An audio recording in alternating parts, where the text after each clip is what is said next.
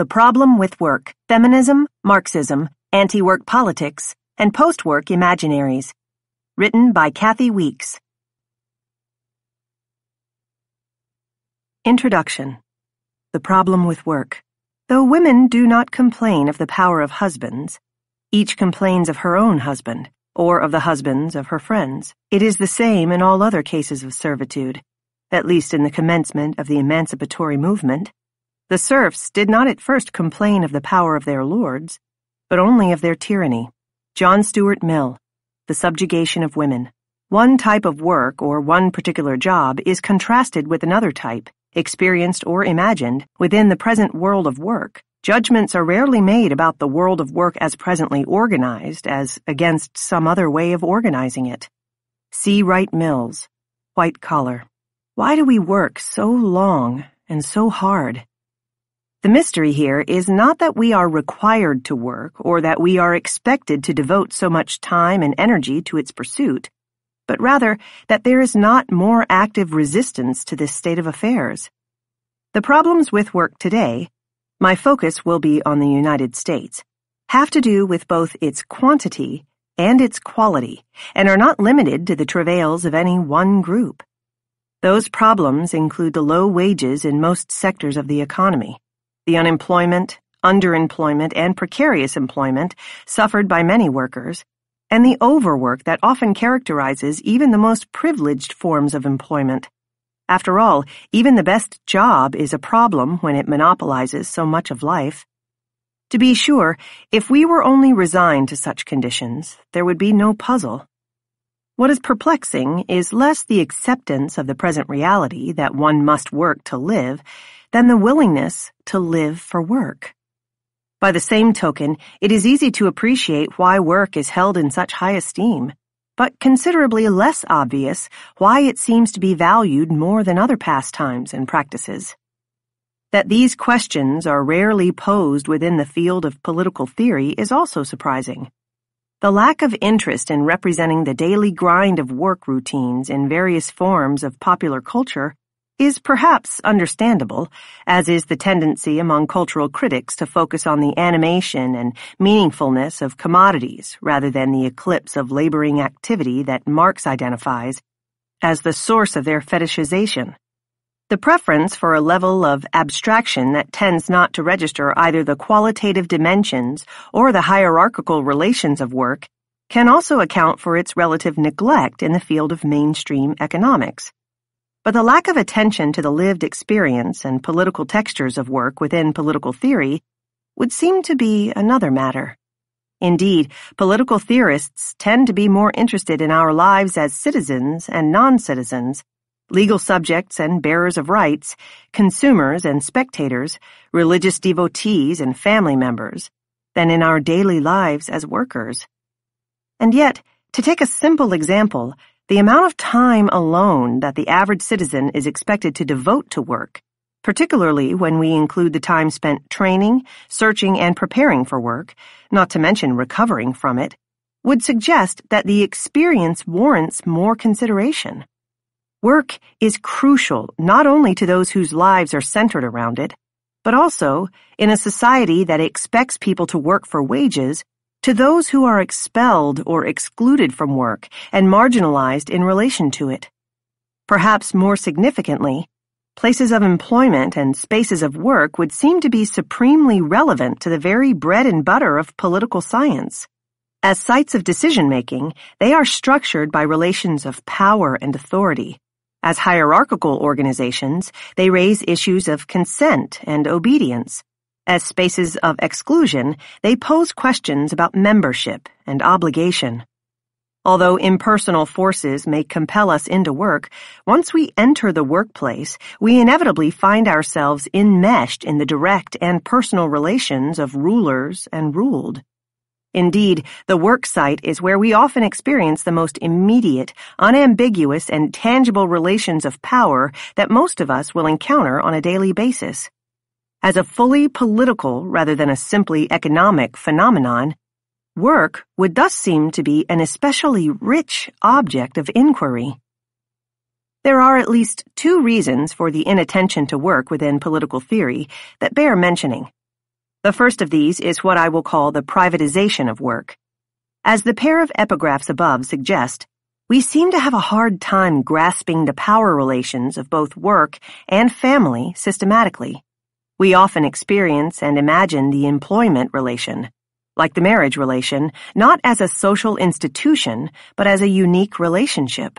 Certainly, this can be explained in part by the institution of private property that secures the privacy of the employment relation alongside the marriage relation.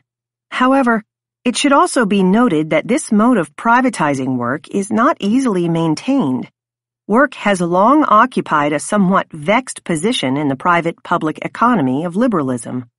Thus, even though John Locke could establish the private character of work through both the natural right to property and its integration into the economy of the household, the state's role in defending property rights, and since Locke's day, increasingly regulating and planning on property's behalf, threatens the status of work as a private relationship, exposing it, by the logic of Locke's scheme, to the purview of properly political power.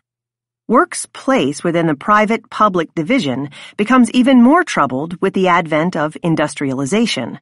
As work becomes identified with waged work and separated from the household, it could more easily seem, by comparison to that exemplary private sphere, relatively public. But there are additional mechanisms that secure what I am calling work's privatization. One is its reification. The fact that at present, one must work to earn a living is taken as part of the natural order, rather than as a social convention. Consequently, as C. Wright Mills observes, in one of the epigraphs above, we tend to focus more on the problems with this or that job, or on their absence, than on work as a requirement, work as a system, work as a way of life. Like the serfs who, as John Stuart Mill claims in the other epigraph, did not at first complain of the power of their lords, but only of their tyranny, we are better at attending to the problems with this or that boss than to the system that grants them such power. The effective privatization of work is also a function of the way the labor market individualizes work. Never more so than today, with the enormous variety of tasks and schedules that characterize the contemporary employment relation. The workplace, like the household, is typically figured as a private space, the product of a series of individual contracts rather than a social structure, the province of human need and sphere of individual choice rather than a site for the exercise of political power. And because of this tethering of work to the figure of the individual, it is difficult to mount a critique of work that is not received as something wholly different, a criticism of workers. As a result of work's subordination to property rights, its reification, and its individualization, thinking about work as a social system, even with its arguably more tenuous private status, strangely becomes as difficult as it is for many to conceive marriage and the family in structural terms. The second reason for the marginalization of work within political theory's configuration of the political could be attributed to the decline of work-based activism in the United States. In the absence of a workers' party, and with the fickle and sometimes conflicting class alignments within and between the two major parties, electoral politics has rarely served as an adequate vehicle for work-centered activism. The power of union-based politics has also been curtailed by the sharp decline of union membership in the period since the Second World War.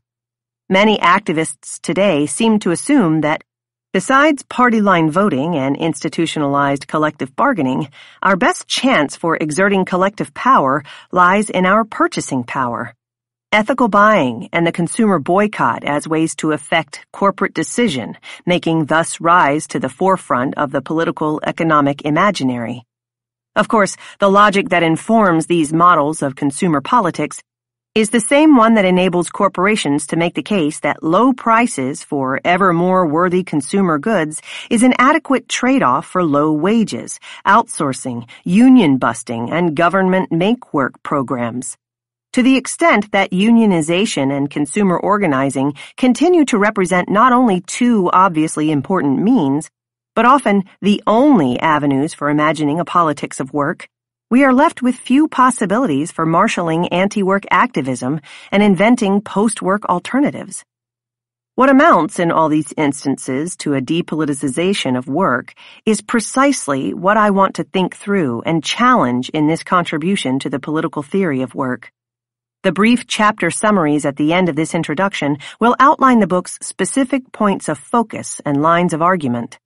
But first, I want to concentrate on presenting the project's major theoretical lineages and dominant conceptual frames, not to preview the analyses to come so much as to account for their inspiration and explain the kinds of claims and assumptions they presuppose.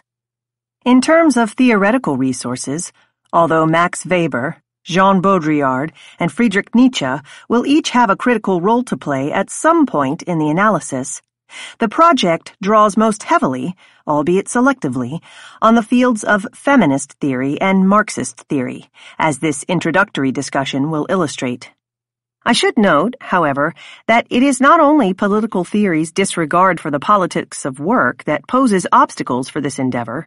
As we will see, both feminism's and Marxism's productivist tendencies, their sometimes explicit, sometimes tacit pro-work suppositions and commitments, present problems as well. There are, nonetheless, a number of exceptional cases or even whole subtraditions within each of these fields that have much to offer anti-work critiques and post-work imaginaries. But rather than organize this introductory discussion around a rehearsal of the project's more specific theoretical debts, I want to structure it instead in relation to a selection of its key concepts. The analysis begins with two concepts that orient the undertaking and give it direction: the work society and the work ethic. It then proceeds to a series of conceptual pairings, including work and labor, work and class, and freedom and equality, through which I hope to flesh out the text's central themes and further clarify my concerns and intentions. Let me start by articulating some of the reasons why I find the topic of work so theoretically interesting and politically pressing.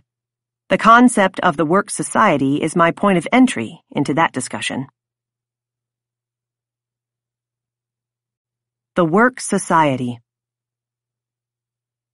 The shift in perspective that I would like to see more political theorists pursue, from state and government to political economy, from cultural products to the sites and relations of their production, from public spaces and marketplaces to workplaces, is reminiscent of something Marx proposed in an off-cited passage at the end of Part 2 of the first volume of Capital.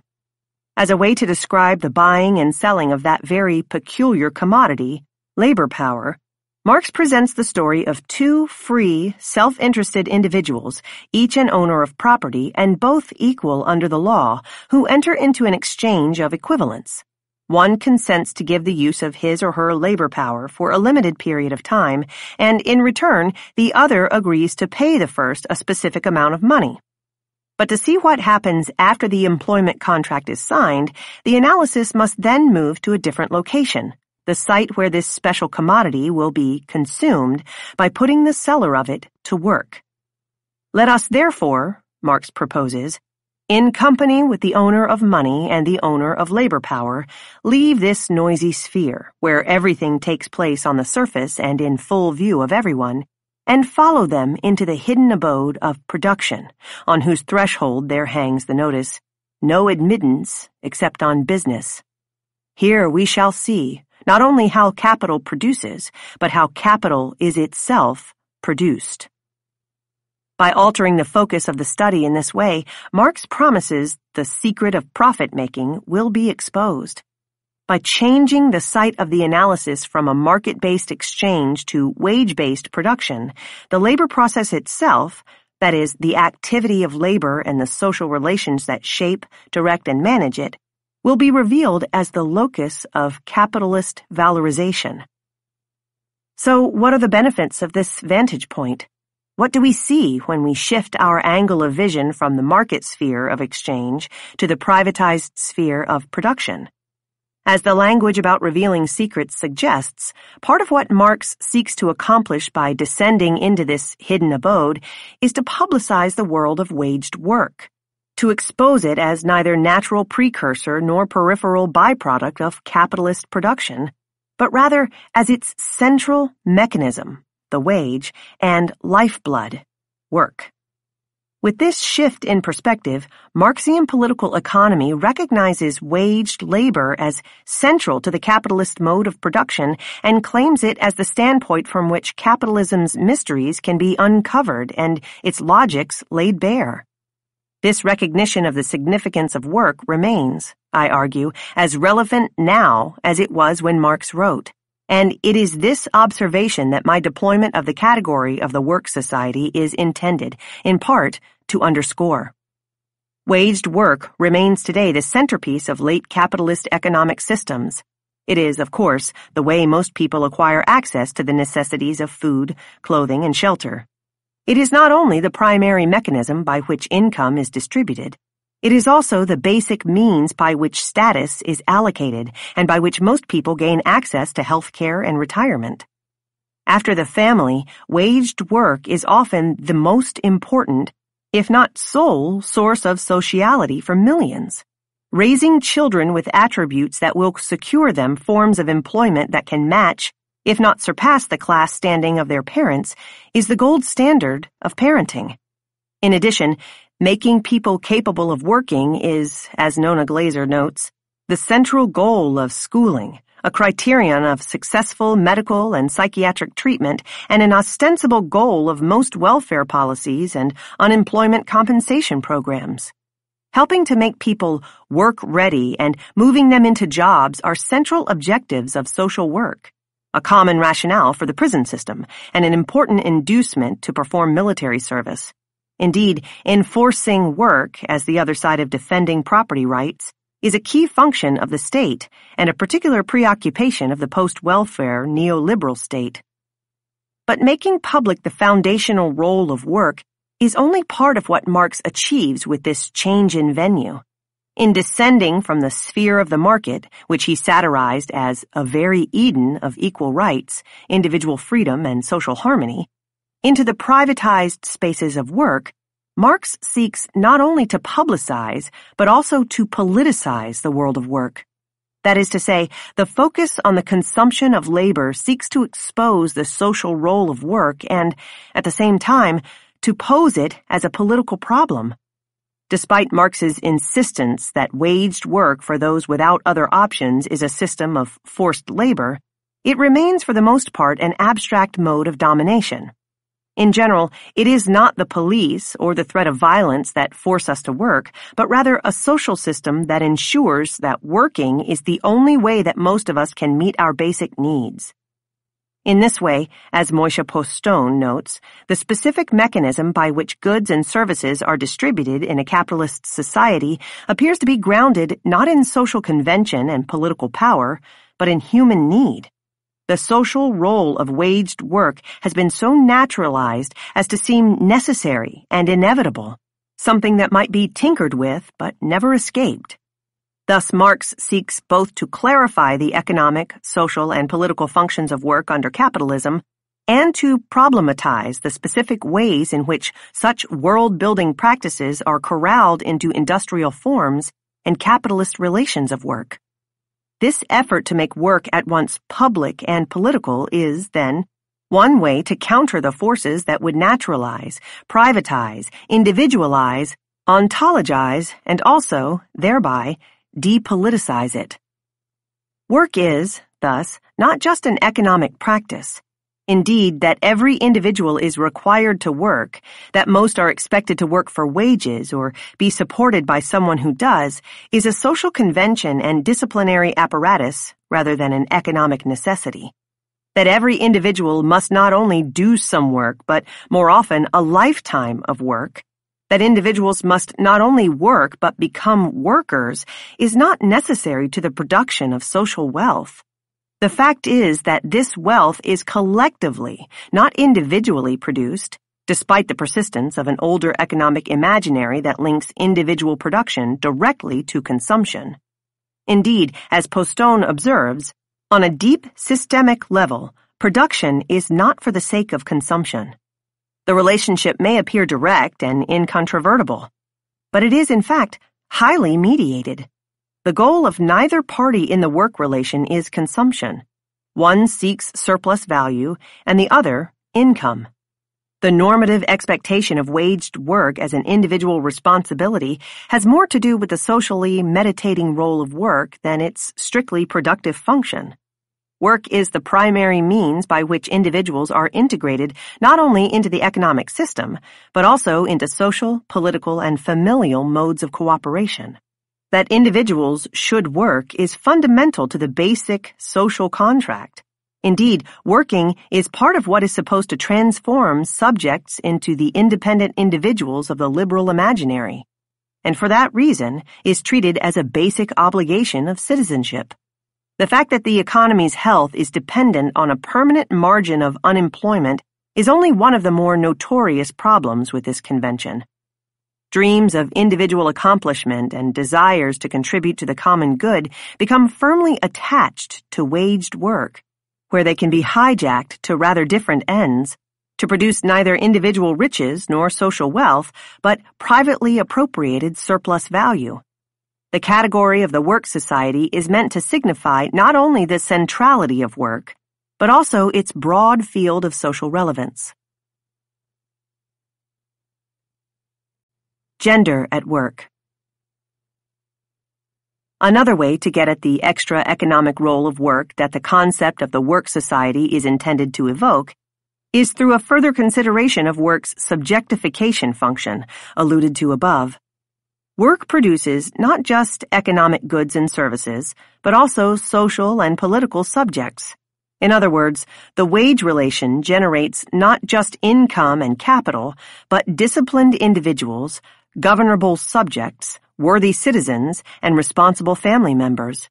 Indeed, given its centrality both to individuals' lives and to the social imaginary, work constitutes a particularly important site of interpolation into a range of subjectivities. It is, for example, a key site of becoming classed. The workplace is where, as Marx describes it, the seller of labor power who we are invited to follow into the hidden abode of production becomes, in actuality, what previously he only was potentially, namely, labor power in action, a worker. Class identities and relations are made and remade as some people are excluded from and others conscripted into work, by means of educational tracks and workplace training regimens, through the organization of labor processes and the interactions they structure, via the setting of wage levels and in relation to judgments about occupational status. This process of subjectification is perhaps best understood in terms of a model not of passive construction, but of active recruitment, often less a matter of command and obedience than one of inducement and attraction. Along these lines, one can observe that some of the attractions of different forms of work are about joining a relatively advantaged class. Becoming a member of the working class rather than the underclass, a middle class rather than a working class person, a salaried versus an hourly worker, a professional with a career as opposed to a working stiff and job holder. As a way to build on these logics a little further, let us turn to another dimension of this process of subject making and doing and consider work as a site of gendering. To say that work is organized by gender is to observe that it is a site where, at minimum, we can find gender enforced, performed, and recreated. Workplaces are often structured in relation to gendered norms and expectations. Waged work and unwaged work alike continue to be structured by the productivity of gender-differentiated labor, including the gender division of both household roles and waged occupations. But the gendering of work is not just a matter of these institutionalized tendencies to distinguish various forms of men's work and women's work, but a consequence of the ways that workers are often expected to do gender at work.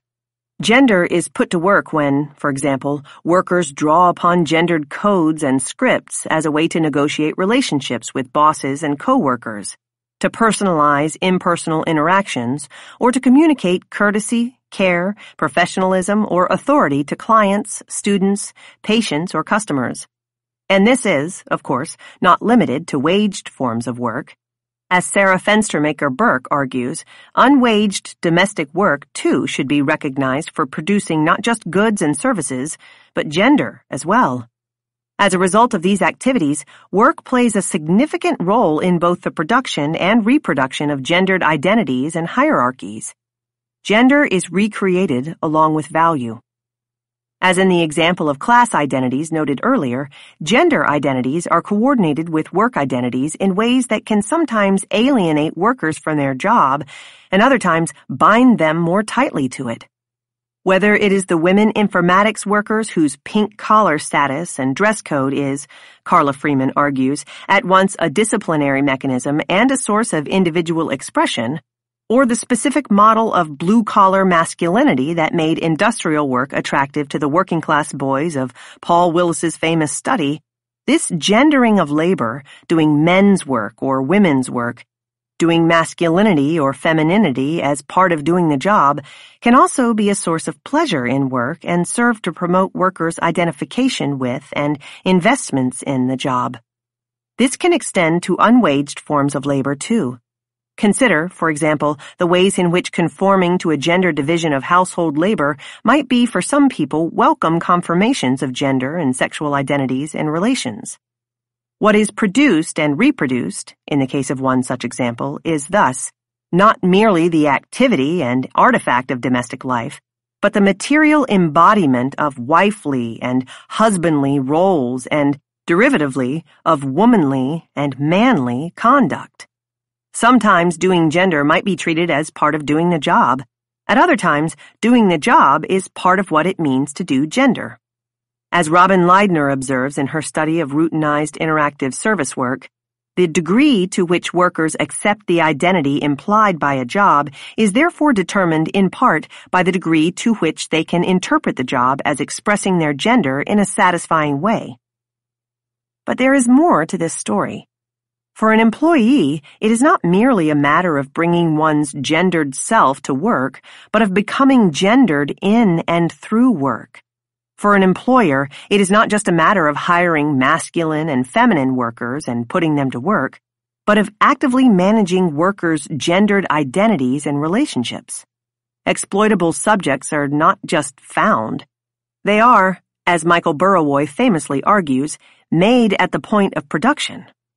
Even at the level of specific workplaces, individual managers can to some degree fashion the exploitable subjects, including the specific kind of feminized or masculinized subjects they imagine that they have already hired. Of course, it is difficult to predict whether various jobs will be segregated by gender in this way, whether they will be considered suitable men's work or women's work, and which particular models of gender such workers will be expected to conform to. In the fast food franchise that Leidner studied, cooking was understood by managers and workers alike as men's work when it could have just as easily been coded as a feminized activity. Though it is not always easy to foresee if jobs will become gendered, or, if so, which jobs will be treated as more or less appropriate for which specific ideal of gendered comportment, the occupational segregation that is part and parcel of the gender division of labor stands, nonetheless, as supposed empirical proof of the necessity of gender difference and hierarchy. Thus, as Leidner notes, the considerable flexibility of notions of proper gender enactment does not undermine the appearance of inevitability and naturalness that continues to support the division of labor by gender. In her study of gendered labor in the maquiladoras, Leslie Salzinger argues that it is precisely the combination of rigid gender categories with the malleability and variability of their enactments and meaning that explains the resilience of gender as a principle of human differentiation. In this sense, ironically, the tremendous plasticity of gender reinforces rather than undermines its naturalization. Work values.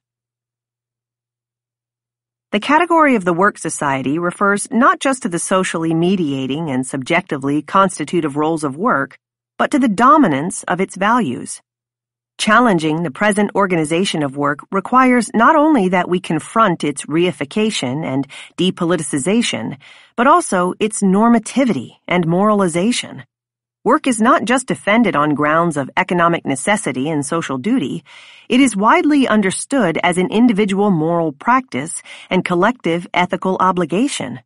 Traditional work values, those that preach the moral value and dignity of waged work and privilege such work as an essential source of individual growth, self-fulfillment, social recognition, and status, continue to be effective in encouraging and rationalizing the long hours U.S. workers are supposed to dedicate to waged work and the identities they are expected to invest there. This normalizing and moralizing ethic of work should be very familiar to most of us. It is, after all, routinely espoused in managerial discourse, defended in the popular media, and enshrined in public policies.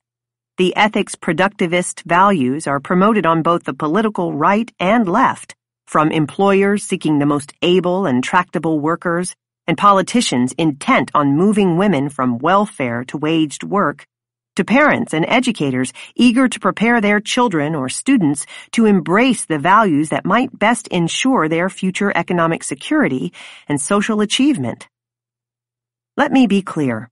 To call these traditional work values into question is not to claim that work is without value. It is not to deny the necessity of productive activity or to dismiss the likelihood that, as William Morris describes it, there might be for all living things a pleasure in the exercise of their energies.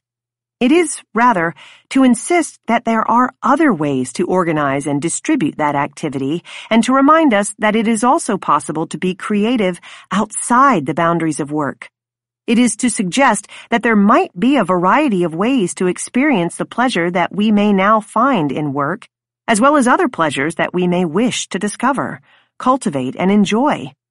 And it is to remind us that the willingness to live for and through work renders subjects supremely functional for capitalist purposes.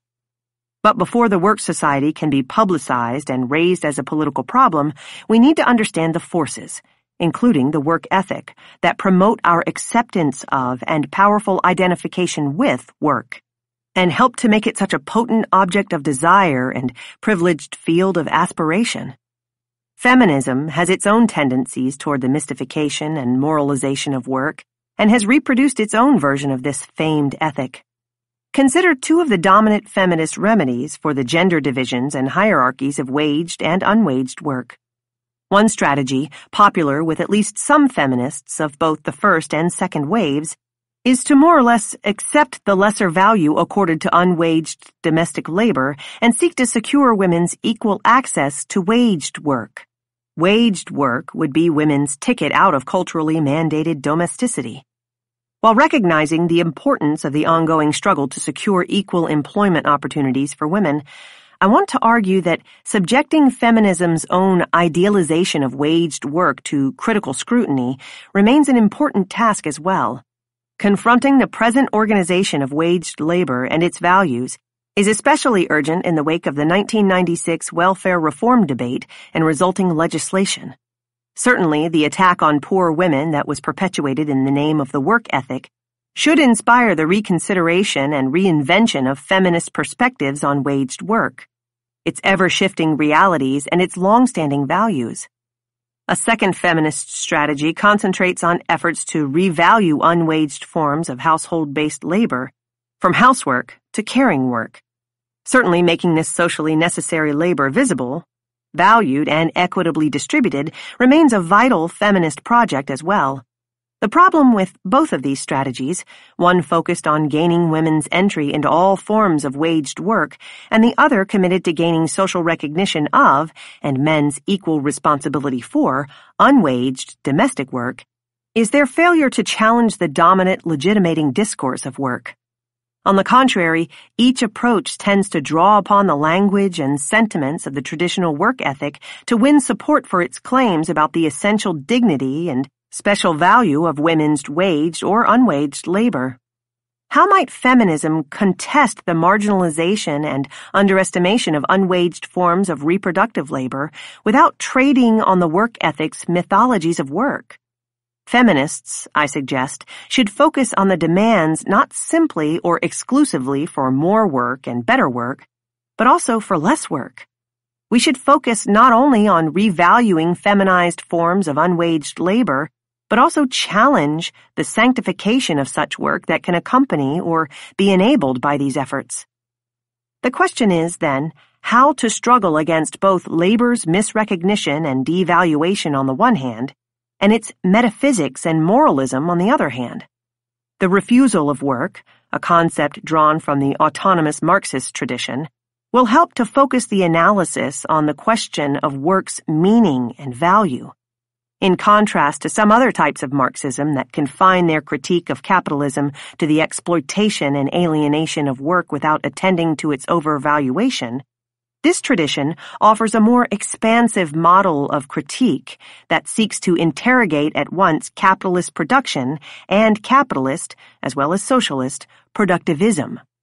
From the perspective of the refusal of work, the problem with work cannot be reduced to the extraction of surplus value or the degradation of skill, but extends to the ways that work dominates our lives. The struggle against work is a matter of securing not only better work, but also the time and money necessary to have a life outside work. Although there are a number of important analyses of the most exploited forms of waged and unwaged work performed by workers, both in the United States and beyond its borders, the larger systems of labor, and especially the values that help sustain them, are often insufficiently theorized, leaving one to conclude that all of our work-related goals would be met and the dominant work values justified if only such work were to resemble more closely the employment conditions at the middle and upper reaches of the labor hierarchy. The theory and practice of the refusal of work insists that the problem is not just that work cannot live up to the ethic's idealized image, that it neither exhibits the virtues nor delivers the meaning that the ethic promises us in exchange for a lifetime of work, but perhaps also the ideal itself. Work and labor. Earlier, I noted the difference between thinking systematically about work and thinking about this or that job. As a way to further clarify my concerns and intentions, I turn here to another distinction, the first of 3 additional conceptual pairs that I want to explore, that between work and labor. Although the division that I want to register between these categories is not a terminological one, I want to begin the discussion with a brief clarification about my use of the first term.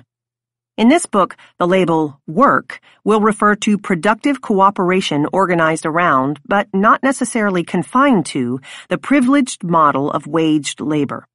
What counts as work, which forms of productive activity will be included, and how each will be valued are a matter of historical dispute.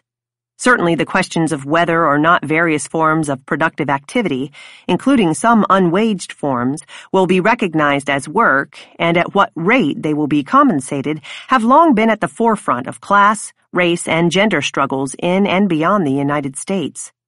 Which brings me to the relationship between work and labor. For the purposes of this project, I will use the terms interchangeably, thereby running roughshod over a distinction that is frequently, though inconsistently and variably, posed. For Hannah Arendt, to cite one notable theorist, the distinction between labor as the activity that reproduces biological life and work as the creation of an object world serves, among other things, to establish by way of comparison the singularity of a third category, action as the definitively political activity of being in common. Within the Marxist tradition, by contrast, it is perhaps more often labor, or specifically living labor, that figures as the more expansive category and valued practice. Conceived as a collective and creative human capacity harnessed by capital to the production of surplus value, living labor can yield both a critical standpoint from which the alienating and exploitative conditions of modern work can be critically interrogated and a utopian potential that can inform speculations about the revolutionary transformation of those conditions. By this account, the human capacity for labor may be hobbled by the organization of waged work, but as a collective creative potential can also exceed them. As far as the classic Arendtian approach to the categories is concerned, The distance it places between both labor and work on the one hand, and the legitimate business of the political on the other hand, renders it less useful for my purposes. As for the example from the Marxist tradition, while I recognize the power of the distinction it poses, I find it ill-suited to a critique that takes aim at both the structures of work and its dominant values. The trouble with the category of living labor deployed in this way as an alternative to work is, as I see it, that it is haunted by the very same essentialized conception of work and inflated notion of its meaning that should be called into question. To the extent that it is imbued in this way, with the productivist values I want to problematize, it can neither provide the critical leverage necessary to interrogate the dominant ethic of work, nor generate an alternative mode of valuation, a vision of the work society not perfected but overcome. Consistent in this respect with Postone's anti-productivist Marxism, the ensuing analysis intends not to advance a critique of capitalism from the standpoint of labor, but to pursue a critique of labor in capitalism. My refusal to distinguish between work and labor is thus a wager of sorts. By blocking access to a vision of unalienated and unexploited work in the guise of living labor, one that could live up to the work ethics ideals about labor's necessity and virtues and would be worthy of the extravagant praise the ethic bestows, I hope to concentrate and amplify the critique of work as well as to inspire what I hope will be a more radical imagination of post-work futures. In place of the opposition between labor and work, I will employ a number of other distinctions over the course of the argument to secure some critical insight into particular dimensions of work and to imagine other possibilities. These will include the distinction between work time and non-work time, between work and life, between time for what we are obligated to do and time for what we will, or, to mark differences at yet another level of abstraction, between the category of anti-work used to signal the deconstructive moment of this critique of the work society and the concept of post-work offered as a placeholder for something yet to come. Work and class. Whereas the distinction between work and labor will be suspended for the purposes of this analysis, the relationship between work and class is a link I want to maintain, if only obliquely. Class is, of course, a central category of Marxist political economy. As Marx makes clear in what follows the passage from Capital cited above, consider the first thing we see when we accompany the two owners of property. In one case, money, in the other, labor power, as they descend from the Eden of market exchange where they meet to trade equivalents, into the hidden abode of production where one party is set to work. When we leave this sphere of simple circulation or the exchange of commodities, Marx writes, a certain change takes place, or so it appears, in the physiognomy of our dramatis personae. He who was previously the money owner now strides out in front as a capitalist. The possessor of labor power follows as his worker. Where we had observed two equal individuals, each in possession of a commodity, who agree to make an exchange for the benefit of each, now we witness the inequality that separates the one who steps in front from the one who follows behind. With this shift of the locus of perception from the marketplace to the workplace, the existence of a social hierarchy based on class comes into sharp focus. Despite the centrality of class in traditional Marxist analysis, work remains my privileged object of study and preferred terrain of political struggle. So let me say something about the relationship between work and class and what might be at stake in different formulations of its terms. There are at least two ways to approach the relationship between the categories. One draws a rather sharp distinction between them, whereas the other finds overlapping concerns. I will start with the first. The difference between the concepts is perhaps most starkly posed when work understood as a process is compared to class conceived in terms of an outcome. That is, as a category, whether explained by reference to ownership, wealth, income, occupation, or forms of belonging, designed to map patterns of economic inequality. To the extent that class is defined and measured in this way, as an outcome rather than an activity, then its utility for my purposes will be limited. I am, of course, not the first to raise such concerns about this approach to the category of class. For example, the potential shortcomings of the concept have long been debated within Marxist feminism. The original woman question was, after all, generated by the disjuncture between the categories of gender and class, and the question this posed for the relationship between feminism and class struggle. But the trouble with class for second-wave feminists was not just that it might be inadequate to broader, extra-economic fields of analysis. The problem was that to the extent that class was conceived, as it typically was, as a gender and race-blind category, its ability to register the contours of even narrowly economic hierarchies was limited as well. For some of the same reasons that I want to foreground the category of work over that of class, Iris Young once argued in favor of substituting the Marxist category of division of labor for class as a primary analytic of Marxist feminism. In this classic contribution to second-wave Marxist feminism, Young describes at least two advantages of this methodological shift. First, the division of labor has at once a broader reach than class and allows a more differentiated application. Not only can it be used to register multiple divisions of labor by class as well as by gender, race, and nation, but it can, as Young explains, also expose specific cleavages and contradictions within a class, not just along the lines of gender, race, and nation, but also, potentially, of occupation and income. Thus, the category of the gender division of labor, for example, enables a focus on gendered patterns of work without assuming that all women in general or all women in a particular society have a common and unified situation. Like the division of labor, the category of work seems to me at once more capacious and more finely tuned than the category of class. After all, work, including its absence, is both important to and differently experienced within and across the lines of class, gender, race, and nation. In this sense, the politics of and against work has the potential to expand the terrain of class struggles to include actors well beyond that classic figure of traditional class politics, the industrial proletariat. Consider, too, the second advantage noted by Young. The category of division of labor can not only refer to a set of phenomena broader than that of class, but also more concrete. Unlike class, by her account, the division of labor refers specifically to the activity of labor itself and the specific social and institutional relations of that activity, proceeding thus at the more concrete level of particular relations of interaction and interdependence in a society. By this measure, whereas class addresses the outcome of laboring activity, the division of labor points toward the activity itself.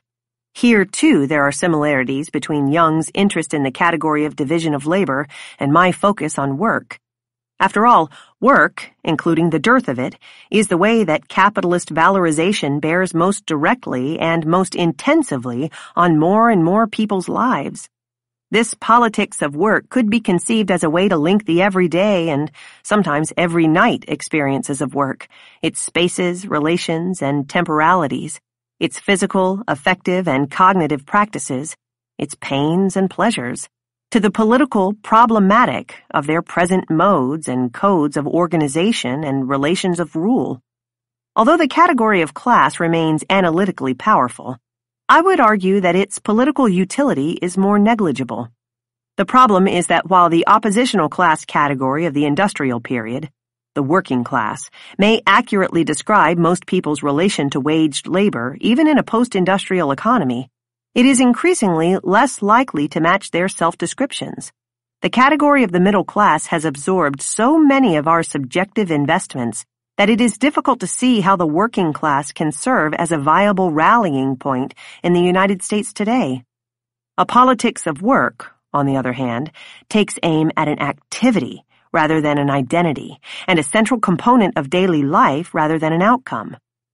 Once again, the struggle over work in this respect has the potential to open a more expansive terrain than that of traditional class politics. insofar as the problem of work carries the potential to resonate, albeit in very different ways, across a number of income, occupational, and identity groups. The advantages of work over class extend beyond its breadth and tangibility. Crucial for Marx in his own privileging of labor as the point of entry into the materialist analysis of capitalist society, rather than beginning, for example, with political inequality or poverty, is the relationship between labor and agency that he assumes to be fundamental to anti-capitalist politics.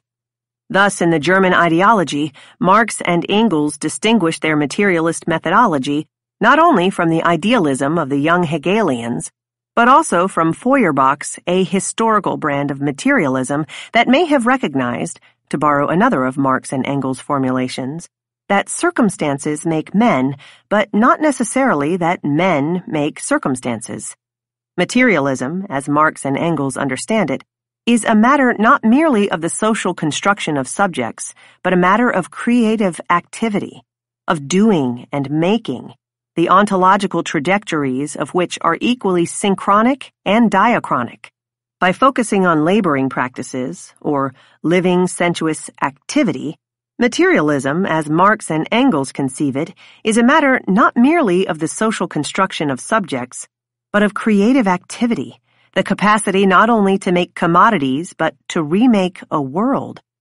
In this way, the focus on laboring practices, on the labor process and the relations of labor, can register the workers' power to act, in contrast, it seems to me, to their relative disempowerment that is registered in the economic outcomes the categories of class are often used to map and measure. So, by at least one way of reckoning, class and work belong to different fields of analysis, and my project pursues the critical study of work instead of class analysis and anti-work politics as a substitute for class struggle. But there is another way to approach class that does not produce such a sharp contrast with the category of work, and that yields a different and, I think, more compelling approach to this territory. The distinction between the two fields of analysis becomes rather less clear when class, too, is conceived in terms of a process rather than an outcome. Process notions of class disrupt the functionalism of static mappings of class formations by attending to the practices by and relations within which they are secured, recreated, and challenged. If class is figured as a process of becoming classed, it may be that work, including struggles over what counts as work, could be conceived as a useful lens through which to approach class. In this way, the struggle against work could be a terrain of class politics. But let me add one caveat. Rather than conceiving class groupings and relations as the ground of anti-work politics, as that which provides its fuel and organizational form, it might be better to think of them as what might emerge from these efforts. By this reading, class formation, or what the autonomous tradition calls class composition, is best conceived as an outcome of struggles rather than their cause. The particular composition of the working class that might emerge from this politics of work, that is, the collectivities that might coalesce around its issues, and the divisions that might develop in the interstices of anti-work struggles and in relation to post-work imaginaries, remains an open question. To the extent that the concerns it raises carry the potential to cut across traditional class divisions, a politics against work might serve to deconstitute the field of working-class politics and reconstitute it in a different, perhaps more expansive way. So, in the end, I am not saying that we should stop thinking about class, but rather that focusing on work is one politically promising way of approaching class, because it is so expansive, because it is such a significant part of everyday life, because it is something we do rather than a category to which we are assigned, and because for all these reasons it can be raised as a political issue. By this account, work is a point of entry into the field of class analysis through which we might be better able to make class processes more visible, legible, and broadly relevant, and, in the process, perhaps provoke class formations yet to come. Freedom and equality. Whereas my analysis ignores the difference between work and labor and, in the end, defers the question of the precise relationship between work and class, it presumes the significance of another distinction, the one between freedom and equality. To get a sense of how this pair of concepts is conceived for the purposes of this project, let us return yet again to Marx's description of what we see when we descend with the owners of money and labor power from the realm of market exchange to the realm of production. To recall our earlier discussion of the passage, accompanying the change of venue is a visible change in the physiognomy of the dramatis personae. We see the money owner stride out in front as capitalist, while the possessor of labor power follows behind as worker.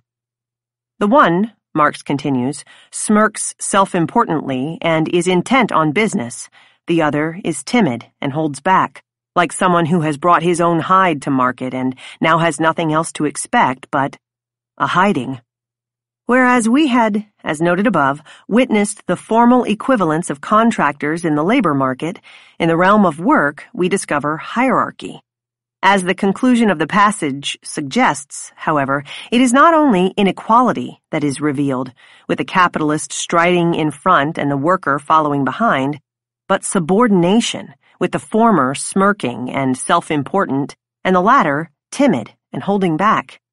In other words, the critical analysis of work reveals not only exploitation, but, as the reference to the violence of a hiding serves to amplify, domination. The domination and subordination experienced at work is not merely incidental to the processes of exploitation. Carol Pateman's analysis of the employment contract is illuminating on this point. By her account, the problem with the labor contract is not just a function of the coerced entry that is ensured by the absence of viable alternatives to waged labor, nor is it only a matter of the inequality that is produced as the result of the contract's terms. To translate this into a Marxist vocabulary, the problem can be reduced neither to forced labor nor to exploitation.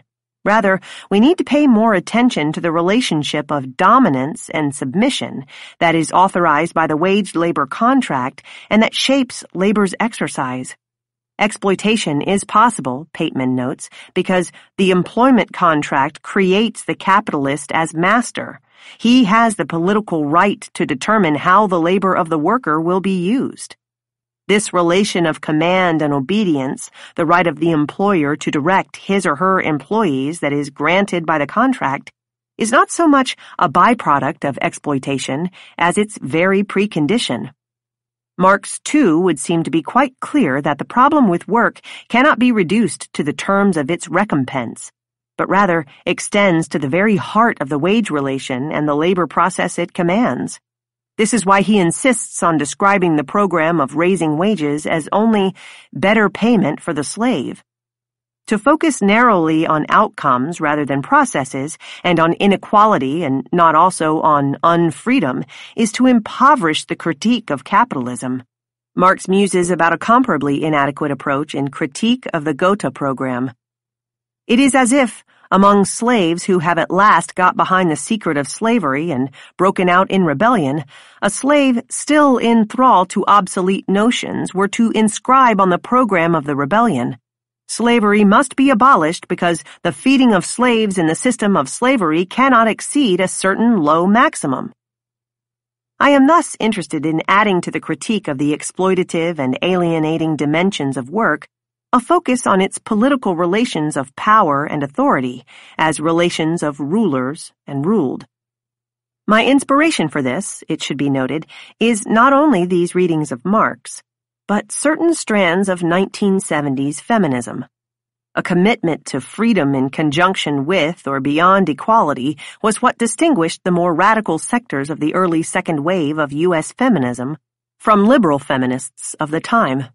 Refusing to honor the "do not enter" sign on the door leading to the so-called private terrains of the family, marriage, and sexuality, a sign meant to ban political judgment of relations that were thought to be governed only by the exigencies of nature or prerogatives of individual choice, the radical elements of the movements sought not women's assimilation into the status quo, but a sweeping transformation of everyday life.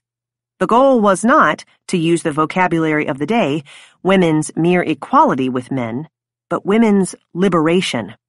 What precisely they were to be liberated from and to were, of course, matters of lively debate, but the language of liberation and the project of conceiving a state of freedom beyond equality did serve to open a broader horizon of feminist imagination and indicate new agendas for action. In addition to 1970s women's liberation, about which I will have more to say below, another resource for this project comes from recent work in political theory that affirms freedom as an important feminist goal. The work of Wendy Brown and Linda Zerilli is particularly valuable for its efforts to take up the project of feminism in a freedom-centered frame. Freedom is understood in these accounts beyond the liberal model of an individual possession, something that emanates from the sovereign will and guards its independence such that, to quote a familiar formulation, over himself, over his own body and mind, the individual is sovereign. Instead, freedom is seen as a practice, not a possession, a process rather than a goal. Whether it is drawn from the simultaneously creative and destructive qualities of the will to power in Brown's Nietzschean analysis, or from the inaugural and disordering capacities of human action in Zerilli's Arendtian account, freedom emerges in these texts as a double-sided phenomenon. It is depicted, on the one hand, as an anti-disciplinary practice, that is, to use Brown's formulation, as a permanent struggle against what will otherwise be done to and for us. But there is more to it. Freedom is also a creative practice, what Zerilli describes as a collective practice of world-building, and Brown characterizes in terms of a desire to participate in shaping the conditions and terms of life, a longing to generate futures together rather than navigate or survive them. Freedom thus depends on collective action rather than individual will, and this is what makes it political. Though freedom is, by this account, a relational practice, it is not a zero-sum game in which the more one has, the less another can enjoy. Freedom considered as a matter of individual self-determination or self-sovereignty is reduced to a solipsistic phenomenon. Rather, as a world-building practice, freedom is a social, and hence necessarily political, endeavor. It is, as Marx might put it, a species being rather than an individual capacity. Or, as Zerilli contends, drawing on an Arendtian formulation, freedom requires plurality. Thus, Arendt provocatively declares, "If men wish to be free, it is precisely sovereignty they must renounce." Freedom, in this sense, demands not the absence of power, but its democratization. Although political theorists like Brown and Zerilli are helpful in elaborating a notion of freedom that can serve as a central analytic and principle of political aspiration, political theory in general, as noted above, has not attended sufficiently to work. Work has been relatively neglected not only as a practice productive of hierarchies, a scene of gendering, racialization, and becoming classed, but as an arena in which to develop and pursue a freedom-centered politics. Yet at the same time, as Michael Denning reminds us, the workplace remains the fundamental unfree association of civil society. It is the site of many of the most palpable and persistent relations of domination and subordination that people confront, even if these are not conventionally perceived as potentially alterable enough to be regarded as properly political matters. If, as I maintain, a political theory of work should address the problem of freedom, a political theory of freedom should also focus on work. My interest, then, is in developing a feminist political theory of work that could pose work itself, its structures and its ethics, its practices and relations, not only as a machine for the generation of inequalities, but as a political problem of freedom. Linking the previous distinction between class and work to this conceptual pair might help to clarify my concerns in this respect. Rather than a politics of class focused primarily on issues of economic redistribution and economic justice, particularly a politics that seeks to alter wage levels to redraw the map of class categories, The politics of work I am interested in pursuing also investigates questions about the command and control over the spaces and times of life, and seeks the freedom to participate in shaping the terms of what collectively we can do and what together we might become. If what I am calling a politics of class outcomes lodges its central complaint against the inequalities of capitalist society, the politics of work that I would like to see elaborated would also levy a critique at its unfreedoms. Marxist Feminism Redo. Although I draw on a variety of sources, the version of 1970s feminism that has been of particular importance to this effort to theorize work in these terms is Anglo-American Marxist feminism. As an attempt to map capitalist political economies and gender regimes from a simultaneously anti-capitalist and feminist perspective, the tradition in its heyday was committed to investigating how various gendered laboring practices are both put to use by and potentially disruptive of capitalist and patriarchal social formations. Three focuses of this literature are especially relevant to my interests here: publicizing work, politicizing it, and radically transforming it. However, the efforts in all three of these areas require some prodding and pushing if they are to be of use to this project in this moment. The category of the refusal of work introduced above will be used to do some of this prodding and pushing, serving as a tool with which to reconfigure each of these focuses by providing certain correctives and additions. The Marxist, or as some prefer to call it, socialist feminist, tradition is an inspiration for this project first and foremost because of its focus on labor, both as a point of entry into the critical analysis of capitalist patriarchy and as a key site of political action. Socialist feminism, as one analyst summarizes it, means paying consistent attention to women in our capacity as workers, and in all our variety. Perhaps its most significant contribution to the critical theory of work in the 1970s was the expansion of the category. Feminists insisted that the largely unwaged reproductive work that made waged productive work possible on a daily and generational basis was socially necessary labor, and that its relations were thus part and parcel of the capitalist mode of production. What had been coded as leisure was in fact work, and those supposedly spontaneous expressions of women's nature were indeed skillful practices. In their efforts to adapt Marxist concepts and methods to new concerns, these feminists usefully troubled the tradition's definition of work. Nancy Hartsock describes this by way of an addendum to Marx's story about the owner of money and the owner of labor power. To return to that passage one final time, if after descending with a capitalist and worker into the realm of waged work, we were then to follow the worker home into yet another hidden abode of production, we might observe another change in the dramatis personae. He who before followed behind as the worker, timid and holding back, with nothing to expect but a hiding, now strides in front, while a third person, not specifically present in Marx's account of the transactions between capitalist and worker, both of whom are male, follows timidly behind, carrying groceries, baby, and diapers. By following the worker not only from the marketplace to workplace, but also from the place of employment to the domestic space, we find evidence not only of class hierarchy, but of specifically gendered forms of exploitation and patterns of inequality. By descending into the even more hidden, even more fiercely privatized space of the household, we see men and women who may be formally equal under the law transformed through the gender division of labor into relatively privileged and penalized subjects. Thus, Marxist feminists in the 1970s explored the means by which gender hierarchies deliver unwaged women workers to the domestic mode of reproduction while also ensuring a cheaper and more flexible secondary or tertiary waged labor force. These feminists debated the exact value to capital of women's unwaged domestic labor and exposed the hyper-exploitation of women wage earners around the globe.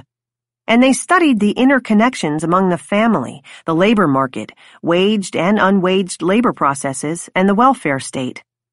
As we will see, in fact, many of their insights into the conditions of women's labor under Fordism will prove to be more widely applicable to the forms of work typical of post-Fordist economies. By extending these efforts to publicize, politicize, and transform work into the field of domestic labor, feminists usefully complicated and upped the ante of all three projects. What might have at first appeared to be a simple addition to Marxist analyses has in fact required a vast rethinking of its concepts and models, its critical analyses and utopian visions. Whereas many of these texts are helpful for their emphasis on work, the tradition's productivist tendencies, which it shares with some other versions of Marxist theory, prove more troublesome. As we have already noted, feminism has managed to reproduce its own version of the work ethic. Whether in the process of defending waged work as the alternative to feminine domesticity in both liberal feminism and traditional Marxism, or through efforts to gain recognition for modes of unwaged labor as socially necessary labor. Feminism, including much of 1970s Marxist feminism, has tended to focus more on the critique of work's organization and distribution than on questioning its values. The autonomous Marxist tradition is thus useful in this instance insofar as it simultaneously centers its analytical apparatus on work and disavows its traditional ethics. Central to that tradition is not only the analytical primacy accorded to the imposition of work as fundamental to the capitalist mode of production, but also the political priority of the refusal of work, a priority recorded in the call not for a liberation of work, but a liberation from work. The refusal of work is at once a model of resistance, both to the modes of work that are currently imposed on us and to their ethical defense, and a struggle for a different relationship to work born from the collective autonomy that a post-work ethics and more non-work time could help us to secure. As a simultaneous way to insist on work's significance and to contest its valuation, the Marxist feminist literature on wages for housework, with roots in an Italian feminism that was, as one participant observed, characterized with more emphasis than in other countries by the leitmotif of work/rejection of work, will be of particular importance to my project in this respect. Thus, work is not only a locus of unfreedom, it is also a site of resistance and contestation. This brings me to the second element of the Marxist feminist literature that I have found instructive, the commitment to work's politicization. Marxist feminists focused not only on exploited workers, but, to cite one of these authors, also on subjects that are potentially revolutionary. Within this body of literature, one can find an attention both to structures of domination and to the possibilities for critical consciousness, subversive practices, and feminist standpoints that might be developed in their midst. This investment in constructing collective political subjects on the basis of, or in relation to, work practices, relations, and subjectivities remains for me an aspect of this literature with the most relevance to contemporary feminism. Harking back to the example of a Marxism that conceived the industrial proletariat as a revolutionary class less because it had nothing to lose, but its chains, than because it had the power to create a new world. Many of these authors concentrate on the ways that feminized modes of labor, marginalized by, but nonetheless fundamental to, capitalist valorization processes, could provide points of critical leverage and sites of alternative possibility. This more capacious understanding of work also entailed a transformation of what might be recognized as a terrain of anti-capitalist politics, pushed beyond orthodox Marxism's industrial model of productive cooperation that centered on the factory, in which the proletariat was once imagined as the singularly revolutionary subject, to a more expansive set of sites and subjects. The focal point of analysis for this expanded political terrain might best be described as the contradiction between capital accumulation and social reproduction. Capital requires, for example, time both to consume labor power and to produce or reproduce it. and the time devoted to one is sometimes lost to the other. The competing requirements of creating surplus value and sustaining the lives and socialities upon which it depends form a potential fault line through capitalist political economies, one that might serve to generate critical thinking and political action. Under the conditions of Fordism, for example, this meant that capital was dependent on a family-based model of social reproduction, one that was in some respects functional to its purposes but was in other ways a potential hindrance to its hegemony. Thus, we find in a body of management literature and practice that spans the Fordist and post-Fordist periods an expressed need to locate and preserve some kind of balance between work and family, a relationship that many feminists, on the contrary, struggled to expose as a product of normative imposition rather than natural proclivity and a site of flagrant contradiction rather than mere imbalance. But just as Marxist feminism's critical study of work was limited, at least for the purposes of this project, by its productivist propensities, so too the focus on locating and cultivating revolutionary possibilities in relation to work was sometimes compromised by a susceptibility to functionalist logics. The temptation of functionalism is, of course, not peculiar to feminist theory. Indeed, its presence at some level reflects a methodological and political choice, whether to concentrate on how social systems persist over time or to highlight the ways that they can and do change. Foucault explains it this way. Because of the instability and unpredictability generated by the agonism of power relations on the one hand, and the intransitivity of freedom on the other hand, there is always the option to decipher the same events and the same transformations either from inside the history of struggle or from the standpoint of the power relationships. A pair of options between which his own work could be said to oscillate. This same methodological distinction marks a long-standing division within the Marxist tradition as well.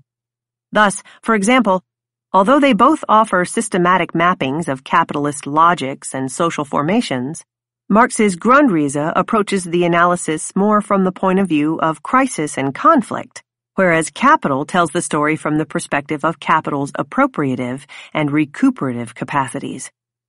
To return to the case of 1970s Marxist feminism, the residues of functionalist logics show up in what is, I would argue, a limited understanding of social reproduction. In fact, there are at least two related problems with the analyses from a contemporary perspective. First, whereas these authors arguably succeeded in developing more complete accounts of the relationship between production and reproduction typical of Fordist political economies than were available elsewhere at the time, these accounts are no longer adequate to the project of mapping post-Fordism. In the classic texts from this period, production and reproduction were associated according to the logic of a dual systems model with two different spaces. The waged workplace was the site of productive labor, and the household was the site of unwaged reproductive labor. Reproductive labor in these accounts usually included the forms of unwaged work through which individuals met their daily needs for food, shelter, and care, and raised a new generation to take their place. However, under the conditions of post-industrial, post-Fordist, and post-Taylorist production, the always vexing exercise of distinguishing between production and reproduction, whether by sphere, task, or relationship to the wage, becomes even more difficult. The dual systems model, always problematic, is thereby rendered even more deficient. The second reason why the older models are no longer tenable brings us to the issue of their functionalism. Here's the problem. When reduced, as it tends to be in these analyses, to a familiar list of domestic labors, the category of social reproduction cannot pose the full measure of its conflict with the logics and processes of capital accumulation. The specific problems that this more limited notion of reproduction serves to highlight, the invisibility, devaluation, and gendered division of specifically domestic labors, could, for example, be responded to, but not, of course, remedied, through an expanded reliance on marketized versions of such services. As the refusal of work perspective suggests, the problem with the organization of social reproduction extends beyond the problems of this work's invisibility, devaluation, and gendering. Although I want to register that domestic labor is socially necessary and unequally distributed, insofar as gender, race, class, and nation often determines who will do more and less of it, I am also interested in moving beyond the claim that if it were to be fully recognized, adequately compensated, and equally divided, then the existing model of household-based reproduction would be rectified. A more expansive conception of social reproduction, coupled with the refusal of work, might be used to frame a more compelling problematic.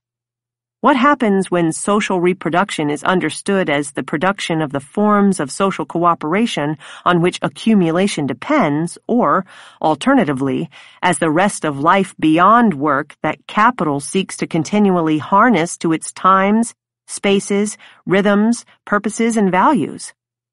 What I am in search of is a conception of social reproduction, of what it is we might organize around, that can pose the full measure of its antagonism with the exigencies of capital accumulation, a biopolitical model of social reproduction less readily transformed into new forms of work, and thus less easily recuperated within the present terms of the work society.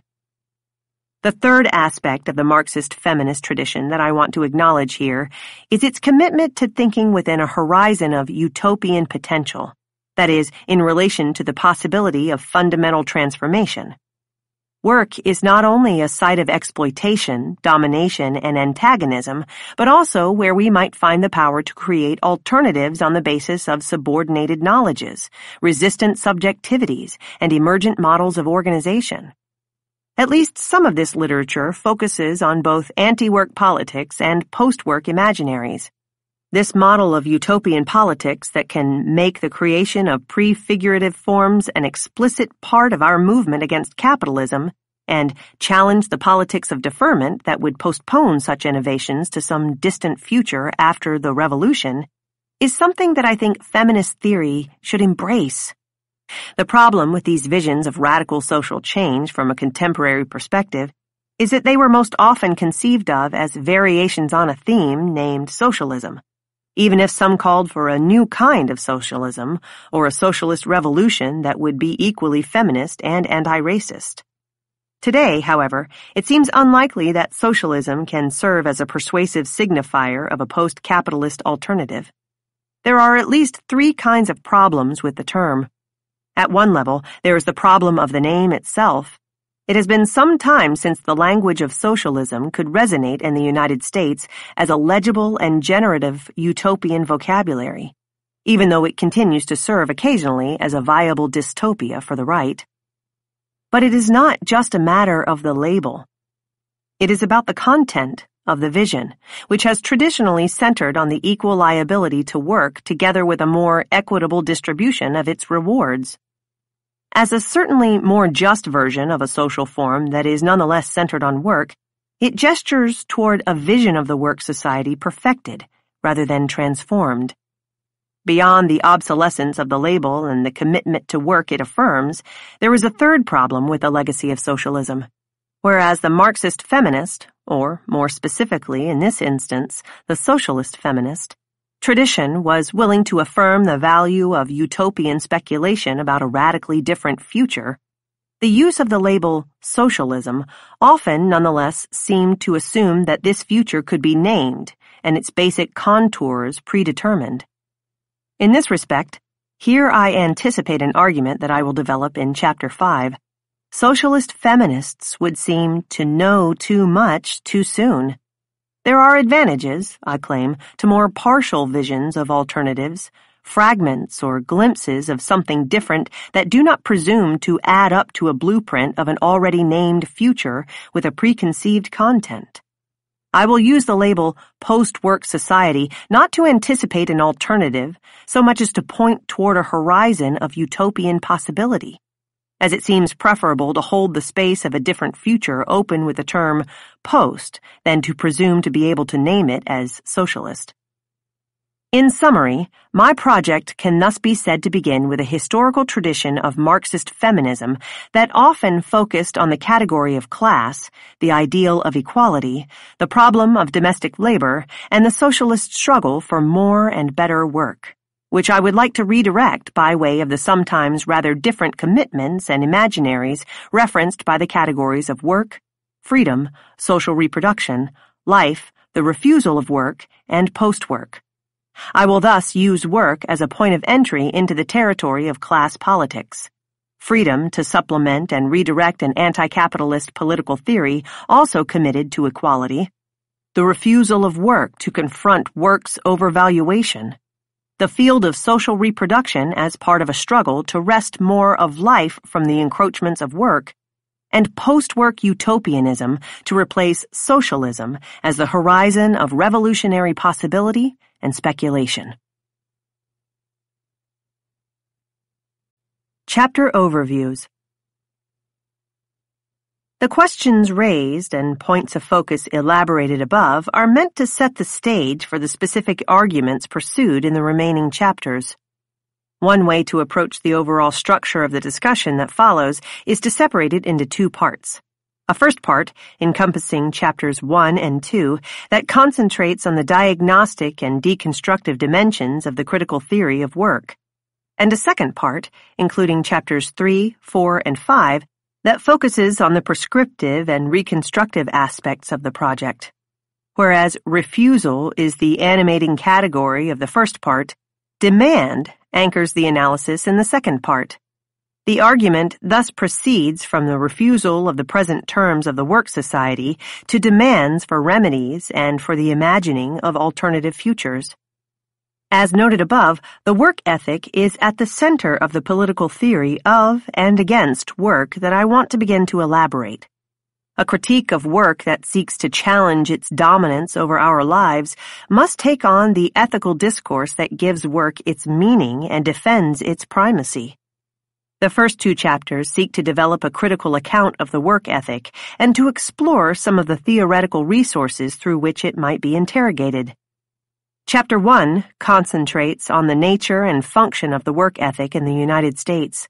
In what may be a fitting departure for a text so often indebted to Marxist resources, the analysis in Chapter 1 draws on one of that tradition's most famous critiques, Max Weber's Protestant Ethic and the Spirit of Capitalism. Tracing the continuities and shifts in the work ethic over the course of its different incarnations, first as a Protestant ethic and later as an industrial and then post-industrial ethic, the analysis seeks to map the recent history of the work ethic and to raise questions about its future. Today, when neoliberal and post-neoliberal regimes demand that almost everyone work for wages, never mind that there is not enough work to go around, when post-industrial production employs workers' minds and hearts as well as their hands, and when post-Taylorist labor processes increasingly require the self-management of subjectivity so that attitudes and effective orientations to work will themselves produce value, the dominant ethical discourse of work may be more indispensable than it has ever been, and the refusal of its prescriptions even more timely. The analysis thus attempts to account not only for the ethic's longevity and power, but also its points of instability and vulnerability. Chapter 2 explores some theoretical tools with which we might exploit some of these openings. Drawing on Jean Baudrillard's critique of productivism, the chapter explores the limitations of two familiar paradigms of Marxist theory, labeled here socialist modernization and socialist humanism, and then concentrates on an explication of autonomous Marxism's theory and practice of the refusal of work. The critical review of the two earlier models presents an opportunity to confront the pro-work assumptions and values that remain stubbornly embedded within a number of theoretical frameworks, including some Marxist discourses, as well as instructive contrasts to the very different commitments animating the more recent example of autonomous Marxism. As a refusal not of creative or productive activity, but of the present configuration of the work society and its moralized conception of work, The refusal of work serves as a methodological center of gravity and ongoing inspiration for the models of analysis and speculation that occupy the subsequent chapters. The critical practice at the heart of the refusal of work, as I read it here, is at once deconstructive and reconstructive, or as the autonomists might describe it, a practice of separation and process of self-valorization. An analysis that is committed at once to anti-work critique and post-work invention. In keeping with this dual focus of the refusal of work, Chapter 3 marks a shift in the project from the critical charge I just described to the task of constructing possible alternatives, from the development of an anti-work critique to the incitement of a post-work political imaginary. More specifically, the argument shifts at this point from a focus on the refusal of work and its ethics to the demands for a guaranteed basic income and for a 30-hour work week.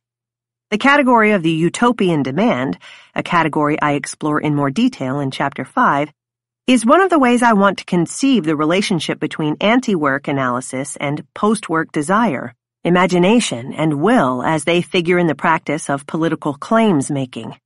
Utopian demands, including demands for basic income and shorter hours, are more than simple policy proposals.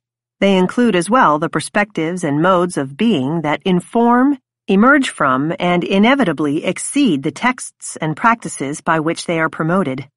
Assessments of their value thus need to be attentive to the possibilities and limits of both their structural and discursive effects. But first, why single out these demands? Certainly, there are any number of demands for change worth exploring, proposals that could affect tangible improvements in the present conditions of work. The demand for a living wage is an obvious example.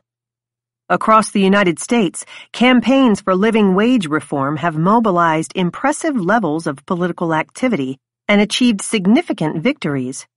I focus on the demands for basic income and shorter hours for two reasons. First, like the demand for living wages and others, they represent important remedies for some of the problems with the existing system of wages and hours.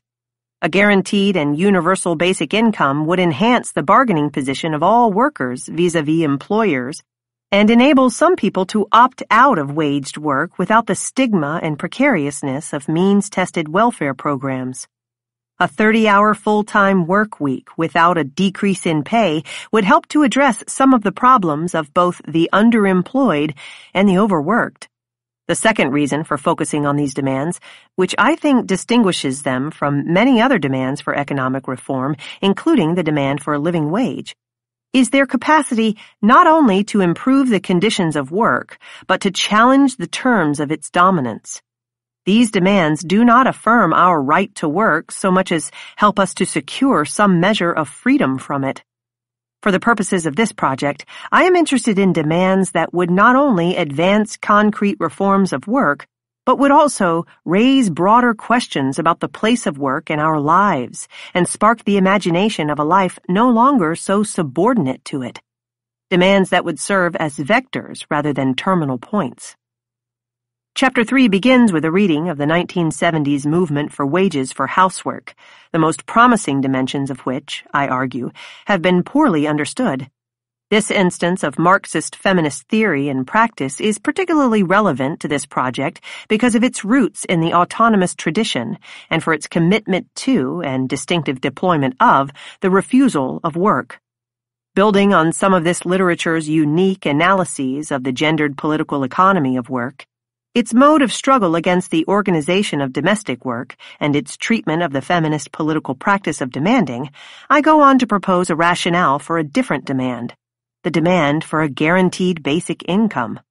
I argue that this demand can deliver on some of the potential of wages for housework while being more consistent with conditions in a post-Fordist political economy.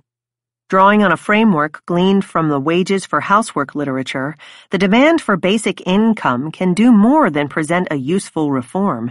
It can serve both to open a critical perspective on the wage system and to provoke visions of a life not so dependent on the system's present terms and conditions. This particular understanding of what a demand is and what it can do guides the analysis in Chapter 4 of another demand, this one for shorter hours.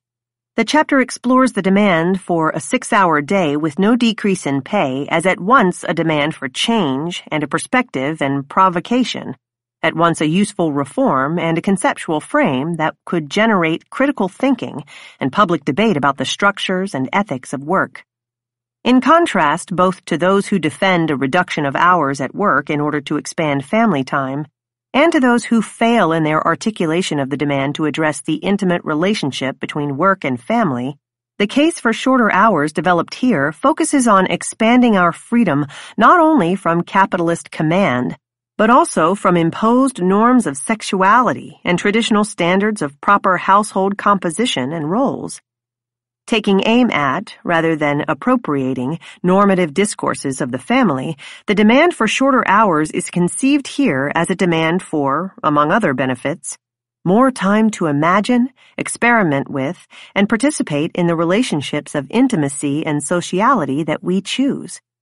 This account thus understands the movement for shorter hours in terms of securing the time and space to confront and forge alternatives to the present structures and ethics of both work and family. Whereas the demands for basic income and shorter hours usefully point in the direction of a critical politics against and beyond work, they could be easily dismissed as utopian. Chapter 5 investigates the case against utopia and, drawing on the work of Ernst Bloch and Friedrich Nietzsche, attempts a response. Rather than rehearse the arguments made in other chapters about why these demands are in fact realistic proposals, Chapter 5 pursues another tack. Provisionally accepting the judgment that they are utopian, the discussion explores instead what a utopian demand is and what it might be able to do, arguing that only through a more complicated understanding of the utopian dimensions of these demands can we appreciate their efficacy. To establish the general credentials and specific possibilities and limitations of the demand as a utopian form, the analysis explores its relation to other, perhaps more familiar, utopian artifacts, including the traditional literary and philosophical utopia and the manifesto. The conception of the utopian demand that emerges from this account emphasizes not only its capacity to advance significant reforms, but also its potential as a critical perspective and force of provocation that can incite political desires for, imagination of, and mobilization toward different futures. The brief epilogue attempts to both reflect on the previous arguments and address some topics that they neglected. I begin with 2 points of clarification. First, my preference for politics over ethics as the terrain of anti-work struggle and post-work speculation raises a question about the relationship between politics and ethics that the analysis presumes. Also meriting discussion is a second relationship between the project's radical aspirations to remake a life outside of work and its comparatively moderate demands. This seeming incongruence between ambitious ends and modest means warrants an elaboration of the relationship between reform and revolution that informs the project. In the final section, I take another step back from the material to consider one way to bring the two demands together as part of a broader political effort to defend life against work, the colloquial version of which could be described as getting a life. The rubric of life against work is, I propose, both capacious and pointed enough to frame a potent anti-work politics and fuel a post-work imagination. In the epigraph above, C. Wright Mills laments the fact that we measure the satisfaction of jobs only against the standard of other jobs. One type of work, or one particular job, is contrasted with another type, experienced or imagined, within the present world of work. That is to say, judgments are rarely made about the world of work as presently organized as against some other way of organizing it. I want to make a case for the importance of a political theory of work and, specifically, a political theory that seeks to pose work as a political problem of freedom. Beyond any particular claim or category, beyond any of the specific arguments about the role of the work ethic in sustaining the structures and cultures of work, the legitimacy of basic income, the need for shorter hours, or the utility of utopian thought, the project is meant to raise some basic questions about the organization and meaning of work. the assumptions at the heart of the work ethic, not only about the virtues of hard work and long hours, but also about their inevitability, are too rarely examined, let alone contested.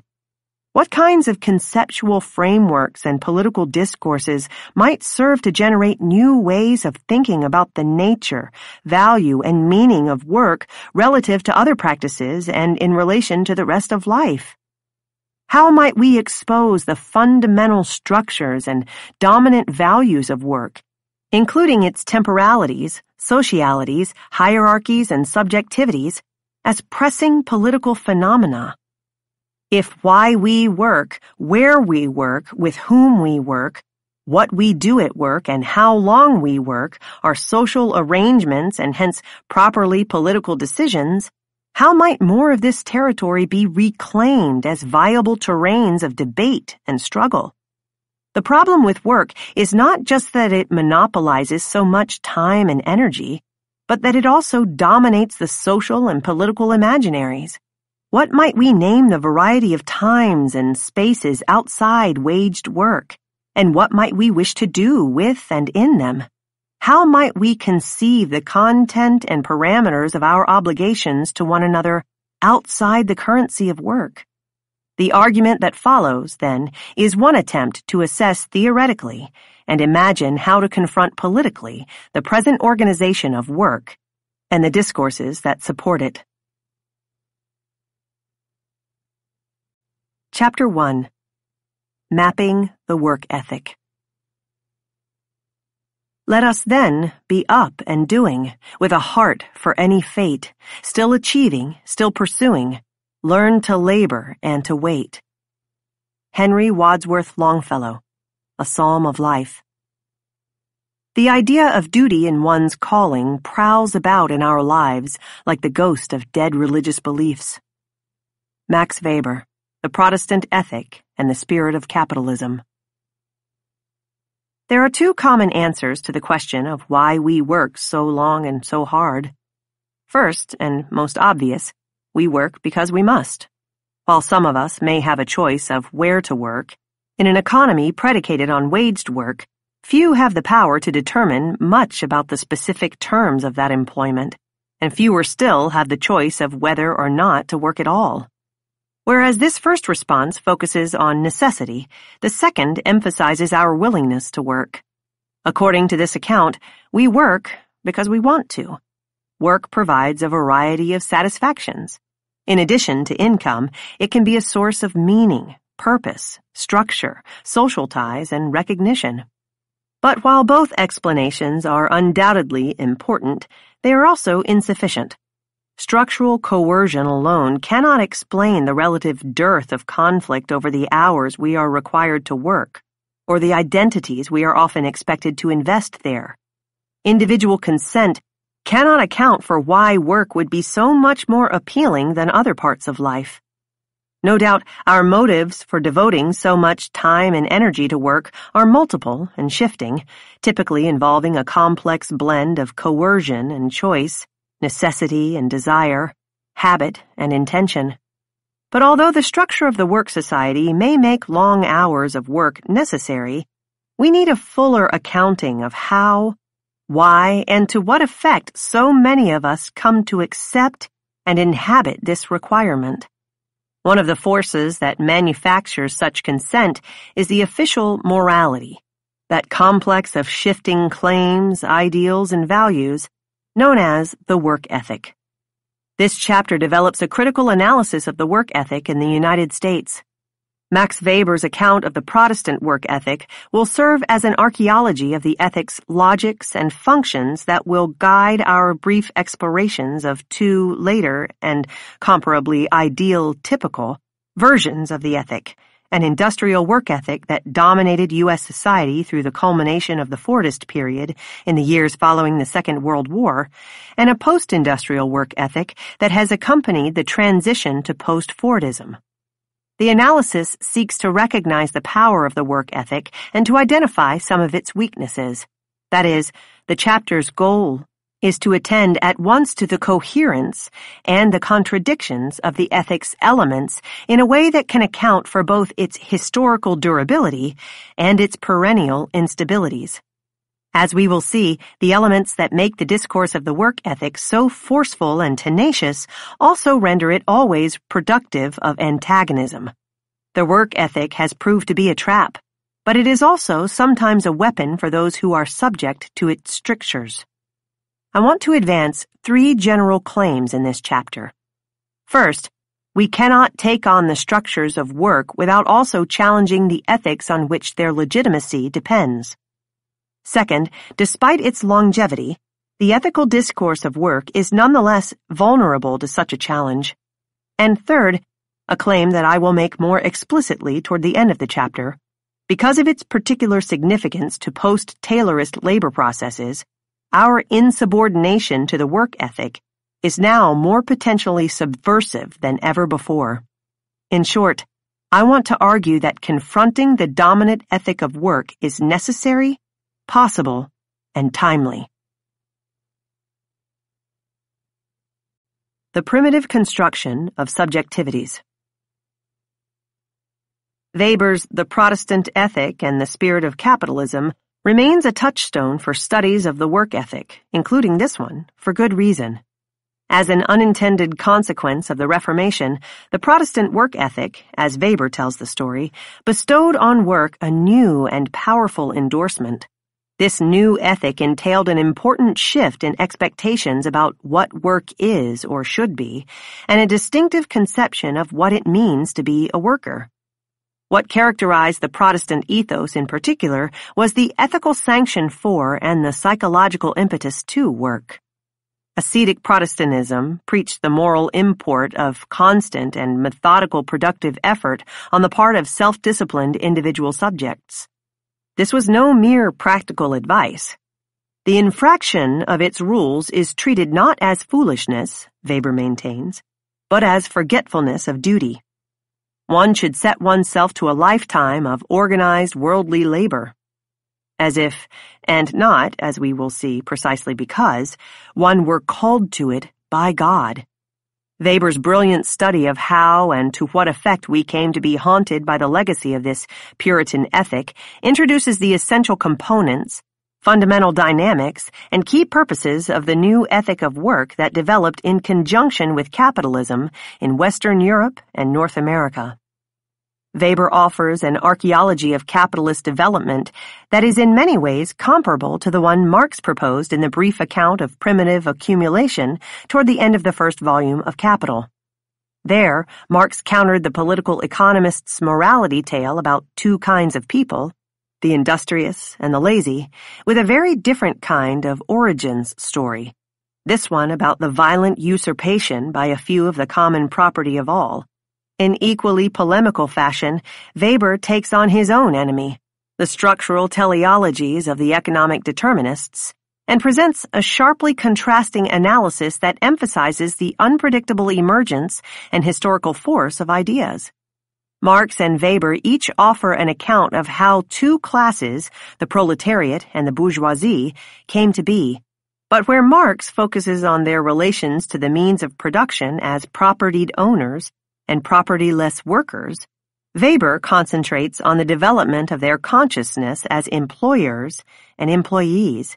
Weber explains the ideas that gave the political economist's parable about the ethically deserving and undeserving its authority and insists that this story must be understood as more than an ideological cover for the use of force. It was itself part of the arsenal of historic change in Europe and North America, and part of the foundation upon which capitalism was built. Indeed, the 2 analyses mirror one another, with the role of consent and coercion reversed. In one, the proletariat must first be forced into the wage relation before its consent can be manufactured. In the other, consent to work must be won before necessity can play its role in inducing compliance.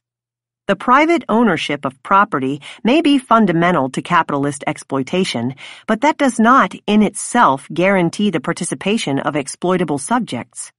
Thus, to Marx's account of the primitive accumulation of private property, Weber adds a story about the primitive construction of capitalist subjectivities.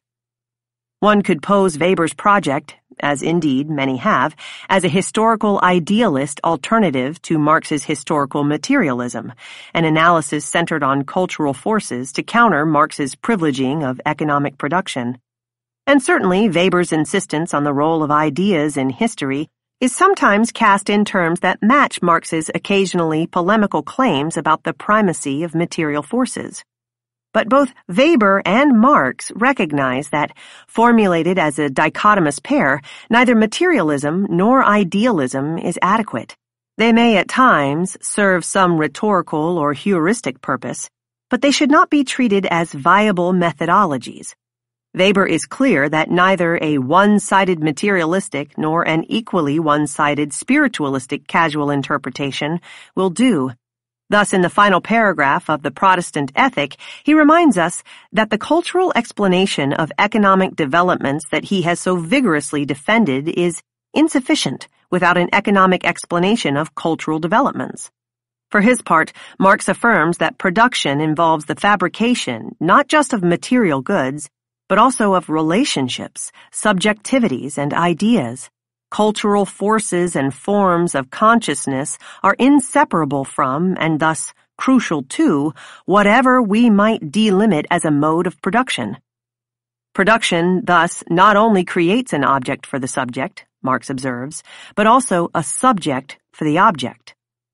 Although each thinker may have tarried with a different line of emphasis, neither denies that understanding and confronting the contemporary work society requires attention to both its structures and its subjectivities.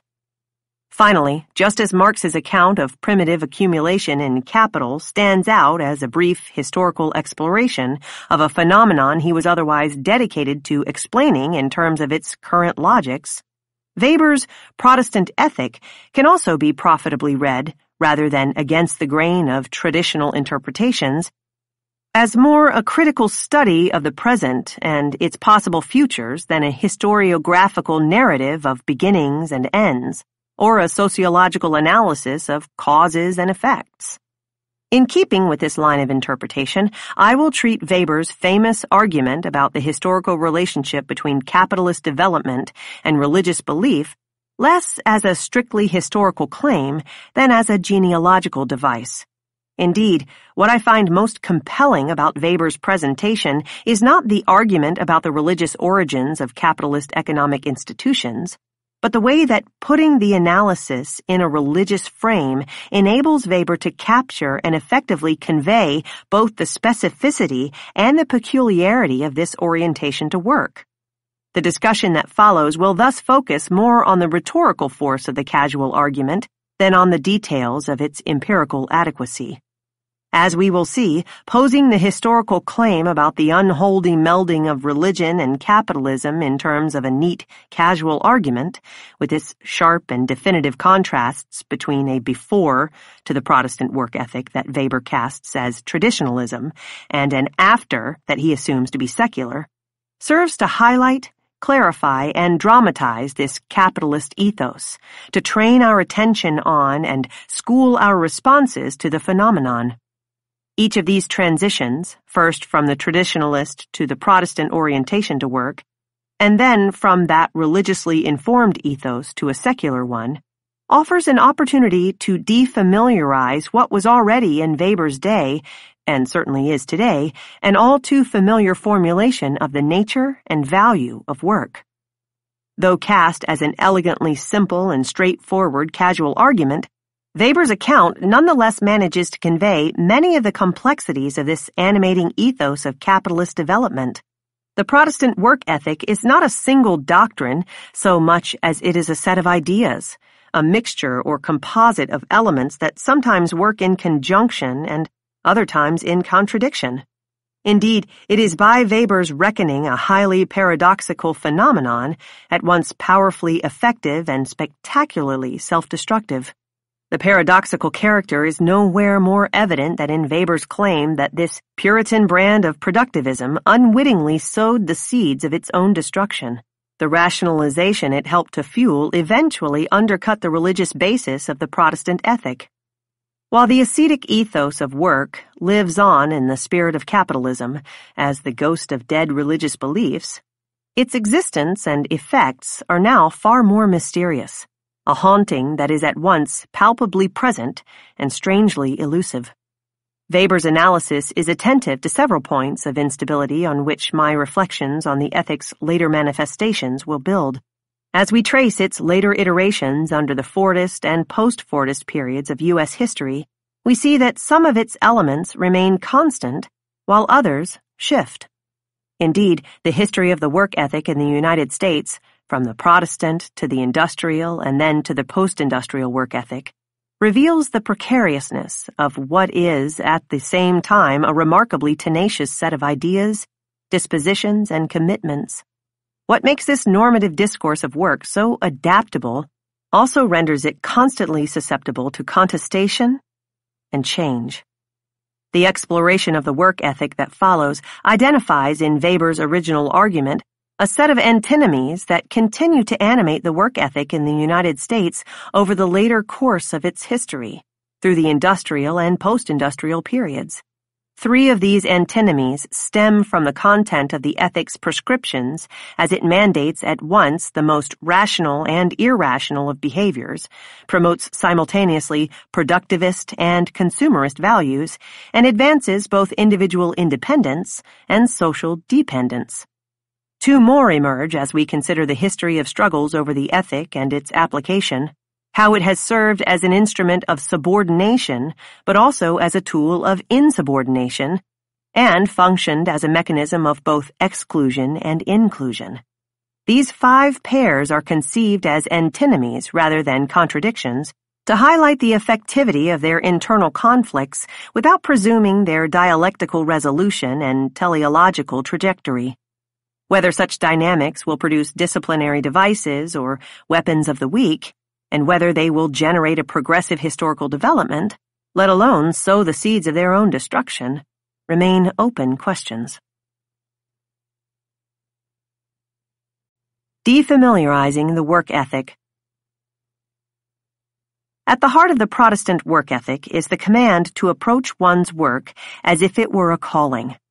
It is here that we find the first and, perhaps for Weber, most remarkable of the discourse's constitutive antinomies, the unlikely confluence of the rational and the irrational. Arguably the most important message that Weber manages to convey, the central finding and dominant theme of his analysis, is that the work ethic is irrational at its origins and to its core, and yet it is prescriptive of what is taken to be the most rational forms of practical economic conduct. Indeed, this religious doctrine played no small part in the rationalization that is for Weber so distinctive of Western modernity. It is this doubling with which Weber seems so preoccupied. We are here, he insists, particularly interested in the origin of precisely the irrational element which lies in this, as in every conception of a calling. Key to this irrational element is, as we will see, the non-instrumental qualities that Weber discerns in what we commonly take to be the most instrumental of endeavors: disciplined, productive work. This irrationality of our commitment to work as if it were a calling is, however, also the element of this new cultural orientation to work that Weber may have struggled most to bring into focus. This peculiar idea of one's duty in a calling, so familiar to us today, but in reality so little a matter of course, has settled into the cultural fabric, making it difficult to grasp on its own terms. The value of work, along with its centrality to our lives, is one of the most stubbornly naturalized and apparently self-evident elements of modern and late or postmodern capitalist societies. To examine its social and historical specificity and understand its impact on our lives, this most familiar of doctrines must first be rendered strange. Indeed, given the normalization of these work values, perhaps the most important task and lasting achievement of Weber's analysis is the powerful estrangement from the reified common sense about work that it manages to produce. In this case, the periodizing frame and story of the ethic's religious origins serve Weber well. The alternative historical perspectives they identify provide the reader with the possibility of critical distance. In fact, the ethic is defamiliarized from two directions. First, by considering it from the perspective of the traditionalist orientation to work that it supplanted, and second, from the perspective of the secularized world from which the reader can then look back. In a genealogical move, Weber finds early in his analysis a point of historical contrast in relation to which the work values now considered so obvious and necessary are revealed to be the product of a specific and indeterminate history. Traditionalism is Weber's label for a pre-capitalist orientation to work that treats it as no more than a means to concrete and finite ends. The immensely stubborn resistance of those who prefer working less and meeting their traditional consumption needs to working and having more was, as Weber tells the story, the most important opponent with which the spirit of capitalism, in the sense of a definite standard of life claiming ethical sanction, has had to struggle. From a traditionalist perspective, the new Protestant ethic of work, the willingness to dedicate oneself to work as an end in itself, living to work instead of working to live, makes little sense. Once it supplants older orientations, however, economic acquisition is no longer subordinated to man as the means for the satisfaction of his material needs. This reversal of what we should call the natural relationship, so irrational from a naive point of view, is evidently as definitely a leading principle of capitalism as it is foreign to all peoples not under capitalist influence. From such a foreign and naive point of view, we can perhaps grasp what is so strange about this new way of thinking, this confounding of means and ends, where a man exists for the sake of his business instead of the reverse, and begin to appreciate the ways this commitment to work is so irrational from the standpoint of purely eudaimonistic self-interest. It was precisely this attenuation of the relationship between work and economic utility, the strange new non-instrumentality of waged work, that made the work ethic a significant spur to capitalist development. According to Weber, the promise of additional wages for longer hours of more intense work was not originally an adequate incentive to adopt new work rhythms and routines. The problem is that although keeping wages low could serve as a reliable way to induce workers to submit to longer hours and greater effort, such a strategy was soon recognized to be incompatible with the long-term viability of the system of waged labor. Since wage incentives do not necessarily function as a stimulus to work longer hours at a more demanding pace, and wages can be lowered only so far if labor power is to be reproduced, the Protestant ethic tapped into other sources of motivation. Material need, Weber suggests, is not the only or even necessarily the most effective inducement to work. The moral justification for hard work for long hours thus serves to accomplish what neither raising nor lowering wages alone can do. Not only does the idea of work as an end in itself render the satisfaction of concrete needs less relevant, but it also makes the specific qualities of the work less germane. The Protestant ethic is in this sense a democratizing force. Neither the quality nor the status of work is important. What matters is that it is approached with methodical dedication, or in Weber's formulation, as if it were an absolute end in itself, a calling. The ethic is thus well suited to an economic system predicated on labor abstracted from the specificity of the working person and the particular task. It helps to render both the qualities of the work and the satisfaction of concrete needs irrelevant to the logic of now limitless production.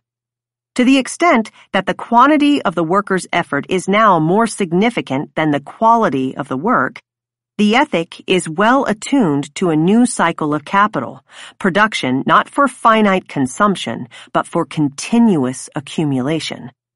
The contrast to traditionalism provides Weber's analysis with an initial distancing mechanism, but we gain even more critical leverage through its estrangement from a different direction.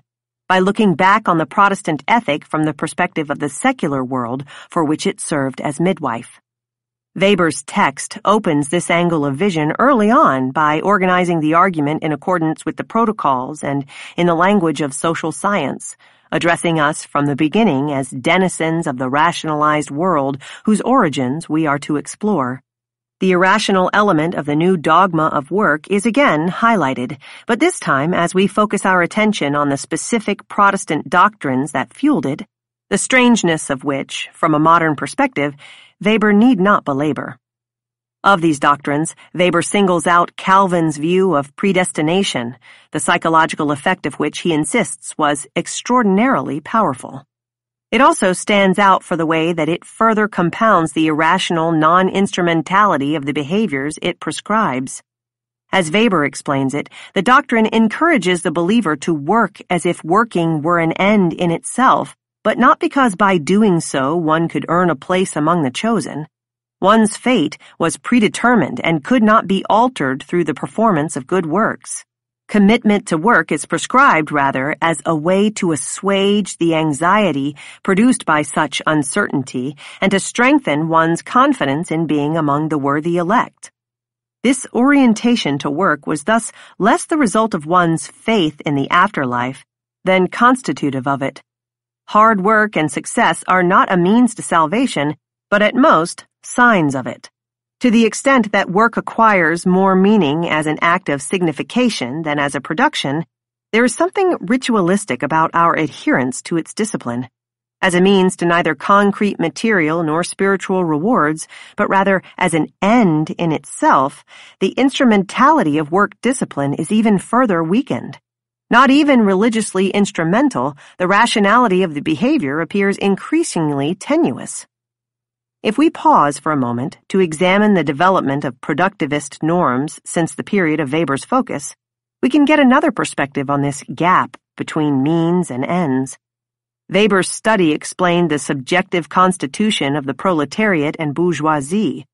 The story continues once they are successfully converted to the new values and rhythms of industrial discipline, and later, still, as they adjust to the conditions of post-industrial production. Once the world is made hostile to the religious basis of the Protestant ethic, new rationales emerge for what remains a fundamentally similar prescription: to dedicate oneself fully and methodically to work. Where religion in the 17th and the early 18th centuries may have demanded a life devoted to work, the promise of social mobility, that one could, by one's own disciplined effort and persistence, pick oneself and one's family up by the bootstraps, had emerged in the United States by the early 19th century as the most recognizable rationale of this official ethos of work.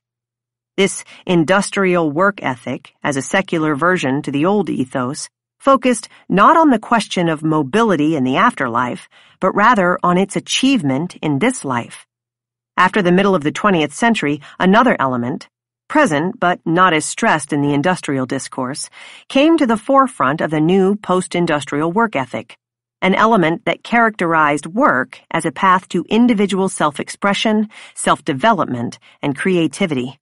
Thus, the transcendental rationale of the Protestant ethic served historically as what Frederick Jameson calls a vanishing mediator between pre-capitalist and capitalist economies.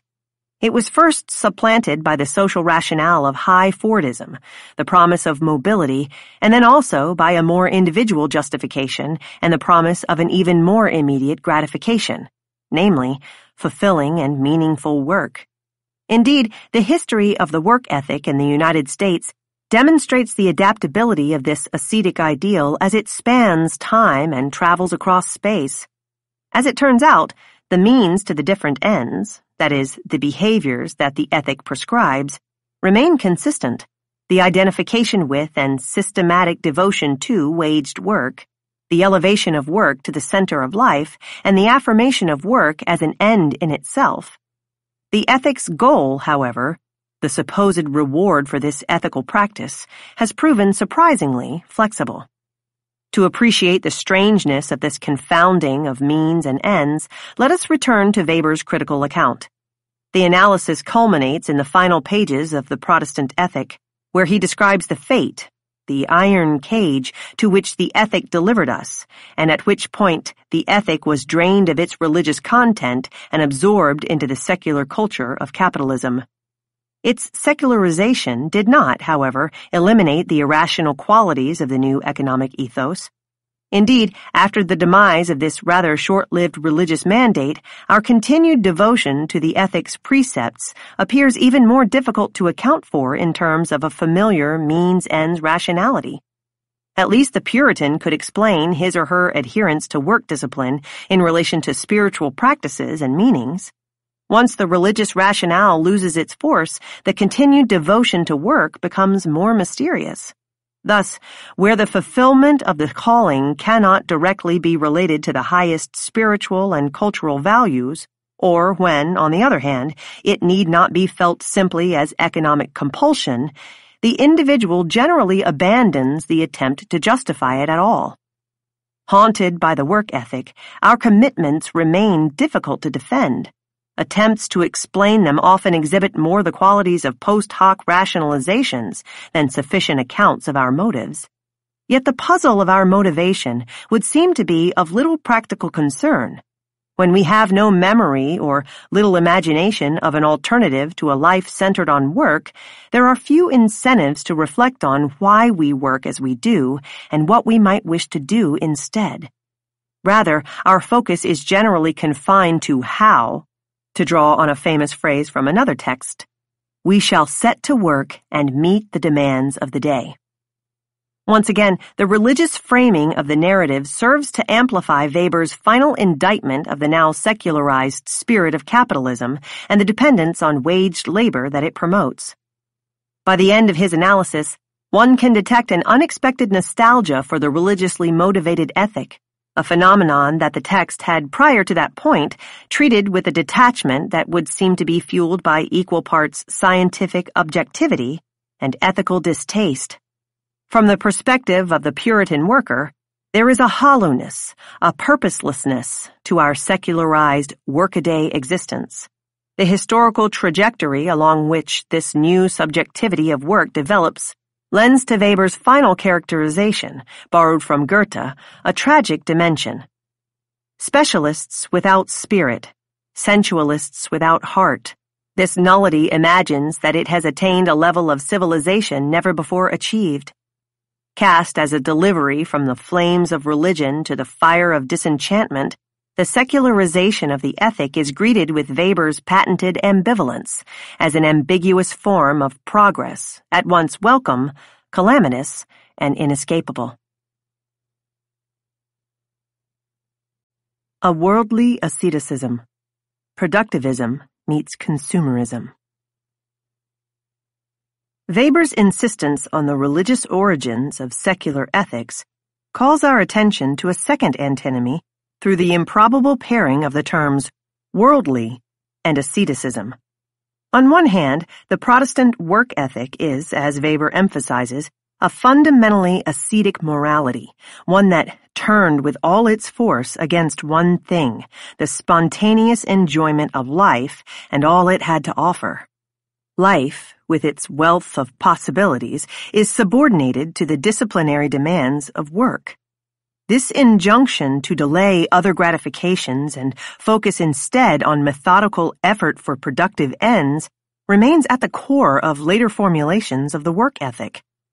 Of all the pillars of the work ethic, Daniel Rogers observes, the predilection to see the moral life as a mustering of the will against the temptations within and the trials without remained the strongest, the least affected by the industrial transformation.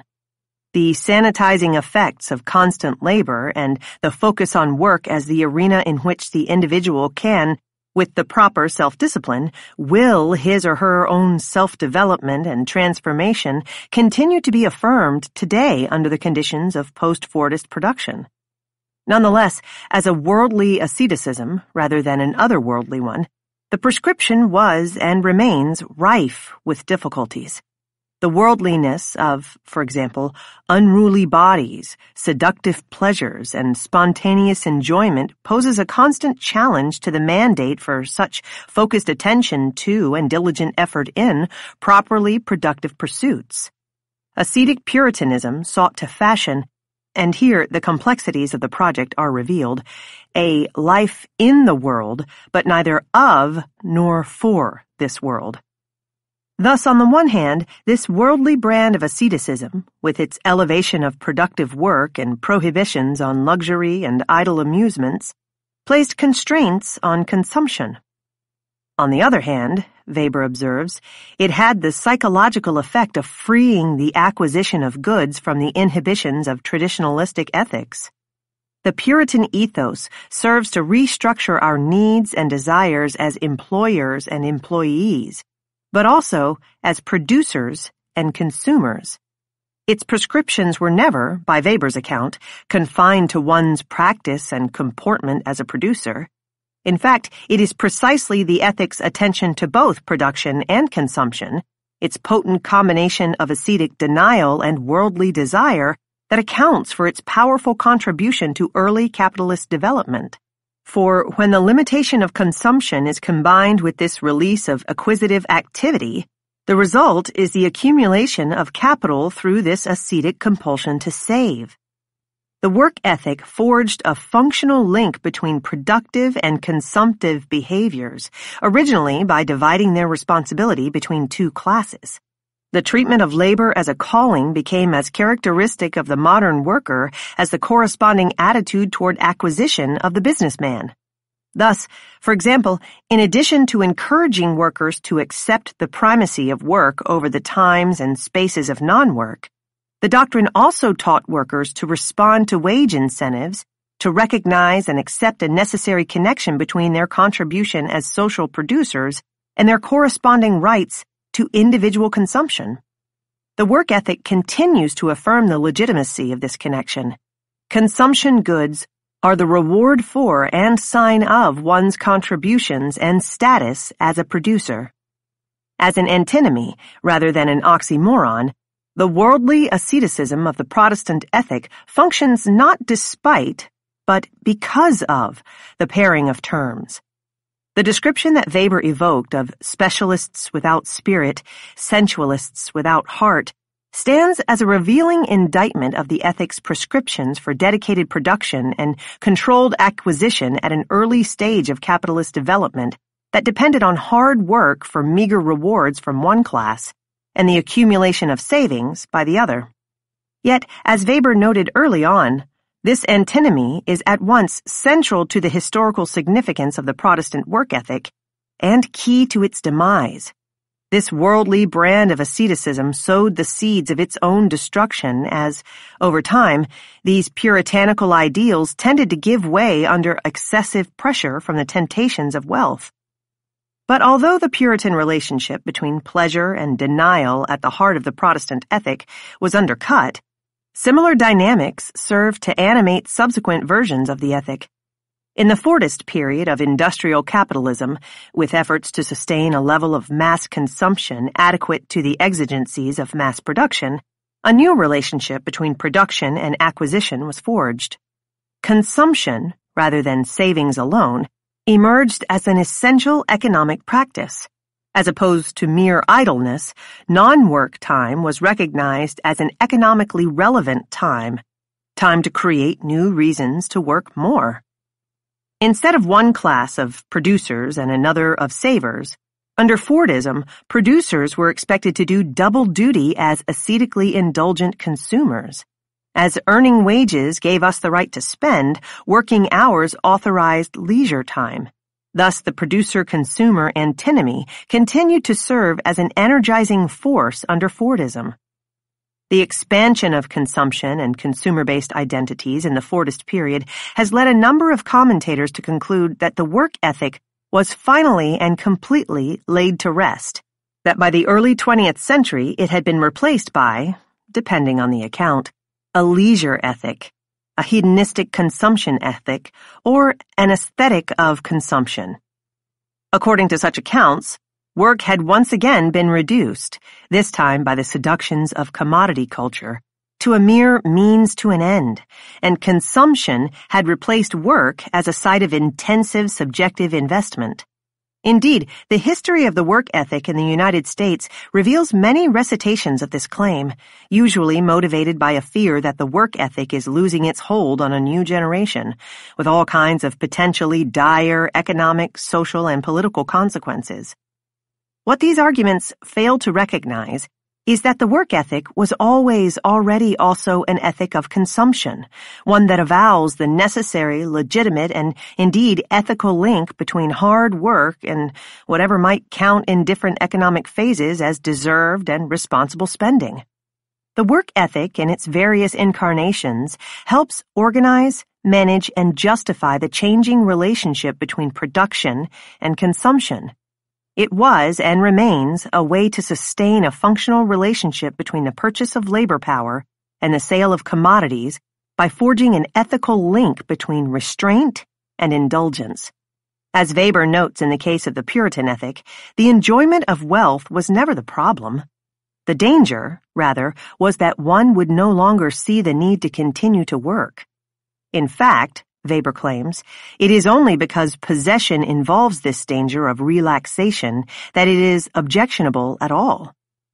Conditions of Fordist and post-Fordist production do not undermine the work ethic, though arguably they do intensify the potential instability of this core antinomy. As the mandate for one class to acquire savings becomes a Fordist prescription for the rationalization of mass consumption, the tensions at the core of the older Protestant ethic, exemplified by its support for a worldly brand of asceticism, are heightened. Under the conditions of post-Fordist production, the relationship between production and consumption that the ethic helps to manage is rendered even more fractious and fragile. More specifically, the claim that the relationship between work and income is necessarily and legitimately mediated by the wage becomes more difficult to maintain. The growth of immaterial forms of post-industrial service, cognitive, and communicational labor ensures that the relationship between a worker's contribution and his or her reward are more difficult to measure. The expansion of part-time, temporary, and insecure forms of employment renders the relationship between employment and income more precarious, and the decline of Fordist and Keynesian ideologies that insisted on and managed the wage consumption connection at the industry and national levels makes the relationship between a worker's labor and his or her wage even more tenuous. I will explore the implications of these developments further in Chapter 3.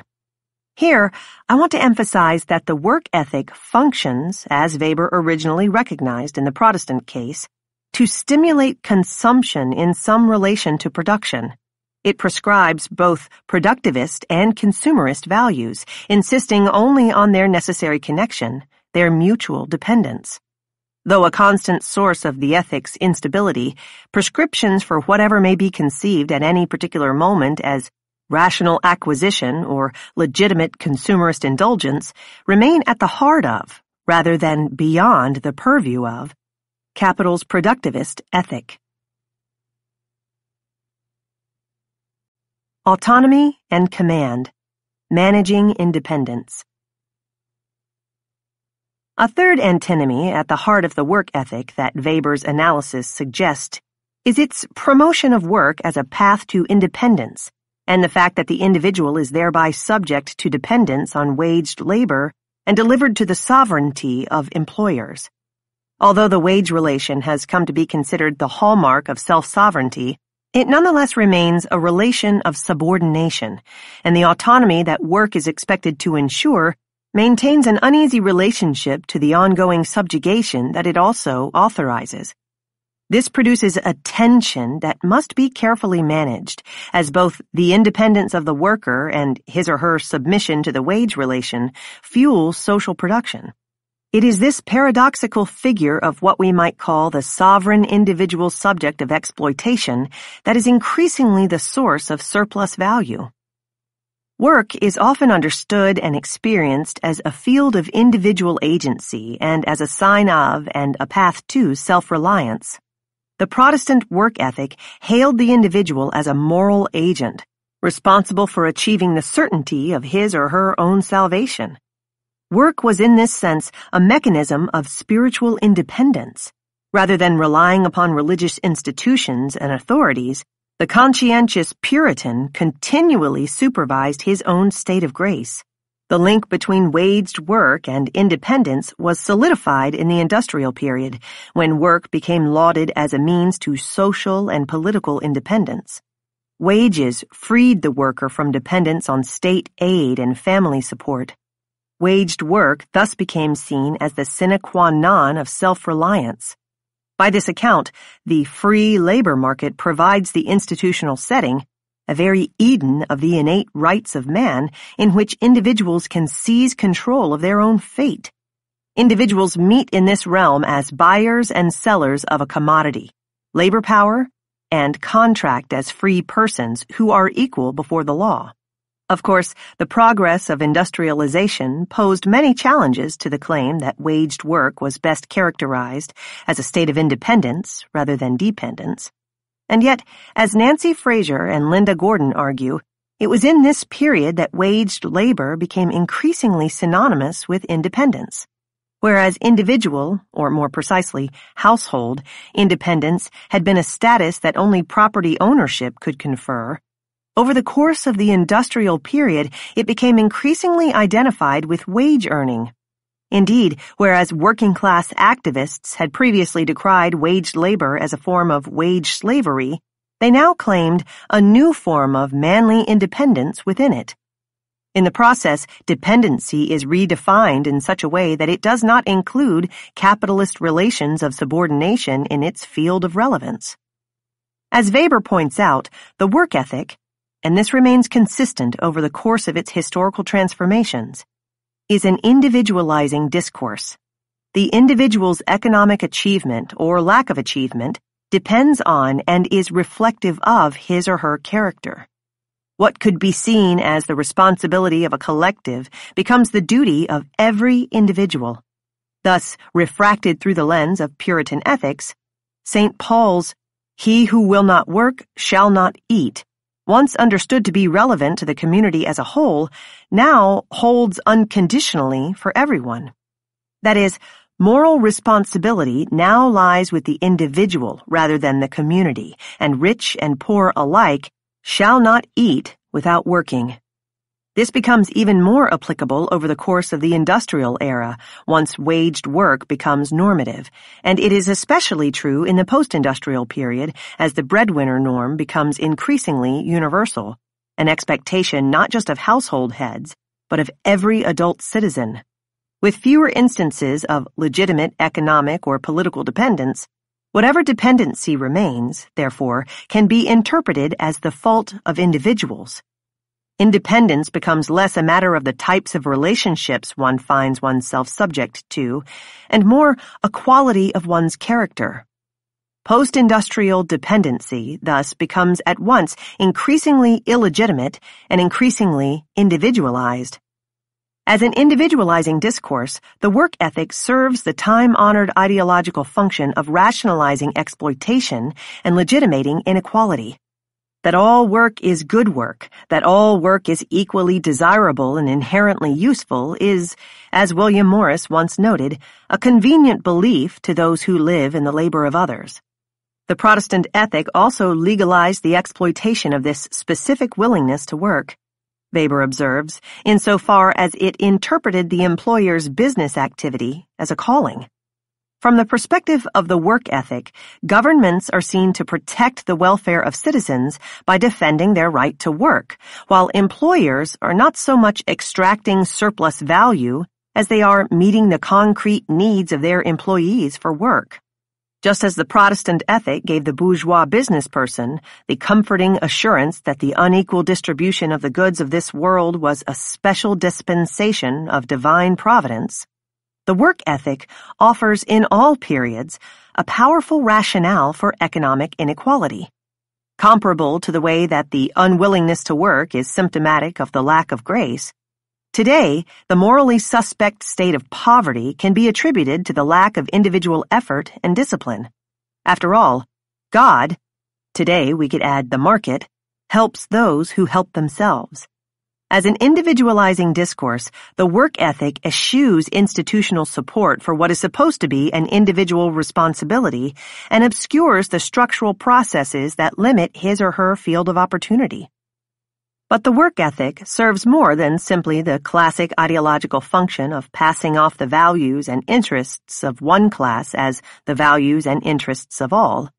It also serves a more disciplinary function. Beyond manufacturing common meanings, it constructs docile subjects. The work ethic thus possesses not just an epistemological force, but an effectiveness that is properly ontological. Indeed, what is essential about the work ethic, as Weber originally described it, was what it could do: deliver workers to their exploitation, not just by manufacturing subjects' consent to capitalist exploitation, but by constituting both exploiting and exploitable subjects. By Weber's account, the subjectification function of the ethic is crucial. More than an ideology, the new discourse of work is a disciplinary mechanism that constructs subjects as productive individuals. The impact of the Protestant ethic was comparable to monastic existence insofar as this worldly asceticism sought methodical control over the whole man. It was, and remains, in this sense, a biopolitical force, one that renders populations at once productive and governable, increasing their capacities together with their docility. As Foucault once described the production of disciplinary individuality, discipline increases the forces of the body, in economic terms of utility, and diminishes these same forces in political terms of obedience. It produces both a productive body and a subjected body. The individuated subject is both more useful and more manageable. The individual is not, in other words, power's opposite number. The individual is one of power's first effects. The Protestant ethic was so effective because it was not merely imposed on the individual from the outside, by the state or by the church. We must take account, Weber remarks, of the great difference between the results of the authoritarian moral discipline of the established churches and the corresponding discipline in the sects, generally more typical of Protestant communities, which rested on voluntary submission. For example, the Calvinistic state churches may have enforced a particular type of external conformity, but in some cases weakened the subjective motives of rational conduct, as well as that liberation of individual powers that was the focus of Weber's interest. Rather than enforcing conformity, the Protestant ethic is effective to the extent that it is internalized by the individual. The effect, moreover, is not just to shape the individual's beliefs and values, but to promote the individual's constitution in relation to and identification with productivist norms. The ethic is advice, not just about how to behave, but also about who to be. It takes aim not just at consciousness, but also at the energies and capacities of the body and the objects and aims of its desires. The ethic's mandate is not merely to induce a set of beliefs or instigate a series of acts, but also to produce a self that strives continually toward those beliefs and acts. This involves the cultivation of habits, the internalization of routines, the incitement of desires, and the adjustment of hopes, all to guarantee a subject's adequacy to the lifetime demands of work. So, on the one hand, work is conceived in this discourse as a field of individuation and independence. On the other hand, of course, the wage relation is a hierarchical one, which requires individuals to submit to command and control. This antinomy, that work and its ethical discourse produce both independence and dependence, captured by Weber in that strange self-discipline he struggles to account for, renders the wage relation always potentially unstable. The ideal of independence can always serve as a critical standard against which the organization of the labor process and the conduct of its managers can be assessed, and a demand around which workers can organize for reforms. In fact, the ideal of individual independence has been invoked over the course of U.S. history to inform struggles against everything from wage slavery to bureaucratic unionism. Even the hard-won reforms of the Fordist period, the laws governing wages and hours, and social wage provisions that offered new opportunities for many workers to advance into the middle class and mitigate their immediate dependence on the whims of employers, were accompanied by new concerns about the state of independence that they secured. The critique of the iconic organization man of high Fordism and the standardized individuality of the 1950s called into question the quality of the freedom that such progress entailed. And although new forms of white-collar employment were seen to afford new autonomy for some workers, by the early 1950s, critics like C. Wright Mills were calling into question whether this new middle-class worker, as the servant of decision, the assistant of authority, the minion of management, had achieved or relinquished his or her individual independence. These critiques, in turn, helped to inform the struggles against worker alienation of the 1960s and 1970s, and the consequent reorganization of work and its management under post-Fordism. But the precariousness that the antinomy generates is not only due to the static contradiction between the ideal of autonomy and the reality of submission, or because of the conflicting interests of capital, which demands dependence, and workers, who clamor for independence. A deeper source of conflict stems from the fact that capital needs individuals whose control poses ongoing problems. Even Taylorism, that science of management with its utopia of the assembly line, recognized that workers are more valuable as individuals. That is, the Taylorist organization of work processes in the industrial factory was not just about homogenizing a mass workforce and standardizing its output. It was also promoted by its early boosters as a method that attended to the specificity of each job and the monitoring and measurement of each individual worker. Indeed, much of management theory and practice is focused on precisely this task: managing capital's dependence upon independence, engineering profitable modes of individuality. Again, the example of Taylorism proves instructive. Although Taylor is usually remembered as the architect of a labor process typically thought not to depend on the subjectivity of workers, but to concentrate instead on organizing the work process down to its last detail so that employers can be less concerned about their voluntary compliance and enthusiastic participation, even he sought to fashion productive subjectivities. As Leslie Salzinger notes in her reading of Taylor's account of his success in raising the productivity of the ironworker Schmidt, this was accomplished in part by asking Schmidt over and over again if he was a high-priced man, using this interpolation as a way to motivate Schmidt to work faster and to accept Taylor's detailed control over his work. Taylor creates the very subject he ostensibly recognizes, Salzinger writes, giving him a power over Schmidt that goes beyond that of controlling his behavior to that of defining Schmidt's self. The dependence on independence and the tensions it produces intensify under the conditions of post-Taylorist production.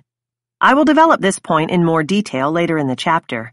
Here I will just note that even more than in industrial production, profits in the service and knowledge-based economy depend increasingly on simultaneously activating and controlling, on releasing and harnessing the creative, communicative, affective, and emotional capacities of workers. As it is no longer possible to confine subjectivity merely to tasks of execution, Maurizio Lazzarato observes, it becomes necessary for the subject's competence in the areas of management, communication, and creativity to be made compatible with the conditions of production for production's sake. The task of fashioning productive forms of subjectivity, workers who are simultaneously self-directed and manageable, poses an ongoing puzzle for capitalists, and particularly post-Fordist management techniques. Thus, the slogan, "Become subjects," Lazzarato continues, far from eliminating the antagonism between hierarchy and cooperation, between autonomy and command, actually reposes the antagonism at a higher level because it both mobilizes and clashes with the very personality of the individual worker. the individual autonomy and independence that work is supposed to, and to some degree must, enable, thus coexists uneasily with the subjection and dependence that it nonetheless secures. The work ethic and the laboring classes. Whereas the Protestant ethic provides insight into the first three antinomies, the final two require that we move further beyond the historical territory of Weber's account. Specifically, they require special attention to the industrial period and the dynamics of class struggle, anti-racism, and feminism that emerged in that period and continue to shape our own. The antinomic relationship between subordination and insubordination enabled by the work ethic can be demonstrated through the example of class struggle. I will use a brief consideration of the histories of race and gender-based struggles in the following section to highlight a final antinomy in the way the ethic has been deployed as a mechanism of both exclusion and inclusion. The particular limits of Weber's account can be illustrated by returning again briefly to the similarities between Marx's account of primitive accumulation and Weber's story of early capitalist development. As noted above, each author focuses on a different vanishing mediator in the transition to a capitalist society: state violence for Marx, religious doctrine for Weber. Whereas Marx insists that force is the midwife of every old society which is pregnant with a new one, Weber claims that it was Puritanism that stood at the cradle of the modern economic man. Marx's story of primitive accumulation and Weber's history of the Protestant ethic also end on similar notes. According to Marx, once the capitalist mode of production is in place, the bloody discipline deployed to create a class of wage laborers is supplanted by a less direct mode of force, the silent compulsion of economic relations. Weber's account concludes with the replacement of the self-discipline of the Puritan by an economic order capable of determining the lives of every individual with irresistible force. The Puritan wanted to work in a calling. We are forced to do so. The problem is that each of these texts wraps up the narrative too neatly. The story does not end with the assisted birth of economic man. This is, rather, when the hard work begins, with the raising and cultivating of productive subjects. Although Weber recognizes that beyond just forcing the wage relationship on those without other options, victorious capitalism also educates and selects the economic subjects which it needs. The Protestant ethic neglects to pursue that line of analysis. Thus, in the same way that many have since revised Marx's original analysis, which had confined the techniques of primitive accumulation to a founding moment, in order to account for the ongoing use of violence and dispossession as means of accumulation throughout capital's history, we need to amend Weber's storyline to register more clearly the imposition of waged labor as a continual process. In fact, of course, U.S. history reveals a protracted campaign, particularly over the course of the 19th and the early 20th centuries, to impose industrial work habits and values on both the formerly enslaved and successive wave of immigrants. Since the ascetic ideal of work did not hold the same attractions for, or have the same power to interpolate, those for whom Protestant doctrine, the industrial period's promise of mobility, or the post-industrial prospect of fulfilling work was less likely to resonate, it was and continues to be an ongoing struggle to spread these work values across divisions of occupation and income. But the history of class struggle in the United States reveals another of the ethic's animating antinomies, showing how it has been wielded as a weapon by both sides. That is, while the ethic has served to maintain the subordination of workers to the conditions of abstract labor, it has also served as a weapon of their insubordination. As we have seen, Weber clearly recognizes the work ethic's function as a mechanism of subordination. Although the gospel of work in its Protestant version was a specifically bourgeois economic ethic, and remains in its later secular instantiations most closely associated with the professional and managerial class, this does not mean that the working classes have been exempt from its strictures or immune to its appeal. After all, the Protestant ethic also provided the bourgeois business owner with sober, conscientious, and unusually industrious workmen who clung to their work as to a life purpose willed by God. The work ethic was and remains an ideology propagated by the middle classes for the working classes with enough plausibility and truth to make it credible.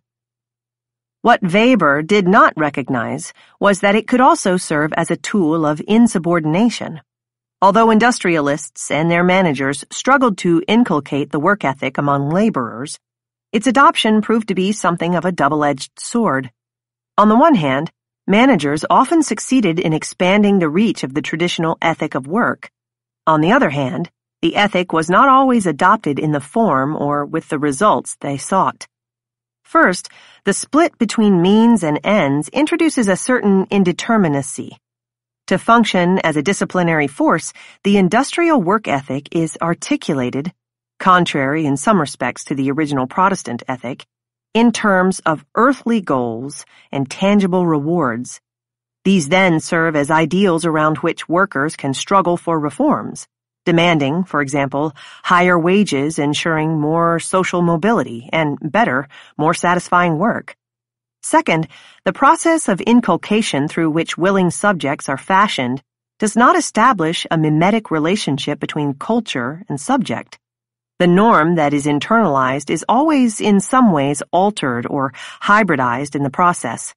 The battles fought within the discursive frames set by these competing versions of the ethic operate to continually transform their terms. Since the 19th century, the working class has developed its own version of the work ethic, and this alternative work ethic from below has been useful to the political projects of contesting the structural exclusions and cultural marginalization of the class.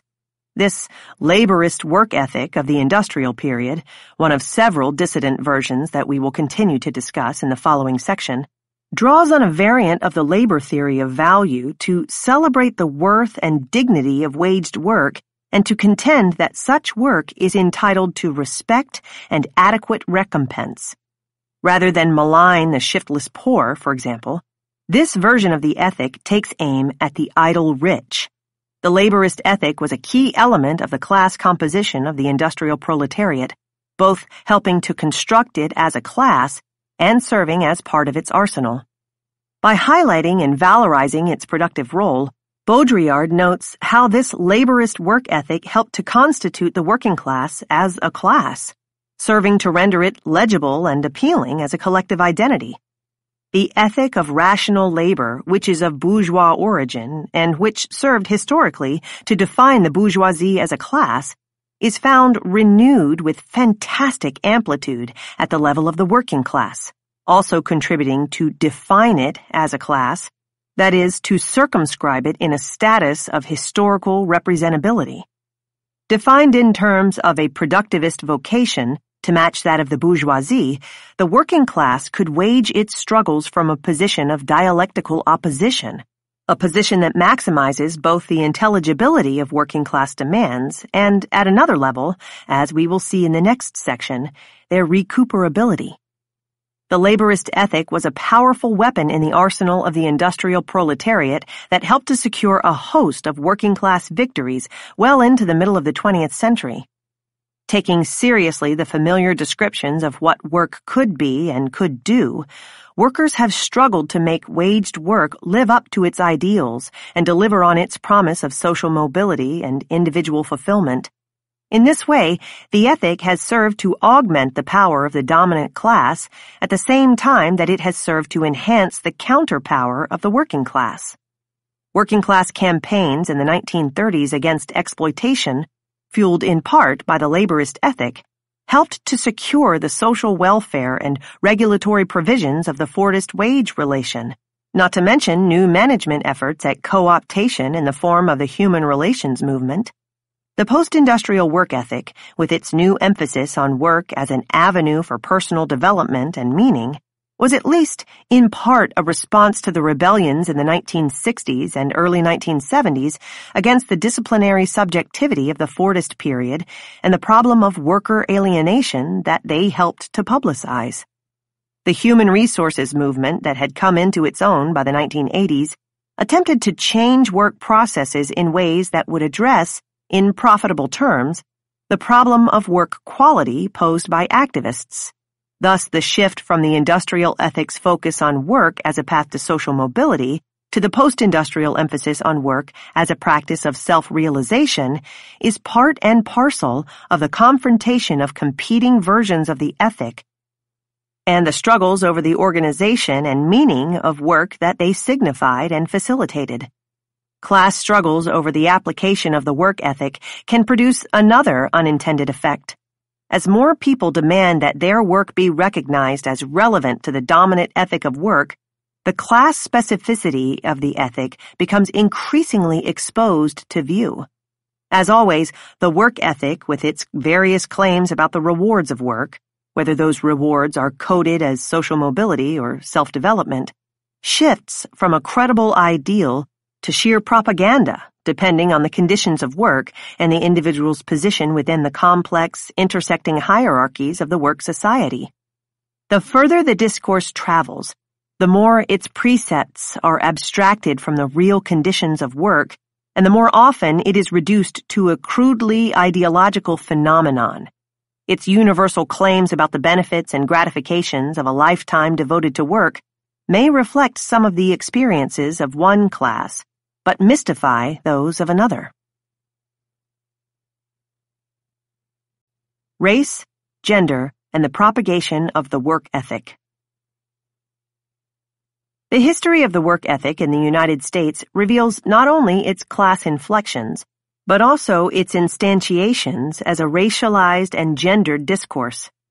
The previous discussion highlighted the potential dual use of the work ethic as an instrument of class domination and a tool of class insubordination, a utility that has served anti-racist and feminist struggles as well. A brief look at the racialization of the discourse and a longer consideration of its gendering can reveal another of its contradictory dynamics, the way it has served as a mechanism of both exclusion and inclusion. More specifically, I want to focus here on one way the ethic came to be more inclusive.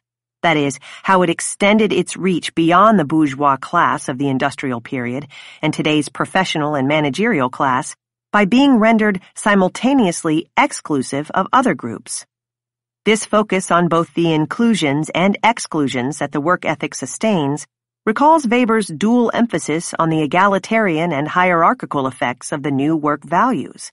To some extent, the discourse was a democratizing force that elevated all forms of waged work to the status of an ethically worthy practice. At the same time, however, it was a powerful source of hierarchy that played a crucial role in the legitimation of inequality, now read as a reflection of individual character rather than a consequence of the structure of waged employment. This last antinomy is a characteristic of any disciplinary norm, which, as Foucault explains it, is simultaneously a force of homogenization and of differentiation, at once prescribing a conformity that must be achieved and tracing the limit that will define difference in relation to all other differences. Consider, for example, how the ethic came to be more inclusive in terms of class by means of its exclusions based on race and gender. In the early industrial period, elements of the white working class came to identify with waged work as a mark of independence and status by way of their racial identities. The legitimacy of and identification with what had been resisted as wage slavery in the late 18th and the early 19th centuries was established in time and in comparison to the institution of slavery and those constructed through its sustaining discourses as its abject subjects. The embrace of whiteness, as David Roediger explains, was a way in which white workers responded to a fear of dependency on wage labor and to the necessities of capitalist work discipline. The othering of various immigrant groups delivered a similar reward to wage laborers, paying what W.E.B. Du Bois called a public and psychological wage to the white working class. Thus, the work ethic traveled down the class ladder in part on the energies of racism, ethnicity, and nationalism. The racialization of the work ethic also played a role in the post-industrial economy by facilitating the acceptance of white-collar work. Indeed, C. Wright Mills notes that despite the fact that most of such work was routinized and unskilled, white-collar workers in the United States could nonetheless claim greater prestige than blue-collar workers on the basis of the whiteness and citizenship status of those in the white-collar occupational niche. Once again, the norm's exclusions based on race, nation, and ethnicity fueled its inclusiveness in terms of class. One's status and comportment as a waged worker, as a member of the working or middle class, was not just a matter of asserting one's moral worthiness and social standing as a worker, but as a white worker, a working man, an American worker, or to recall an earlier example, a high-priced man, that is, via one's relative privilege as a racialized, gendered, national, or classed subject. These ideals of work continue to receive no small amount of their charge from these marginalizing practices. Regardless of the wages, intrinsic appeal, or status of one's work, it can serve as a means to assert one's moral superiority and thereby legitimate one's economic privilege over a series of racialized and gendered groups. Over the course of U.S. history, there is a continuous calling into question of the work commitments and habits of different immigrant and racialized populations. Whether it was the panic about the inability of U.S. corporations to compete with a more vigorous Japanese work culture, or the ongoing debates regarding the supposed inadequacies of the work orientations of inner-city residents, the underclass, welfare mothers, or illegal aliens, the work ethic is a deep, discursive reservoir on which to draw to obscure and legitimate processes and logics of racial, gender, and nationalist formations, past and present. In particular, as the history of racialized welfare discourse demonstrates, the work ethic continues to serve as a respectable vehicle for what would otherwise be exposed as publicly unacceptable claims about racial difference. The work ethic is not only a racialized but a gendered construction. Women, too, have served as the excluded others of its various historical articulations. This was enabled by the historical processes through which work in the United States became equated with waged work. Waged work was linked to masculinity, and unwaged domestic work was reconceived as non-productive women's work. This lack of recognition of feminized domestic labor emerged with early industrialization, as unwaged household work came to stand as the naturalized and feminized model of non-work that served to contrast and thereby sustain a, now masculinized, concept of work. As Jean Boydston explains it, the gender division of labor thus morphed into a gendered definition of work. Unwaged women, and those waged women who found themselves judged in relation to this normative model, not subject to the morally purifying and invigorating effects of work discipline, were a justifiably dependent class. The work ethic could then be embraced as a masculine ethic, while non-work, a rather more expansive category including everything from leisure practices and consumption work to unwaged agricultural, household, and caring labor, was devalued by its association with a degraded femininity. Within the industrial gender order that emerged from these processes, blue-collar manufacturing work was defined as men's work, and its masculinization helped to promote acceptance of and identification with it as work not only befitting a man, but as instrumental to becoming a man. To take a slight detour from the narrative, it is important to recognize the link between the gendering of the work ethic and the disciplinary norm that governs another side of labor, the family ethic. Indeed, the family ethic functioned as a supplement to the work ethic, serving to discipline not only unwaged women in the household, but waged workers as well. The family ethic as a mechanism of social regulation and control was, as Mimi Abramowitz observes, based on the gender division of labor and served to articulate and rationalize its terms. But it was not only applied to the field of unwaged domestic work. Throughout the industrial period, the conformity of all workers to the traditional model of the family, a nuclear, heterosexual, patriarchal model, was promoted by employers, politicians, religious leaders, and reformers as a crucial adjunct to work discipline, serving as another sign of the workers' dedication to work and adherence to the productivist ethos. This family ethic emerged in the Fordist period as an important means by which to manage the production-consumption nexus. Thus, Henry Ford was convinced that a stable and disciplined labor force was reproduced through the institution of the traditional family, and he required that his employees adhere to the model.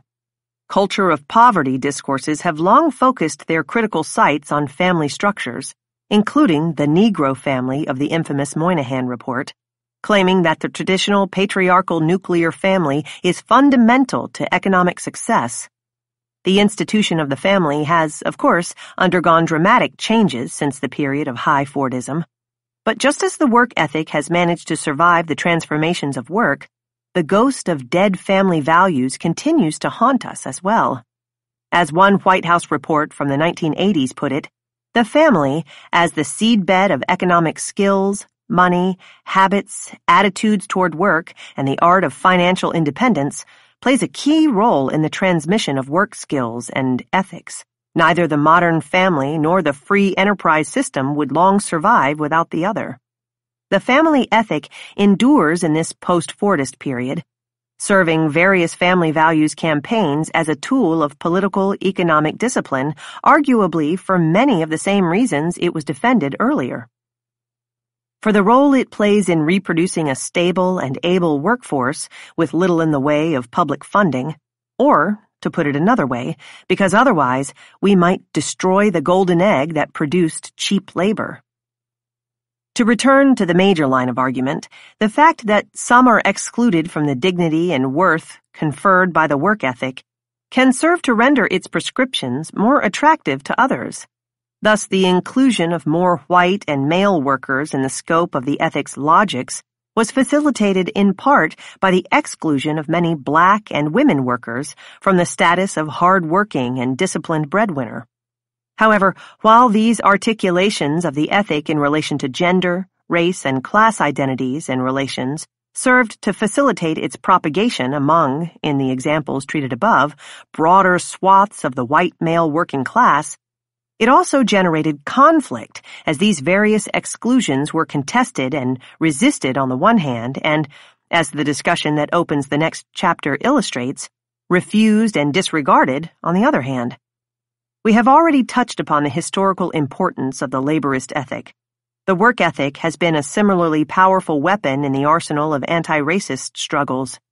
Demanding recognition of the history of hard work and the commitment to productivist values, the supposed whiteness of the work ethic has been challenged at every turn.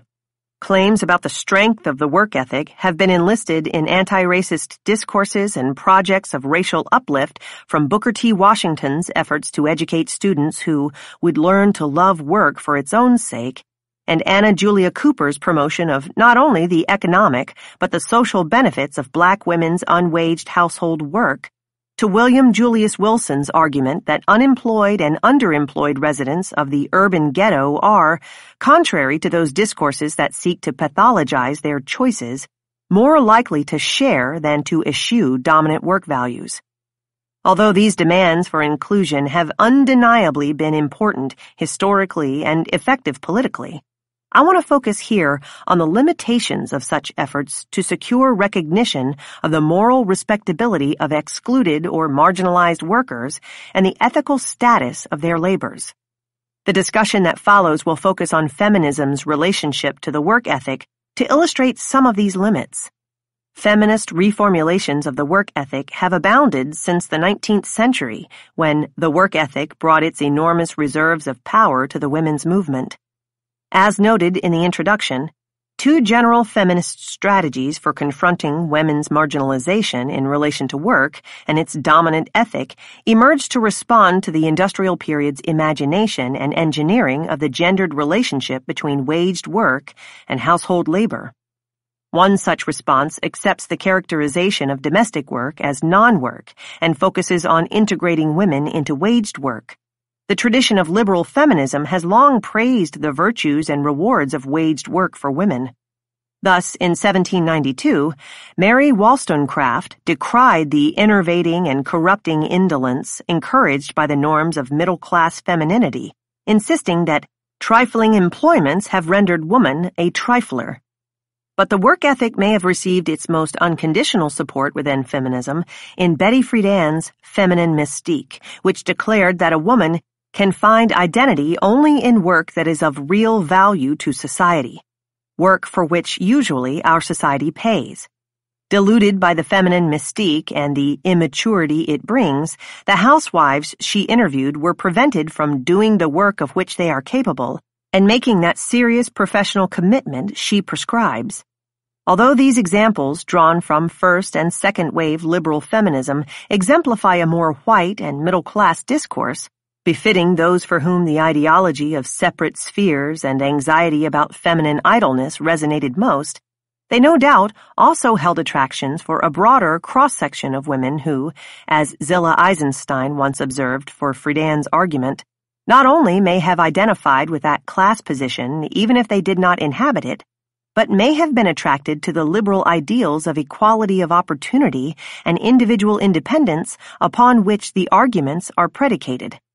This emphasis on the right to work, what Gwendolyn Mink describes as the labor market bias of U.S. feminism, continues to characterize broad segments of mainstream feminism. One feminist response, therefore, was to adopt the traditional work ethic's singular focus on the value of waged labor and claim that women should have equal access to the virtues that employment opportunities could bestow. A second response to the characterization of women as non-productive citizens insisted instead on the status of domestic work as real work, that is, on its standing as a comparably worthy form of socially necessary and dignified labor. Thus, for example, the home economics movement of the 19th and the early 20th centuries imported a version of this same ethic into domestic work, insisting that household labor requires a level of discipline, efficiency, and systematic effort comparable to that required of industrial labor. Besides once again creating more work for women, in the first approach by adding a second job to women's lives, in the second by raising the standards of domestic work, there were additional drawbacks to each of the strategies. Whereas the first risked perpetuating the invisibility and devaluation of unwaged domestic work, the second threatened to reinforce the discourse of separate spheres and, with it, what Charlotte Perkins Gilman decried as domestic mythology. Second-wave feminists were particularly interested in this second approach, insisting on revaluing feminized forms of not only domestic labor, but pink-collar wage labor as well, including, for example, caring work and sex work. The proponents of the classic gynocentric ethic of care claimed that caring labor was real work and should be recognized and valued as such. Though more interested in finding in caring labor another model of ethical work than in imposing the model of waged work on the practices of care, some of these second-wave authors nonetheless echo aspects of the ethical discourse of waged labor in making the case for caring labor's significance and worth. Thus, the ethic of care could also be construed as an ethic of work. Beyond the long-standing problem of gender essentialism that haunts the project, this and other efforts to expand conceptions of what counts as work also risk tapping into and expanding the scope of the traditional work ethic. Feminist analyses of sex work offer an illustrative example of the limitations of certain efforts to claim the title of work when that also involves making use of the legitimacy conferred by its dominant ethic.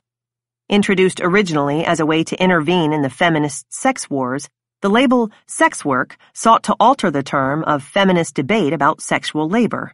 For example, as a replacement for the label prostitution, the category helps to shift the terms of discussion from the dilemmas posed by a social problem to questions of economic practice.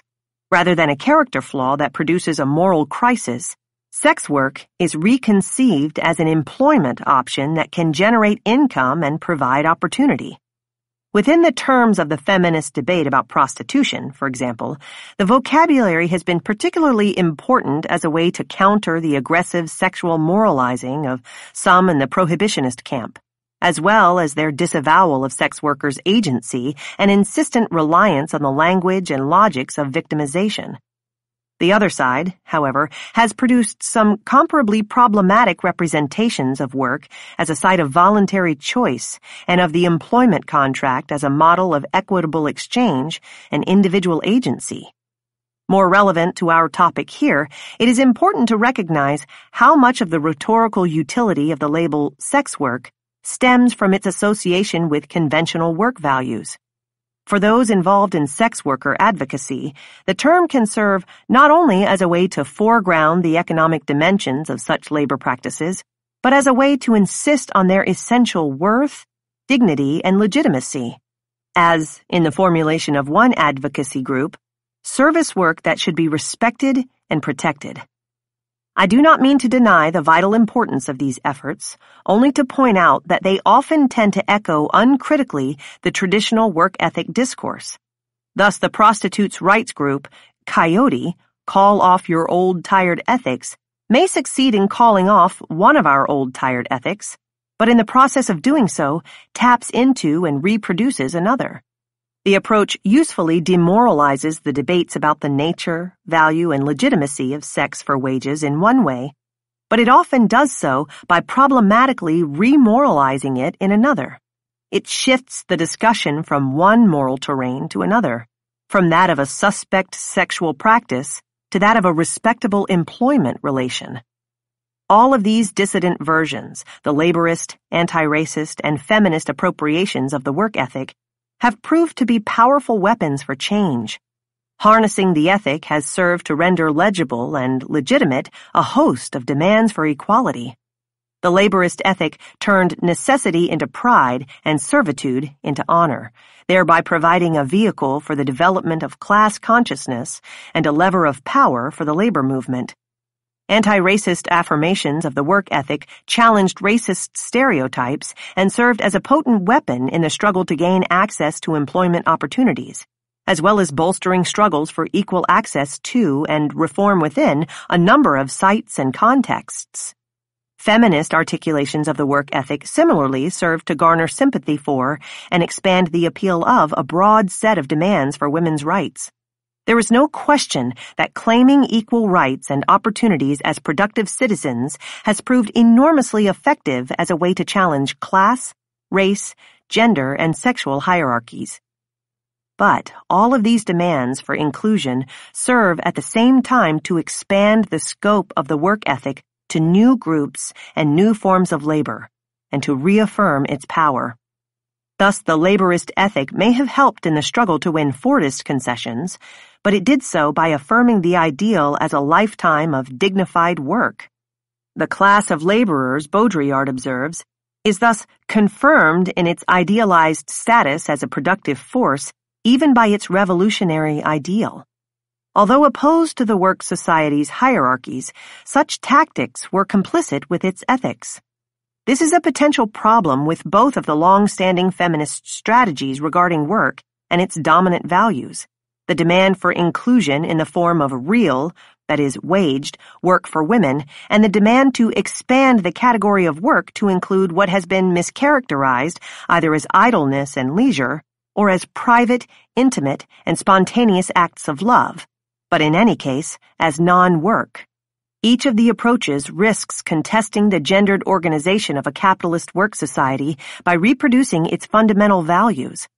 Claiming one's place as a productive citizen and one's value in relation to the legitimating ethic of work, whether or not the original ethic is thereby altered, remains, in this specific sense, a mode of rebellion susceptible to co-optation. Struggling only within, rather than also against, the terms of the traditional discourse of work, both limits the scope of the demands that are advanced and fails to contest the basic terms of the work society's social contract.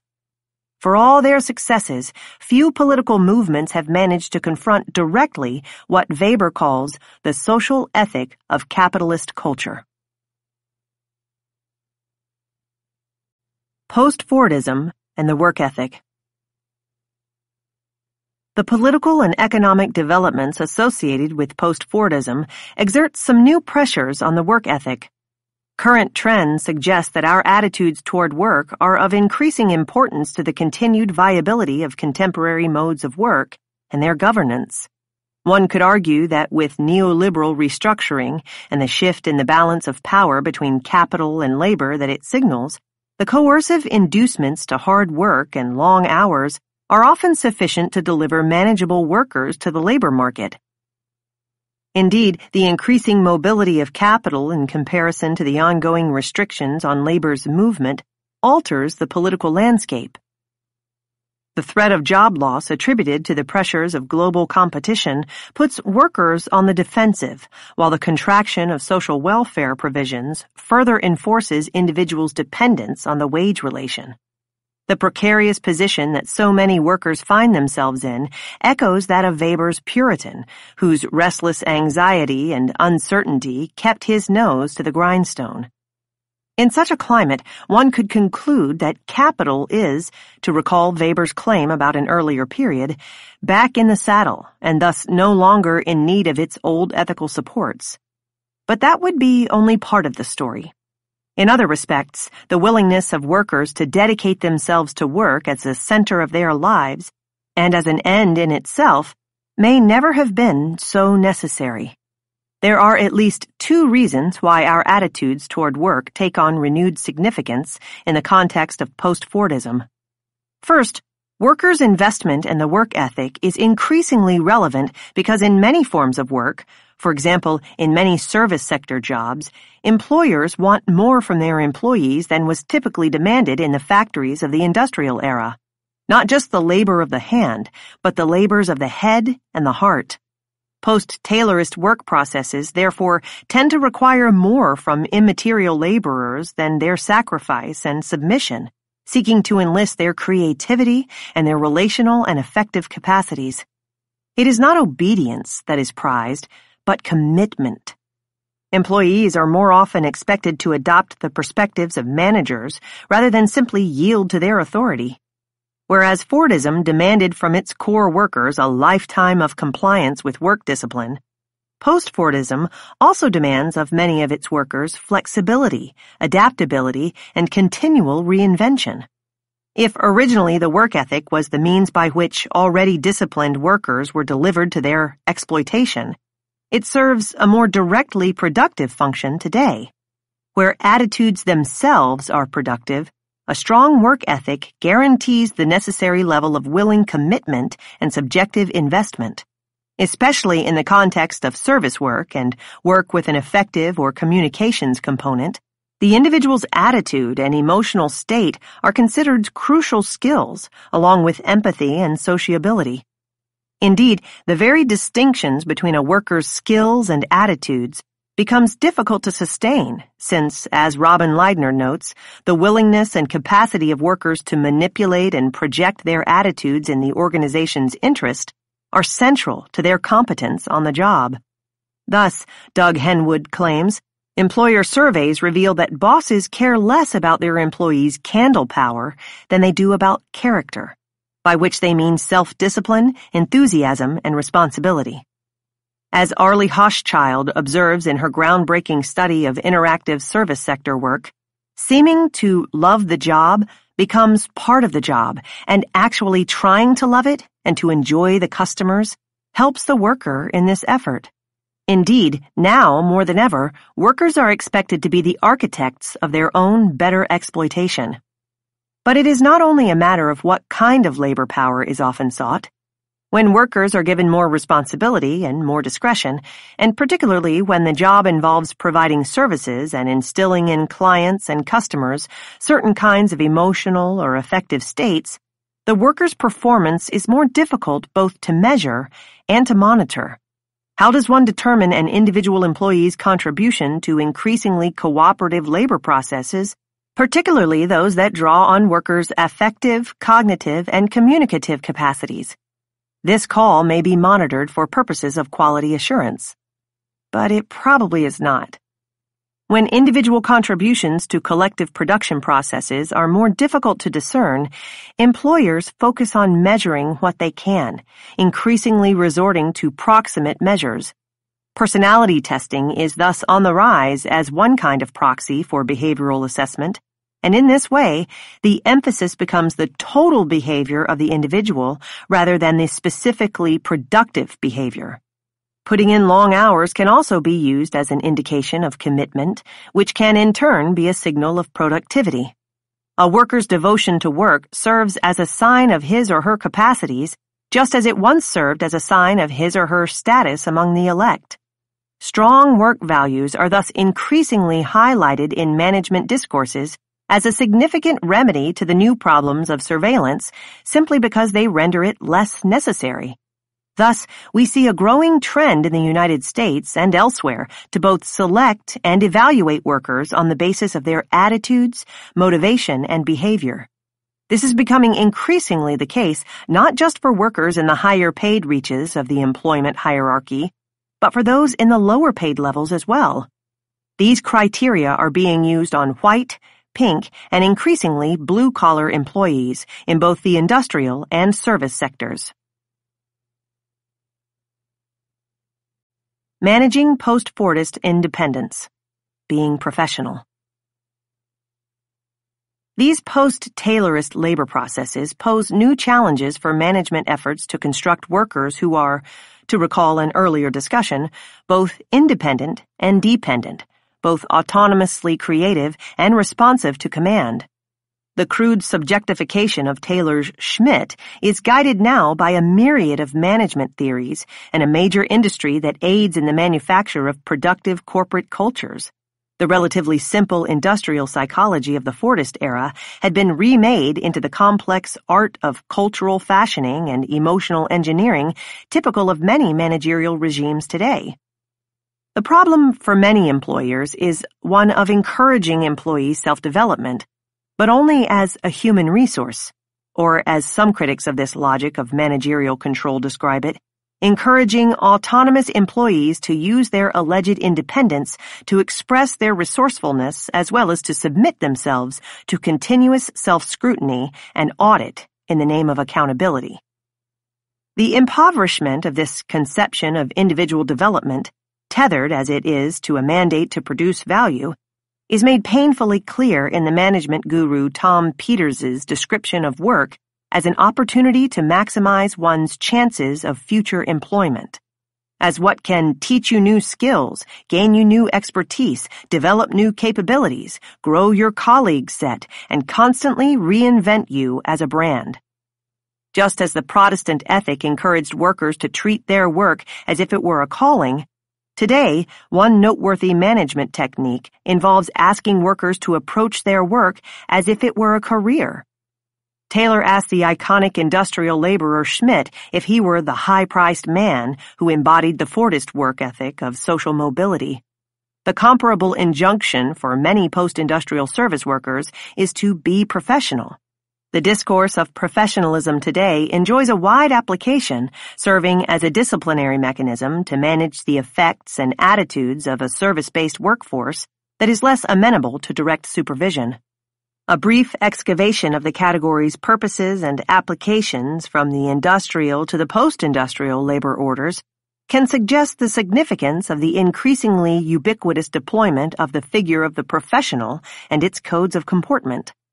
The category of professional work was once defined narrowly, confined to those jobs that were subject to a measure of self-regulation, required specialized knowledge, and involved a relatively high degree of discretion and judgment. The label was traditionally reserved for the fields of law, medicine, and the clergy. To be a professional was to have a career, a calling, as opposed to a mere job. To the professional person, his work becomes his life. Hence, the act of embarking upon a professional career is similar in some respects to entering a religious order. The professional's relationship to his or her calling entailed an erosion of the temporal boundaries between work and life, and a different calibration of the qualities of emotional investment between the times and spaces of work and life outside it. As Lisa Dish and Jean O'Brien observe in the case of professorial labor, the professional regards him or herself as incommensurable and, therefore, is willing to do what needs doing rather than only what he or she is paid to do.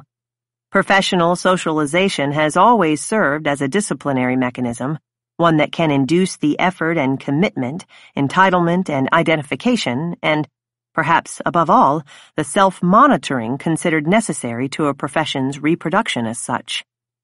The expansion of the professional strata and of the ideology of professionalism was something C. Wright Mills noted in his early anticipation of the changes in work wrought by the move to a post-industrial labor order and the new ways that subjectivity is put to work in white-collar occupations. Whereas the term once suggested a certain mastery of a field of knowledge linked to a specific skill and expertise, increasingly, the mastery that a professional is expected to achieve is over what Mills called the personality. In other words, whereas the high-priced man of Taylor's narrative was required to discipline his physical efforts, today's professional is supposed to gain control over his or her thoughts, imagination, relationships, and effects. Certainly one purpose of this is to promote the kind of self-discipline and subjective investment long associated with being a professional. And because, like the high-priced man, the professional wears a badge of prestige, the practice of hailing a wide range of workers as professionals also serves to cash in on the term's cachet and encourage employees to identify with jobs further up the labor hierarchy. To recall Weber's description of the Protestant work ethic, according to which all waged workers were expected to approach their work industriously as if it were a calling, those in low-waged service sector jobs under post-Fordism are asked to approach their work professionally as if it were a career. This professionalization of work, the expansion of what is considered a profession and, more important, the number of workers who are expected to be professional, is one way this disciplinary subjectification is extended both up and down the labor hierarchy in a post-Taylorist age. Professionalization in this broader application is more about style, affect, and attitude than about the content of the work. Mills notes that white-collar workers' claims to prestige are expressed, as their label implies, by their style of appearance. In contrast to the uniforms typically required of blue-collar workers, white-collar employees wear their own clothes, mass-produced and standardized though they may be, both at work and at home. This is, Mills observes, reflected in the amount of money that white-collar workers, especially women, spend on clothes.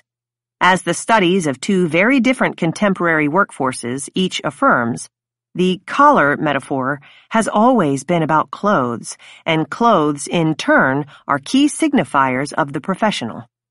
Carla Freeman's study of pink-collar office workers in the Caribbean focuses on how the workers were encouraged to identify themselves as professionals, an identification that centered crucially on styles of clothing. This was a source of many pleasures, even or particularly when there was little else about the work that was comparably satisfying. In this case, the discourse of professionalism links the practices and identities of production with those of consumption. Indeed, that is part of the attraction of the professionalized work, one of the ways that this ideology of the professional promotes consent to and identification with work. Linking professional status and identity to the practices of consumption taps into the many ways that style and dress can serve as statements of individuality, markers of status, objects of pleasure, and sites of aspiration. The professional look, and the time and resources necessary to achieve it, tie us not only economically and socially, but also aesthetically and effectively to work. What Andrew Ross dubs the no-collar, nonconformist mentality of a higher-paid, techno-scientific knowledge and informational workforce in the United States is signaled by a fashion style quite explicitly opposed to the dress codes of the organizational white-collar worker of high Fordism. Indeed, the creativity and individuality of this no-collar style serves to capture visually the ideal of work that the post-Fordist work ethic celebrates. The carefully crafted theatricality of style signifies the kind of creativity, risk, and iconoclasm that these internet industries try to sell to both consumers and their own workers, to both their external and internal clients. The workers described in both Freeman's and Ross's accounts used clothes and style as a way to distinguish their employment sector from others, as pink collar rather than blue collar, or as no collar in contrast to white collar, and, by the same token, to display their status as individuals within that setting, rather than merely as members of a collared class fraction. But as Hochschild notes in her study of flight attendants, another iconic pink-collar labor force, by defending the intensive managerial control over the worker's appearance through continuous reference to the need to be professional, the standardized results may be imbued with honor and the aura of autonomy, but they nonetheless remain highly regulated. According to the industry's standard of professionalism, the flight attendant who most nearly meets the appearance code ideal is therefore the most professional. Consequently, she observes, for them, a professional flight attendant is one who has completely accepted the rules of standardization. Today, the term professional refers more to a prescribed attitude toward any work than the status of some work. To act like a professional, to be a professional in one's work, calls for subjective investment in and identification with work, but also a kind of affective distancing from it. A professional invests his or her person in the job, but does not take it personally when dealing with difficult coworkers, clients, patients, students, passengers, or customers. As an ideal of worker subjectivity, this requires not just the performance of a role, but a deeper commitment of the self, an immersion in and identification not just with work, but with work discipline.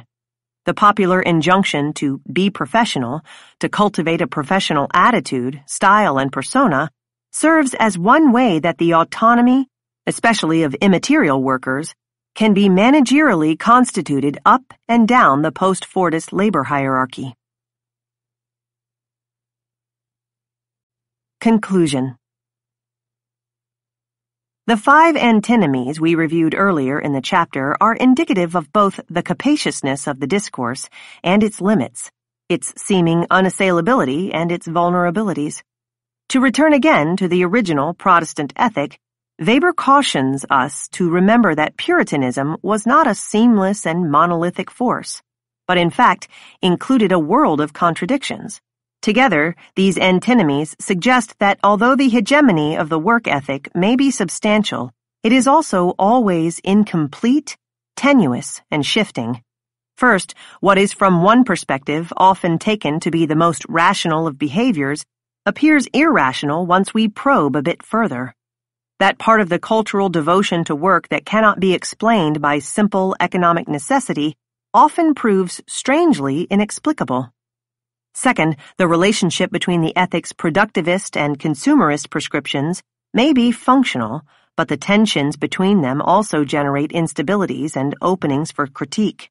On the one hand, this relationship serves to coordinate production and consumption. On the other hand, stipulating levels of consumption and production that can be adequate to one another risks stimulating desires for consumption that cannot be met through the available forms of employment. Third, a discourse that prescribes at once dependence and independence proves a constant source of potential disorder. The work ethic may invoke the ideals of individualism, but the subjects of those ideals must be managed in accordance with the strict exigencies of capitalist production and reproduction. Fourth, whereas the work ethic in its different historical instantiations has proven enormously useful in cultivating exploitable subjects, it has also been deployed as a weapon of the weak, serving simultaneously as a resource both for the accumulation of capital and for those who would contest its methods. The ethic's promises about work are instilled as desires, beliefs, interests, and hopes that are never fully met. In that sense, the ethical anchor of the capitalist wage relation can also produce wants and needs in excess of those that are merely functional to its reproduction.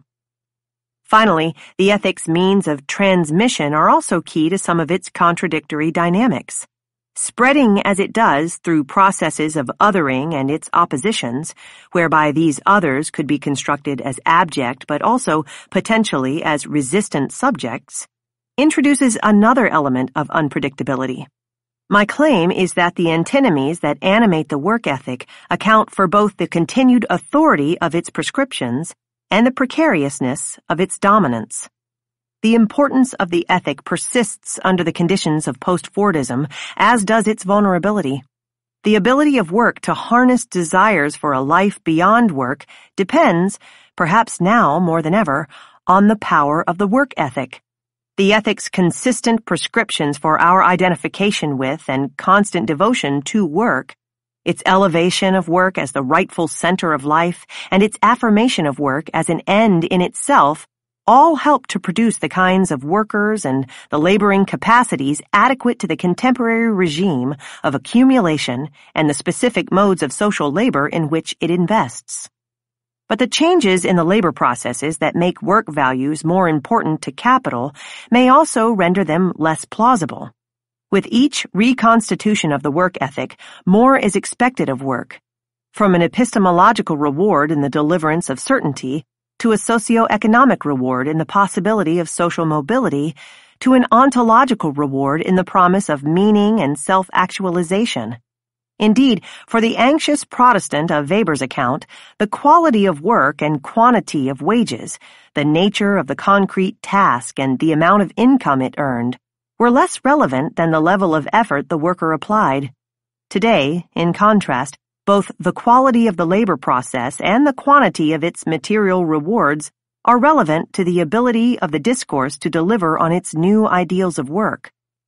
With so much at stake, weighed down with so many expectations, it is no wonder that the ethical discourse of work is becoming ever more abstracted from the realities of many jobs. Within the two-tiered labor market, we find new modes of over-valorized work at one end of the labor hierarchy and devalorized work at the other. Making labor flexible results in an increase of part-time, temporary, casual, and precarious forms of work. At one end, as Stanley Aronowitz and William DeFazio note, the quality and the quantity of paid labor no longer justify, if they ever did, the underlying claim derived from religious sources that has become the basis of contemporary social theory and social policy, the view that paid work should be the core of personal identity. At the other end of the labor hierarchy, work is expected to be the whole life, colonizing and eclipsing what remains of the social. At the same time, the work ethic is more insistently, and perhaps desperately, defended. Never, Andre Gors observes, has the irreplaceable, indispensable function of labor as the source of social ties, social cohesion, integration, socialization, personalization, personal identity, and meaning been invoked so obsessively as it has since the day it became unable any longer to fulfill any of these functions. Today, we hear once again about the potentially drastic consequences of a weakening work ethic among yet another generation, whose members, it is feared, will fail to be successfully interpolated. Given the work ethic's internal instabilities, we might conclude that its advocates and promoters have cause to be concerned, where attitudes are productive, an insubordination to the work ethic, a skepticism about the virtues of self-discipline for the sake of capital accumulation, an unwillingness to cultivate, simply on principle, a good professional attitude about work, and a refusal to subordinate all of life to work, carry a new kind of subversive potential. My claims are that, given its role, the work ethic should be contested and, due to its instabilities, it can be contested. Chapter 2. Marxism, Productivism, and the Refusal of Work. If hard work were really such a great thing, the rich would have kept it all to themselves. Union activist. A cultural dominant the work ethic may be, seamless and incontrovertible it is certainly not. The previous chapter touched on one reaction to the exclusions enacted by the work ethic, namely demands for inclusion that draw on alternative work ethics as tools of insubordination, and considered both the advantages and limitations of this response. But there are other kinds of approaches. The story of the work ethic in the United States is not only about abject subjects and their struggles for recognition, but also about various disavowals of and resistances to the normative discourse of work. There is also a parallel history featuring those who failed to internalize the gospel of work, a history of bad subjects who resist and may even escape interpolation. One chapter of this story could center on the protests of sectors of the industrial working class whose class consciousness was articulated not by way of a laborist ethic, but, as Michael Seidman describes it, by avoiding the space, time, and demands of wage labor. Another might feature the perspectives of those in the rank and file who saw leisure neither as a means to recreate labor power and ensure consumption, nor as a way to spread the available employment and drive wages up, but as an end in itself, as the gratifying time of non-work. This alternate history could focus, too, on the segments of the black working class whose story Robin Kelley recounts, like the zoot suiters and hipsters who, refusing to be good proletarians, pursued a different mode of race rebellion, seeking meaning and pleasure in the times and spaces of non-work. And those second-wave feminists, including feminists associated with the wages for housework movement, who insisted that work, whether waged work or unwaged domestic labor, was not something to which women should aspire, but rather something they should try to escape. This history of disidentification with the work ethic might also include various youth subcultures, from beatniks to hippies, punks, and slackers, all constituted in opposition to what E.P. Thompson calls the Puritan time valuation. Today, the rebellion against the imposition of work finds expression in the agendas of a number of activist groups and advocacy organizations, with arguably some of the most vibrant examples coming out of the European precarity movements that have responded to the increasing flexibilization and precariousness of work with a call not for the restoration of the stable and reliable, but also one-sided and all-consuming, Fordist wage relation, but rather for the ability to secure an entirely different relation between life and work. The work orientations of welfare recipients in the United States are interesting for what they reveal about how the work ethic has been both internalized and resisted.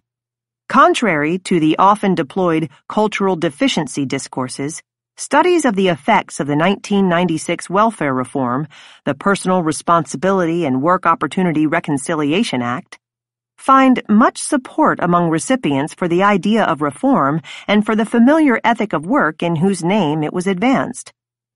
Indeed, poor mothers' support for welfare reform is the single most striking indication that welfare mothers are not the social outsiders portrayed in the Personal Responsibility Act, reports Sharon Hayes.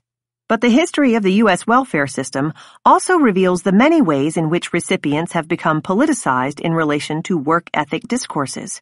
From the mid-1960s through the early 1970s, the National Welfare Rights Organization explicitly refused to accept the view that waged work is the only legitimate means of meeting consumption needs. Working the antinomy between productivism and consumerism, these activists rejected the necessity and legitimacy of the link and fought for the individual's right to an income regardless of his or her participation in waged work. Thus, even those so insistently targeted by the ethics judgments and often disenfranchised by means of its prescriptions have mounted radical and forceful challenges to its legitimacy. My point is simply that the history of the imposition of waged labor and its dominant ethic is incomplete without a parallel history of rebellions and refusals. The ethic generates not only oppositions and their recuperations, but also lines of flight. But rather than continue to recount this history, the analysis that follows attempts to do something else, to identify and explore some theoretical resources that might illuminate and enrich anti-work politics and post-work imaginaries. Marxism and productivism. These theoretical tools are drawn from the Marxist tradition, admittedly both an obvious and a curious resource for a critical, let alone feminist, analysis of work. Obvious for its focus on labor, curious because Marxism is so often understood in terms of its commitment to work's acclamation, to the liberation of work from exploitation and the restoration of its dignity in unalienated form. As noted in the introduction, however, there are alternatives within the tradition, including some that couple the critique of work's structures and relations with a more direct confrontation with its values. Autonomist Marxism is one such approach, and a concept central to that tradition, the refusal of work, is an inspiration for the political theory of and against work that I seek to develop throughout this book, and central to the critical analyses, political agendas, and utopian speculations that flesh it out. To understand the refusal of work as a Marxist concept that nonetheless takes aim at a fairly broad swath of Marxist history, the chapter will begin with a brief genealogical account that will situate the refusal of work in relation to a history of conflict within Marxism over the nature, meaning, and value of work, a field of contestation for which the critique of productivism will serve as our point of entry. The critique of productivism in Marxism was put forth perhaps most succinctly and certainly most provocatively by Jean Baudrillard in The Mirror of Production. According to Baudrillard, a specter haunts the revolutionary imagination, the phantom of production. Everywhere it sustains an unbridled romanticism of productivity. As he sees it, historical materialism reproduces political economy's fetishism of labor. The evidence of Marxism's complicity can be found in a naturalized ontology of labor and a utopian vision of a future in which this essence is fully realized in the form of an unhindered productivity. Baudrillard finds within this normative ideal, the sanctification of work, an allegiance to the values of worldly asceticism in which the richness, spontaneity, and plurality of social practices and relations are subordinated to the instrumental and rationalist logic of productivity, with its exaltation of activities centered on controlling nature in the service of strictly utilitarian ends.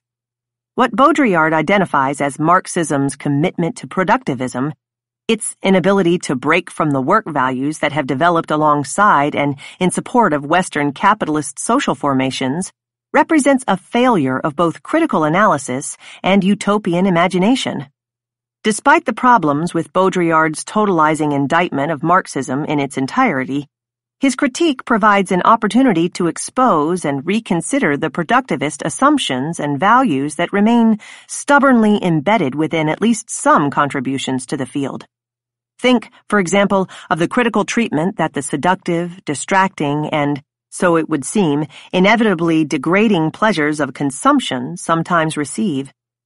The residues of the traditional ethics of work also appear, I would argue, in the ways that the language of creativity is in some instances deployed as a synonym for labor, at least when it has the effect of not only selectively expanding what counts as labor, but also elevating its status as a worthy human practice.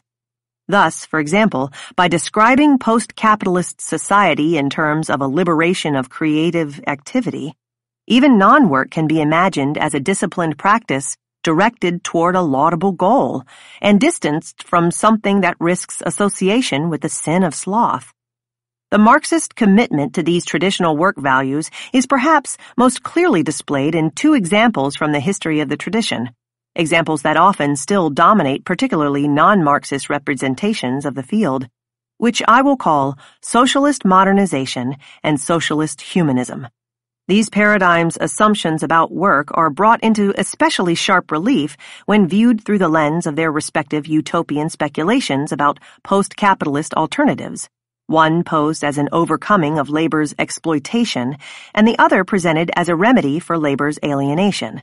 I have selected these two approaches for brief review because their commitments to the essential value of work that Baudrillard criticizes are so clearly exhibited, and because they offer an instructive contrast to the examination of autonomous Marxism's anti-productivist approach to work that follows. In addition, the assumptions of the first two approaches about the nature and value of work are extraordinarily persistent, regularly turning up in the critical frameworks and normative visions of a variety of analyses, both within and beyond the Marxist tradition. Their defenses of work and reiteration of its traditional values have yet to be fully reckoned with. Socialist modernization. The utopia of modernization constitutes the characterization of a post-capitalist alternative most popularly ascribed to Marxism. In this vision, communism is equated with the full realization of the productive potential of the forces of production developed under capitalism.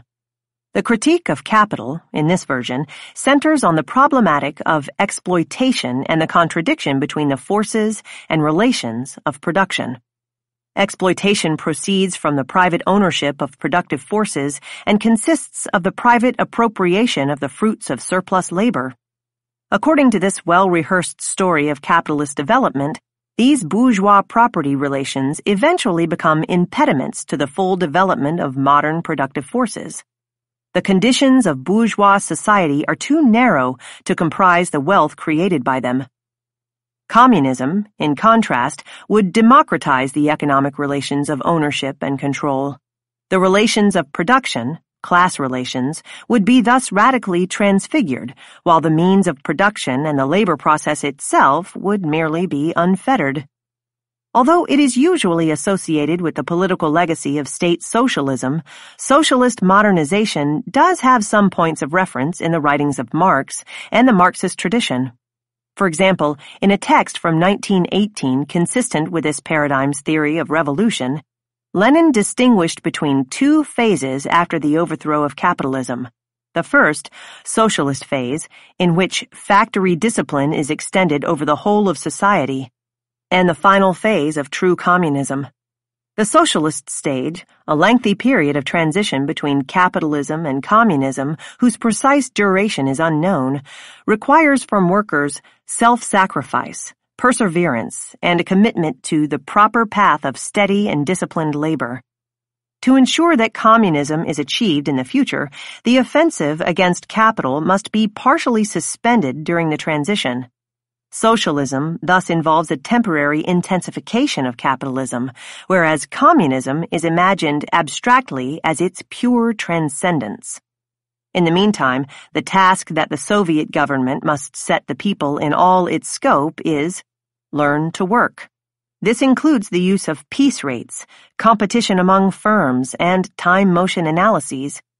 Nowhere is this utopia of modernization more clearly prefigured than in Lenin's fascination with and admiration of Taylorism, and in his insistence on the need for an ironwork discipline to combat petite bourgeois laziness, selfishness, and anarchy.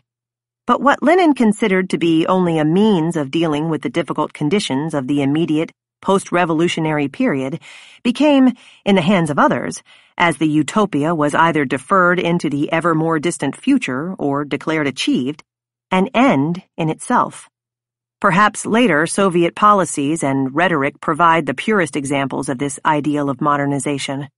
With its affirmation of the heroic, world-building capacities of disciplined proletarian labor, the vision depends upon and revolves around a valorization of the creative force of human labor, conceived narrowly as social production. From a Marxist perspective, the problem with this version of the productivist vision is that because it is founded upon an insufficient critique of capital, its vision of an alternative preserves too many of capitalism's structures and values. This tribute to proletarian labor and to the progressive development of productive forces replicates the fundamental attributes of capitalist society. In this account, the working class inherits and carries on the historical role of the bourgeoisie, who first revealed to us the productive forces that slumbered in the lap of social labor. Here we find an endorsement of economic growth, industrial progress, and the work ethic similar to the one that can be found in bourgeois political economy, with its naturalization and celebration of the processes of economic modernization.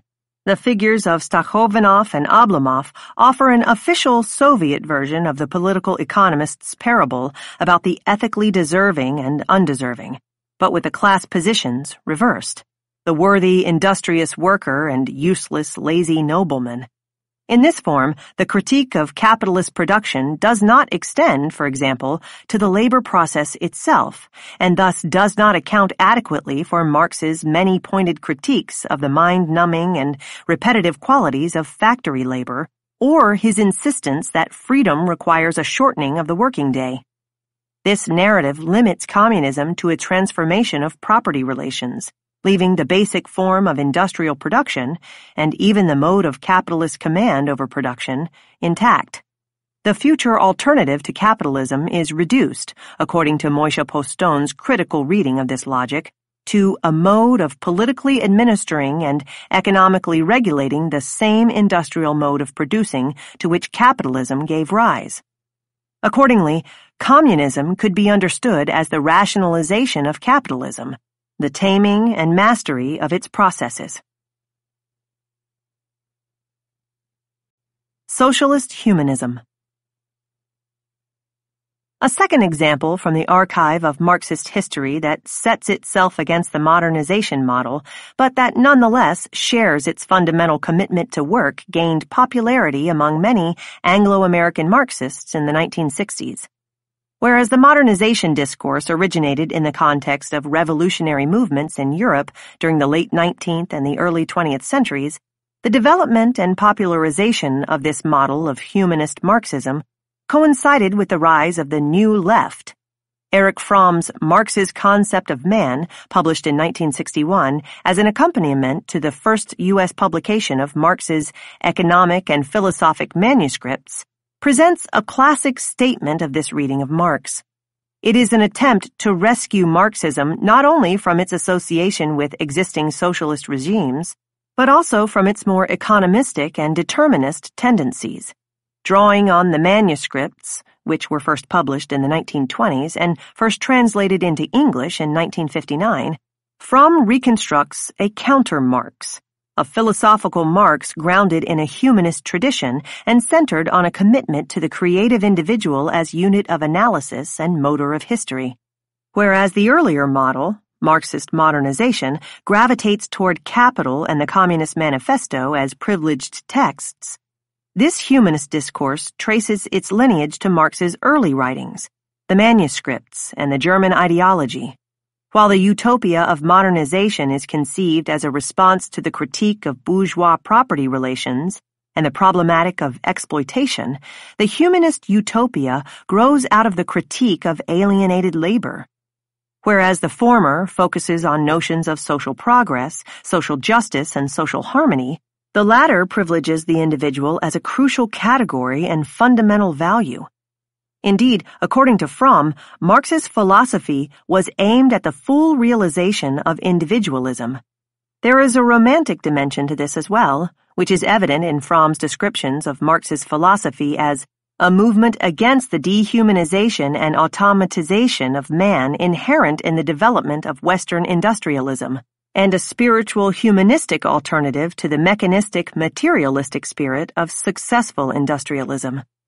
Together, the utopia of modernization and the humanist utopia present a Marxist gloss on the two faces of modernity, an ideal of social and economic progress grounded in the continuing development of science and industry, and the romantic revolt against the forces of rationalization accompanying that ideal.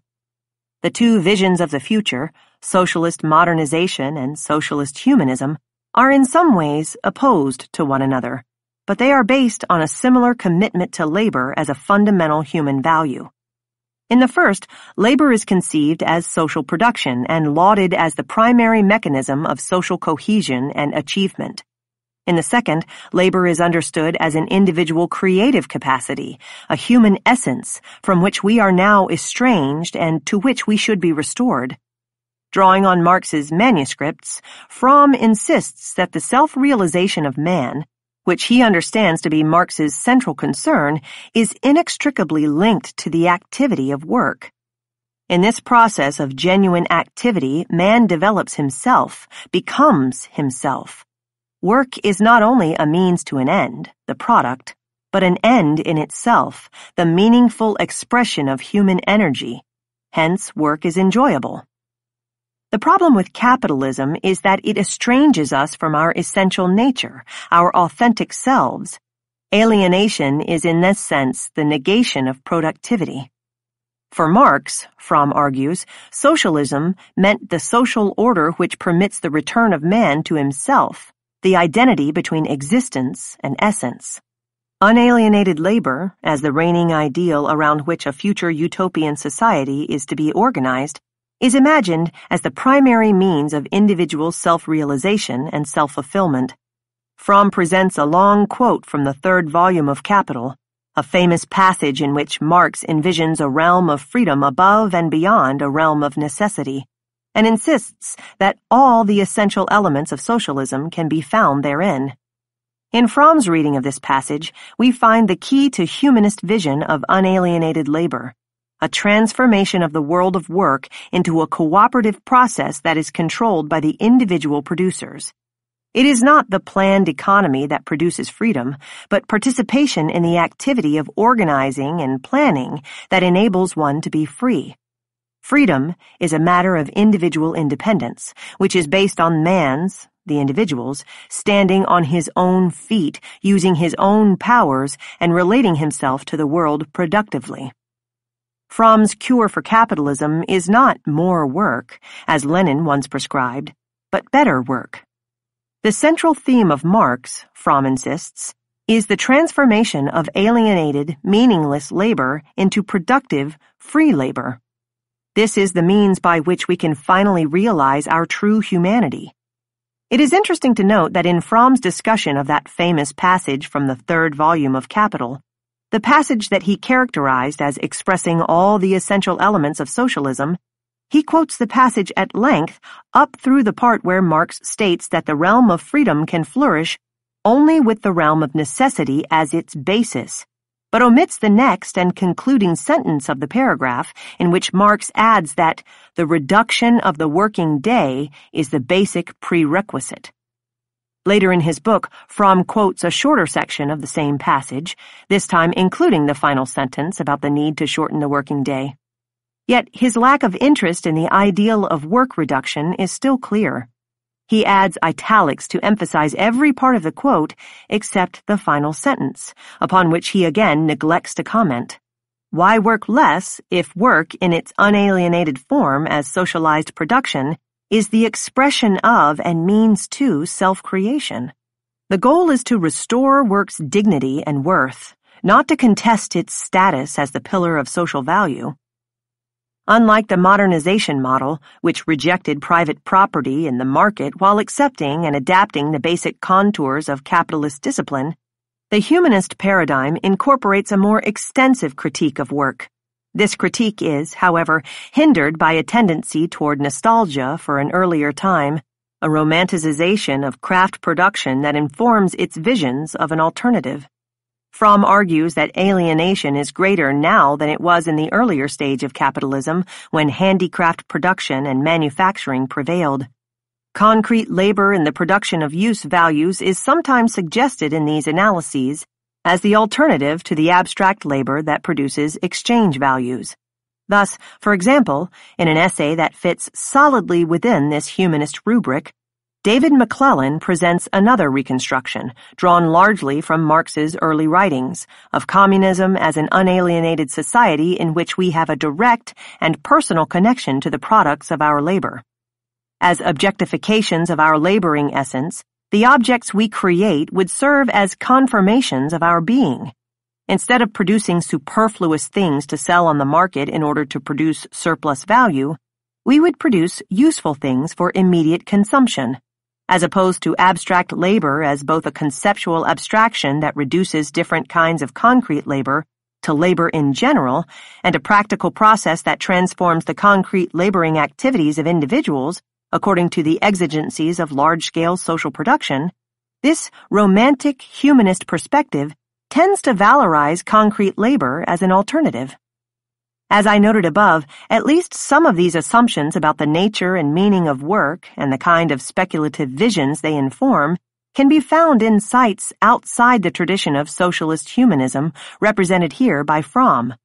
Both Maria Mies and Nela Schluning, for example, present Marxist feminist critiques of industrial capitalist modernization and visions of an alternative economy that resonate with this humanist paradigm. Mies, for example, explicitly rejects what she takes to be the Marxist view that freedom exists beyond the realm of necessity and requires a reduction or abolition of necessary labor. Some forms of work, she argues, should be recognized not as a burden, but as a source of enjoyment and self-expression, including the work of mothering, peasant labor, and artisanal production, provided that they are completely submerged in commodity production and beholden to market logics. Schluning's critique of modern alienated labor is grounded similarly in a model of good work, this one gleaned from pre-industrial reproductive labor. What makes these forms of work so fulfilling in the view of these authors is that they are all involved in the direct, immediate production of life rather than the production of things or wealth.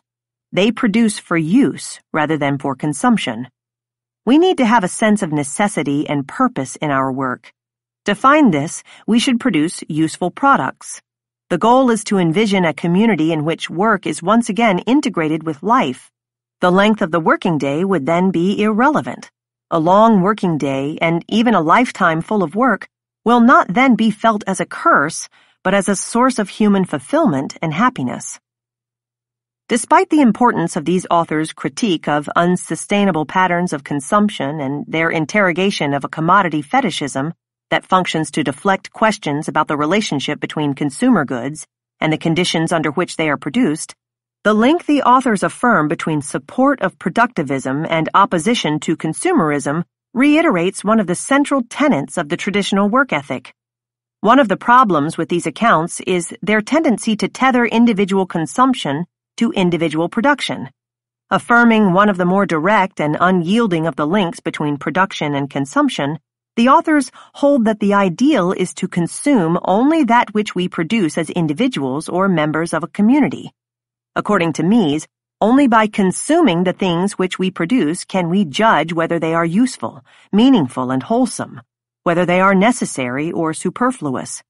And only by producing what we consume can we know how much time is really necessary for the things we want to consume, what skills are necessary, what knowledge is necessary, and what technology is necessary. Production for direct use and consumption for clear need. Each places strict limits on the other, insisting that we must produce in order to consume and consume only what we produce is a prescription for worldly asceticism of the first order. Humanism Revisited. Just as the humanists stood opposed to the modernization model, we can get an initial sense of the autonomous tradition through its critiques of the kind of interpretive practices and utopian visions that sustain the humanist paradigm described above. In some ways, the critique of alienation that is central to the humanist critique of capitalism in its Fordist incarnation seems even more applicable to the conditions of post-Fordist labor that the autonomists, representing a more recent theoretical project, attempt to address. When more jobs require workers to supply not only manual effort, but also emotional skills, affective capacities, and communicative competencies, that is, when more of the self is drawn into labor processes and managed in accordance with the exigencies of profit maximization, the problem of alienation from both self and others arguably grows more acute. Yet there remain problems with the critique. For example, particularly when the individual is the unit of analysis, as in many of the arguments noted above, the critique of alienation becomes attached to a prior claim about the nature of the human subject. As Baudrillard describes it, this model of the human founded in a transhistorical capacity for labor mimics the standardization and generalization of work that was established under the conditions of industrialization. To put it in other terms, the abstraction from the concrete and particular that allows one to grasp labor quantitatively is what also allows one to conceive the commensurability of its qualitative instances as the expression of an essential humanity. In this way, Baudrillard explains, the abstract and formal universality of the commodity labor power is what supports the concrete universality of qualitative labor. There are 2 points to emphasize here. First, rather than a critical standpoint outside capital, the notion of man as producer is part and parcel of the practical and ideological imposition of abstract labor.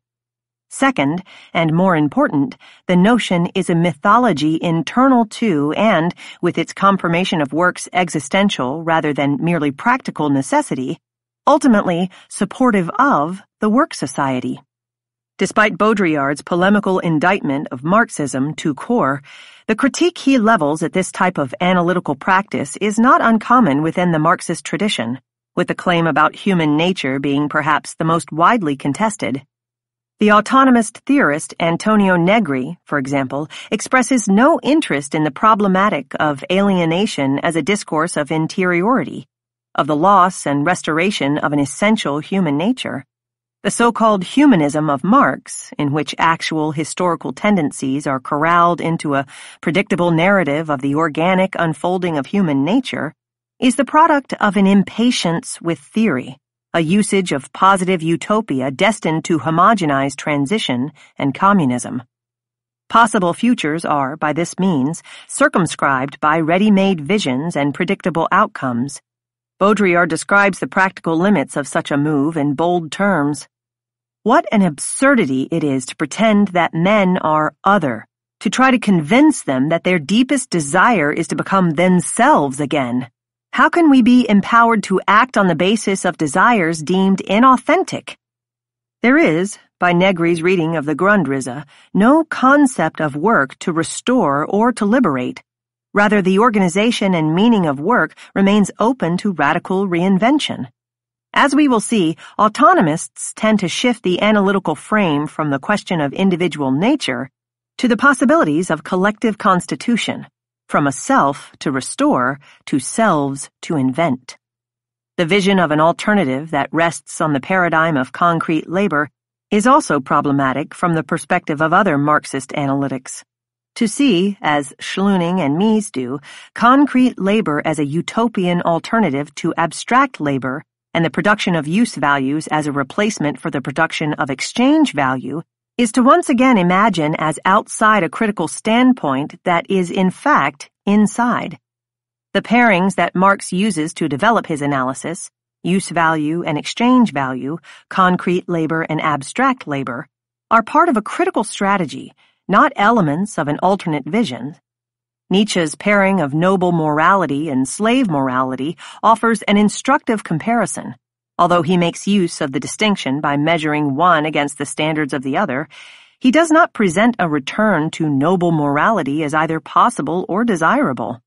The category of noble morality serves as a tool by which to advance the critique of slave morality, rather than as a vision of a better past or future. In a similar way, Marx's categorical distinctions do not provide a remedy to the system he critiques. An alternative to capitalist society would require that we move beyond both abstract labor under capitalism and the modes of concrete labor that are also shaped by it. As another autonomist theorist, Harry Cleaver, reads Marx, to speak of post-capitalist useful labor is as problematic as to speak of the post-capitalist state. Again, the problem is that this affirmation of labor, in this case, the useful work of particular individuals, reinforces one of the critical supports of the system it seeks to overcome.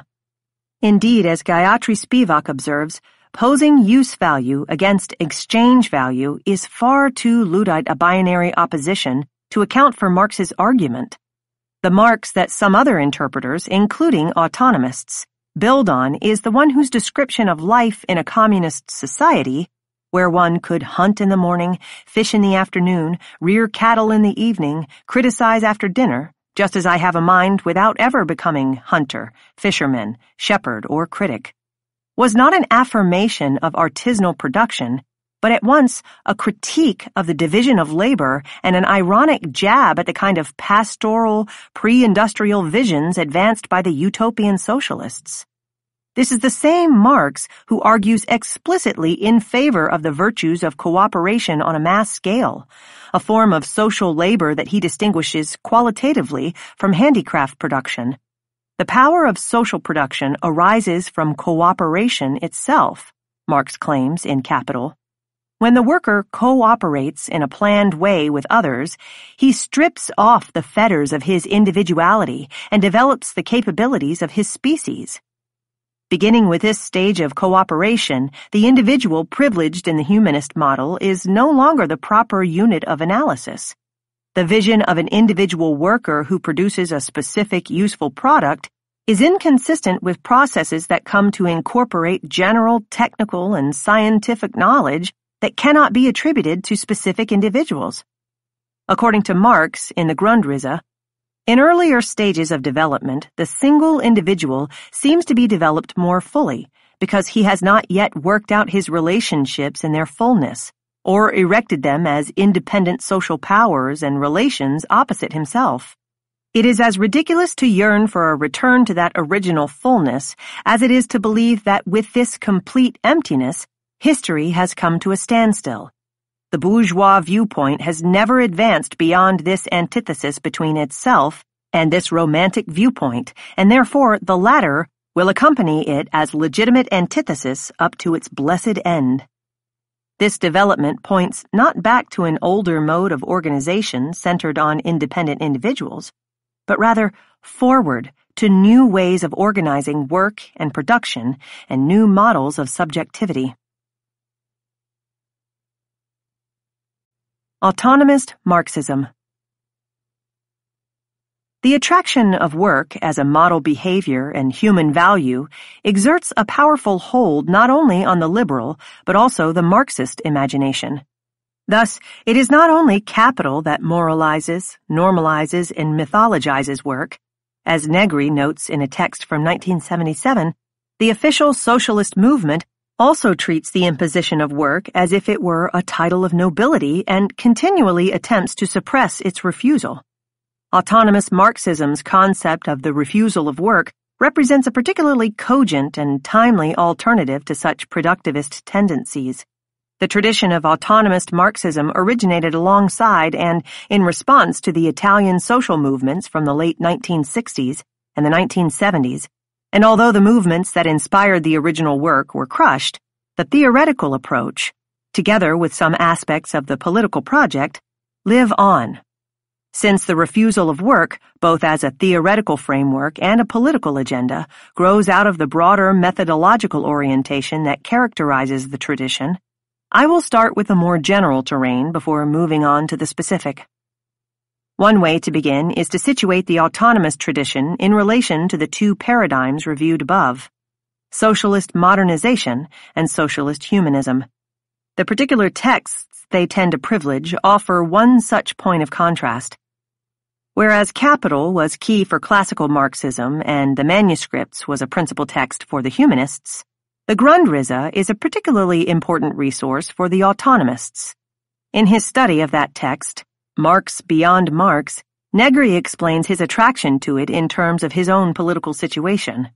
Rather than a simple precursor to or early draft of Capital, the Grundrisse was written in light of a specific crisis in 1857, and is best understood as an attempt to theorize its revolutionary possibilities. Thus, in this case, there is no possibility of destroying the dynamism of this process by hypostatizing it, by rigidifying it into a totality with its own laws of development that one might be able to possess or dominate or reverse. The autonomist theorists took their lead from the revolutionary agitation of a loose coalition of workers, students, feminists, and unemployed people that roiled Italy in the 1960s and 1970s.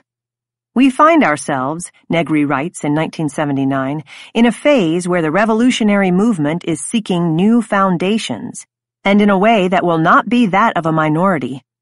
In this situation, he explains, we have nothing to do with orthodoxy. Although there is a fidelity to Marx in Negri's work that might be construed to be as orthodox as any other, what is arguably unorthodox is the willingness to invent a Marx beyond Marx.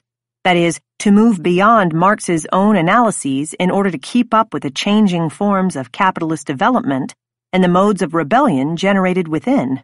The Grundrisse, in Negri's reading, restores Marx as a theorist of crisis rather than equilibrium, of subjective agency rather than objective tendencies, of antagonism and separation rather than opposition and synthesis. Perhaps what characterizes the autonomous tradition more than anything else is its attempts to restore the methodological and political primacy of subjectivity. In this sense, autonomist Marxism can be linked to that broader subtradition within Marxism that seeks to theorize not from what Michael Leibowitz described as the one-sided perspective of capital and its reproduction, but from the perspective of the workers and their potential to subvert that power. This insistence on the power of active subjects requires a dismantling of some of the analytical and organizational apparatuses within Marxist theory and practice that held these subjective forces in check, from the metaphysics of labor to the Leninist Party and the traditional labor union.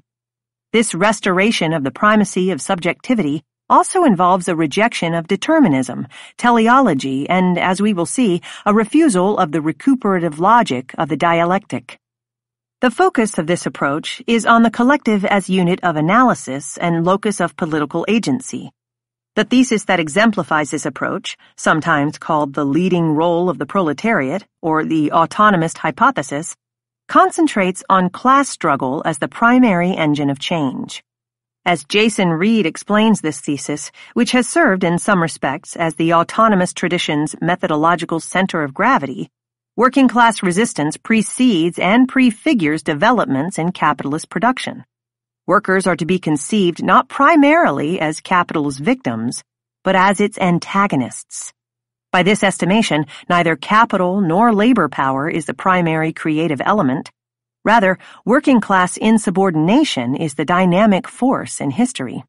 The hypothesis is perhaps most compelling not as a historical law or even a sociological generalization, but as a methodological rule of thumb that forces us to look for disequilibrium where we might expect to find stability, that scrambles traditional assumptions about who is active and who is reactive, and that encourages recognition of the working class not primarily in terms of its economic role, but as a political agent. According to this reading of Marx, the working class is defined by its struggle against capital and not by its productive function. Who might be included in this category of the working class remains an open question. It is not a sociological category, but a political one, and its boundaries depend on its particular composition at specific times and places. The concept of class composition affirms the historical transformability of the composition of the class, and, in Negri's view, also the expansion of who might be included in the political formation of the working class over time. That is, the notion of class composition both sets the category of the working class in historical motion and broadens its reach. In terms of historical dynamics, forms of political solidarity that workers achieve provoke a reaction on the part of capital, a reorganization that has the effect of breaking the composition of the class and restoring it in a more functional mode. So, for example, Taylorist mass production was a way to destroy the labor aristocracy that had itself served to break up an earlier pattern of worker solidarity. But mass production also produces new possibilities for mass organizing. Rather than equate the working class with the industrial proletariat, the concept of class composition also designates a broader and more open constituency of capital's subjects, the specific formations of which are mutable. Negri, for example, describes the changing composition of the working class in terms of a series of shifts, from the professional worker in the early industrial period to the mass worker in high Fordism, which joined together a broader constituency of waged workers inside and beyond the factory, to the social worker of post-Fordism, a composition that is no longer limited to wage workers, but can also include those necessary to its existence and organization, like the unemployed, domestic workers, and students. And, most recently, to Hart and Negri's multitude, a class category that, in extending across the circuits of biopolitical social production and reproduction, realizes more fully the post-workerist commitments of the project as it developed over time. What counts as work or social productivity and who might organize politically, together or in proximity to one another, in relation to its conditions, change over time and space. The autonomy of its namesake is multidimensional, referring to a number of its critical, political, and utopian commitments. The label autonomist Marxism refers historically to its autonomy as part of the Italian extra-parliamentary left in relation to other leftist parties and unions, as both specific historical actors and organizational forms. Autonomy, in this sense, refers to a double relation, an independent relationship with outside groups, but also an internal relationship among autonomist groups imagined in terms of an organizational ideal of a coalition that could encompass a plurality of participants with a variety of agendas. But perhaps more important, it refers to an affirmation of a collective capacity for autonomy vis-à-vis capital. Three terms are critical to this last dimension of the project of autonomy: self-valorization, antagonism, and separation.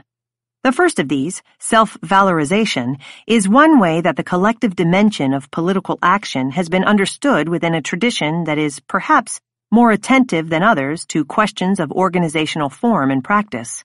As an alternative to capitalist valorization, that is, to a system of values grounded in the production of surplus value, self-valorization is, as Cleaver describes it, not mere resistance to processes of capitalist valorization, but a positive project of self-constitution.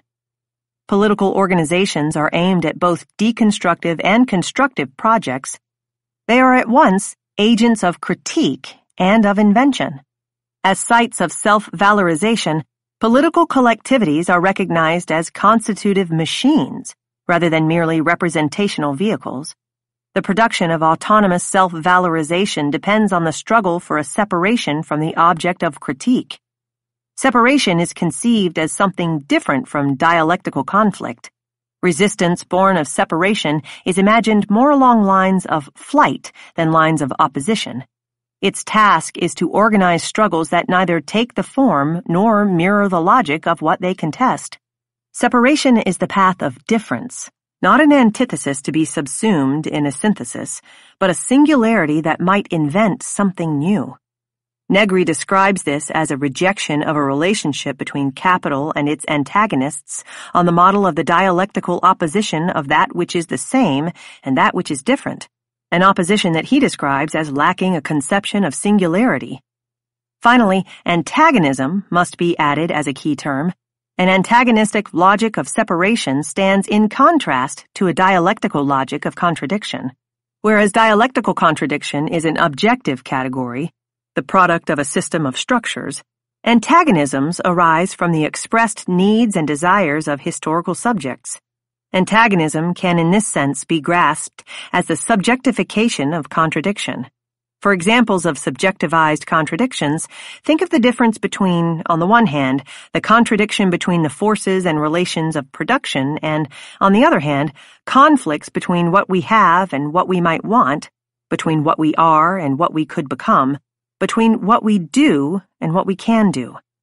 Self-valorization, separation, and antagonism are thus crucial to the project of autonomy. And the means of conceiving a Marxist method, whose ideal form, at least, could be completely subjectivized, totally open toward the future, and creative, one that cannot be enclosed within any dialectical totality or logical unity. The refusal of work. The refusal of work as theory and practice emerges out of these methodological commitments and areas of conceptual focus. As an important slogan in the Italian social movements of the 1960s and 1970s, the refusal of work is a fundamental ground of autonomist Marxism's critical analysis and political strategy, a critical element of the project of autonomy characterized above. At one level, a clear expression of the immediate desire experienced by working people around the world, the refusal of work has been developed by autonomists into a more variegated concept, one that encompasses several distinct critical approaches and strategic agendas. The concept's force, it should be acknowledged, comes from a prior understanding of the place of work in the critical analysis of capitalist social formations. That is, fundamental to the refusal of work as analysis and strategy is a definition of capitalism that highlights not the institution of private property, but rather the imposition and organization of work. After all, from a worker's perspective, earning wages, not accumulating capital, is the primary concern. The wage system remains the dominant mechanism by which individuals are integrated, either directly or indirectly, into the capitalist mode of economic cooperation. Cleaver therefore defines capital as a social system based on the imposition of work through the commodity form. It is a system built upon the subordination of life to work. Diane Elson's reading of Marx is helpful in fleshing this out. As she explains Marx's theory of value, it is best understood not as a labor theory of value, but as a value theory of labor. In other words, the purpose of this analysis is not to prove the existence of exploitation or to explain prices. The point is not to grasp the process by which value is constituted by labor, but rather to fathom how laboring practices are organized, shaped, and directed by the capitalist pursuit of value. My argument, Elson writes, is that the object of Marx's theory of value was labor. Whereas socialist modernization and socialist humanism each imagine the possibility of a post-capitalist society in terms of the realization of the constitutive power of labor as a matter of grasping the centrality of labor to social life or to individual existence, in this alternative reading of Marx, labor's constitutive centrality to social life characterizes capitalism and forms the ultimate ground of its abstract mode of domination. The crucial point and the essential link to the refusal of work is that work, not private property, the market, the factory, or the alienation of our creative capacities, is understood to be the primary basis of capitalist relations, the glue that holds the system together. Hence, any meaningful transformation of capitalism requires substantial change in the organization and social value of work. Thus, unlike the modernization model, the autonomous tradition focuses on the critique of work under capitalism, which includes but cannot be reduced to the critique of its exploitation. In contrast to the humanists, who also critique work, autonomous Marxists call not for a liberation of work, but for a liberation from work. In their insistence on replacing one slogan of worker militancy, the right to work, with a new one, the refusal of work, the autonomists certainly follow in the footsteps of Marx. The Marx who, for example, insisted that freedom depended on the shortening of the working day. But perhaps a more appropriate precursor is Marx's son-in-law, Paul Lafargue. Leszek Kolakowski's description of Lafargue as the proponent of a hedonist Marxism only makes this genealogy all the more appropriate. Of course, Kolakowski intended his label as an insult, meant to signal Lafargue's naivete and lack of seriousness. But it is also a fitting classification for a Marxist tradition committed to the refusal of work and open to the possibilities of a post-work future. In The Right to Be Lazy, Lafargue takes on the capitalist morality that curses the flesh of the worker and seeks to reduce the worker's needs, pleasures, and passions. But the immediate target is the 1848 right-to-work rhetoric of the French proletariat, which, he complains, echoes and reinforces this ethic of work. Evidence to Lafargue that the proletariat has allowed itself to be seduced by the dogma of work. In a ploy reminiscent of Marx's insistence that alienated labor is the cause of private property, that the proletarians themselves recreate the system through their continued participation, Lafargue admonishes the French workers rather than the bourgeoisie for the shortcomings of capitalist production. All individual and society misery, he insists, takes its origin in the passion of the proletariat for work. So, for example, when the manufacturers consume luxuries in excess or when they attempt to build obsolescence into their products, they should not be blamed. They are only trying to satisfy the crazy desire for work on the part of the employees. Because of this strange and furious mania for work, the workers do not demand enough. The proletarians have got it into their heads to hold the capitalists to 10 hours of factory work. That, he insists, is the great mistake. Work must be forbidden, not imposed. One of the most striking elements of the text is Lafargue's rather extravagant refusal to rehabilitate non-work by recourse to productivist values. He disdains the capitalist creed of usefulness and claims that once the working day is reduced to 3 hours, workers can begin to practice the virtues of laziness. Certainly his passionate tribute to "O laziness, mother of the arts and the noble virtues," offers a pointed contrast to seemingly more serious interpreters of Marx, like Kolakowski, who supports a very different reading. Although it is true, Kolakowski concedes that Marx did support shorter working hours, this was not to give the worker more time for carefree consumption, as Lafargue suggests, but rather, as Kolakowski reassures us in a language resonant of more traditional and respectable virtues, more time for free creative activity. Despite Lafargue's provocative tribute to the merits of laziness, the refusal of work is not in fact a rejection of activity and creativity in general, or of production in particular.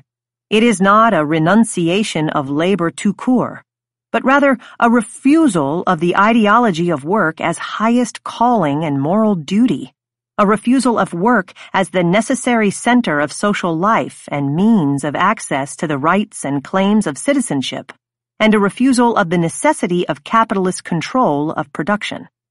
It is a refusal, finally, of the asceticism of those, even those on the left, who privilege work over all other pursuits, including carefree consumption.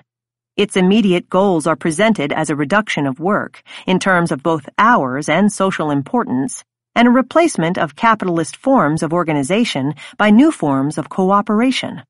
It is not only a matter of refusing exploited and alienated labor, but of refusing work itself as the principle of reality and rationality. In this sense, work which is liberated is liberation from work.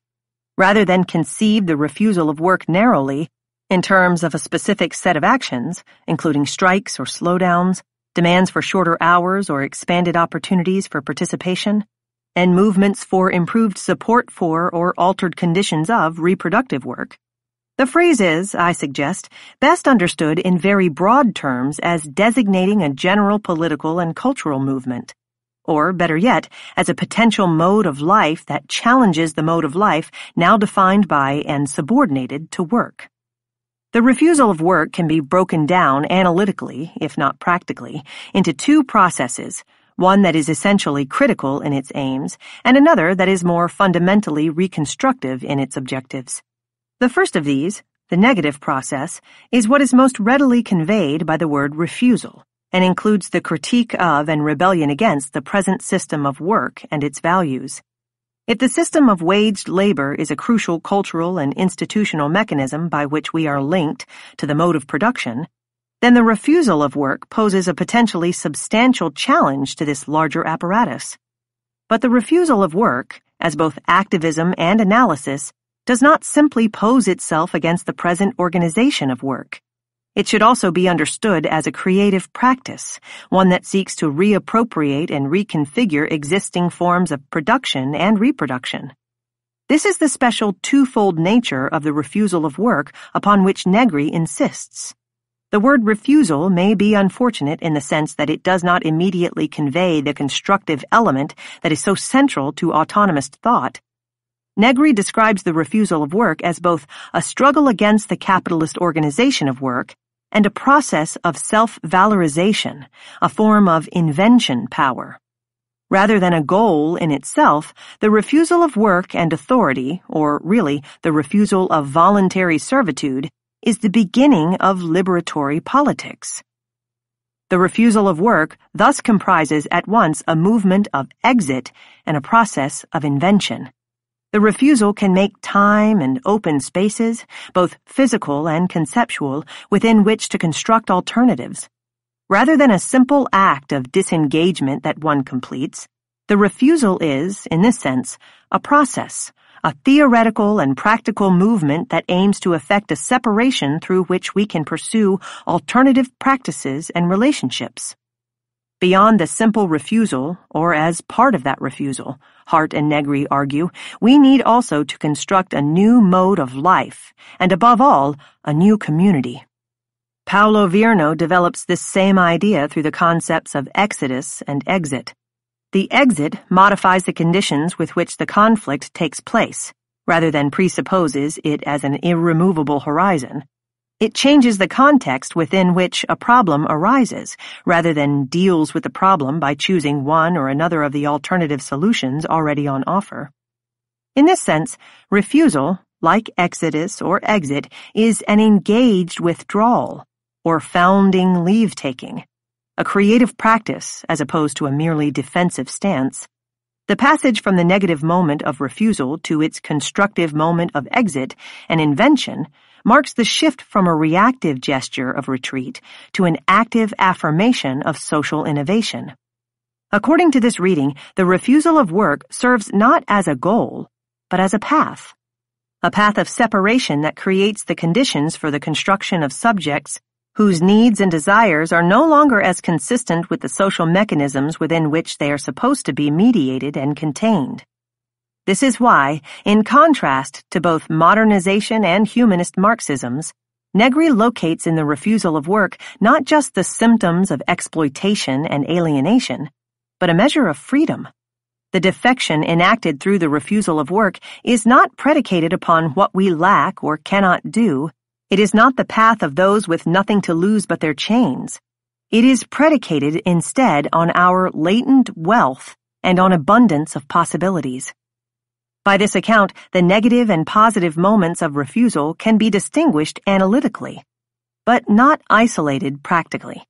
Rather than the traditional two-stage model that posits a radical break between the transition, conceived as a negative process of dismantling, and communism, imagined as the positive construction of an alternative, the logic of this analysis suggests the value of a more substantial break between the present logic of capital and the transition, seen in this case as a process by which a different future can be constructed. That is, this formulation of the relationship between means and ends indicates the importance of pursuing more radical strategies that attempt a more significant break with the present. In this way, we might also better understand the militancy of the strategy, the call to refuse and transform the present system of work, rather than simply to reconsider or renegotiate a few of its terms and conditions. Although the immoderate character of the phrase refusal of work may strike us today as naive or impractical, if we consider such strategies as laboratories, both conceptual and practical, in which different subjectivities can be constituted and paths to alternative futures opened, the utopian aspect of the refusal of work, its insistence that we struggle toward and imagine the possibilities of substantial social change, is essential. The abolition of work, as we know it. The vision of an alternative that marks the transition from anti-work to post-work in autonomous thought is offered as a contrast to socialism, which is defined as a system that would redeem work through public ownership. In this sense, the refusal of work disavows the two visions we reviewed earlier. Socialism imagined either as state-planned economy to alleviate exploitation or as small-scale production to remedy alienation. One version means primarily disciplining the working class, the other is romantic. The problem is not, Jean-Marie Vincent argues, simply to liberate production, but also for humanity to liberate itself from production by ceasing to treat it as the center of gravity of all social activities and individual action. Whatever else it may be, the vision of post-capitalism privileged in the autonomous tradition is not a vision of the work society perfected, with its labors rationally organized, equally required, and justly distributed. Rather, it is a vision of the work society overcome. That is, of a society in which work is certainly not eliminated, but comes to play a different role in the economies of social production and political obligation. Negri describes this in terms of the abolition of work, with no homology between work as it is experienced in the present and as it might be organized in the future. Posed in this way, the abolition of work serves not as blueprint, not even precisely as content. Instead, it is a marker of the disjunction between anti-work critique and post-work possibility. The same logic of imagination that conceives the relation between the refusal of work and its abolition in terms of difference and rupture grounds it also in tendency and potential. Tendencies that point to the possibility of a post-work future include the perennial conflict generated by a system that expands the needs and desires of its subjects while simultaneously striving to minimize their wages and income. These tendencies also include the growing tension between a society that requires work to secure the means of consumption and the possibility, created by accumulated knowledge, technological developments, and expanding capacities for cooperation, of a social form in which labor does not serve this function, a social form in which, for example, working time is drastically reduced and the link between work and income severed. The temporality of these antagonisms sets the method apart from the other critical methods, including ideology critique, in which reality is measured against its ideals, or the seeming appearance of things probed for their essential truth. Negri also distinguishes this tendential method that reads the present in light of the future from the genealogical method that reads it in relation to the past. The former finds its critical point of contrast in the connection between the present and the future, conceived as a relation between the actual and the possible. Postone describes this as a model of eminent critique, in this case a critique of the work society from the perspective of the emergent possibility of a social form in which work does not serve as the primary force of social mediation, an anti-work critique grounded in a post-work potential. The refusal of work as both a practical demand and a theoretical perspective presupposes an appreciation of the potentially immense productive power of the accumulated capacities of social labor. What we want, explains another autonomous, Franco Berardi, Bifo, is to apply totally and coherently the energies and the potential that exist for a socialized intelligence, for a general intellect. We want to make possible a general reduction in working time, and we want to transform the organization of work in such a way that autonomous organization of sectors of productive experimental organization may become possible. This affirmation of the creative powers of social labor notwithstanding, the refusal of work does not simply replicate the productivist glorification of work, even socialist or unalienated work. The productive powers of cooperation, knowledge, and technology are celebrated because they carry the potential not only to contest the necessity of capitalist control, but to reduce the time spent at work, thereby offering the possibility to pursue opportunities for pleasure and creativity that are outside the economic realm of production. By this measure, the refusal of work does not mean the erasure of activity, but the valorization of human activities which have escaped from labor's domination. Theirs is not only a post-individualistic vision of the possibility of a post-work organization of production, it is also a post-scarcity vision. The productive force of the accumulated powers of social labor has always had the potential to translate into less work, but only if that change is demanded.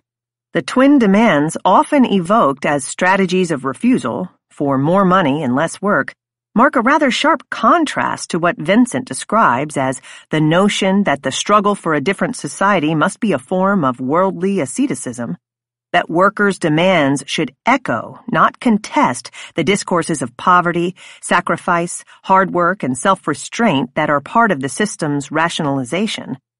These demands for more money and less work reveal precisely what Kolakowski recognized and disparaged in Lafargue's early articulation of the refusal of work: the disavowal of political asceticism. In response to the usual insistence on scarcity when it comes to such demands and the promotion of austerity as a solution to capitalist crisis, Lafargue argued that the task instead was the expansion of our needs and desires beyond their usual objects, to avoid the fate of both bourgeois overconsumption and proletarian abstention. In a similar vein, the conception of the process of liberation that one can find in the autonomous tradition is often coded not in terms of return or restoration, but of excess and expansion. The enrichment of subjectivity, the expansion of needs, and the cultivation of an element or quality of desire that exceeds existing modes of satisfaction. better work or less work? At this point, I want to exit the terrain of Marxist theory and linger for a moment on the political agendas that we have encountered along the way. The three theoretical paradigms we reviewed yield three different prescriptions for change, respectively, demands for more work, better work, and less work. This project's preference for less work over more work is clear enough. The demand for more work may very well be necessary in a context in which work is the only option the individual has to secure his or her livelihood, but I am arguing that the struggle for less work is critical as well.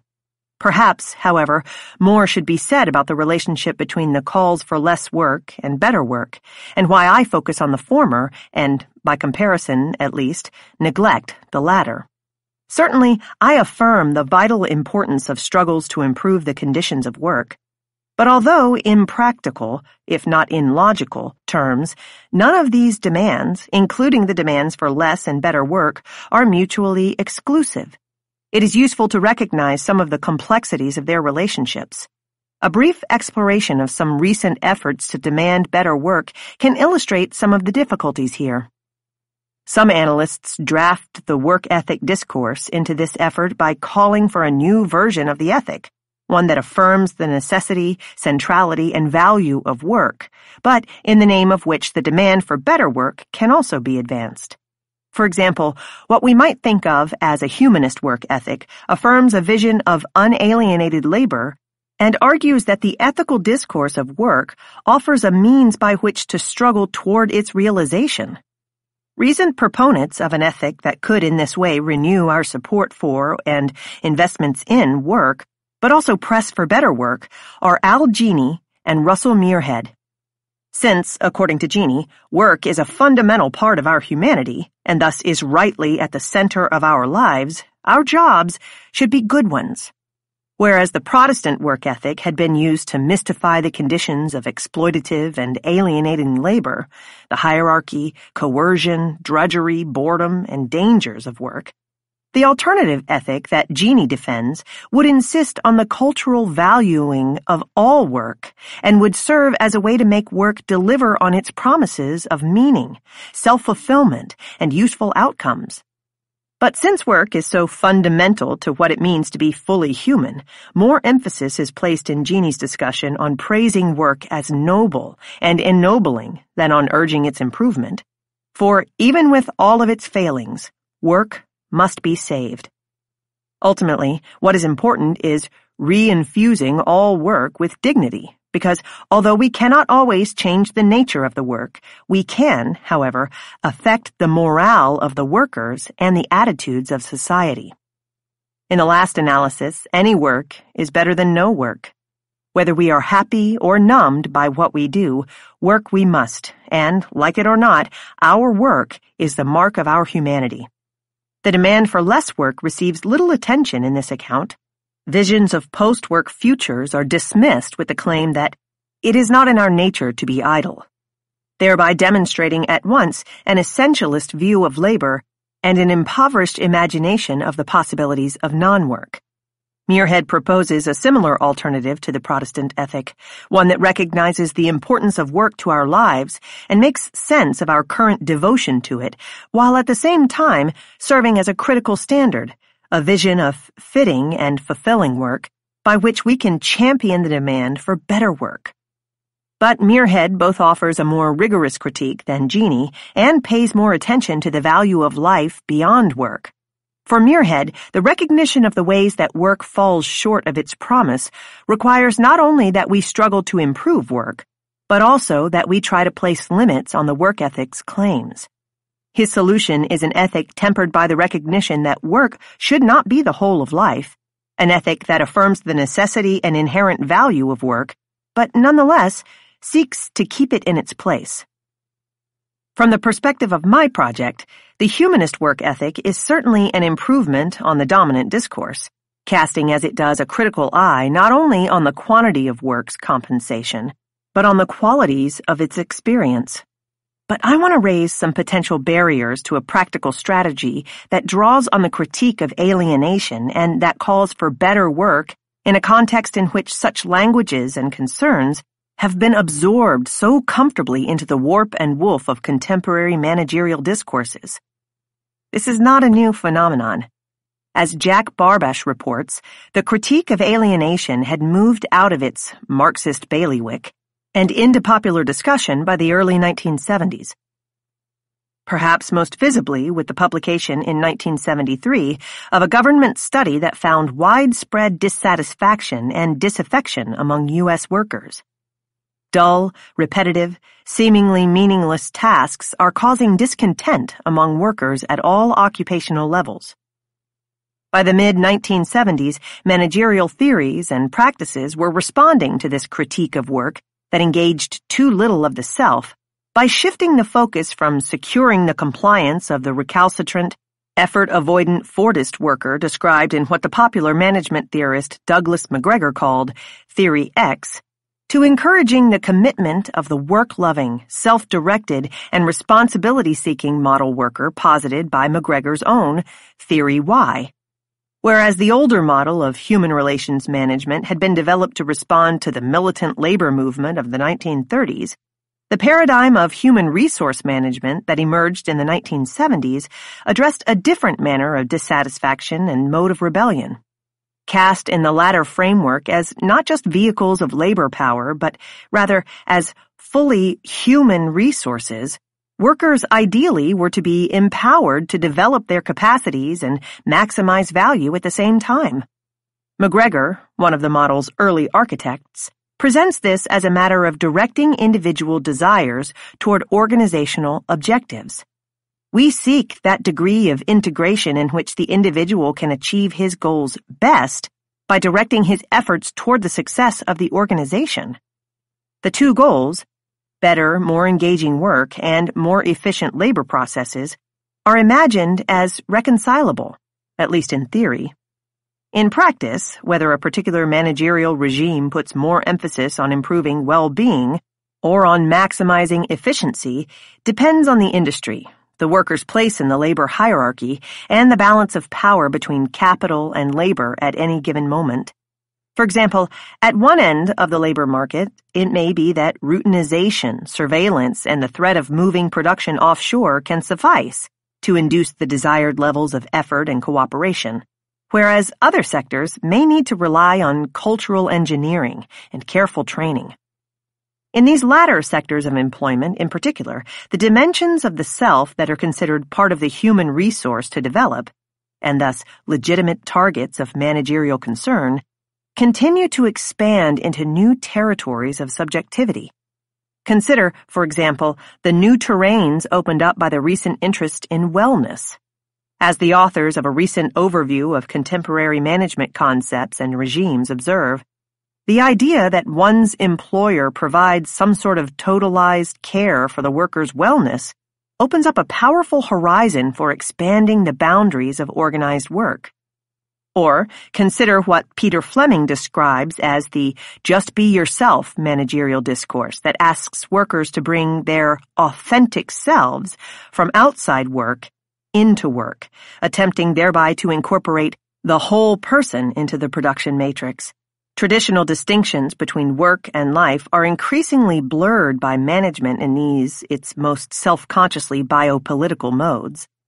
Whether or not the watchwords of such programs, empowerment, participation, responsibility, flexibility, and enrichment, involve empty rhetoric or meaningful improvements in the experience of work for employees, they do give employers opportunities to induce new modes and degrees of effort, and in some cases of identification. Thus, worker empowerment can boost efficiency, flexibility can serve as a way to cut costs, and participation can produce commitment to the organization, thereby embroiling the subject in the act of organizational control and internalizing organizational discipline. In short, often programs presented under the rubric of work enrichment are also methods of work intensification. In a kind of bad dialectic, quality becomes quantity as the call for better work is translated into a requirement for more work. There are 2 points I want to make here. The first is that by tapping into the critique of alienation and offering more work as the solution, management discourses drain the critique of some of its force.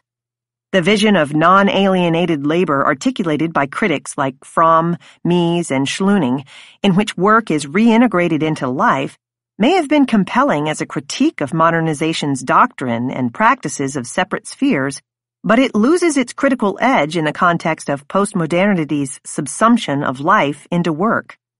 The affirmation of unalienated labor is not an adequate strategy by which to contest contemporary modes of capitalist control. It is too readily co-opted in a context in which the metaphysics of labor and the moralization of work carry so much cultural authority in so many realms. This is not to suggest that we should abandon the struggles for better work, for liberation from mindless and repetitive tasks, dangerous environments, numbing isolation, and petty hierarchies. It is important to recognize, however, that the language and, to a certain degree, the practices of work humanization have been co-opted. The ideology of human resource management, with its various programs for humanizing work to make it a place where employees can be expected to dedicate their hearts, as well as their hands and brains, with its techniques for producing more productive models of worker subjectivity, should be recognized as an attempt to address, by rendering profitable, various expressions of dissatisfaction with work. In this regard, Baudrillard's critique of a version of the Marxist critique of alienation seems particularly appropriate. It convinces men that they are alienated by the sale of their labor power, thus censoring the much more radical hypothesis that they might be alienated as labor power. The problem, therefore, is how to advance demands for better work, how to make good on workers' promises of social utility and individual meaning in a way that does not simply echo and reaffirm the prescription for a lifetime of work. The question I want to consider is whether the kind of affirmation of work at the heart of the work ethic can be used successfully in the struggle for better work. Is it possible to demand both better work and less work without one demand neutralizing the critical force of the other? Muirhead offers one attempt to combine these efforts. To recall the earlier discussion, both Genie and Muirhead call for new ethics of work that can continue to celebrate and encourage commitment to waged work, while insisting that such work should be adequately compensated and personally satisfying. But Muirhead goes further, recognizing that these two commitments to the affirmation of work's inherent value and to the improvement of its conditions can function at cross purposes. As a way to manage this, he adds a third commitment, to keep work, even good work, in its place so that it does not consume the whole life, which would moderate the claims about work's value by simultaneously pursuing a politics directed at work's reform and reduction. Tempering the value of work, Muirhead explains, also protects against the abuse of that value in the name of practices that are exploitative, an abuse to which the work ethic is particularly prone. Despite the importance of this reform agenda, the clear need to demand both better work and less work, the initial affirmation of the inherent value of work, now linked to managerial discourses of work improvement, threatens to contradict and eclipse the call for the moderation of the work ethic's power and to overshadow demands for work reduction. Just as affirming the value of work in the same terms as the work ethic makes it difficult to assert the claim that some work must be improved, calling for better work can easily overwhelm the argument for less work. My second point, then, is that rather than offer a revised version of the work ethic, we must make the critique of this ethic a priority if the struggle for less work is to have a chance of success. Conclusion and segue. Feminism and the refusal of work. The refusal of work in its broadest sense has the potential to generate some timely critical perspectives and practical agendas. In particular, it offers a challenge to the work values that continue to secure our consent to the current system. The problem is not, to cite Baudrillard's formulation, that the worker is only quantitatively exploited as a production force by the system of capitalist political economy, but is also metaphysically overdetermined as a producer by the code of political economy. The glorification of work as a prototypically human endeavor, as the key both to social belonging and individual achievement, constitutes the fundamental ideological foundation of contemporary capitalism. It was built on the basis of this ethic, which continues to serve the system's interests and rationalize its outcomes. The contemporary force of this code, with its essentialism and moralism of work, should not be underestimated. In the last instance, as Baudrillard asserts and the previous chapter argued, the system rationalizes its power here. My argument is that the metaphysics and moralism of work require a more direct challenge than the critique of alienation and humanist work ethics are capable of posing. The struggle to improve the quality of work must be accompanied by efforts to reduce its quantity.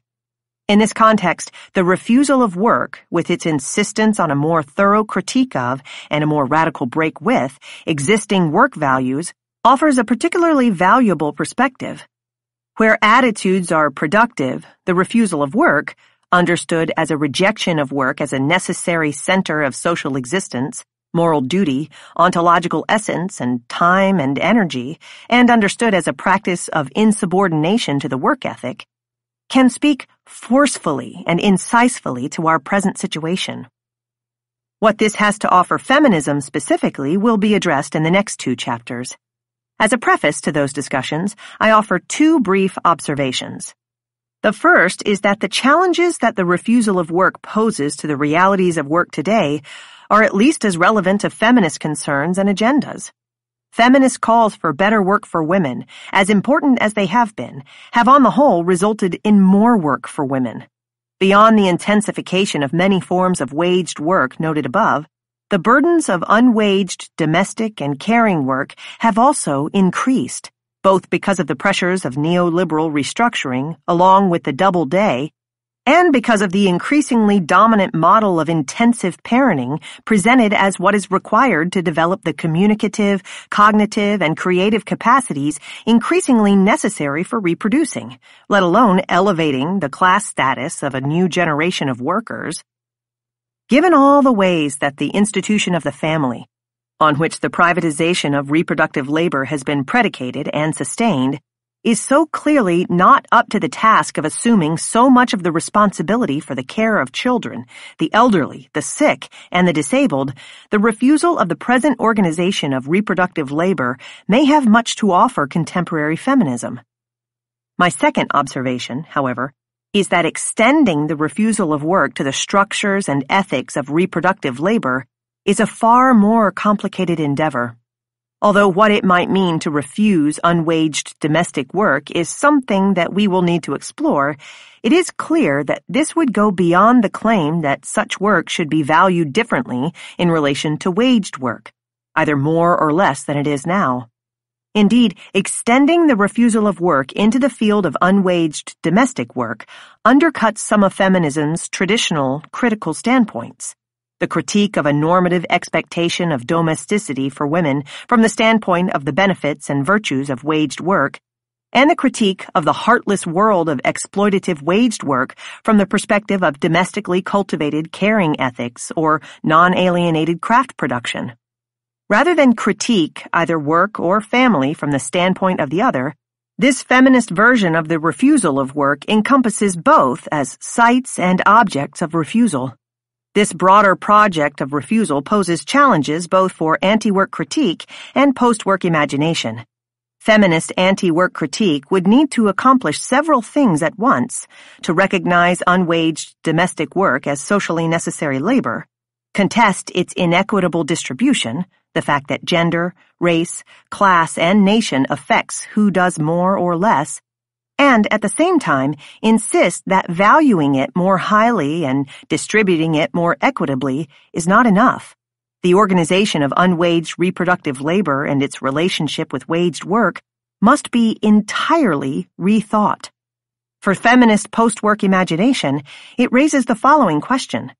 If we refuse both the institution of waged work and the model of the privatized family as the central organizing structures of production and reproduction, What might we want in their stead? In the next chapters, I bring Marxist and feminist traditions together to think about how to challenge and begin to reimagine the structures and ethics of both waged and unwaged work within the practical territory of political claims-making, or, more specifically, demanding. Chapter 3. Working Demands from Wages for Housework to Basic Income. Political visions are fragile. They appear and are lost again. Ideas formulated in one generation are frequently forgotten or repressed by the next. Goals which seemed necessary and realistic to progressive thinkers of one era are shelved as visionary and utopian by their successors. Aspirations which find voice in certain periods of radical endeavor are stifled or even wholly silenced in others. The history of all progressive movements is littered with such half-remembered hopes, with dreams that have failed. Barbara Taylor, Eve and the New Jerusalem. We have arrived at a crossroads of sorts. At this point, the focus of the analysis shifts from anti-work critique to post-work politics, moving away from the earlier concentration on the refusal of work and its ethics toward an exploration of demands that might point in the direction of alternatives. In this chapter, I present a reading of the 1970s feminist demand for wages for housework and then propose its reconfiguration as a contemporary demand for a guaranteed basic income. As will soon become clear, the wages for housework perspective, as it was articulated in a handful of texts published in Italy, Britain, and the United States between 1972 and 1976, is an important inspiration for many of the arguments in subsequent chapters as well. Indeed, the two major demands often repeated by proponents of wages for housework, along with other autonomists, for more work and for less work, guide the choice of demands that are the subject of this chapter and the next.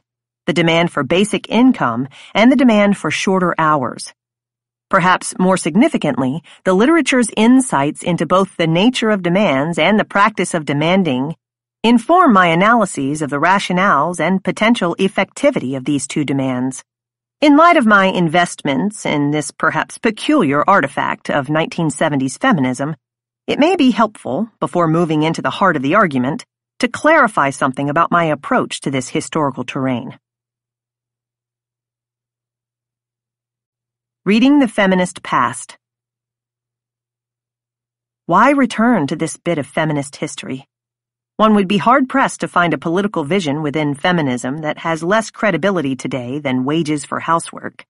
Indeed, it is frequently portrayed in histories of feminism as a misguided movement and, when discussed in feminist anthologies, is typically represented as a rather odd curio from the archive of second-wave feminist theory. One should not discount these assessments.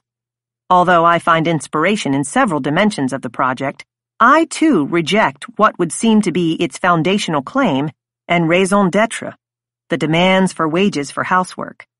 So what might this, to borrow terms from the epigraph to this chapter, half-remembered hope and failed dream have to do with contemporary feminism? More specifically, two questions warrant consideration. First, why return to this piece of the feminist past? And second, how might the past be brought to bear on feminism's present and its possible futures? This return to the 1970s is made difficult by feminism's own historiographical practices, including some of its most familiar periodizing models and classificatory schemes. Two, in particular, pose obstacles for the kind of return I seek. The first conceives the relationship between the feminist past and present in terms of a dialectical logic that codes the passing of time in terms of eras in succession. The second approaches history in terms of a familial model, conceiving it as a relation between one generation and the next. The first raises the question of why one would bother with the past. The second poses limits on how one might enlist it in the effort to craft a different future. It is not exactly that the former is too dismissive of and the latter too deferential toward this history. The problem, as I see it, is that one can block access to a full and rich engagement with the past and the other can keep us from a creative reappropriation of its insights. Perhaps the most familiar way of telling the story of feminist history relies on a dialectical logic to explicate a progressive development of feminist theories over time. For example, in a well-known and oft-repeated taxonomy of the field popularized in the early 1980s, liberal, Marxist, and radical feminisms were posed as competing models of feminist theory that socialist feminism was seen to, at once, absorb and outshine. In particular, Marxist feminism, a category that includes wages for housework, was positioned as thesis, and radical feminism posed as its antithesis, with the shortcomings of each remedied by socialist feminism imagined as their synthesis. Thus, in some of these early histories of second-wave feminist theory, socialist feminism was described as feminism's crowning achievement, succeeding temporally and transcending both methodologically and politically liberal, Marxist, and radical feminisms. Some instances of this same periodizing scheme produced in the 1990s replaced socialist feminism with post-structuralist feminism in the privileged position. Claire Hemmings describes one widely disseminated version of this updated story in her critical reading of such models this way. Essentialist feminism of the 1970s, a broad category that includes liberal, Marxist, radical, and socialist feminisms, was challenged in the 1980s by feminists of color and third-world feminists, whose critiques were incorporated into and surpassed by post-structuralist feminism of the 1990s. One of the limitations of such an account is, of course, its reductionism, a perhaps inevitable side effect of any such classificatory project. In the case that concerns me here, wages for housework is contained in the broader category of Marxist feminism, which is, in turn, inserted into a progressive historical narrative as one moment in a dialectical chain. But the more difficult problem is not that this narrative codes wages for housework as a political vision that failed and was defeated. The trouble is that wages for housework is imagined as part of a history that has been superseded. That is why a return to this 1970s tradition might be understood not only as a distraction, but as a regression, as a return either to the mistakes that were made before socialist feminism's subsumption of Marxist feminism, or to a thoroughly repudiated and now overcome essentialist feminism. In response to such logics, part of the analysis of wages for housework that follows will be concerned with setting the historical record straight. This will involve both revisiting some existing interpretations of the discourse and recovering certain lost dimensions of the project. There are, for example, a number of misreadings of the literature that a better understanding of its historical connections to the autonomous Marxist tradition can serve to correct. There will also be an effort to recover specific aspects of the project that were not part of socialist feminism's supposedly more perfect union of Marxist and radical feminisms, or of post-structuralism's anti-essentialist feminism. These include the concept of the social factory often deployed in the literature, the project's commitment to the refusal of work, and the understanding of political demands and the process of demanding that was central to both the movement and the analysis. Contrary to the model of dialectical history, the story of feminist history is not only a story of progress, but also sometimes, as the epigraph reminds us, of forgotten ideas and stifled aspirations. Despite its value, however, the work of historical recovery is not my primary concern.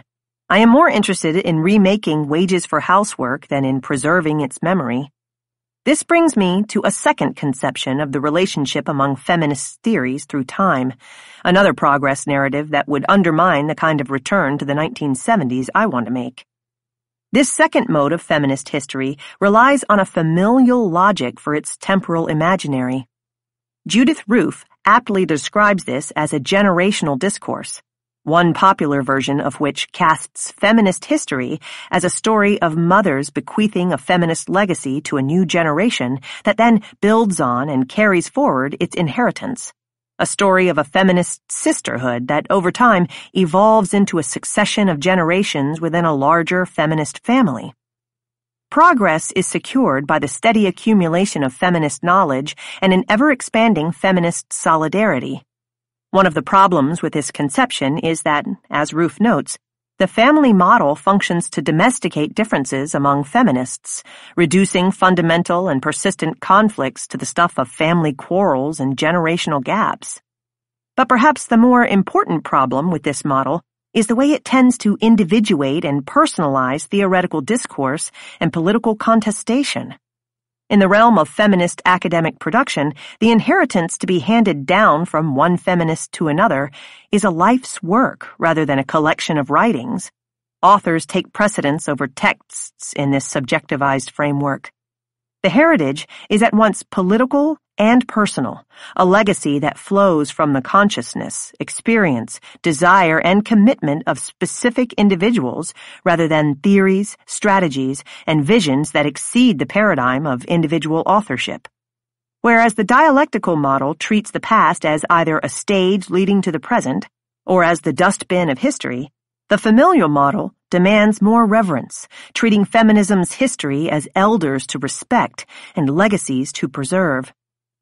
One problem with both of these periodizing frames and historical imaginaries is their historicism. That is, they cast any given theoretical paradigm as not only of its time, developed within a particular political conjuncture and conceptual horizon, but as only of its time. Each theory is corralled within a span of time bounded by its genesis and death. Even when conceived as a living legacy rather than as a dead relic, the theory remains more of a historical artifact than a project. Each contribution is fixed to a linear time by a logic, whether dialectical or familial, that marks, divides, and seals each moment. Within the dialectical scheme, it is not just that the particular theories are homogenized so as to fit a given classificatory framework, but also that each is seen as a finished product consigned to the boundaries of a particular historical period. Within the familial narrative, each theory is represented by individual authors and their perspectives rather than conceived as collective projects animated by common questions and political desires that are not so easily contained within either an individual or a single span of time. I am interested here in a different temporality, which might sustain a more fruitful relationship among past, present, and future. To borrow Robin Wiegman's formulation, I want to think about feminism's political time as non-linear, multi-directional, and simultaneous in a way that can open up the possibility of thinking about the historical as distinct from and other to the present and as a present living force. In contrast to the familial model, my focus is on texts rather than authors. To be sure, I will treat these texts as historical artifacts. I'm not interested here in contemporary iterations of Wages for Housework or the later writings of its original authors. Instead, I will focus on a handful of texts produced in the early to mid-1970s, most of which, it is relevant to note, are manifestos, and as such, clearly of their time. Interventions designed to gather and direct the political energies of a specific moment and location. But my project is not for that reason primarily historical. As a work of political theory rather than intellectual history, its primary focus is on how wages for housework might be employed to confront the present and reimagine its possible futures. The reading I seek is at once anti-dialectical, open to the lost possibilities from which we might still learn, and anti-familial, treating these texts not as a legacy to preserve, but as tools to use. So, although I am interested in reading the 1970s Wages for Housework literature within its historical context, in relation to other Marxist theories, and in a particular moment of transition from Fordism to post-Fordism, in the end, the point is to go back in order to bring some of the insights from the 1970s forward, to use them in this time and place.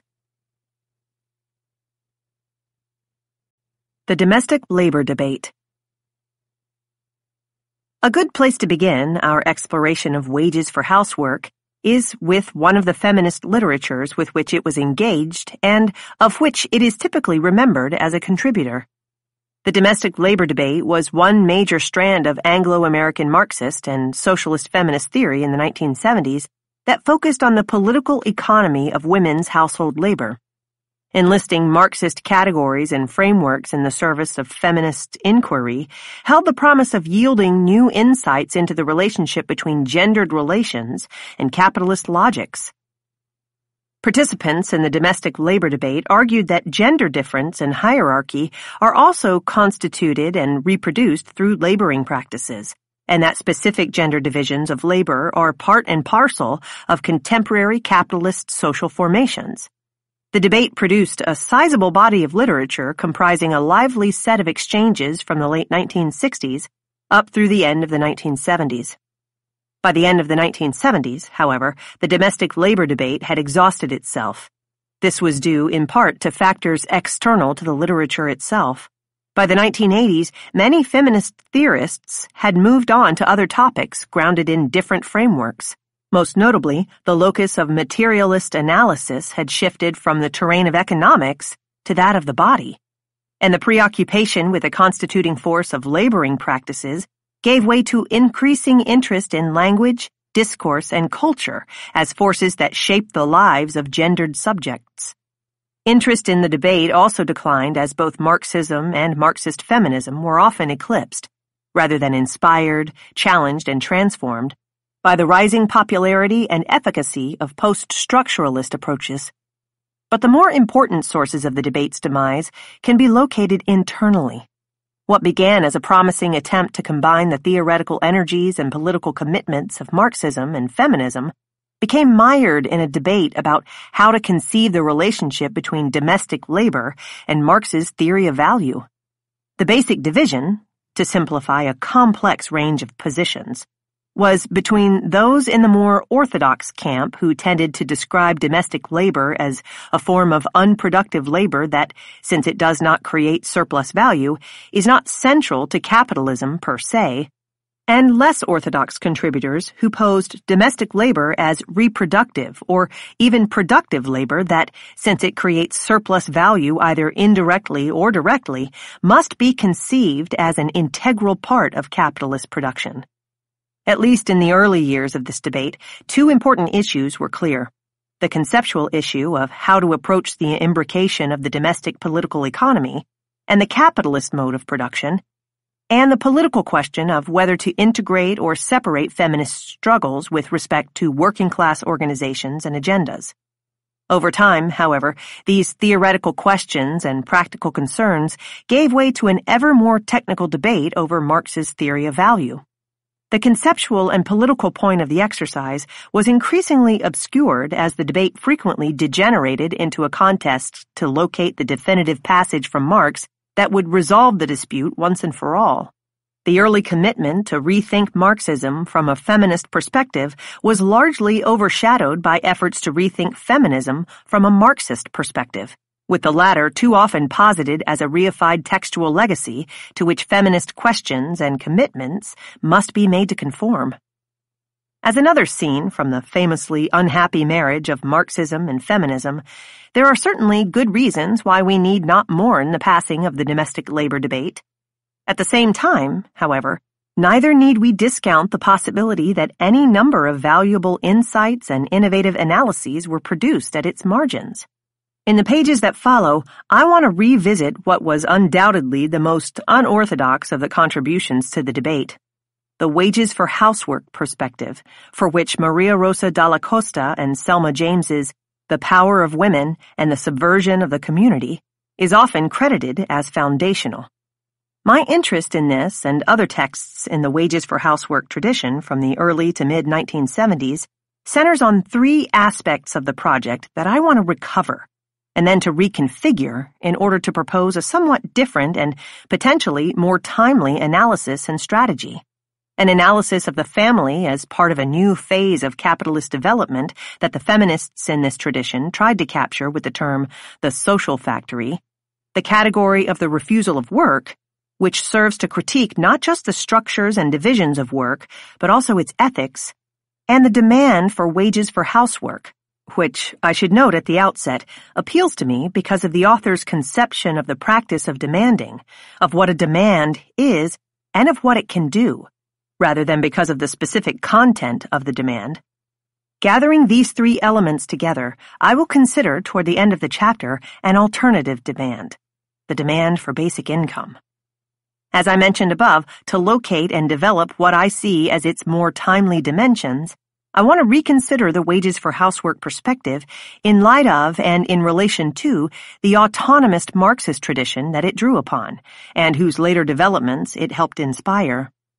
Highlighting some of the links between autonomist Marxism and wages for housework accomplishes two things.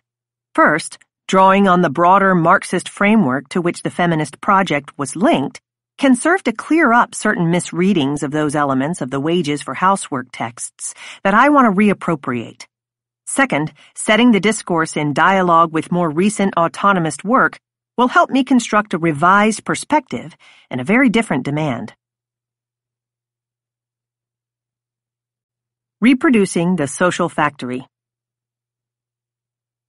To the chagrin of the more orthodox participants in the domestic labor debate, who saw domestic labor as separate from capitalist production proper, Dalla Costa and James insisted that, despite what Marx both did and did not write, domestic labor is essential to the production of surplus value, and the site of its extraction is what they called the social factory. This argument, however, has not been well understood. In particular, the concept of the social factory has generated confusion, with some readings casting it as a misguided analogy intended to bring the household under the rubric of a Marxist analysis of industrial production.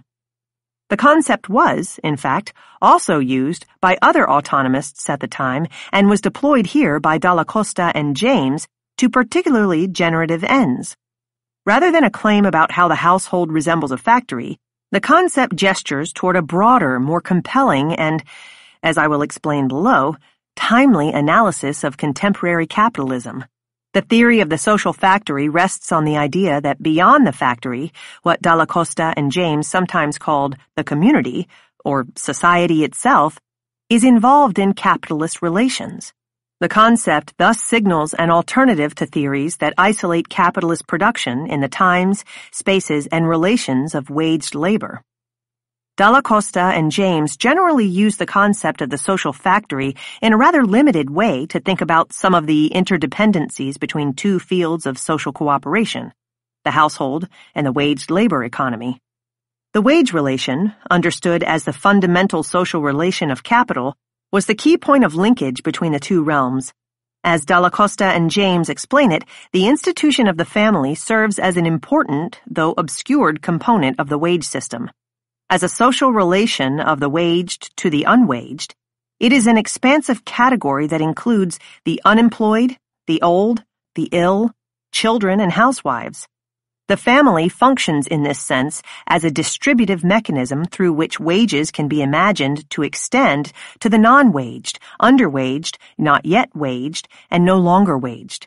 As a privatized machine of social reproduction, the family serves to keep wages lower and hours longer than they would be if the general assumption were that individuals needed either to be able to secure commodified equivalents to the goods and services produced within private households, or to have enough time outside of waged work to produce the goods and services themselves. Although the family continues to serve as a crucial element of the wage system, it remains a hidden partner, its role concealed by all those discourses that naturalize, romanticize, privatize, and depoliticize the institution. Since the wage system, even in this expanded sense, does not, of course, succeed in incorporating everyone or giving everybody a living wage, the ideology of the family performs a kind of mopping up function, enabling us to accept the legitimacy of the wage system despite its shortcomings by encouraging us to imagine that it can provide for those capable of living up to its norms of family form and responsibility. By linking the family to the wage system, by describing it as a pillar of the capitalist organization of work, Dalla Costa reminds us of the ways in which the institution of the family not only helps to absorb reductions in the price of labor and to produce lower cost and more flexible forms of feminized labor, but also provides the ideological basis for relieving the state and capital from responsibility for much of the cost of social reproduction. This focus on the wage, which we find in Dalla Costa and James's analysis as that which sutures the household to the waged labor economy, is something that the authors share with the broader autonomous tradition. Why privilege the wage this way? Because, in keeping with autonomist approaches to Marx, the wage is understood as the dominant mechanism by which individuals are incorporated into the capitalist mode of cooperation. Since Marx, Dalla Costa insists, it has been clear that capital rules and develops through the wage. More important, the wage is a contradictory phenomenon. It is the mechanism by which workers are integrated into the production of surplus value and also a point of leverage and a resource for creating a life outside of work. The wage is, in other words, one of the most direct expressions of the relation of power between capital and labor, and one of the most tangible objects of struggle over its terms. As two proponents of wages for housework, Nicole Cox and Sylvia Federici explain it, the wage always has two sides, the side of capital, which uses it to control the working class by trying to ensure that every raise is matched by an increase in productivity, and the side of the working class, which increasingly is fighting for more money, more power, and less work. The wage can facilitate both the accumulation of capital and the expansion of workers' potentially autonomous needs and desires. The wages for housework perspective sought to challenge dominant understandings about who is disciplined by the wage and who is involved in struggles over wages. Just as Marx argued that the wage serves to hide the surplus labor expended by waged laborers in the production of surplus value, the wage also obscures the contributions of unwaged labor toward the process of valorization and, consequently, the true length of the working day. Cox and Federici express it this way. We know that the working day for capital does not necessarily produce a paycheck and does not begin and end at the factory gates. They offer a more expansive account of not only who is involved in the wage relation, and thus who might contest its terms, but also what counts as a wage struggle, in this case going beyond the focus on wage rates to include efforts to secure the provision of social services and reductions of work time. Dalla Costa and James's argument was one of the early references to the concept of the social factory in the autonomist literature, where it has since been developed further. One could argue that it was the feminist insistence on expanding the concept of labor beyond its waged forms that helped to open the door to a new conceptualization of the structure of capitalist social production, to which the category of the social factory was an early contribution. Later, we will return to the concept of the social factory to consider how it has been transformed under the conditions of post-Fordism, and the consequences of this for the project of mapping the social factory's sites and relations. Here, I want to continue the review of the 1970s literature and consider a second point of interest, the refusal of work. The refusal of work. When authors like Dalla Costa and James maintained that the family is a site of social production and, in a move we will discuss later, demanded that women receive wages for the work that they do there, the point was not to extol the virtues of domestic work. On the contrary, these authors insisted that work is nothing to revere. Departing from those discourses on both the right and the left that acclaim and moralize work, the wages for housework movement and analysis is part of a broader tradition, one that I think we should recover and extend, that embraces the refusal of work as part of its project. But this refusal, one of the most provocative and potentially promising elements of the approach, is also one of its most poorly understood.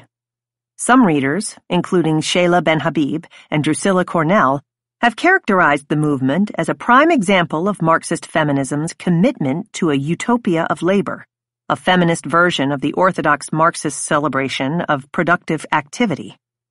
To grasp the specific character of the critique of work that animated wages for housework both in theory and in practice, one must recognize its roots in and resonances with the autonomous tradition. This is one of those instances when historicizing the argument proves critical. Otherwise, we may fail to understand one of its central analytical orientations and political commitments. The refusal of work, to recall the discussion of the concept in the previous chapter, is one of the dominant themes of autonomist critical analysis and political practice. As we noted there, it marks an important departure from those elements within Marxism that are beholden to the productivist valorization of work, including both orthodox Marxism's commitment to the model of economic modernization and humanist Marxism's metaphysics of labor. Against such productivist currents, autonomist Marxism rejects both the utopian vision of life made productive and the ontology of man, the producer.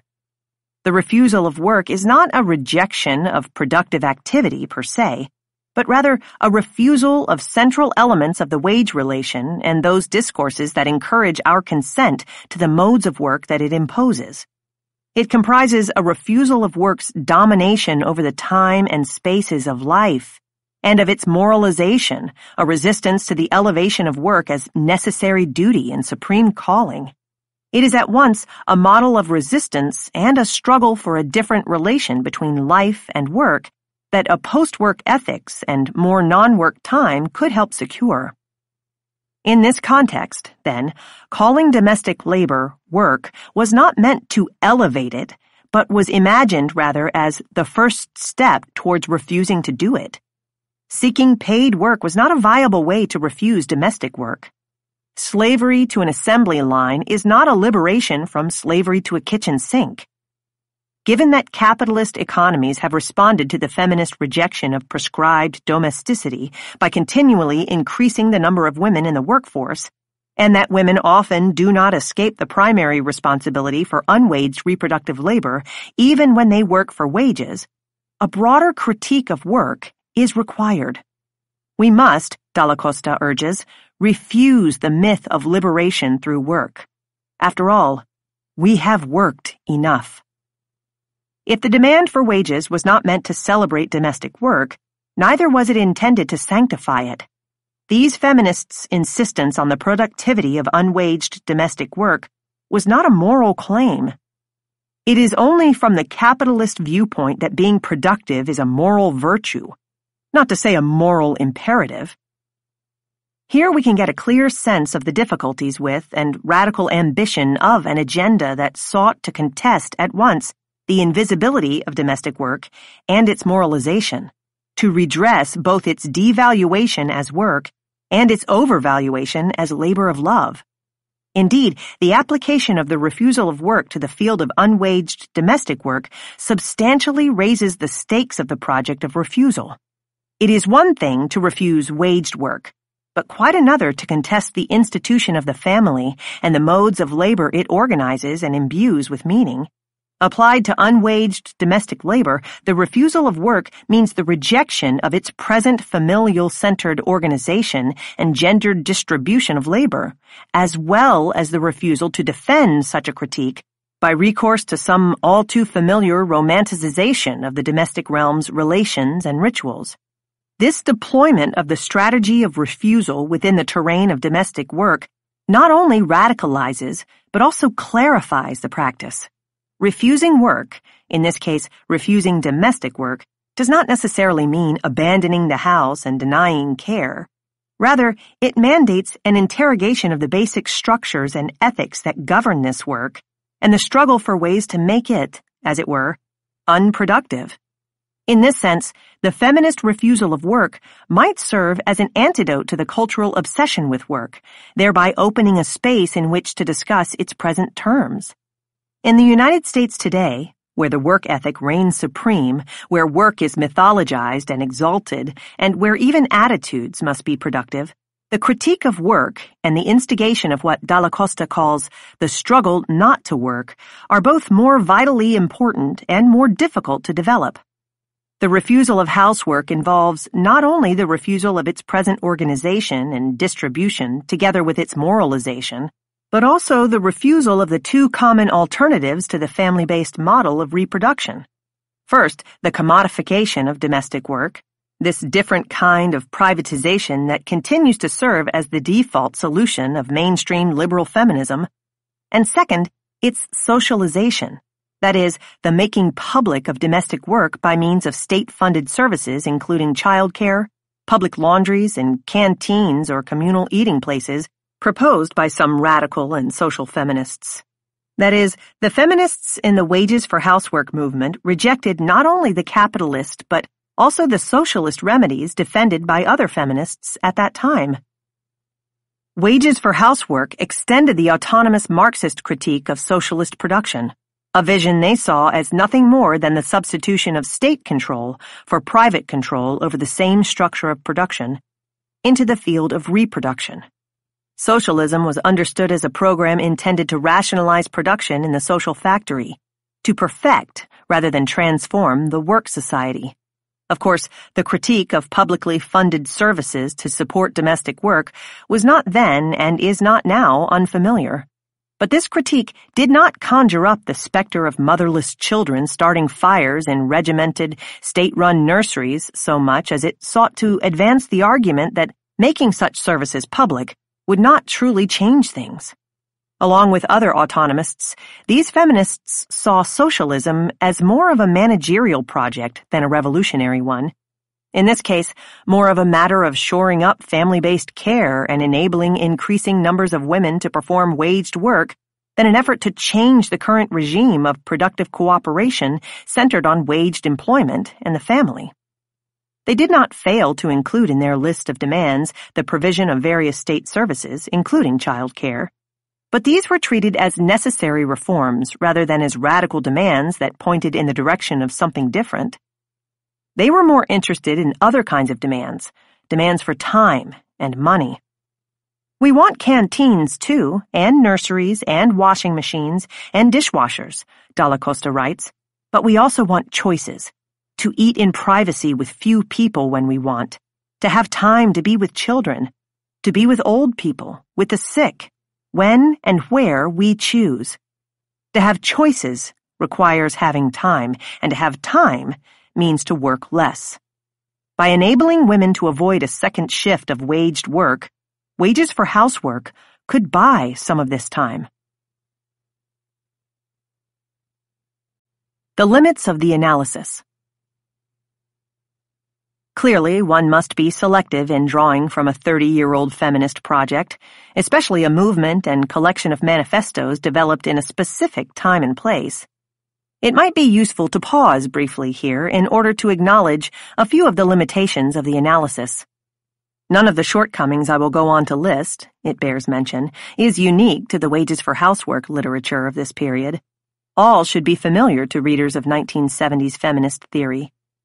These problems include a tendency toward what could be described as a kind of methodological fundamentalism. One can see this in the literature's predilection for the universalizing claim, what Donna Haraway once described as a reluctance to embrace the status of a partial explanation, but also in its commitment to the primacy of production, its assumption about the greater efficacy of economic forces over those that the authors deem more properly, and often, indeed, merely, social, cultural, or political. This is accompanied, in some cases, by a tendency toward reductionism, as exemplified in Dalla Costa's claim that the role of the working-class housewife is the determinant for the position of all other women, and in the various attempts to reduce complex gender formations and identities to the female role that then seems to have been attributed solely to the constitutive force of capital. Related to this is the author's unproblematized assumption of and commitment to a unified and ultimately global community of women. Symptomatic of this disavowal of differences among women is the frequent instance that housework is what all women have in common, and hence that wages for housework is a demand that could inspire all women. In its least persuasive form, wages for housework was even described as the only revolutionary perspective. Perhaps a more interesting problem to consider is one that the demand for wages was originally intended to remedy, a tendency toward functionalism, whereby capital is attributed a kind of monolithic unity and sole agency, and workers are reduced to the victims of its machinations.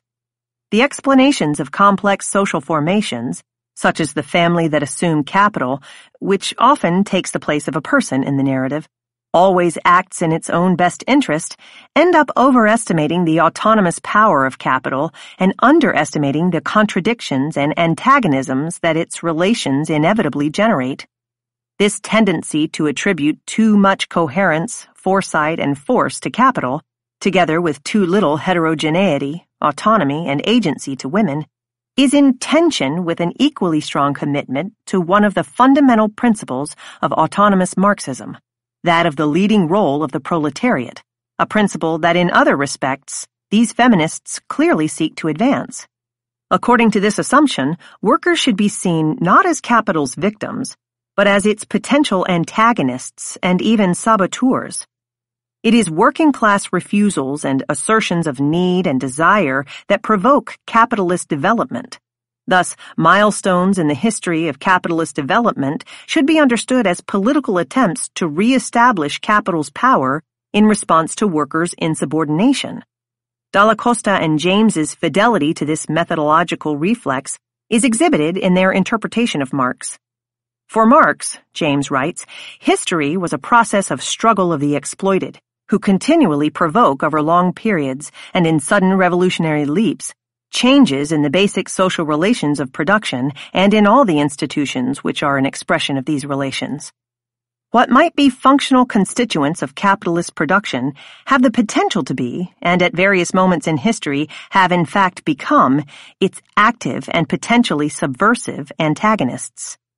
The demand for wages for housework seems to have intrigued Dalla Costa and James, initially, at least, as a mechanism for the development of feminist subjectivity. Far from being a seamless system, the social factory is rife with tensions and contradictions that open spaces for critical perspectives and political action. But unless women make demands, they argue, the family will continue to be functional for capital. The task is to identify and cultivate feminist dysfunctionality, and the demand for wages was one way they hoped this could be accomplished. A demand for wages. There's an interesting ambiguity in much of the wages for housework literature. Should the demand for wages be read literally or figuratively? Was it presented as a concrete policy objective or a critical ploy? Was it intended to be an end in itself or a means to other ends? Indeed, it is still not clear, writes Ellen Malos in 1980, whether campaigners for wages for housework really want what they are asking for. Dalla Costa and James offer some interesting responses to such questions. Although it is usually recalled in the secondary literature in feminism as a pivotal text in the wages for housework movement, Dalla Costa and James's The Power of Women and the Subversion of the Community addresses the demand for wages only very briefly and dismisses it on the ground that it would only further entrench the gender division of labor in the home. In 2 footnotes to the text, the demand for wages receives a still rather tentative but certainly more positive endorsement. It should be read, Dalla Costa suggests in these notes, not only as a demand, but also as a perspective. In the discussion that follows, I want to begin with this formulation, one that other movement texts echo, and develop it further into what I see as the most compelling reading of the demand. The discussion will be divided into 2 parts, the first elaborating the demand as a perspective, and the second focusing on it as a provocation. The limitations of the content of this specific demand will be addressed later. For now, I want to explore what a demand is and what it can do, drawing out some of its multiple valences as a theoretical focus and political strategy. The demand as perspective. As its advocates consistently argued, wages for housework is not just a demand, it is a perspective. As a perspective, it is not only a matter of the content of the demand, but of what it is that we are saying when we demand to be paid. a matter of the critical analyses that inform and might be elicited by the demand. More specifically, the demand for wages was conceived not only as a concrete reform, but as an opportunity to make visible and encourage critical reflection on the position of women in the work society, both in the waged labor system and in its satellite, the family.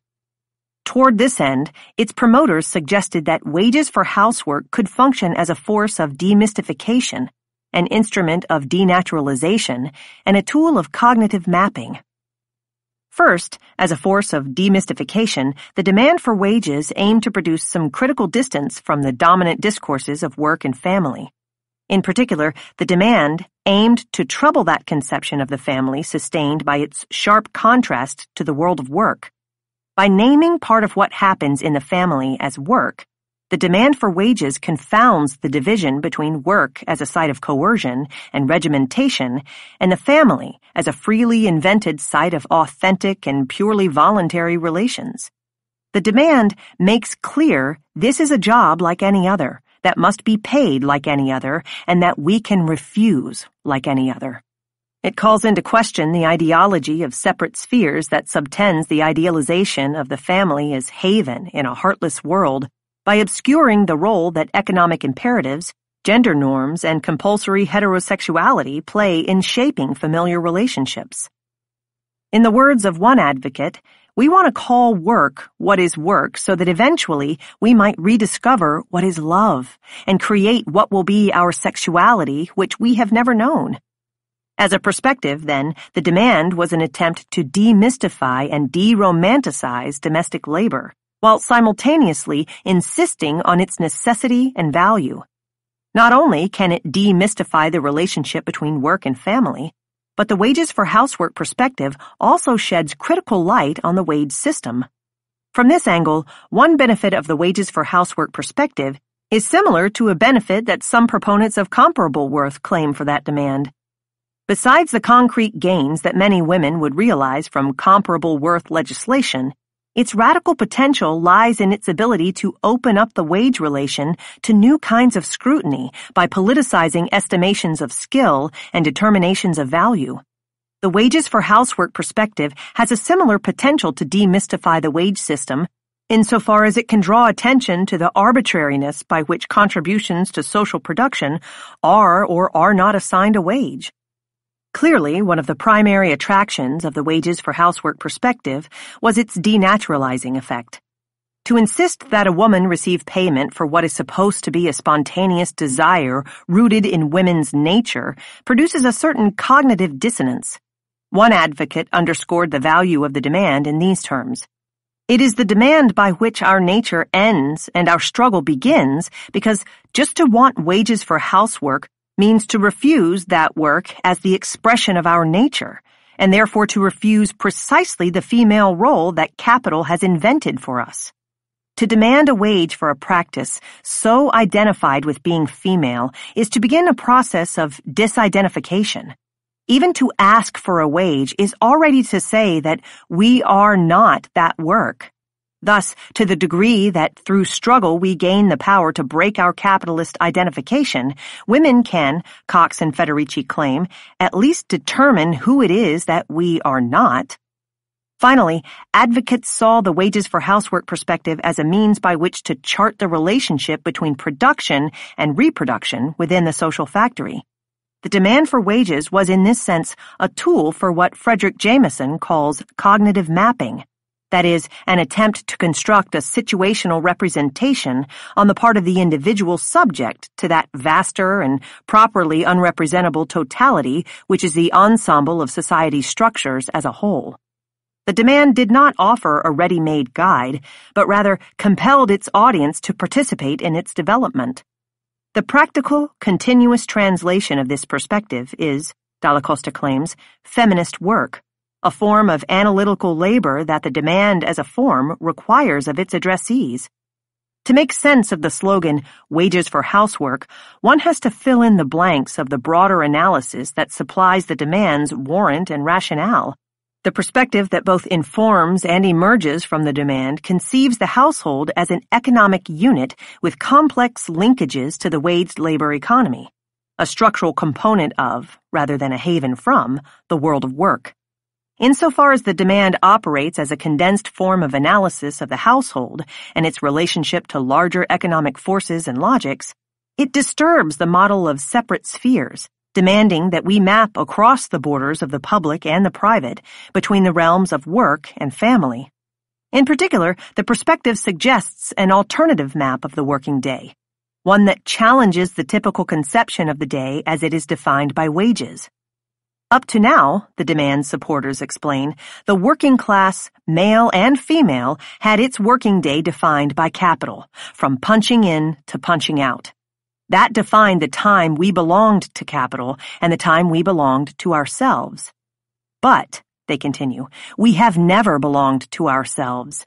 We have always belonged to capital every moment of our lives, and it is time that we made capital pay for every moment of it. The demand as provocation.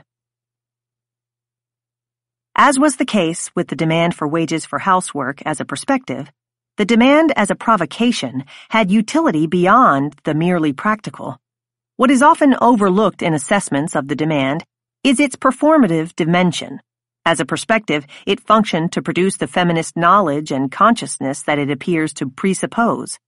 As a provocation, it served also to elicit the subversive commitments, collective formations, and political hopes that it appears only to reflect. The collective practice of demanding thus has its own epistemological and ontological productivity. As not only a perspective, but a provocation, the demand for wages should be understood as an attempted claim and incitement of antagonism, collective power, and desire. As a way to gain some purchase on the demand as a provocation, let us first take a step back and reflect on what it means to make a demand. There are several ways to conceive the demand for wages. One could describe it as a proposal for reform, specifically a policy or program designed to rationalize the wage system by making up for some of its deficiencies. Although this description is accurate to a degree, to get a sense of what is missing from it, consider the difference between a demand on the one hand and a request or plea, a first step in an effort to seek compromise or accommodation on the other. Neither the policy proposal, with its aura of neutrality, nor the plea, with its solicitousness, manages to capture the style and tone of the demand for wages for housework. None of them conveys the belligerence with which this demand was routinely presented, or the antagonism it was intended thereby to provoke. Although the demand for wages may have been, at least in part, a serious bid for reform, there seems to have been little effort on the part of its proponents to be seen as reasonable, or to meet others halfway, and little interest in working within the logic of the existing system and playing by its rules. Consider the response by two of the demand's advocates to the charge that the demand for wages was economically unfeasible. As for the financial aspects of wages for housework, they are highly problematical, only if we take the viewpoint of capital, the viewpoint of the Treasury Department, which always claims poverty when it is replying to the working class. Since we are not the Treasury Department and have no aspiration to be, we cannot see with their eyes, and we did not even conceive of planning for them systems of payment, wage differentials, productivity deals. It is not for us to put limits on our power. It is not for us to measure our value. It is only for us to organize a struggle to get all of what we want, for us all, and on our terms. For our aim is to be priceless, to price ourselves out of the market, for housework and factory work and office work to be uneconomic. There are 2 points to note about this passage, one about style and another about content. First, refusing to adjust their arguments so as to appeal to their various interlocutors, the demand was typically delivered insistently, without the possibility of compromise. In the words of another proponent, we want our wages and we're not waiting. They were not opening an exchange of ideas so much as they were serving notice. Second, although securing wages may have been their immediate goal, the statement makes it clear that this was not the only goal, a point to which we will return a little later. Still less does the demand for wages resemble an effort to persuade, let alone to coax, entice, or seduce. For example, those who demanded wages were not looking for recognition for women's sacrifices or selflessness. Our power, explained two of the demand's advocates, does not come from anyone's recognition of our place in the cycle of production, but from our capacity to struggle against it. Rather than inhabit the subordinate position of housewife and try to use it to their advantage as moral high ground and a way to evoke either sympathy or guilt, they were more interested in announcing their power. As James explains in regard to their relationship to other left groups and trade unions, we're neither debating with them nor moralizing at them. Rather, James and her colleagues will speak to them in a shared vocabulary of material class interest. Instead of assuming the position of injured party, these feminists present themselves as a force to be reckoned with. In this sense, the demand is a rejection of defense as a strategy.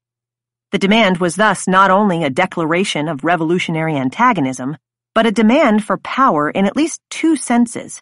First, in making a demand for autonomy, the proponents of wages for housework sought the conditions, in this case the income, that could secure for women a measure of independence from men, from capital, and from the state. This is why proponents of the demand were critical of those feminists who focused not on less work and more money for women, but only on achieving the socialization of housework through the provision of state services like childcare centers or collective kitchens. In one case, we regain some control over our lives. In the other, we extend the state's control over us. But the demand for wages was not only a demand for autonomous power, it was also an occasion to acquire and nurture that power. It is about the autonomy that the wage and the struggle for the wage can bring. Here we see more clearly the demand's status as a means rather than an end. Indeed, Dalla Costa argues that we need a better understanding of what a demand is. It is a goal which is not only a thing, but, like capital at any moment, essentially a stage of antagonism of a social relation. Whether the canteen or the wages we win will be a victory or a defeat depends on the force of our struggle. On that force depends whether the goal is an occasion for capital to more rationally command our labor or an occasion for us to weaken our hold on that command. What form the goal takes when we achieve it, whether it is wages or canteens or free birth control, emerges and is in fact created in the struggle and registers the degree of power that we reached in that struggle. By this reckoning, wages for housework was not primarily or immediately about wages, but about power. The demand was a provocation to collective action, what James describes as an organizer of power. It was not just a goal, but also a movement, a process of becoming the kind of people who, or rather the kind of collectivities that, needed, wanted, and felt entitled to a wage for their contributions. In this respect, it was a demand for the power to make further demands, for more money, more time, better jobs, and better services. A demand is, in this sense, always a risk, a gamble, the success of which depends on the power that the struggle for it can generate. We get a clear sense from the passage quoted above that for Dalla Costa and James, the content of the demand, whether, for example, it was for wages or free birth control, was less important than the political act of demanding itself. To the extent that the demand could provoke the collective power to pursue something different, something more, it was worth pursuing. By this reading, then, the demand for wages was a provocation of antagonism, power, and finally, desire. Although sometimes predicated on a sense of what housewives need or what they deserve, what is more striking is how often the demand was articulated in terms of what its advocates want. We don't want the jobs, declares one tract, we want the money. Here it might be instructive to return to the terminological terrain on which we began this discussion to consider the differences between a demand as something someone wants and a claim of need or a rights claim. Rather than finding the demand's foundation in the more impartial register of a real, demonstrable need or in a rights claim in the guise of which it could be cast as a legitimated demand, the proponents of wages for housework were more often content to present the demand as a statement of desire. We are going to make them give us what we want. In comparison to needs and rights, both of which allege some measure of objectivity, the former because of its resonance with the biological, and the latter through its association with the juridical, demands register more clearly the subjective dimensions of the assertions. To put it in different terms, whereas needs and rights can be imputed to subjects or advanced on their behalf, demands are asserted by them. Indeed, the act of demanding connotes a kind of personal investment and passionate attachment, the presence of a desiring subject behind the demand.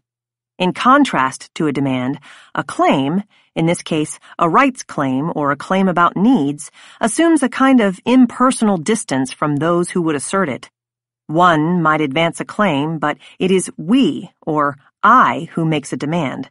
Whereas a claim operates more legibly on a register of rational exchange, a demand packs more of an effective charge.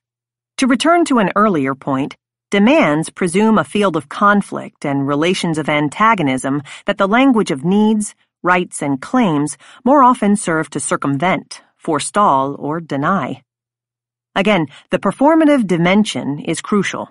The demand for wages was less about meeting existing needs than expanding them, less about the satisfaction of desire than its cultivation. What campaigners for wages for housework wanted was, as they often repeated, more time and more money. As a provocation of political desire for more, the demand for wages clearly set itself apart from familiar modes of left asceticism, a point its proponents were acutely aware of.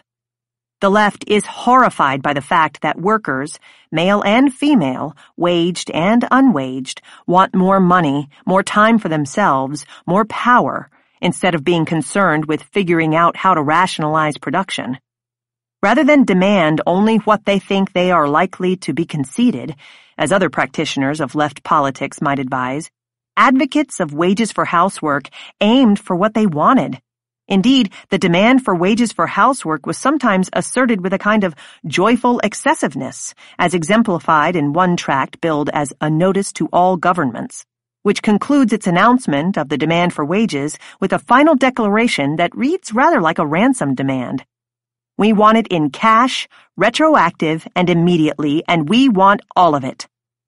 Whereas the tract announces, we have brought up our children to be good citizens and to respect your laws. Now, the writers warn, we will bring them up to expect more. Self-sacrifice is rejected as both strategy and ideal. Our problem, Dalla Costa argues, is that we never have enough, not that we have too much. This brings us back to the beginning of this discussion and the question of whether the demand for wages for housework was something its proponents wanted to achieve.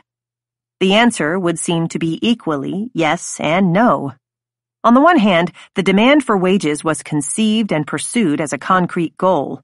It was not, they explain, that securing wages is in itself the revolution, but rather that it is a revolutionary strategy, one that might effect a shift in the economy of power in a way that could create possibilities for new struggles and further successes. On the other hand, although it may have been an objective, it was also, and more important, a means to other ends. Its proponents describe it as a demand for money, but also as a demand for power and an occasion to cultivate it. That was what James means when she describes wages for housework as the perspective of winning, as opposed to a program of merely gradualist change. It was a means by which to constitute a feminist and anti-capitalist political collectivity whose ultimate aim was the radical transformation of the institutions of work and family. To recall a passage quoted earlier, the advocates' aim was to be priceless, to extricate a portion of their lives from capital's logics and purposes, to make housework, together with other forms of work, uneconomic, to render them unproductive. The demand for wages for housework thus possessed a dual character. It was a reformist project with revolutionary aspirations. It is important to remember that in her foundational essay, Dalla Costa only endorses the demand for wages in a footnote added after the essay was first drafted in June 1971, after the demand had gained a certain currency within feminist movements in Italy and elsewhere. It was only once the demand began to be advanced with increasing strength and confidence that it could be imagined as a viable locus of feminist and anti-capitalist organizing. Unfortunately, what Dalla Costa, James, and others support in these texts as a tactic was sometimes conceived, as Malos observes, as a total strategy, and the movement for wages for housework continued long after it ceased to garner support from and inspire the imagination of feminists beyond those who had already enlisted. It is important to recognize that as tactics of movements, demands will come and go. To borrow the words of Barbara Taylor in the epigraph to this chapter, they appear and are lost again. Demands that function as perspectives, and especially those that serve as provocations, will always be ephemeral achievements. Bound by circumstance, they build on the energies and resistances of specific moments. One can imagine, for example, how the demanding assertion of feminist antagonism and power in particular might have appealed to feminists in the early 1970s as they contended with popular notions of feminine competition, weakness, and self-sacrifice. Today, there are some new possibilities for, and obstacles to, change. In the present context, rather than try to preserve or resurrect the content of demands from the past, we should consider demands with the content, rhetorical style, and intended effects that could render them more adequate to this moment. A demand for basic income. Alyssa Del Rey expresses what is arguably one of the key problematics of Marxist feminism in these terms.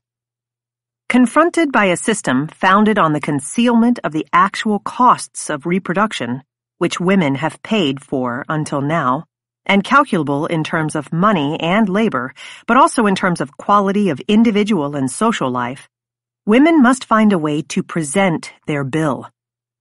As the proponents of wages for housework so vigorously insisted, simply moving into the waged labor force does not, in and of itself, present the bill. They wanted to confront collectively the present systems of social production and reproduction rather than merely individually escape them. Exposing the productivity of reproductive labor might, they hoped, transform it into a potential source of power, a kind of lever. The demand for wages for housework was one way to publicize and politicize this labor, one way to present the bill. Despite its promise as a perspective and provocation, however, there are at least two fundamental problems with the content of the demand for wages for housework that make it untenable today. First, as its critics have long argued, the gender division of labor would be further entrenched by the payment of this wage to housewives. Some of its supporters contest this claim, arguing that the denaturalization of domestic work is the first step in empowering women to refuse it. But this response remains unpersuasive. Certainly there are other ways to make this labor visible and contestable that neither name a gendered subject nor offer the means to perpetuate the division of labor that is its material foundation. Second, rewarding more forms of work with wages would do more to preserve than to challenge the integrity of the wage system. A possible reply is that by drawing attention to the arbitrariness with which contributions to social production are and are not rewarded with wages, the demand for wages for housework carries the potential to demystify the wage system. Be that as it may, wages for housework nonetheless demands an expansion of the wage relation rather than a transformation of its terms. In this final part of the chapter, I want to consider a different way to present the bill, with another demand long familiar to the autonomous tradition, the demand for a basic, guaranteed income. We can begin with the description. Basic income is an income paid unconditionally to individuals regardless of their family or household relationships, regardless of other incomes, and regardless of their past, present, or future employment status. Designed to establish a floor below which income would not fall, basic income would enable many to be perhaps not independent of the wage system, but certainly less dependent on its present terms and conditions. The idea is not new to U.S. politics. In the 1960s, various proposals along these lines were debated within the Nixon administration and received extensive consideration in the media. As noted in the previous chapter, from the mid-1960s through the mid-1970s, the National Welfare Rights Organization supported basic income as an alternative to the precariousness and invasiveness of, as well as the social hierarchies created by, the welfare system. And the group was not alone. As Brian Steensland observes, guaranteed annual income plans were the welfare reform strategy of the late 1960s and 1970s. Since the 1980s, it has been the subject of growing interest on the part of both academics and activists across Europe and North America, as well as in many other locations. Proponents argue that it can be paid for by a variety of measures, most important by a streamlined, more progressive, and more effective system of individual and corporate taxation. Several details of the demand for basic income are debated by its advocates, including the amount of the income, what, if any, conditions should be imposed on it, and the timing of its distribution. As I will explain, to be both a worthy alternative to wages for housework and a substantive contribution to a post-work political project, the income demanded should be sufficient, unconditional, and continuous. The level of income considered basic is the first and perhaps most significant point of contention, as the amount determines whether the income would merely subsidize low-wage jobs or would give individuals the freedom to opt out of waged work. To be relevant to the politics of work refusal, as was the demand for wages for housework, the income provided should be large enough to ensure that waged work would be less a necessity than a choice. An income sufficient to meet basic needs would make it possible either to refuse waged work entirely, or, for the majority who would probably want the supplementary wage, to provide a better position from which to negotiate more favorable terms of employment.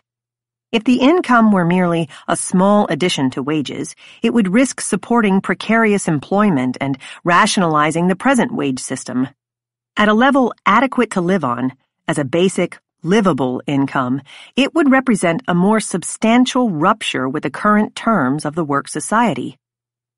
The second point of debate is whether or not conditions would be placed on receiving the income.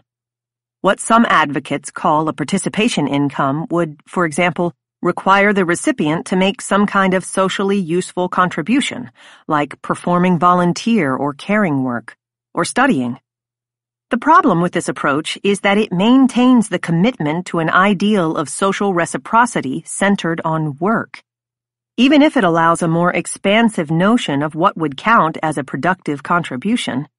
As an alternative possibility, a citizen's income or social wage that is paid unconditionally is preferable to a participation income because of the way it more thoroughly separates income from work. Finally, some proponents prefer a one-time payment in the form of a stakeholder grant, and others a regular payment over a lifetime. One way to think of this is in terms of the difference between an inheritance and an income. As a capital grant, the former might serve to redistribute some wealth, but the latter more clearly offers itself as either a supplement to or a substitute for a wage. The primary target of a stakeholder grant is economic inequality. In the form of a regular payment over time, the payment also offers at least some degree of freedom from the times, spaces, activities, and relations of paid work. To summarize, the specific demand for basic income that I want to consider as a successor to the demand for wages for housework and a tactic for a contemporary post-work politics is a basic income rather than a wage support, an unconditional income instead of a participation income, and a social wage as opposed to a capital grant. From wages to income, the demand has perspective. To explore the possibilities and limits of the demand for basic income, I want to apply the conceptual scheme gleaned from our earlier examination of the demand for wages for housework and consider it in this section as a perspective, and in the next as a provocation. To recall the previous discussion, the demand for wages for housework was predicated upon a critical perspective on the nature of both work and family, and a mapping of their relationship across the times and spaces of the social factory. In order to appreciate how the demand for basic income as a perspective might build on and improve upon the perspective of wages for housework, we need to return the latter's analysis of the social factory and update some of its terms. The wages for housework analyses were grounded in an essentially Fordist model of the social factory, with production and reproduction parceled out into separate spheres represented by the iconic figures of the male proletarian and the housewife. The advocates' insistence on the productivity of the reproductive labor was a bid to subvert this model of separate systems. Indeed, the focus on housewives and the claim about the productivity of their work, together with the assertion of the political character of relations in the supposedly private sphere of the family, were at once the product of this Fordist order's own imaginary and perhaps one of the more trenchant expression of its refusal, a refusal of the privatization and depoliticization of the personal, a refusal of the naturalization of allegedly non-productive domestic practices, and a refusal of the gendering of the division between production and reproduction. But in the move from an industrial to a post-industrial economy, from Keynesian to neoliberal regimes of governance, from Taylorist to post-Taylorist labor processes and management strategies, and from a Fordist wage relation predicated on mass production for mass consumption to a more heterogeneous model of the wage relation based on flexibility, the relation between production and reproduction that the wages for housework perspective attempted to map becomes even more complex and the borders between them more difficult to discern. In the context of what I will summarize as post-Fordism, the distinction on which both the analysis and political project rested becomes even less tenable. Consider the relation between waged production and domestic reproduction. First, wages for housework's insights into the productivity of reproductive labor and their analysis of unwaged housework and caring labor as part of the process of value production must now be developed further. The interpenetration of production and reproduction has deepened as domestically produced goods and services continue to be replaced with commodified forms, and as many modes of service and caring labor are transformed into waged forms of employment. Production and reproduction thus come to resemble one another more closely in terms of both their respective labor processes and their outcomes. Second, not only is reproductive labor more clearly productive today, as evidenced by its many waged forms, but productive labor is increasingly reproductive in the sense that it often creates not only strictly economic goods and services, but also social landscapes, communicative contexts, and cultural forms. Indeed, social practices and cultural codes are both inducted into the production and circulation of commodities and generated from it. In effect, Antonio Negri argues, productive labor is no longer that which directly produces capital, but that which reproduces society. Not only do productive and reproductive labor increasingly overlap, with the distinction between what each creates, whether commodities or socialities, more difficult to see, but the borders around each activity and the list of those engaged in them are also harder to discern. For example, in an economy that draws on the accumulated knowledges, scientific, technological, informational, and communicative, of what Marx once called the general intellect, the circuits of value production can more clearly be seen to extend both across social space and over historical time. As Paulo Virno explains it, the productive cooperation in which labor power participates is always larger and richer than the one put into play by the labor process. The work of reproducing the labor power required for this system of production is equally dispersed. Even when reproductive labor is conceived narrowly as the work of parenting, it is difficult to limit to the site of the household. Although we may imagine as private the relation between parents and children in the context of a family model where parents raise their children, it is clear that, to the extent that such children are eventually expected to assume their place as producers and consumers, they are also public goods. Today, it is arguably even more difficult to imagine restricting to individual parents the work of producing workers and consumers with the additional orientations, affective capacities, and communicative skills required by post-industrial production and consumption. Productive subjects are reproduced both within and outside the wage relation, both within and beyond the family. When the notion of reproduction is expanded to cover the reproduction of the socialities necessary for production, the distinction between production and reproduction becomes even more amorphous. What Dalla Costa calls the community, the outside of the factory that includes the household, is, in an economy increasingly based on service and communication, even more clearly essential to the reproduction of labor power. The point is that in today's economy, both the labor of production and the labor of reproduction are difficult to limit to an identifiable set of workers, let alone to identities as specific as proletarian and housewife. As the Wages for Housework movement's analysis of the social factory indicates, the time of production continues well beyond the formal working day. The space of production reaches beyond the discrete workplace, and the relations of production extend beyond the specific employment relation. The point I want to emphasize here is that in the shift from Fordism to post-Fordism, these tendencies have been multiplied and amplified, or at the very least have been made more obvious. As a consequence, although the present terms of the work society still require work, the difference between production and reproduction and between work and non-work becomes increasingly obscure, as the same task could be either a waged or an unwaged activity. As Virno aptly puts it, the difference between work and non-work comes to resemble the more arbitrary distinction between remunerated life and non-remunerated life. The Wages for Housework perspective on the social factory demystified both work and family by engaging some of the political, economic, ethical, and gendered discourses that undergird both spheres and promoted the cognitive mapping of the relations among work's various sectors. The demand for basic income has the potential to accomplish something comparable, although shifting the focus of its analyses from the Fordist to the post-Fordist social factory.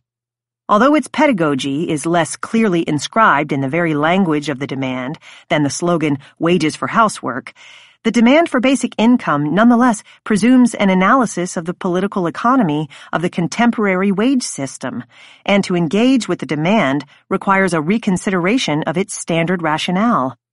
Rather than register the fact that some workers, namely those performing unwaged domestic work, are not now adequately included in the wage system, the demand for basic income points toward an even less reliable determination of who is and who is not included. The demand for basic income extends the insight of the Wages for Housework perspective that an individual's income depends on a network of social labor and cooperation broader than the individual wage relation. Whereas the demand for Wages for Housework intended to expose the dependence of waged work on household-based relations of reproduction, the demand for basic income entails, as Ailsa McKay and Joe Van Every observe, an implicit recognition that all citizens contribute to society in a variety of ways, including contributions that may or may not have monetary value or even be measurable. The demand for Wages for Housework sought to expose some of the inadequacies of the relationship between work and income by imagining what it might take to repair the wage system. The demand for basic income's proposal to break the link between work and income highlights the arbitrariness of which practices are waged and which are not. A major difference between the two demands is that whereas the demand for Wages for Housework served better as a critical perspective on the wage system than as a concrete proposal for reform, the demand for basic income offers both a critique and a constructive response. As a reform, basic income could help address several key problems of the post-Fordist U.S. political economy that renders its wage system unable to function adequately as a mechanism of social distribution.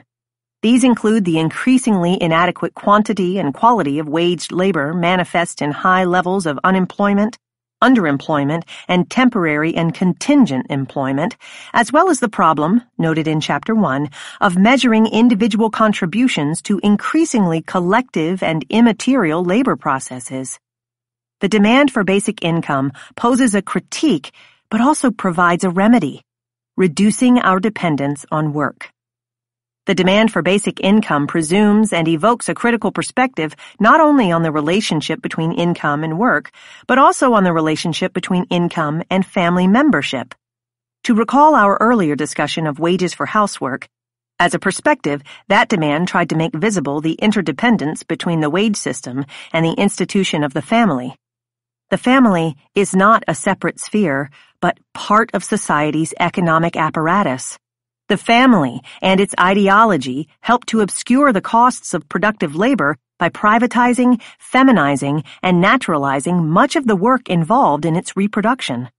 The problem is that neither the wage system nor the institution of the family is able to meet the needs of those individuals whose forms of productivity and intimacy do not line up with such restrictive institutions of social cooperation and economic distribution. One of the advantages of basic income is that, as McKay and Van Every point out, it would be distributed to individuals irrespective of family membership or household form.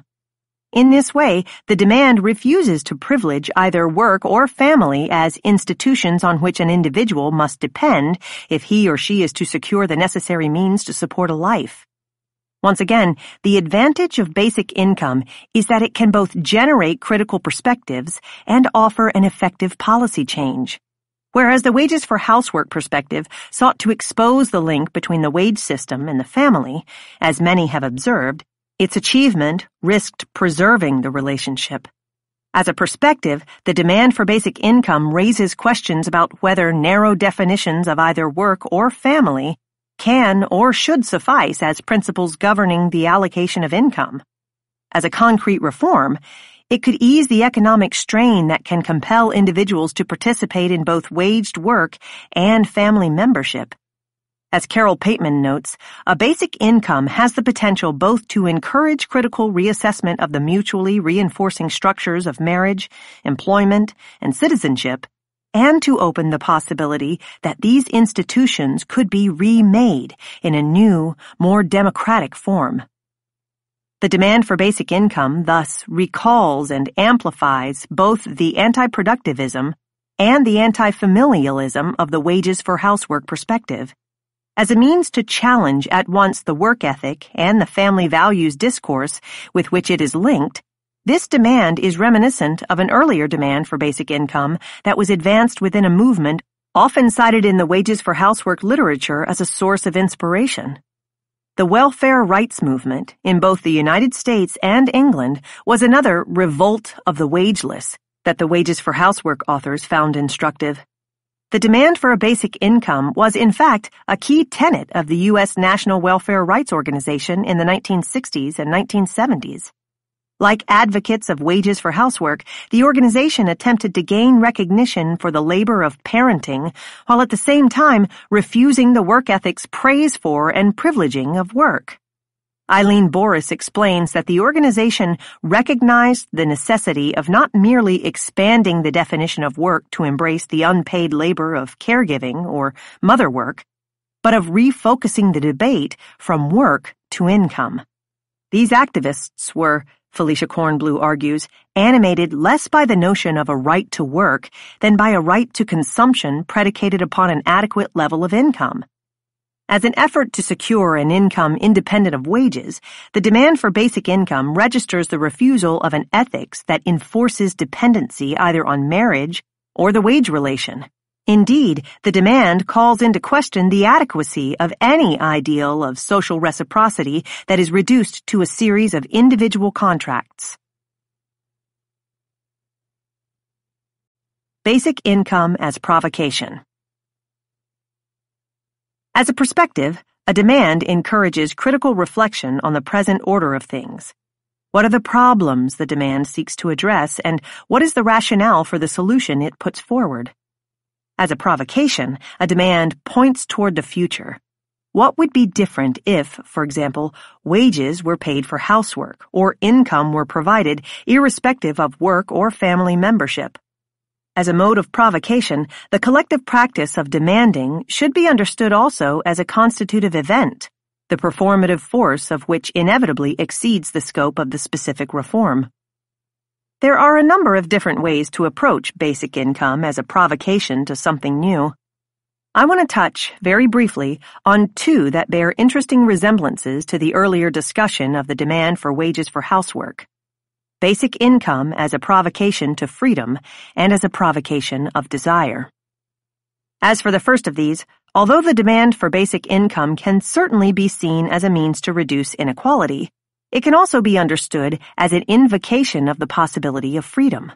By freedom, I mean neither individual self-sovereignty nor libertarian license, but rather what the wages for housework tradition envisioned as a condition of collective autonomy. Freedom as the time and space for invention.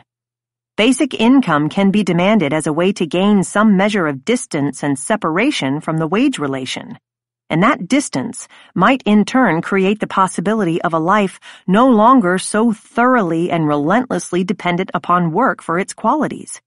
Therefore, we might demand a basic income not so that we can have, do, or be what we already want, do, or are, but because it might allow us to consider and experiment with different kinds of lives, with wanting, doing, and being otherwise. The demand for basic income could also be an occasion to contemplate the shape of a life beyond work, the kind of freedom that, as Marx speculates, begins only when labor determined by necessity and external expediency ends in a sphere of existence that lies beyond the sphere of material production proper.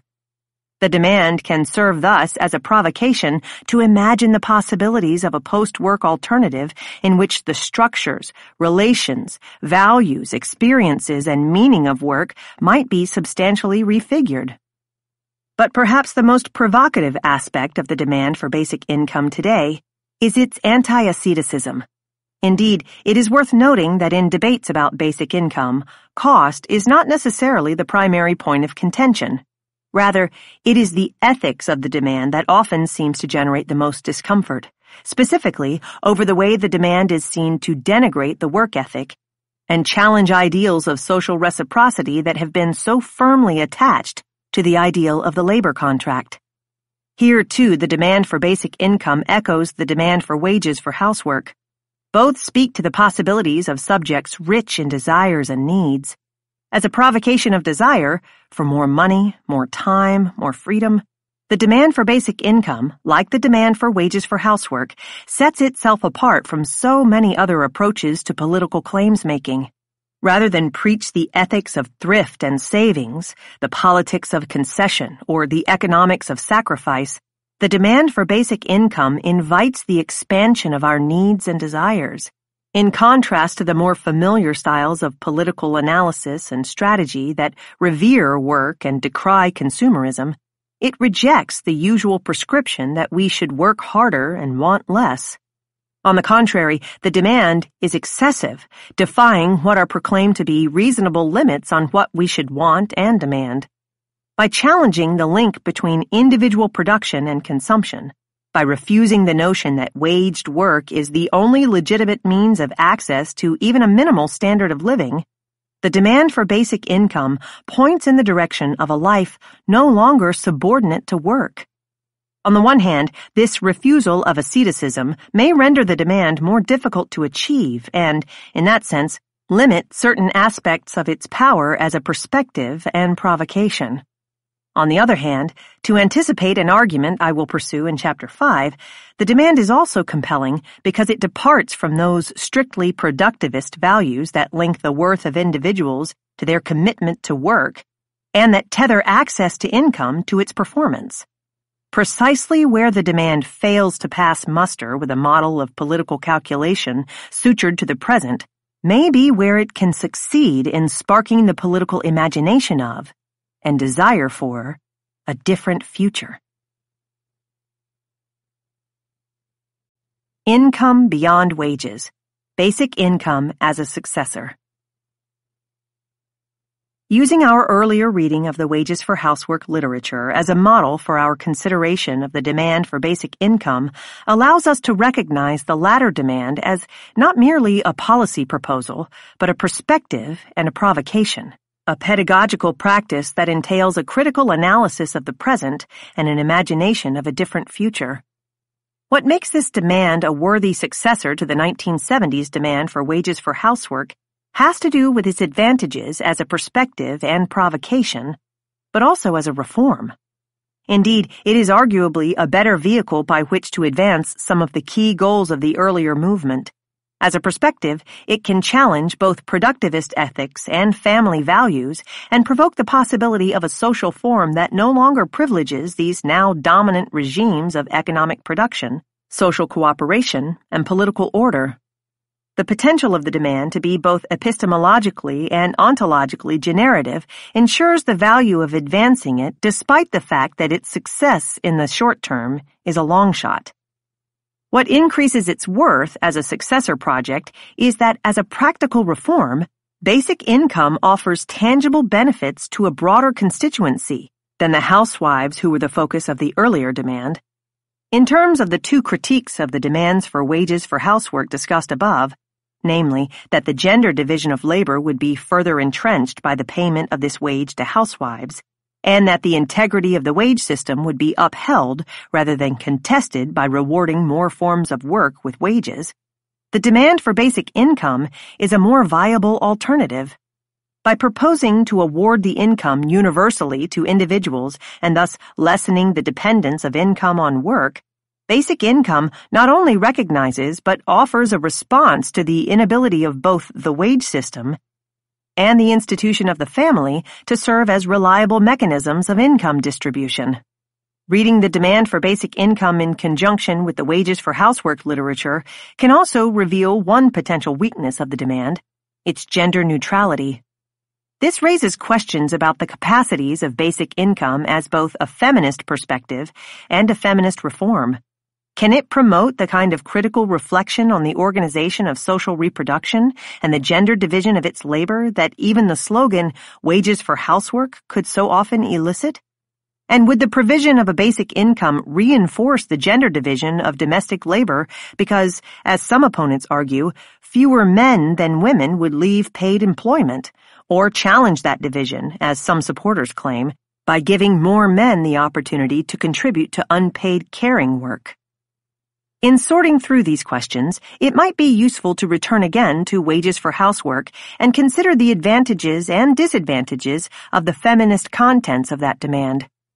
As I noted above, one way to understand the wages for housework project is as part of a larger effort to publicize and politicize the contradiction between social reproduction and capital accumulation. After all, as James argues, Marx's analysis of capitalist production was not a meditation on how the society ticked. It was a tool to find the way to overthrow it, to find the social forces who, exploited by capital, were subversive to it. The point was not to present a theoretical replication of capitalist logics, but to stimulate the autonomous needs and desires of those on whom capitalism depends for its reproduction. Despite what was often presented in terms of a broad conception of social production that extended across the social factory and an expansive notion of who might be included in the political projects that would contest its organization, housework was their focus and the housewife their privileged political subject. Why focus on housework as the specific site of antagonism? Because, they argued, that is what all women have in common. All women are housewives. This was, needless to say, a contentious claim. What did they intend by it? They did not mean that all women were unwaged wives and mothers. Rather, they seemed to mean that the gender division of domestic labor, exemplified in the figure of the housewife, was fundamental to the production of gender difference and hierarchy. It was more like a shared condition or context that touched all women's lives directly or indirectly. Given that, they assumed that the housewife could be imagined as a site of identification for women, on the basis of which they could be hailed into militancy as feminists. This model of identity politics proved to be something of a double-edged sword. Certainly, one can appreciate the effort to locate a common ground within a terrain of struggle around which people might organize. Yet, like other forms of identity politics that seek to draft people into political collectives on the basis of a shared identity, the approach both alienated women who were, for any number of reasons, not willing to be included in the category of housewife, and risked further entrenching an identity that the advocates were invested in consigning to the dustbin of history. Whereas the demand for wages may have had a denaturalizing effect, the demand by housewives for wages for housework threatened to re-solidify this labor as women's work performed in the family. Precisely because it does not address its potential recipients as gendered members of family, the demand for basic income is arguably better able to serve as a feminist perspective and provocation. Not only does it avoid reproducing reified gender categories, but its benefits are not exclusive to a particular group. For this reason, the demand can speak to the concerns of a number of differently situated subjects, including, but not limited to, a broader constituency of women than the demand for wages for housework was able to reach.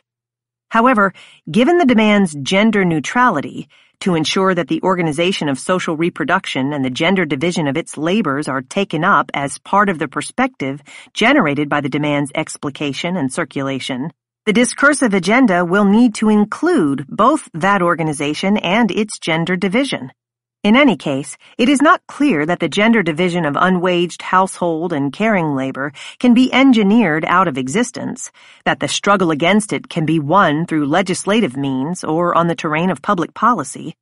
As the example of wages for housework suggests, the explicit feminist substance of the demand for basic income may be less significant than the political process of its proposition as part of a larger feminist project. By this measure, it is not the content of the demand, but the collective practice of demanding that will determine whether what we win will be a victory or a defeat. Conclusion. Although I have stressed the more visionary dimensions of the demand for basic income, I want to conclude with a reiteration of its practicality, to insist, borrowing language from the chapter's epigraph, that as a goal it is not only visionary and utopian, but also necessary and realistic. First, it offers tangible assistance to a variety of differently positioned workers. Its benefits include much-needed support for the unemployed, underemployed, and precariously employed, a stronger position from which to negotiate better working terms and conditions, a measure of relief from the economic forces that can constrict choices about family membership and household formation, and support for the unwaged domestic and caring labor that has long been central to feminist political agendas. Second, the demand for basic income recognizes and attempts to address economic trends that render the present system of income distribution increasingly inadequate. When the productive and reproductive sectors of the economy are not just interdependent, but interpenetrated, when the productivity of our practices so often exceeds the scope of what is included in the wage relation that what one does or does not get paid for appears even more random, and when the model of full-time, lifelong, secure employment is less and less plausible as a social norm and work-based benefits are harder to come by, a guaranteed basic level of revenue offers a more rational way to allocate income. The authors of the Post-Work Manifesto argue that what has been called utopian in the past must now be recognized as a practical necessity. By pursuing a more substantial alteration of the wage relation, the demand for basic income attempts to address, rather than continuing to ignore or deny, the realities of post-Fordist work, to offer a measure of security in an economy of precariousness. Chapter 4. Hours for What We Will. Work, Family, and the Demand for Shorter Hours. A woman is handicapped by her sex and handicaps society, either by slavishly copying the pattern of man's advance in the professions, or by refusing to compete with man at all. But with the vision to make a new life plan of her own, she can fulfill a commitment to profession and politics, and to marriage and motherhood with equal seriousness. Betty Friedan, The Feminine Mystique. I'm just like any modern woman, trying to have it all. Loving husband, a family. I just wish I had more time to seek out the dark forces and join their hellish crusade. That's all. Morticia Addams, in the 1993 film Addams Family Values. Many of the shortcomings of early second-wave liberal feminism are by now familiar. Take, for example, Betty Friedan's 1963 prescription for careers for women, which she distinguished from mere jobs, as an alternative to culturally mandated domesticity. As her feminist critics have since pointed out, most women's experience with waged work was not then and is not now what Friedan had in mind when she waxed eloquent about the many rewards of a serious, disciplined, lifelong professional commitment. Most women in the United States worry less about being able to break through the glass ceiling than they do about falling through a structurally unstable floor. Focused as she was on a very specific population of white, middle-class American women, Friedan largely ignored the realities of a dual-wage labor market, constituted in part by the racial and gender divisions of labor, the poles of which have continued to move apart since 1963. Add to women's often rather grim prospects for wage labor the challenges of single parenthood, or the stubbornly persistent gender division of labor in the heterosexual family. And the result is an increasingly strict economy of time, with women putting in longer hours and enjoying less free time than men. One aspect of this legacy that has not been adequately confronted, however, is its valorization of work. Friedan's celebration of waged work as a means to social status and self-development, and as a haven from cultural assumptions about feminine domesticity, continue to inform feminist analytical frames and political agendas. By and large, feminists who address questions of work today focus on the struggle for more and better work and tend to neglect the possibility of struggling also for less work.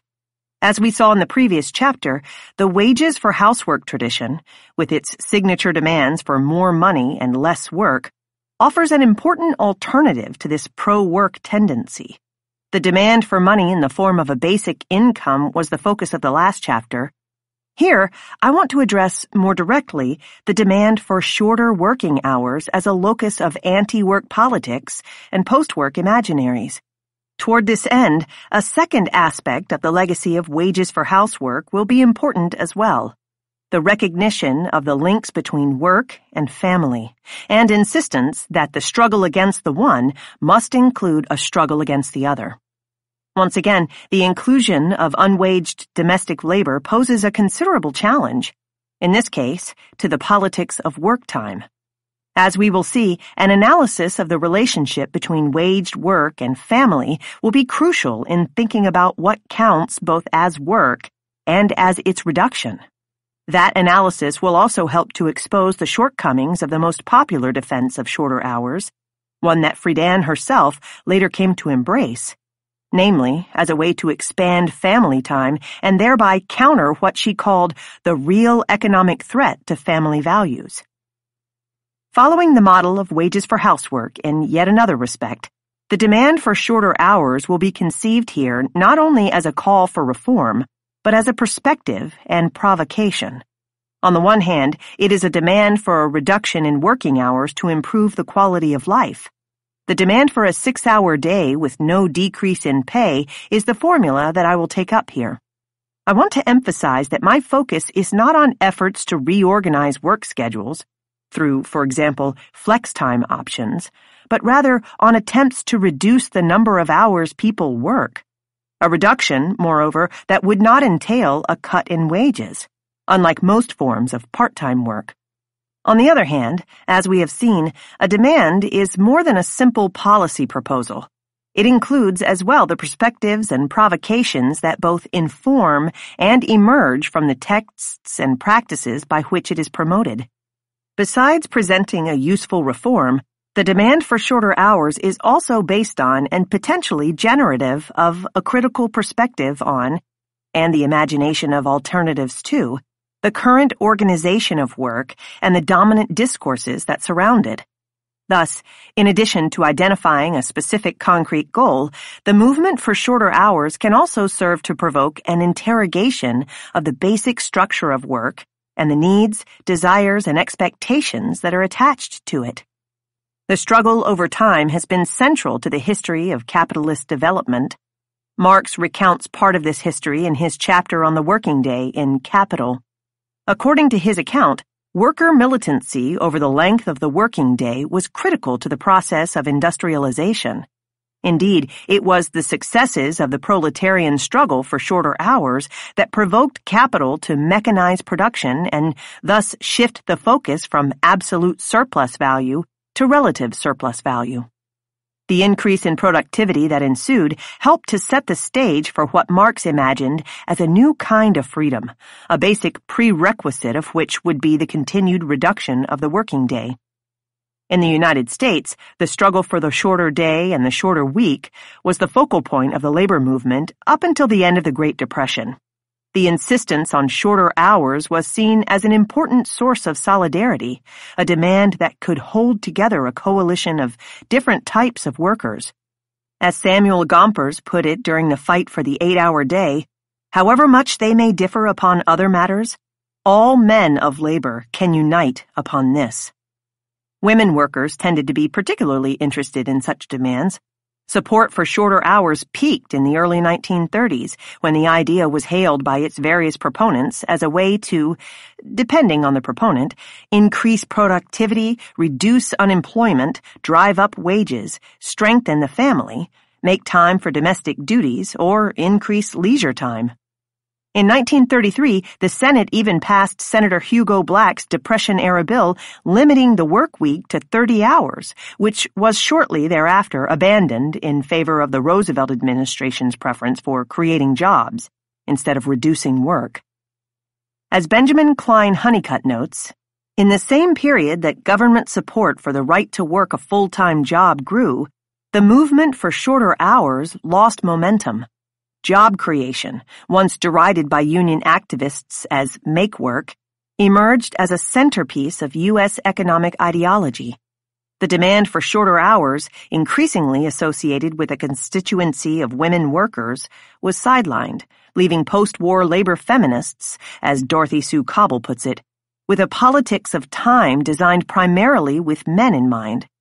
Although efforts to achieve a shorter work year and work life continued in the post-war period, through, for example, vacation days and retirement benefits, unlike in Europe, there has been no substantial progress in the United States toward a reduction of the workday and work week since 1939.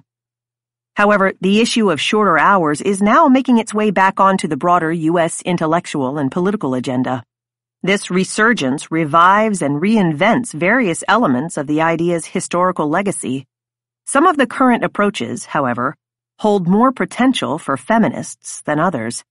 One of the problems, as we shall see, is that some of the strategies by which the demand can be promoted as a policy can limit it as a perspective and provocation.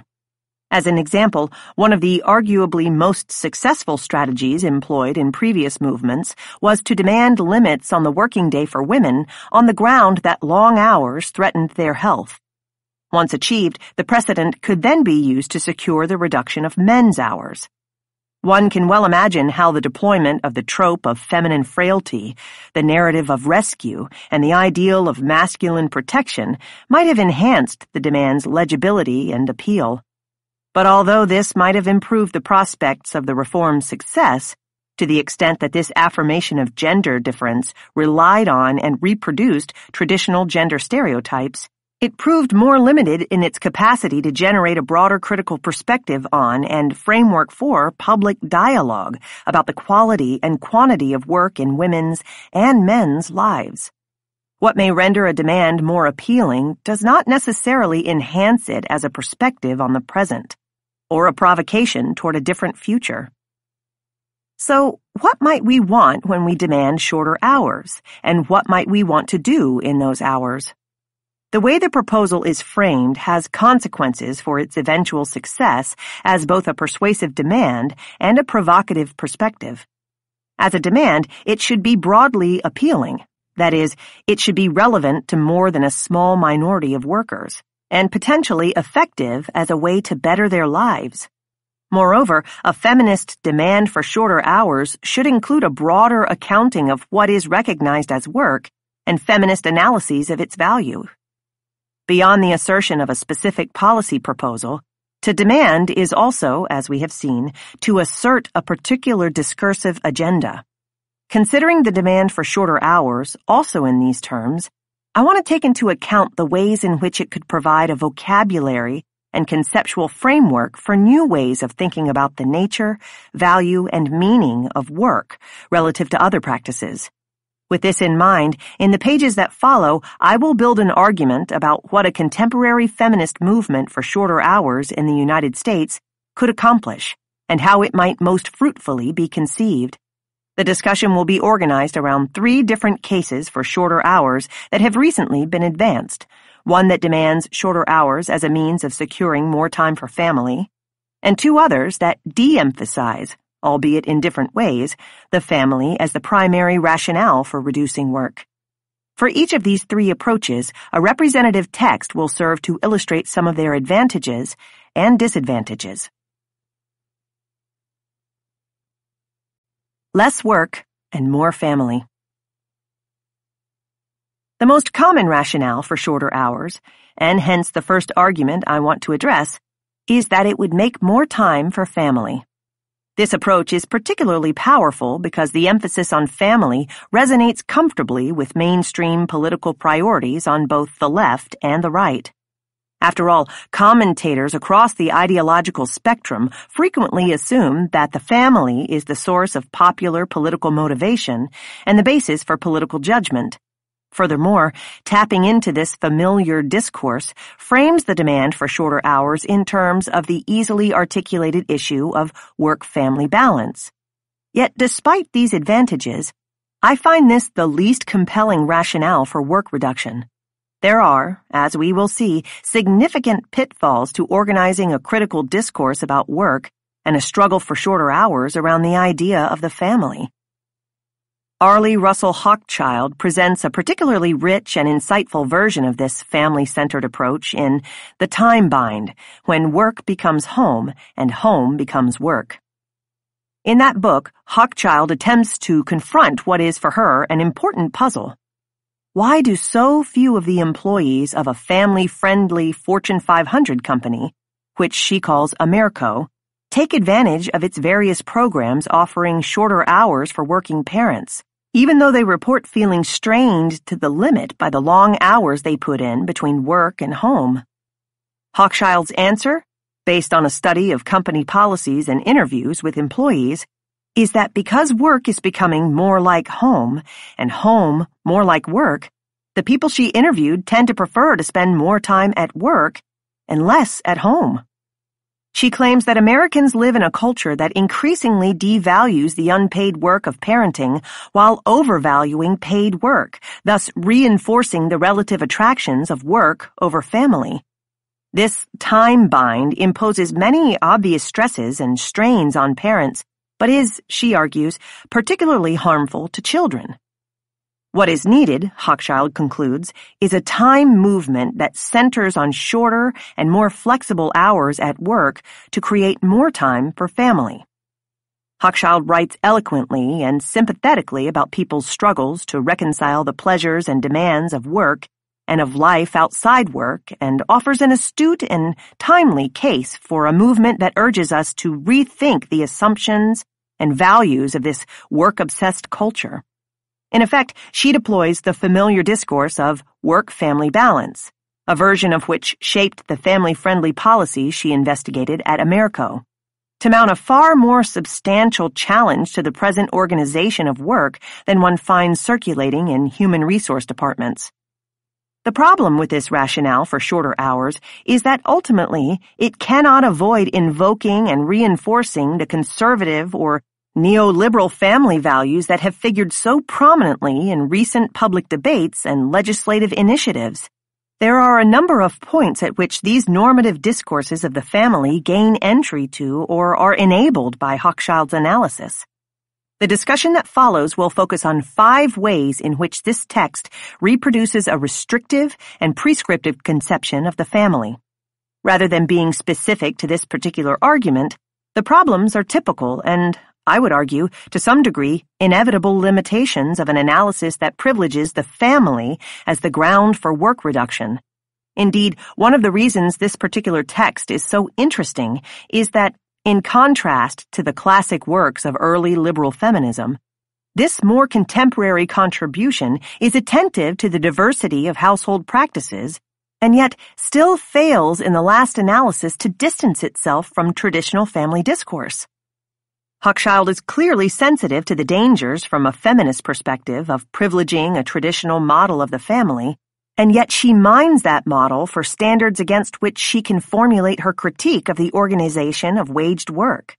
For example, fundamental to her analysis is what emerges in the account as a standard of a child's time, a value that the working parents she interviewed continually ignored.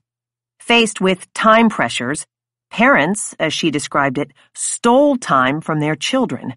Even when one couple reported that their children were not suffering from a lack of time with their parents, she disagrees, claiming that, in truth, the children were on an elaborate Rube Goldberg assembly line of childcare, continually sent from one workstation to the next. Different estimates of how much time children need with their parents are characterized as a form of denial. Responding to overwhelming demands on their time, some Americo parents decided that everything seemed fine at home, that families simply did not need as much time or attention as had once been imagined. Refusing to recognize a need as a need is one line of defense against having to acknowledge the human costs of lost time at home. Parents were thus, we may presume, in denial about their children's true needs when they thought that a hot meal at night was not always required or when they thought that daily baths were unnecessary. This notion of the amount of time that children need from parents, presented as uncontested and without a history of its own, functions in Hochschild's argument as a seemingly neutral standpoint from which to critique contemporary work schedules and work values. But of course, the model of intensive parenting she poses as a norm is not natural, nor is it uncontested, a conclusion to which many of her interviewees' rejection or denial of the model can perhaps attest. The problem is that the standard of children's time, what they need, when, and from whom, is linked to and made possible by a family model that features a full-time, unwaged woman at home. A model that was always only available to some families and is increasingly available only to a few. As Sharon Hayes points out, one cannot simply extract the gendered division of labor from this portrait, since the isolation and protection of that home absolutely depended upon having one person who was fully dedicated to its maintenance. While apparently either neutral or broadly inclusive of different household formations in some respects, Hochschild's argument implicitly privileges certain family forms and practices over others.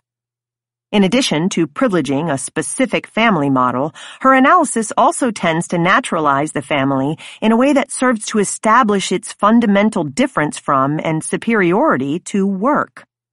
This naturalization of the institution of the family appears, for example, as a consequence of the way it is contrasted to a particular understanding of the world of work.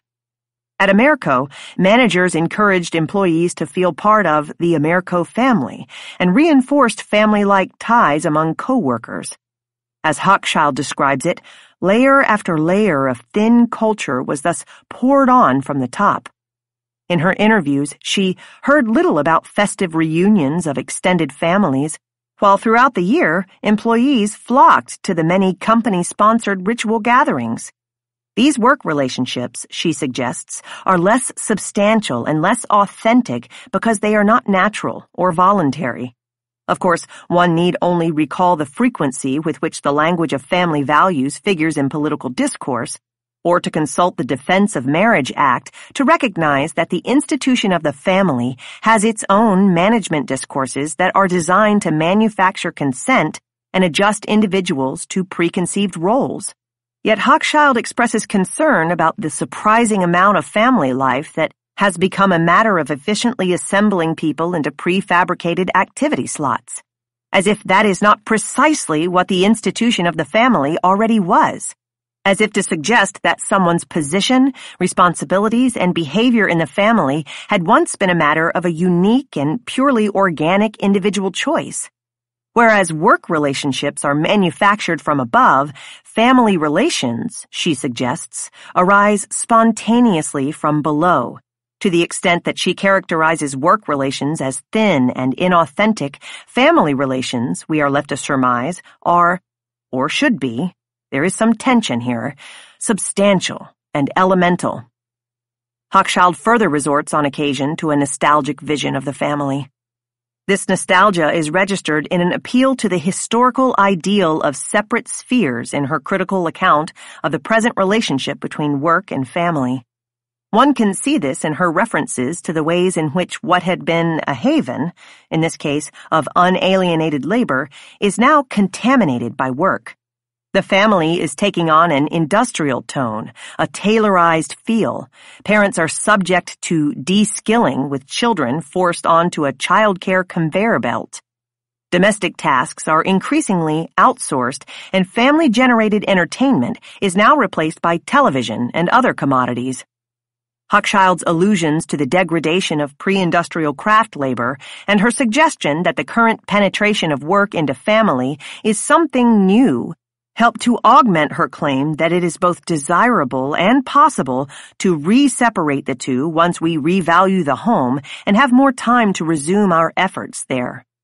One can appreciate the ways in which this nostalgic image of the family could serve to entice and inspire some to rally to its defense and challenge the dominance of work that threatens it.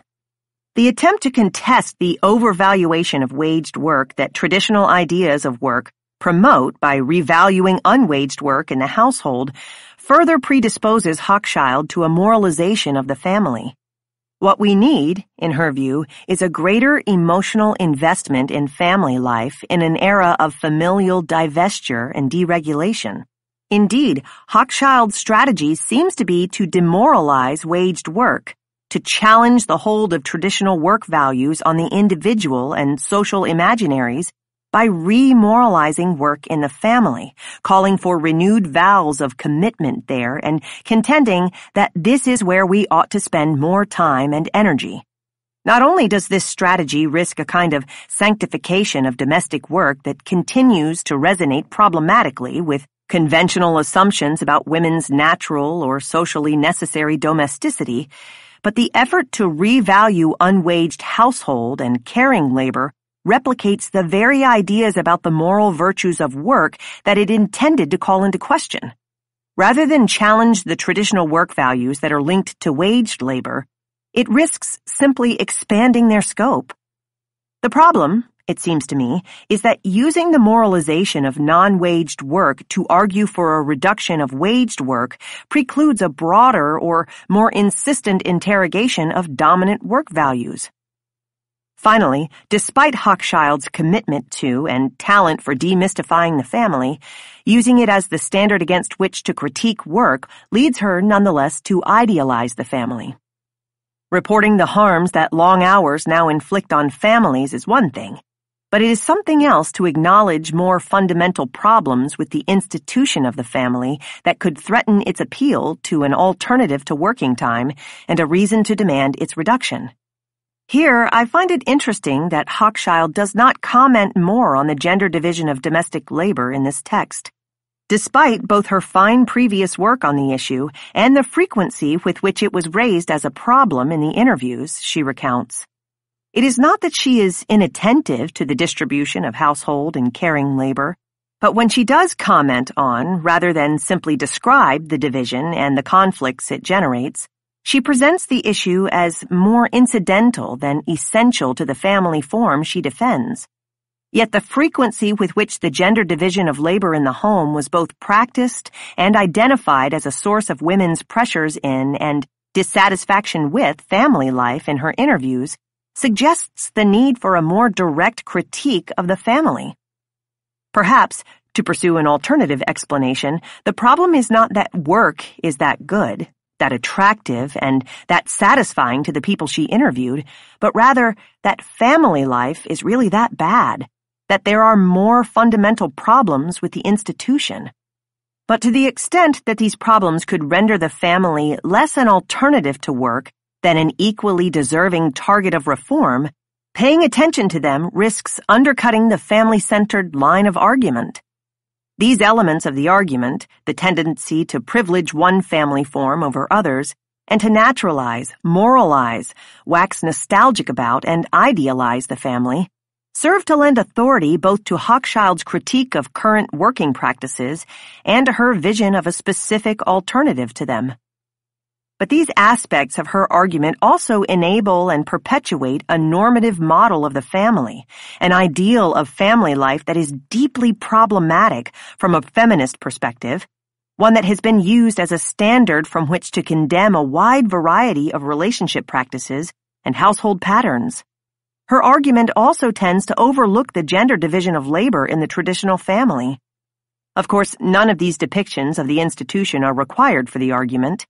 Indeed, one could, and often Hochschild does, make the case for work reduction without evoking a narrow and prescriptive model of the family. My claim is not that this version of the family is necessary to the perspective, but rather that it is a rhetorical temptation built into the line of argument. This is the trap that the argument sets for both authors and readers by relying so centrally on the trope of the family in the current context. For example, while it is true that one need not compare the childhoods of those whose parents work long hours to a perfect childhood in a mythical past to conclude that our society needs to face up to an important problem, one would also expect that it might be tempting to try. For some, this strategy might make the demand for shorter hours more intelligible and appealing. But this seems a high price to pay. Essentially, the force of the demand is bought at the cost of its capacities as a critical feminist perspective. Rather than appropriate this discourse of the family for feminist ends, there are other, more promising ways to define the demand for and shape the perspective on shorter hours. Less work for what we will. Decentering the family. The solution would seem to be to displace the family from the rationale for reduced hours, and the second approach I want to consider does that, emphasizing instead a broader and more open-ended set of justifications for and benefits of shorter hours. An inspired example of this approach can be found in The Post-Work Manifesto by Stanley Aronowitz et al. Their call for a 30-hour week of 6-hour days without a reduction in pay is part of a broader post-work vision and agenda that the authors propose as a response to current economic conditions and trends in the United States. Citing what they describe as an increase in working hours, whether through more overtime, the colonization of non-work time by work, or piecing together multiple temporary or part-time jobs, they argue that it is time for a discourse that imagines alternatives, that accounts for human dignity beyond the conditions of work. It is time to demand and get a 30-hour work week.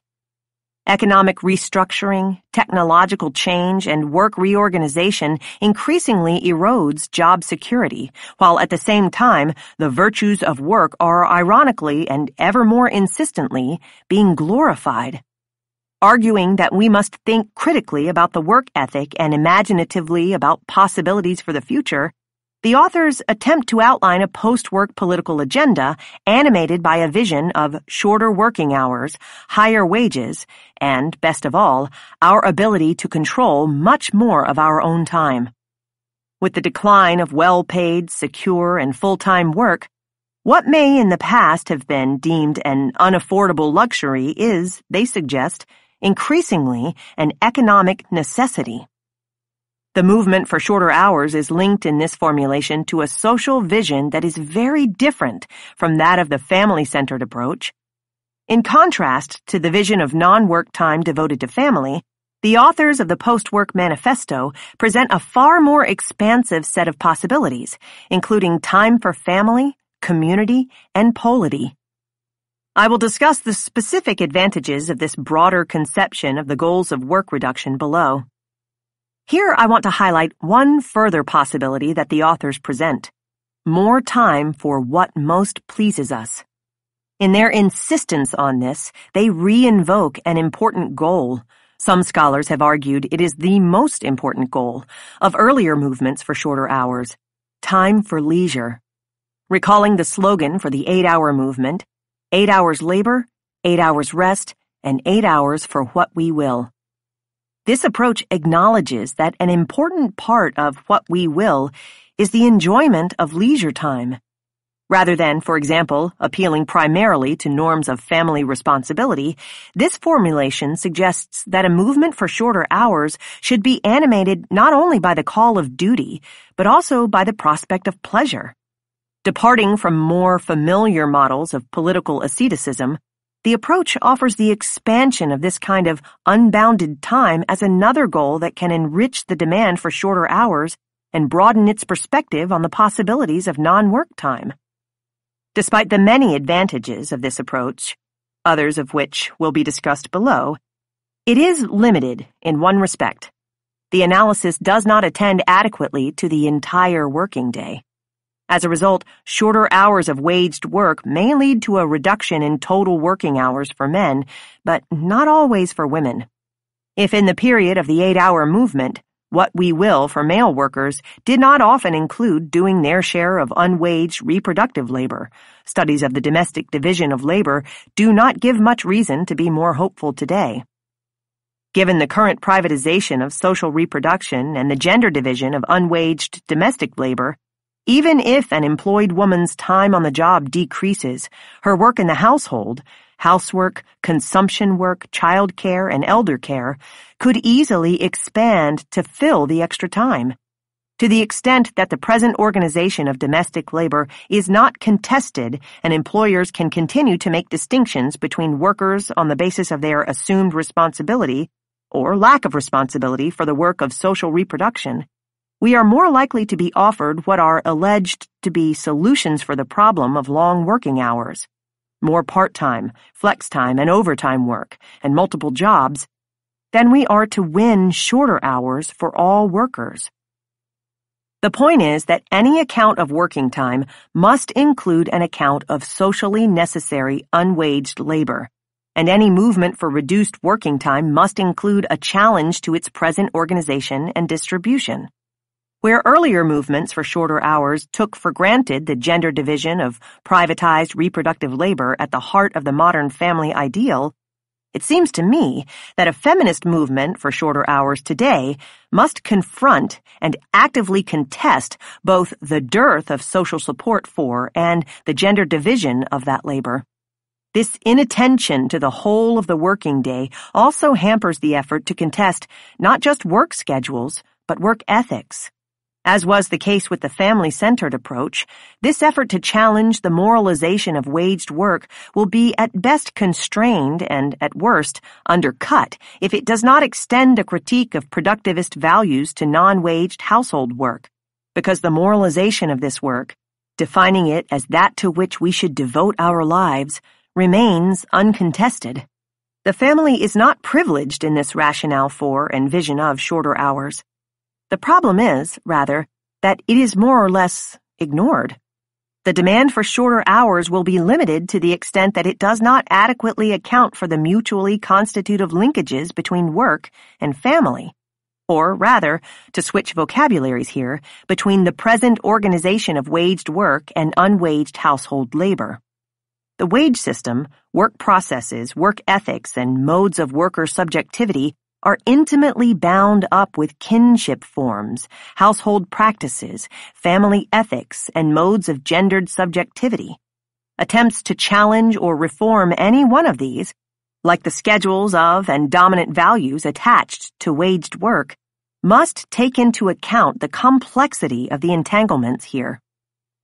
Not only wages, I am thinking here of the female wage and the family wage, but hours, too, were historically constructed with reference to the family. That is to say, when the 8-hour day and 5-day week became the standard for full-time work shortly after the Second World War, the worker, typically imagined to be a man, was presumed to be supported by a woman in the home. Although this was, of course, a predominantly white and middle-class arrangement, it need not be accurate, in fact, to function effectively as a social norm and political tool. If instead the male worker had been held responsible for unwaged domestic labor, it is difficult to imagine that he could credibly have been expected to work a minimum of 8 hours a day.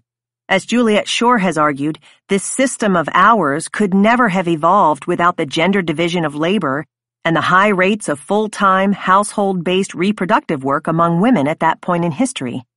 This gender division of labor as a normative ideal was supported in turn, in some cases, by waged domestic labor, which itself was marked not only by gender, but also by racial divisions. These gender and racial divisions of labor are also what enabled the post-war labor movement to focus on the issues of overtime and wages rather than on work time reduction. Even today, assumptions about family form and the gender division of reproductive labor continue to underwrite and be in turn underwritten by new developments in work schedules. Thus, for example, some studies suggest that where the labor force is primarily made up of women, employers are most likely to use part-time workers to maintain flexibility. Indeed, certain jobs are constructed to be part-time because they are generally filled by women. Thus, part-time work for women, which is often low-paid and has few or no benefits and few opportunities for advancement, continues to be rationalized by reference to women's assumed position as secondary wage earners and primary unwaged reproductive laborers. Men, in contrast, are more likely to provide flexibility by working overtime. Both full-time and overtime are better able to pass as reasonable options insofar as it can still be assumed that someone else can take primary responsibility for domestic labor.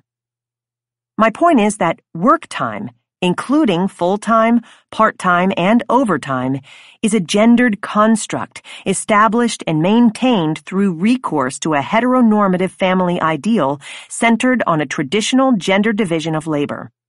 Attempts to challenge the legitimacy of the 8-hour day would do well to make visible and contest these aspects of the organization of social reproduction on which work schedules have been based.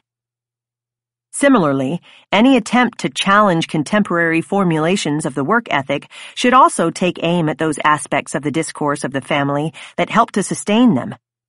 One can detect, for instance, a mutually reinforcing asceticism that animates both the work ethic and the family ideal. One of the most persistent elements of the work ethic over the course of U.S. history is its valorization of self-control in the face of the temptations and what Daniel Rogers characterizes as a faith in the sanitizing effects of constant labor. This same productivist asceticism, which was designed to encourage work discipline and thrift, has also served to animate the ideal of heterosexual marital monogamy. In the 19th century, for instance, the white middle-class family was idealized as the form that could redirect sexual appetites and desires toward productive ends. One can see this assumption at work in the efforts by early 20th century social reformers to impose both bourgeois work discipline and bourgeois family forms on immigrant households. Indeed, the alliance between the work ethic and this family ideal is nowhere more visible than in the history of social welfare policy in the United States. According to Mimi Abramowitz's historical account, social welfare policy has been shaped by two fundamental commitments, one to the work ethic and the other to what she calls the family ethic, a set of norms prescribing proper family forms and roles that articulates and rationalizes the terms of the gender division of labor. Perhaps one of the clearest distillations of these two systems of norms can be found in the overt efforts of the 1996 welfare reform to promote both the work ethic and heterosexual marriage, for example, by a means of work requirements and the enforcement of paternal responsibility. Improbable as it may seem, waged work and marriage are the two socially recognized and politically approved paths from what has been called social dependency to what the Personal Responsibility and Work Opportunity Reconciliation Act heralds as personal responsibility. The broader media and policy debates about social welfare, relying on narrow models of both what counts as work and what counts as family, frequently focus on the poor single mother, often deployed as a racialized figure, for her imagined failure to conform simultaneously to the dominant family model and hegemonic work values. The partnership between the work ethic and the family ethic is sustained in and through a variety of cultural forms. One can see this interconnection operating behind the interesting coincidence of labels marking the male and female version of the tramp.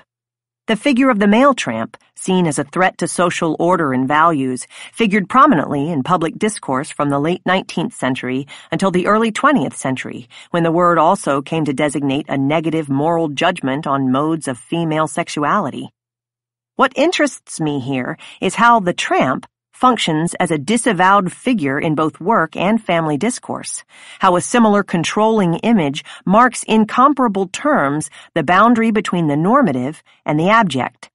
Contrary to the central tenets of both the work ethic and the family ethic, the tramp is in each usage a figure of indulgence and indiscipline. Both male and female tramps are wanderers who refuse to be securely housed within and contained by the dominant institutional sites of work and family. Both are promiscuous in their unwillingness to commit to a stable patriarch, as shown in their lack of loyalty to an employer or to an actual and potential husband. The tramp is thus situated against legible models of both productive masculinity and reproductive femininity. Given that the accumulation of property was supposed to be one of the central benefits of a disciplined life of wage labor, and respect for property a cornerstone of the sanctity of marriage, both male and female tramps violate yet another set of fundamental social values. Each is a potentially dangerous figure that could, unless successfully othered, call into question the supposedly indisputable benefits of work or family and challenge the assumed naturalness of their appeal. Just as male tramps, these villains on a stage of toilers and savers, threaten to inspire otherwise compliant workers by their shameless rebellion against all work, the figure of the female tramp threatened the ideals of sexual propriety and women's roles at the heart of the bourgeois family model. Though the language of the tramp may have fallen out of use, the basic offenses that the label identified continued to be registered under and regulated by means of more contemporary controlling images. The racialized figure of the welfare queen, in which the supposed violations of both work ethic and normative family form are distilled, is one of its most injurious reiterations. My point is that the work ethic and the family ethic remain joined together by a host of historical, economic, political, and cultural threads. This renders short-sighted any claim to challenge the schedules of waged work without addressing the organization and distribution of unwaged reproductive work, and makes problematic any effort to demote prevailing work values while either promoting or leaving uncontested prevailing family ethics. What might be the terms of a time movement that cannot be subsumed into the discourse of family values or serve to augment the power of traditional work values, and that, by taking into account the whole of our working hours, both waged and unwaged, could be a feminist movement, too? Beyond work ethics and family values.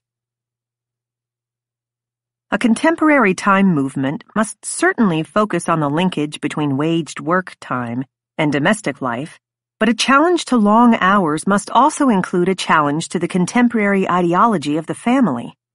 To recall the wages for housework perspective explored in the previous chapter, if, as Selma James argues, work and family are each integral to capitalist valorization, then the struggle against one is interdependent with the struggle against the other.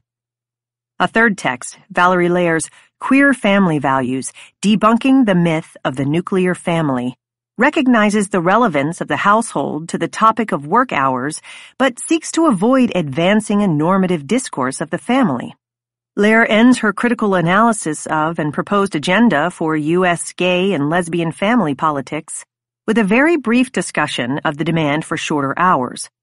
Although this may seem on the surface to be a rather odd conclusion to a book about the family that is centered, at least initially, on an examination of the struggle for gay and lesbian marriage, it is actually a logical outcome of the author's efforts to situate evolving discourses of the family in the context of some of the changing exigencies of capitalist production and accumulation. Lehr argues that rather than continuing to allow capital and the state to define and constitute what counts as an acceptable family, we should pursue strategies that give people more freedom in determining their intimate and social relationships. Reducing the work week is offered as one significant way to provide the material basis for enlarging this freedom. Lehr poses two basic approaches to securing the resources that can enable choice. Either expand the state's welfare provisions and, with it, the state's potential to shape and control our lives, or, as she prefers, attempt to formulate demands that have the potential to allow greater autonomy from the structures and institutions, including the state, that now presume to dictate so many of our choices. As an example of the latter approach, the demand for shorter hours is intended not to bring the state into people's lives, but to use state power to enable citizens to have the resources that they need to make real choices. Both the Post-Work Manifesto and Queer Family Values suggest how the demand for shorter hours could be made not in the name of the family, but in the name of freedom and autonomy.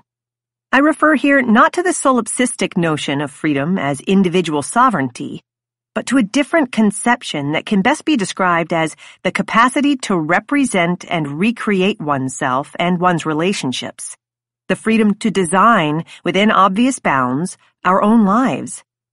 This account links freedom not to pure voluntarism or to autonomy vis-à-vis others, but to the possibility of gaining a measure of separation or detachment from capitalist control, imposed norms of gender and sexuality, and traditional standards of family form and roles. It is thus not only a matter of securing individual freedom of choice, but, as the autonomist Marxist tradition might have it, of making some space for the collective autonomy that might alter some of the terms of such choices. In this way, shorter work hours can be seen as a means of securing the time and space to forge alternatives to the present ideals and conditions of work and family life. This conception of the value of shorter hours is also an important element in the Post-Work Manifesto. Its authors refer to the prospects of a self-managed life and time away from the impositions of external authority, envisioning what it would be like to finally have the time to imagine alternatives to the present and the possibility of a better future. Like Lehr, they offer a more expansive conception of potential alternatives than is found in the family-centered approach, highlighting, for example, the importance of citizens' time and the possibility of a heightened politicization.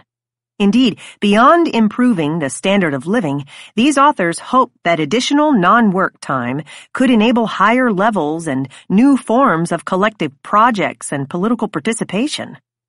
What Lehr adds to this is a focus on the prospect of non-work time as relationship time to recreate and reinvent relations of sociality, care, and intimacy. From this perspective, the goal is not to liberate the family from the encroachments of work. The institution of the family should be recognized as an integral part of the larger political economy, not as a separate haven. The normative discourse of the family is intimately linked to and implicated in the work values that should be challenged. The goal is rather to claim the time to reinvent our lives, to reimagine and redefine the spaces, practices, and relationships of non-work time.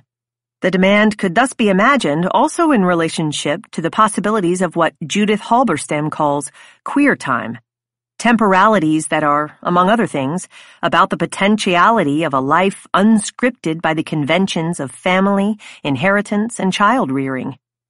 By these means, the movement against work becomes linked to a transfigurative politics, not just an opportunity to advance pre-existing demands, but also a process of creating new subjectivities with new capacities and desires, and, eventually, new demands. To return once again to that famous slogan from the 8-hour movement, 8 hours labor, 8 hours rest, and 8 hours for what we will. We may now more clearly see an interesting ambiguity in the phrasing of the demand. Does time for what we will refer to time for what we want, or time for what we will to be? In other words, is it more about getting what we wish for, or about getting to exercise our will? Is it a matter of being able to choose among available pleasures and practices, or being able to constitute new ones? Both, I think, are crucial goals that the demand for shorter hours should articulate and advance. More time to partake of existing possibilities for meaning and fulfillment, and time to invent new ones. It is thus not only about more time for leisure as the term is traditionally conceived, it could instead be articulated as time to explore and expand what Rosemary Hennessy describes as the human capacity for sensation and effect that has been corralled within and reified by the logistics of commodity production, consumer culture, and identity formation in late capitalism. Contrary to those critics of consumer society who fear that shorter working hours would create only more time for mindless consumption, thereby ensuring our further descent into commodity fetishism, there is reason to expect that if given more time, people will find ways to be creative, even if those ways do not necessarily conform to traditional notions of productive activity. Rather than simply a state of passivity, it is important to recognize the potential social productivity of non-work. By this measure, the problem posed by an expansion of non-work time is not, as E.P. Thompson notes, how are people going to be able to consume all these additional time units of leisure, but what will be the capacity of experience of the people who have this undirected time to live? Perhaps if what Thompson calls the Puritan time valuation were to relax, we could, as he speculated, relearn some of the arts of living. Again, one of the things this conception of the demand for shorter hours should help us to think about is the value of non-work time as a resource for social, cultural, and political projects of transvaluation. But perhaps rather than highlight the social productivity of non-work, remaining thereby within the terms of productivism's own logic, we should reflect for a moment on why it is that the prospect of non-productive time is so disturbing. Why it is that, as Aronowitz observes, we may be terrified of free time. Many objections to the demand for basic income center not on its expense, but on its ethics, and the possibility of shorter hours raises comparable concerns. In this case, threatening the model of productive subjectivity and the prohibition on idleness that remains fundamental to its elaboration. Indeed, the possibility of more time for consumption may be less threatening than the prospect of idle time, not only because of what we might do with more non-work time, but of what we might become. Productivist ethics assume that productivity is what defines and refines us, so that when human capacities for speech, intellect, thought, and fabrication are not directed to productive ends, they are reduced to mere idle talk, idle curiosity, idle thoughts, and idle hands, their non-instrumentality a shameful corruption of these human qualities.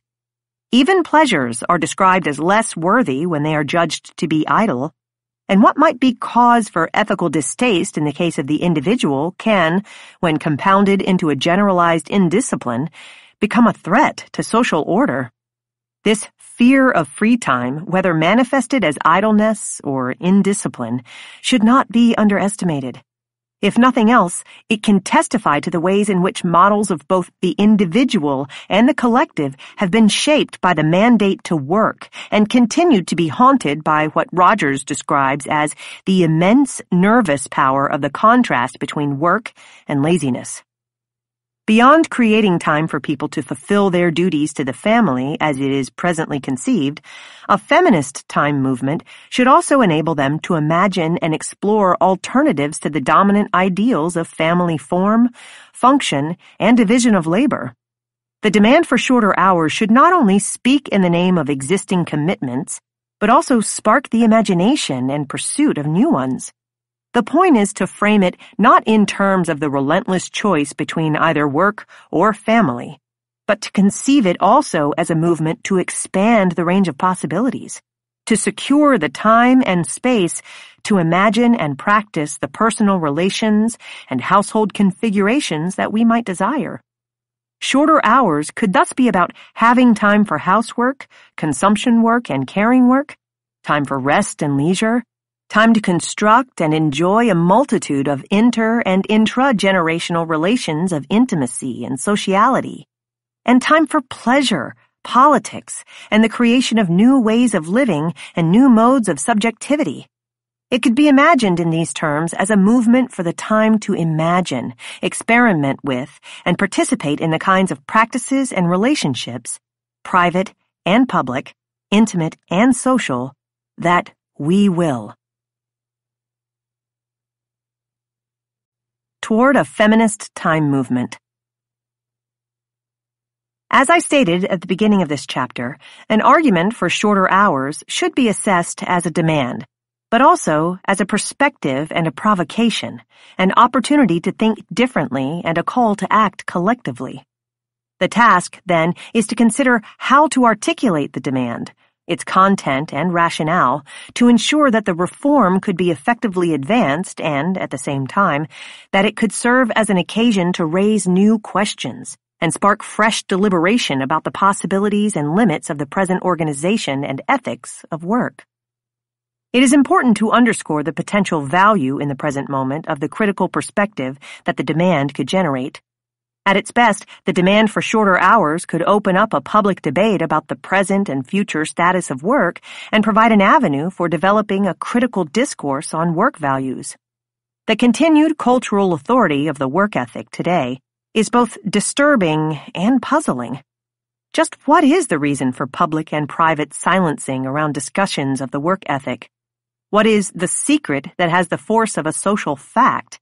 That paid work is a condition of human nature and that one must work till one drops. Again, the point is not to deny the present necessity of work or to dismiss its many potential utilities and gratifications, but rather to create some space for subjecting its present ideals and realities to more critical scrutiny. A feminist perspective on work time reduction in the United States could enable a change in some of the ways we think about work by denaturalizing both the 8-hour day, the seemingly obvious, unquestioned standard for full-time work, and the even more insistently naturalized privatization and gendering of reproductive labor. It should provide an opportunity to raise questions about those aspects of life that are too often accepted as unalterable. Of course, the terms of such a public discussion about work values and routines would have to be made more complex. While the term work succeeds in registering the social dimensions of certain practices and thereby rendering them subject to political debate, what counts as work, particularly with regard to unwaged caring practices like parenting, would need to be continually reevaluated. Perhaps we need a new vocabulary to better account for the range of people's productive or creative practices and experiences, and to enable us to confront most effectively the structures and discourses that organize them. At the very least, we need to replace the category of non-work with a range of distinctions. Let me conclude with a few observations about how best to conceive a feminist movement for shorter hours and what it might accomplish. It is important to emphasize that the goal is the reduction rather than the mere rearrangement of paid work time. While the problem of work-family balance may be widely recognized, the strategy most popular with employers, the flexible work schedule, neither reduces the hours of work nor challenges the assumption that social reproduction should be a private and largely female responsibility. The demand for a 6-hour day is crucial. However, it can only be a beginning or a part of the struggle. A feminist demand for work reduction should attend to the whole of the working day by, for example, insisting that estimates of the socially necessary domestic labor time of individuals be included in both calculations of working time and proposals for its reduction. The demand must link this critical analysis of waged work to an interrogation of the organization of both waged and unwaged reproductive work. In terms of waged domestic labor, this requires challenging the gender and racial divisions of waged domestic labor and the low value placed on this work. On the unwaged front, it might mean demanding the reduction of this work time, as well as by struggling to make visible and contest the gender division of unwaged household and caring labor, as well as the lack of adequate publicly funded services to support this socially necessary labor. Up to this point, feminists have had relatively little success in degendering and socializing responsibility for social reproduction. But making time for more women and men to remake their lives requires demands for services like high-quality, affordable childcare, education, and elder care, and for adequate levels of income for unwaged and underwaged parents. There are myriad possible benefits of reduced work hours. For instance, an important goal of the shorter hours movement historically, and one that is certainly relevant today, was to alleviate unemployment by expanding the number of employees necessary to cover the shorter shifts. In addition, a shorter work week could reduce underemployment by raising some part-time employment to the status of full-time.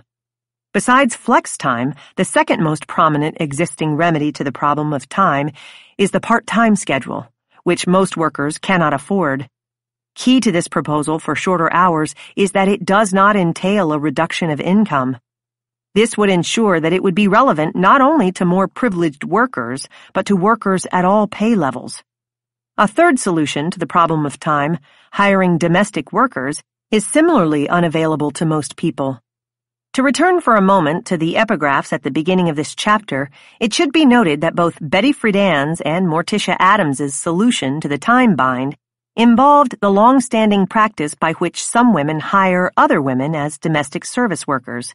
Friedan recommended that women hire housekeepers, and Morticia hired a nanny, as a way to create the time to pursue other projects.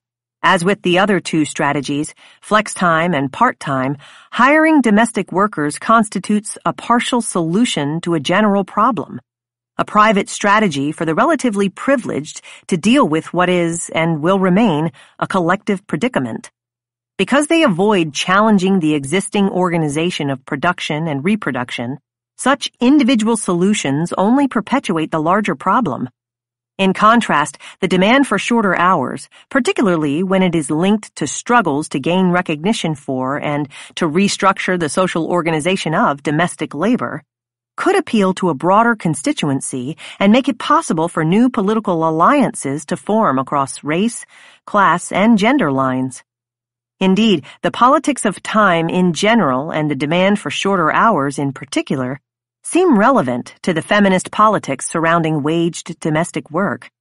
Feminists recognize that buying more services is not the simple remedy for working more hours that the popular media often assume.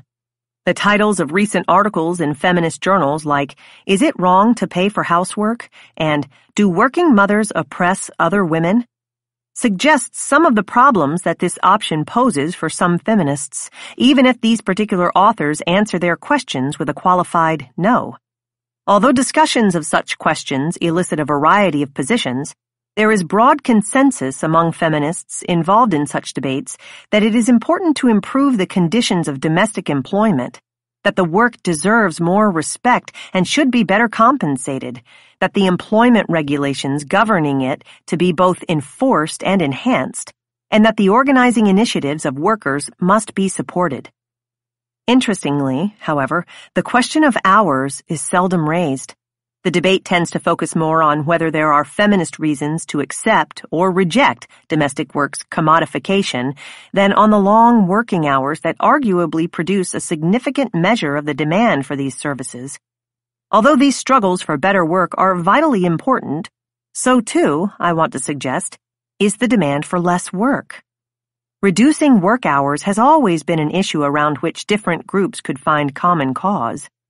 As David Roediger and Philip Foner observe in their History of U.S. Labor and the Working Day, reduction of hours became an explosive demand partly because of its unique capacity to unify workers across the lines of craft, race, sex, skill, age, and ethnicity.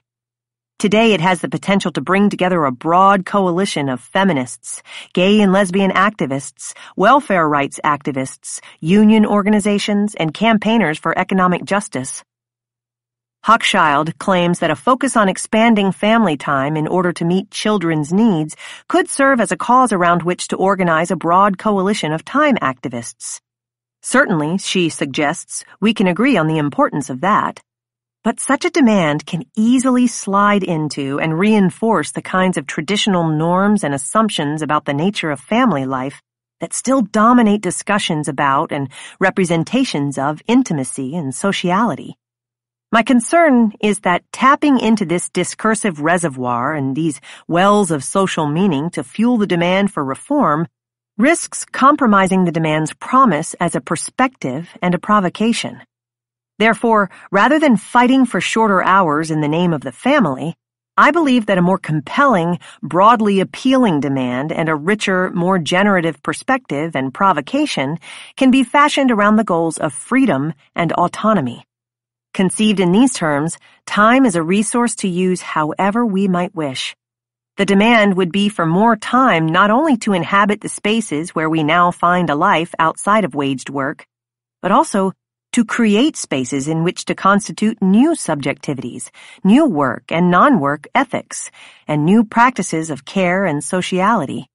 By framing the demand for shorter hours in terms of this more open-ended and expansive set of goals, by demanding more time for what we will, and resisting the impulse to dictate what that is or should be, we can create a more progressive coalition and sustain a more democratic discourse.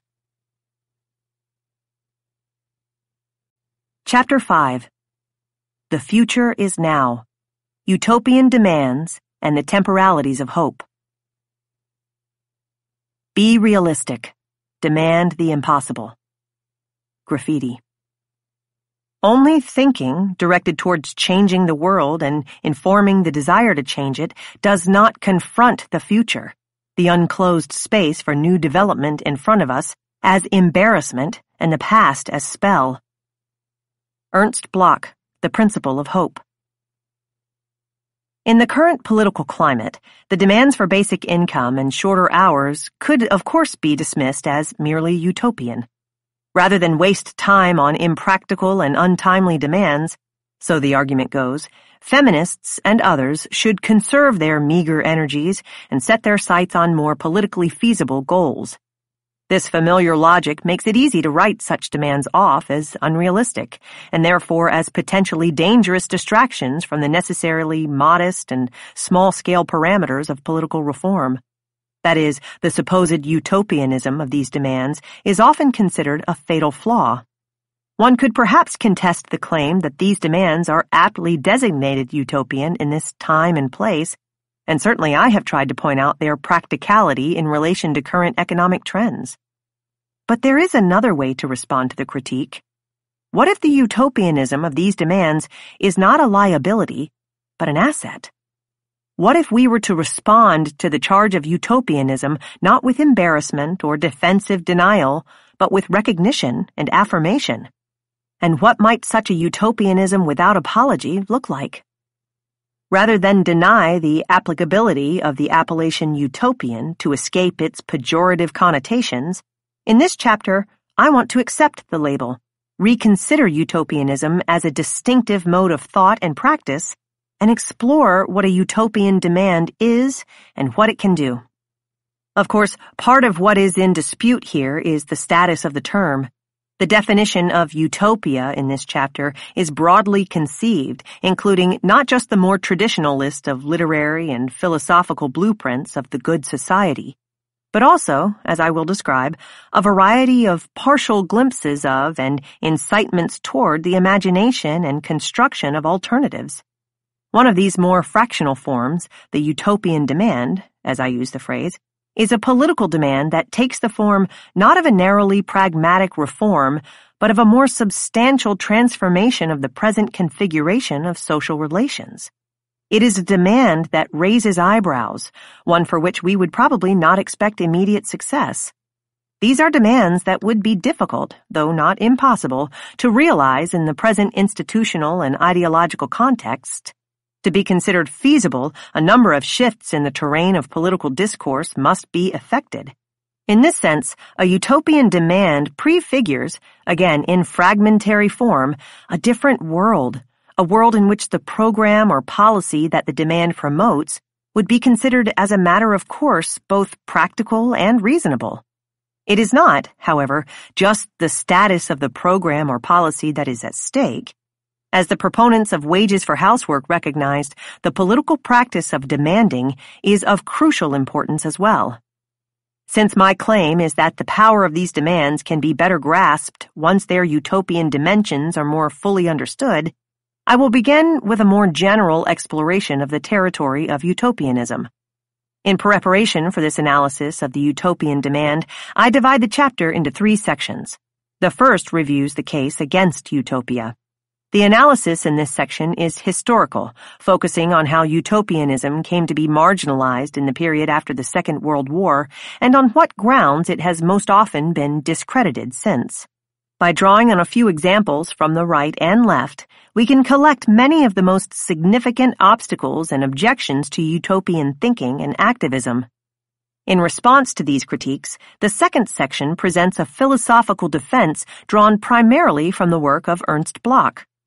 The discussion centers on the ontology and epistemology of utopian speculation and finishes with an exploration of the concept of hope and the cognitive and affective challenges it poses to those who would take it on as a project.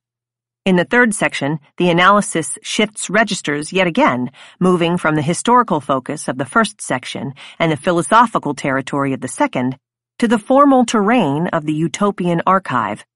The brief exploration of the forms and functions of utopian expression considers the possibilities and limitations of a range of genres, from the traditional literary and philosophical utopia to the manifesto and, finally, to the utopian demand.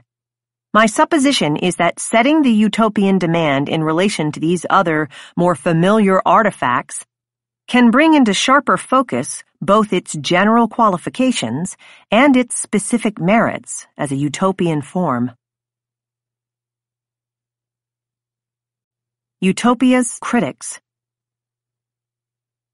In this section, I want to gather some of the standard objections to utopian thought and practice. We can begin with what might be called an anti-utopianism of the right, to match the genealogy of left anti-utopianism that follows. But it is really drawn from a tradition of liberal discourse, and the specific examples I consider have been prominently represented in mainstream political discourse. We might think of this, then, as an official anti-utopianism. Although Marxism harbors its own anti-utopian tendencies, a point I will touch upon below, liberalism has long been home to some of utopianism's most vociferous and, particularly in the Anglophone context, influential critics. Disowning its own utopian origins and impulses once it attained the comfortable status of a dominant ideology dedicated to the conservation of existing regimes, liberalism endorses piecemeal reformism as the only acceptable political course. Socialism, broadly conceived, is liberal anti-utopianism's most enduring target. Thus, anti-utopianism was, for a substantial part of the 20th century in the United States, intimately linked to anti-communism. Consequently, the specific contents of liberal anti-utopianism in the United States shifted significantly with the fall of state socialism at the end of the Cold War.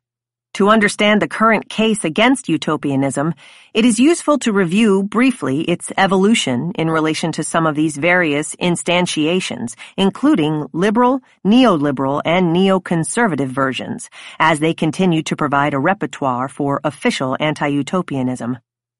To trace the lineages of contemporary anti-utopian discourse in the United States, I want to focus on two key texts produced at very different moments in the evolution of official U.S. anti-utopianism, each of which was celebrated for both its persuasiveness and its prescience.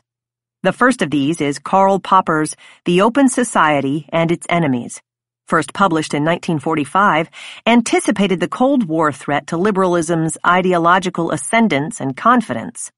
The second, Francis Fukuyama's 1989 The End of History, declared the end of that threat. Each text announces the dawn of a new political era and marks a specific moment of anti-utopian revival, when liberalism's general distrust of utopianism reasserts itself in reaction to new events. Fascism was one of these threats, but the two authors agree that at least by 1950, the more pressing challenge was posed by communism. As bookends to the Cold War, one mode of anti-utopianism expresses the anxieties of liberalism under siege, while the other emerges from the confidence in liberalism's triumph. Popper's book, together with an article that amplifies some of its central themes, offers an unusually clear and forceful example of a nonetheless rather typical brand of Cold War anti-utopianism. The struggle between reason and passion is the stage upon which this critique is staged. We must understand, Popper argues, that proposals for radical change threaten reason and hence civilization. He distinguishes rationalists like himself, whose ideals are discovered by and propagated through reasoned argument, and held with what he describes as the rational attitude of the impartial judge, from utopianists whose ideals are spread by appeal to the emotions and adhered to with passionate attachment.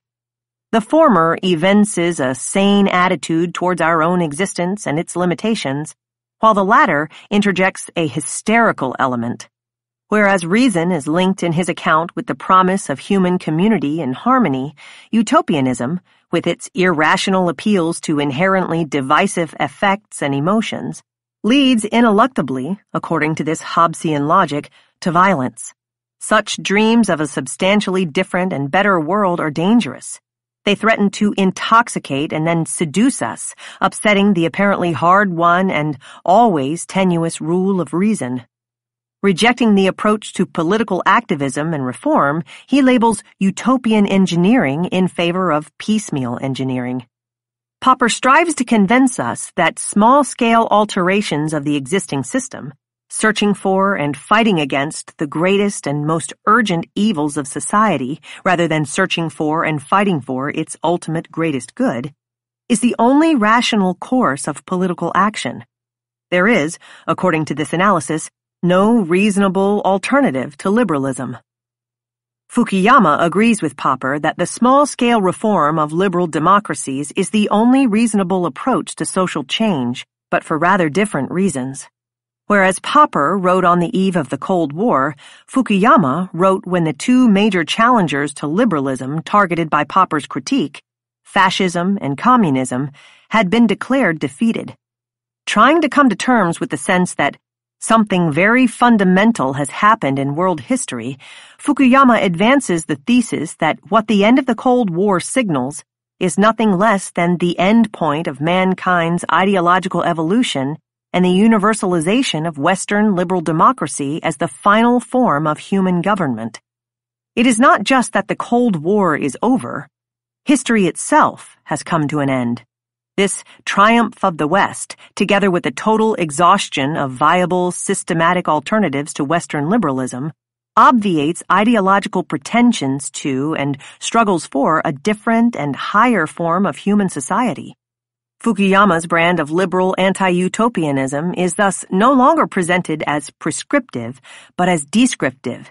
It purports to explain a political reality that we need to acknowledge, rather than to advance an ideal we should strive to achieve and rally to defend.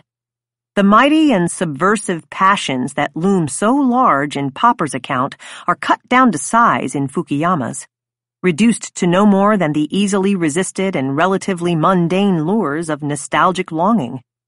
For better or worse, utopian dreams have been drained of their effective charge. To the utopian belief that a new and better world is possible, An earlier generation of anti-utopians responded with the argument that there should be no alternative. These anti-utopians declare, in this new ideological moment in Anglo-American liberalism, a moment that marks the ascendance of neoliberalism, that there is no alternative. What Popper defends in the name of rationalism is now proclaimed under the banner of realism. Utopia is no longer dangerous, just irrelevant. What Popper advocates, the unrivaled ascendance of liberal ideology, Fukuyama declares achieved. Yet both authors admit to some regrets, as if in these moments of political transition, poised, as each felt himself to be, on the brink of a new political era, they are close enough to the epochs now supplanted to contemplate some remorse. Although Popper defends pragmatism and empiricism against irrational dreams of a different society, he acknowledges as indeed all too attractive the pull of utopianism, gesturing in this way to the boredom of sobriety, the tedium of always standing on the side of reason against the passions and the wearisome vigilance required to resist their appeal. Fukuyama's regret, perhaps because it assumes the form of a relatively harmless nostalgia for that which has been decisively defeated, is more pronounced, more explicitly thematized. In contrast to Popper's Hobbesian mode of argument, which incites the passions in order to convince us of the threat they can pose, Fukuyama exhibits something closer to a Weberian resignation to a disenchanted world, a perspective inflected by a profound ambivalence about what has been sacrificed on the altar of progress. Confronted with such loss, Fukuyama pines for earlier eras not yet devoid of daring and creativity, before political innovation, courage, and idealism gave way to instrumental reason, cost-benefit analysis, technocratic problem-solving, and shopping. It is no wonder that their two brands of anti-utopianism breed remorse. What the accounts disavow, Popper's enemy and Fukuyama's casualty of war, is the very possibility of political imagination and aspiration, nothing less than hope itself. Fukuyama declares liberalism the winner, but not with the kind of confidence that accompanied declarations in the 1990s of liberalism's unrivaled and world-historic ascendancy.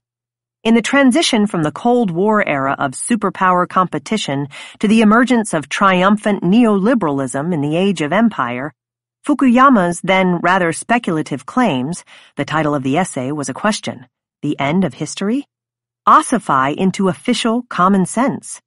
The end of the Cold War and the threat to liberal politics that Popper so feared cleared the way for the rise of neoliberalism in its fundamentalist mode, a discourse that in many ways dominated the 1990s.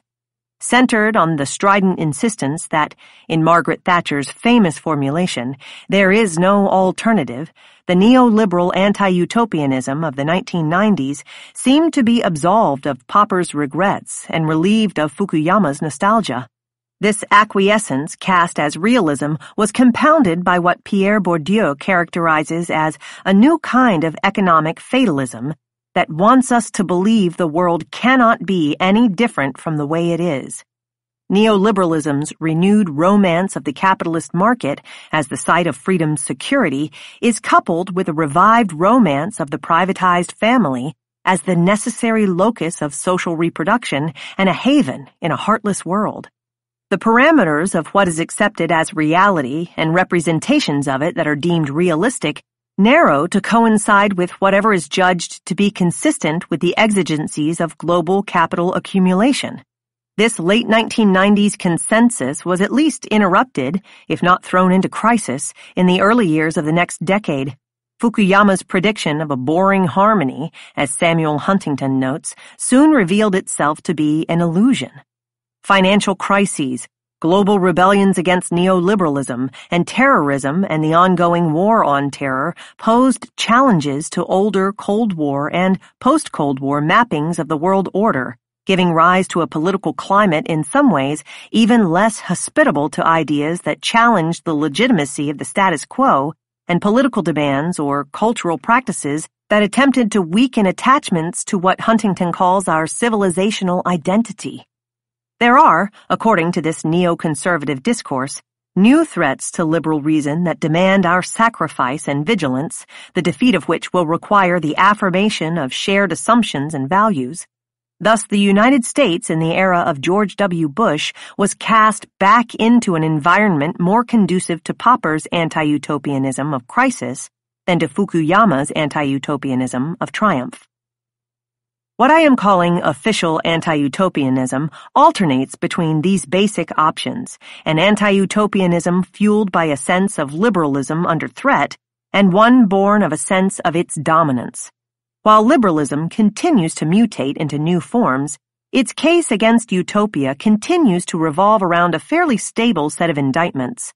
Between something akin to Popper's approach and Fukuyama's diagnosis, between the rationalist and the realist rebukes, between the claim that there should be no alternative and the assurance that there is no alternative.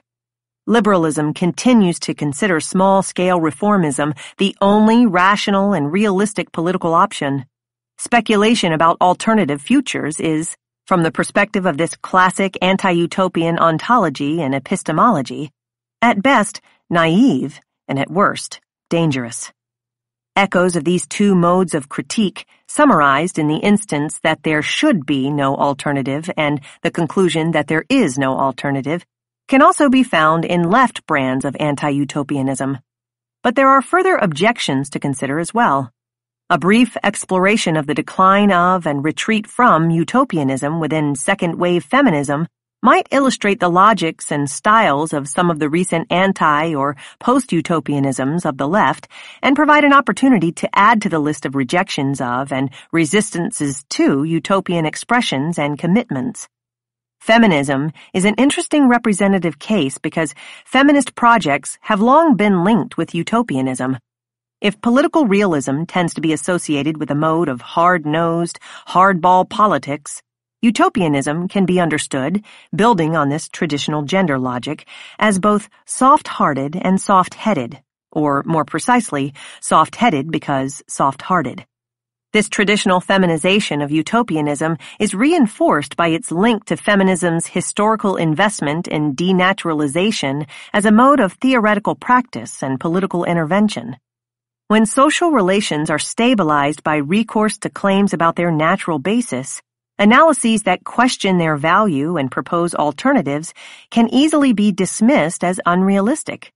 One of Anglo-American feminism's early architects, Mary Wollstonecraft, was thus forced to acknowledge, as a way to inoculate herself from the penalties of the charge, that even her relatively moderate visions of gender equality could, despite her own conviction of their reasonableness, be termed utopian dreams.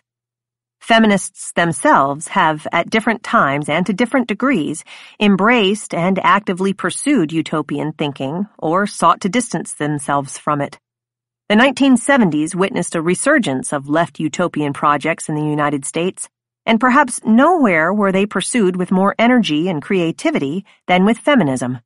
Radical and socialist feminists, in particular, cultivated utopian themes with their insistence that everyday life could and should be wholly transformed. This was the period in which Shulamith Firestone's infamous call to seize control over the means of reproduction was received with no little interest, in which radical feminist groups like the feminists audaciously demanded not just equal treatment, but the elimination of the institutions of heterosexual sex, love, marriage, and the family, in which alternative communities were founded and abandoned in a flurry of experimentation, and in which the feminist literary utopia flourished, imagining a dizzying variety of worlds in which existing gender formations were variously destroyed, reversed, or revolutionized. However, this interest in feminist utopian thought and activism soon waned. The early 1980s witnessed a decline of feminist utopian literature, matched by a comparable retreat from the utopian in feminist theory. This diminution of utopian energies in U.S. feminism in the 1980s and 1990s must be understood in the context of the same processes of economic and political restructuring that were linked to the resurgence of official brands of anti-utopianism. Economic developments that eroded the traditional bases of working-class power and rendered workers increasingly vulnerable to employers, and welfare reform that sought to make mothers more dependent on either waged work or marriage were hardly conducive to utopian hopes about alternatives to work and family. The pressures of getting by in hard times tend not, as Robin Kelly notes, to be generative of the political imagination.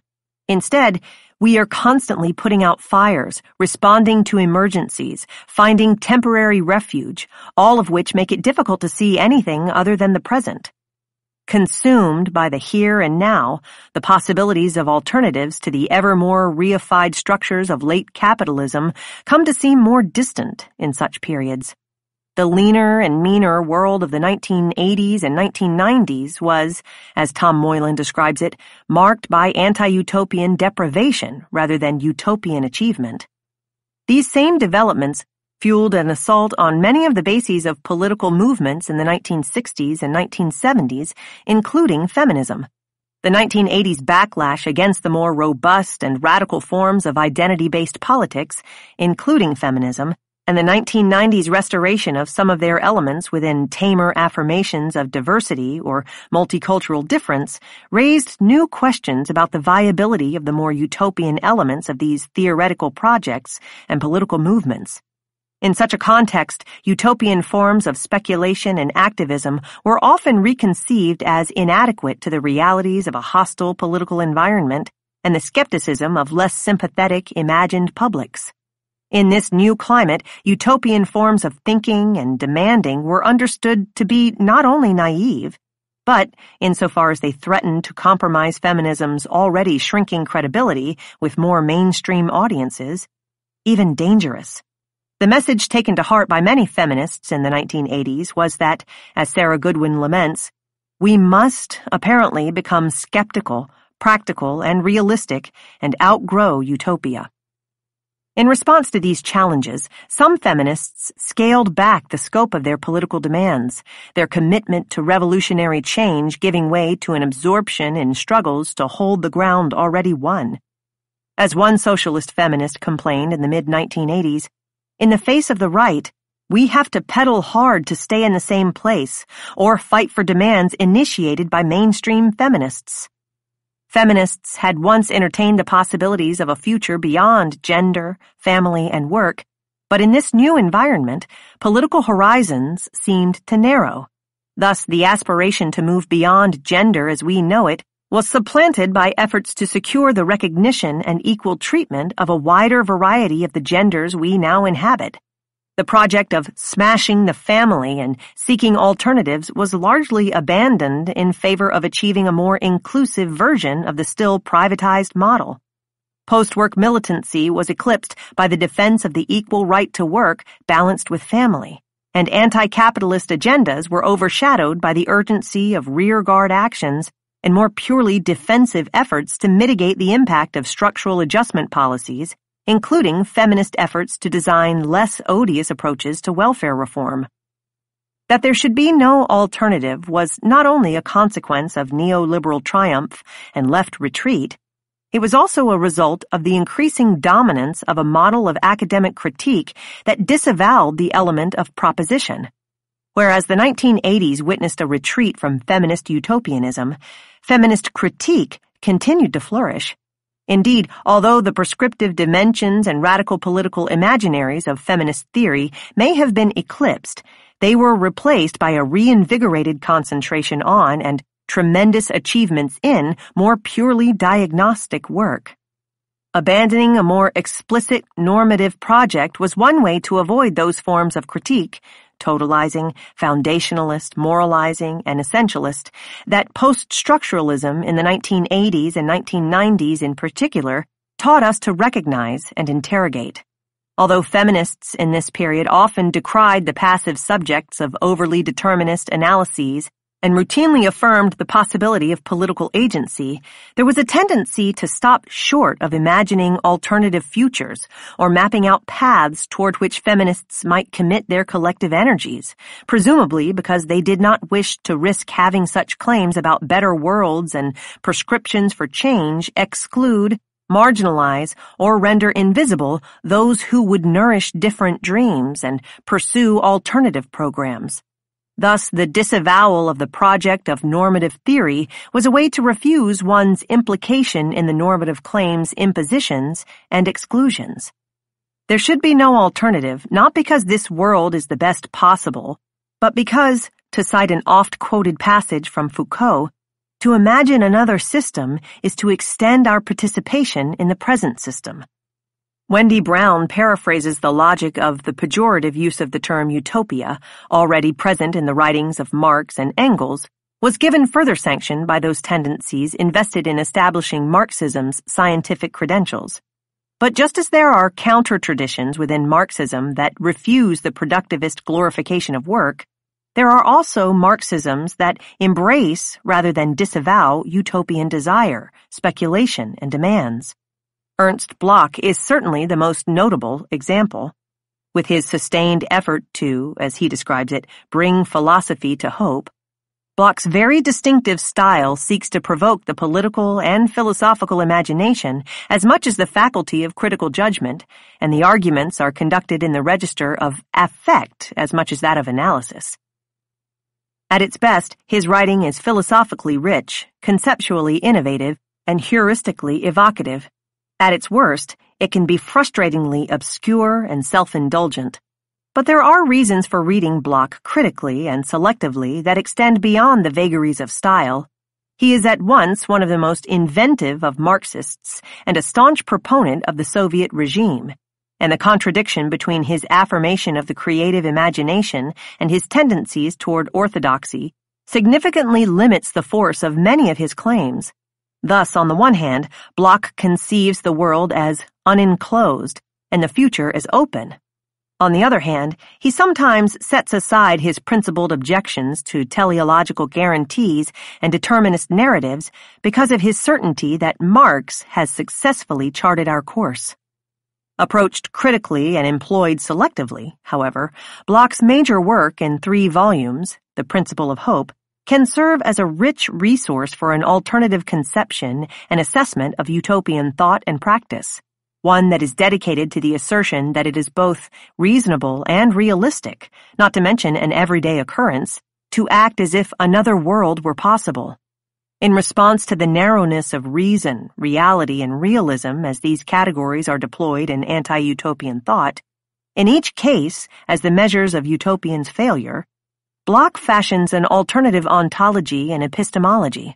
If reality encompasses not only what has come to be, but also its potential to become another, then utopian thinking, a mode of thought in which reason is allied with the imagination, can count as a particular brand of realism.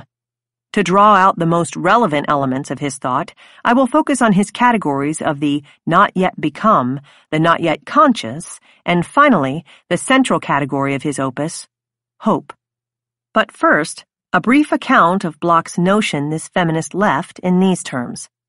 If there is always a governing political truth, at least let us not be the fundamentalists. If every regime is an occupation, at least let us not be the occupying force. Jane Bennett's description of Foucault's general strategy, to leave his own normative commitments tacit in order to minimize their moralizing effects, is what emerged within feminism as perhaps the dominant approach to critique. Rather than develop ways, as Bennett describes an alternative approach, to render one's affirmative theory more invitational than insistent, affirmation was, and in many ways still is, more often rejected as an integral component of critique and abandoned as a way to avoid the risks of political proposition. In at least some quarters of the left, the investment in critique became bound up as well with a set of affective states, including both ressentiment and melancholy, that are more attached to the past and its present than to the possibility of and desire for different futures. Brown has charted some of this territory with analyses of both certain modes of politicized identity constituted by wounded attachments and the specter of what she names left melancholy. As Brown describes it, identity politics fueled by ressentiment becomes deeply invested in its own impotence. even while it seeks to assuage the pain of its powerlessness through its vengeful moralizing, through its wide distribution of suffering, through its reproach to power as such. In this way, critique can be misdirected and visions of change limited by the preoccupation with the preservation and vindication of existing identities.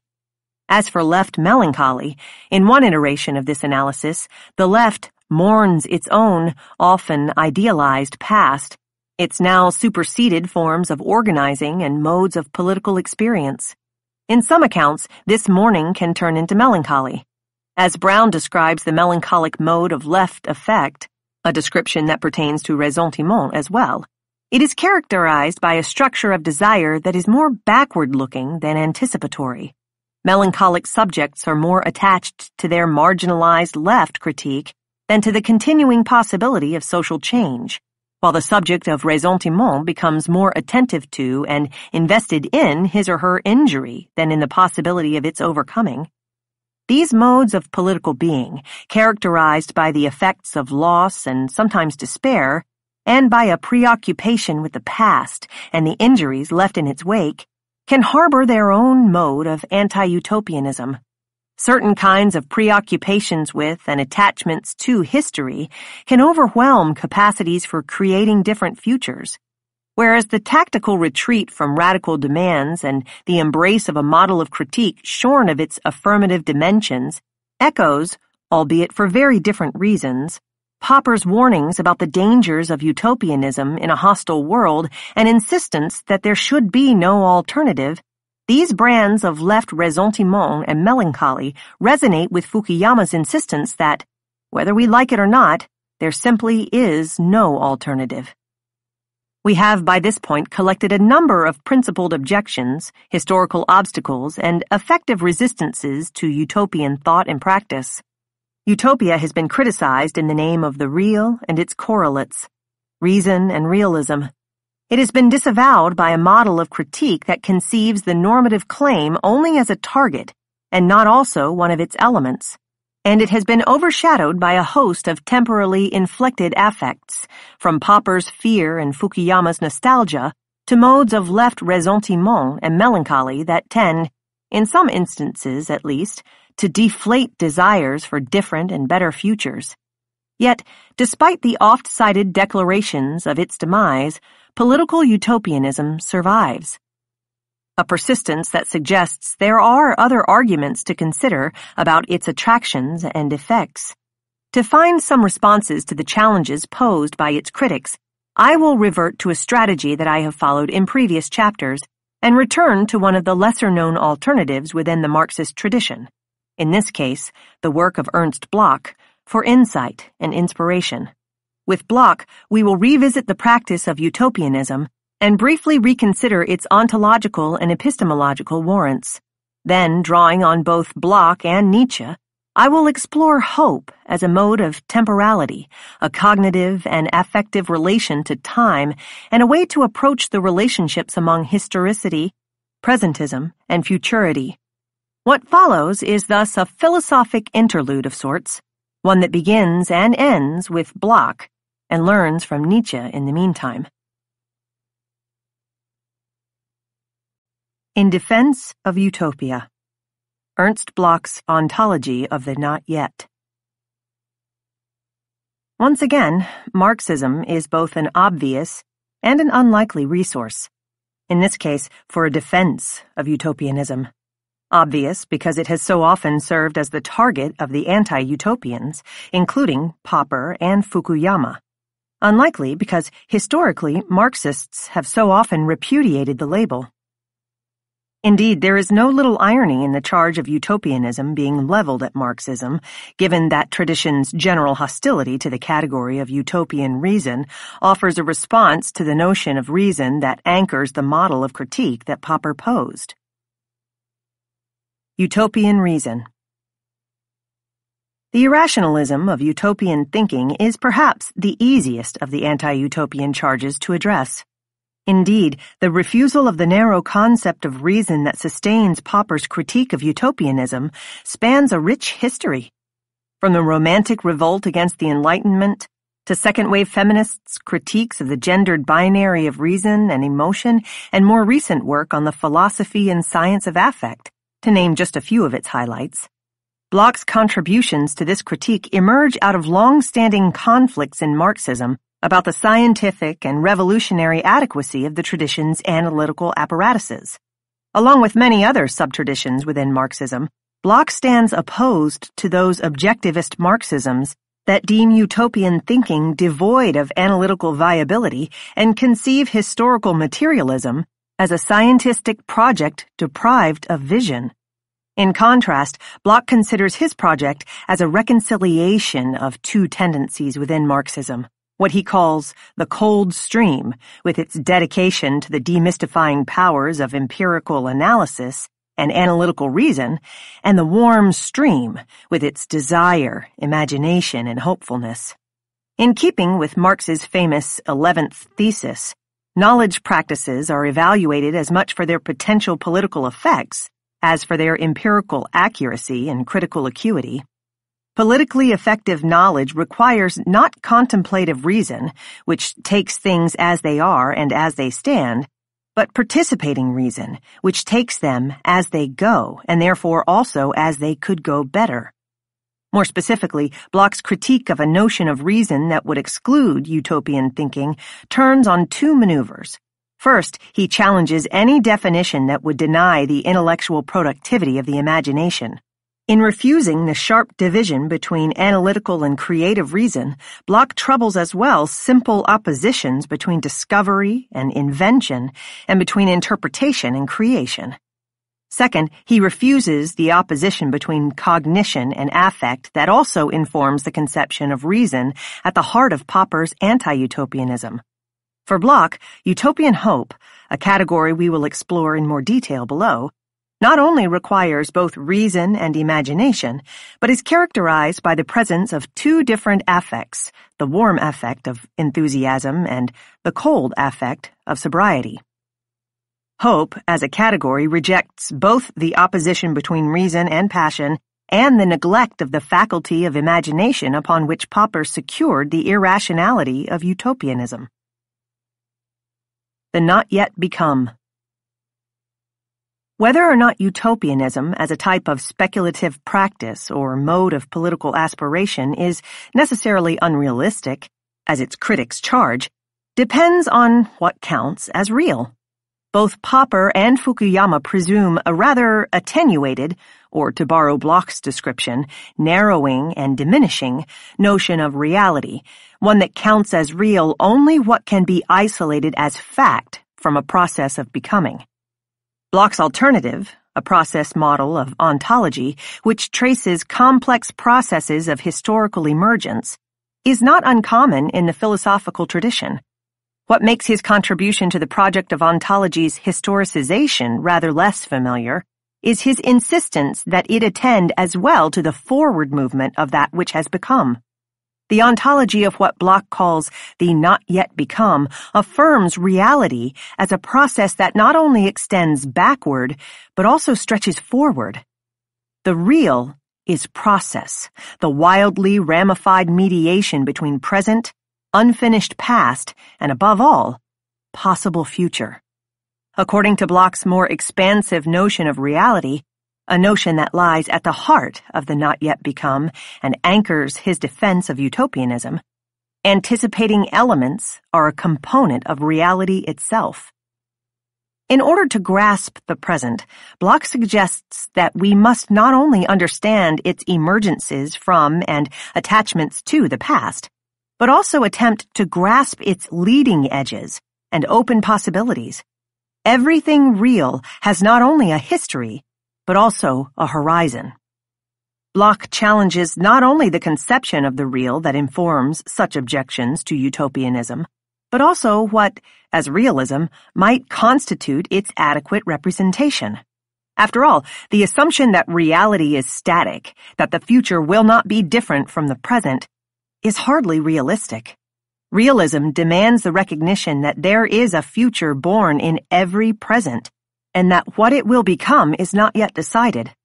Reality is a process in which we can intervene. Bloch's alternative brand of realism considers the present in relationship to both the lingering past that constitutes its denizens and their expected, imagined, desired, feared, dreaded, or longed for futures.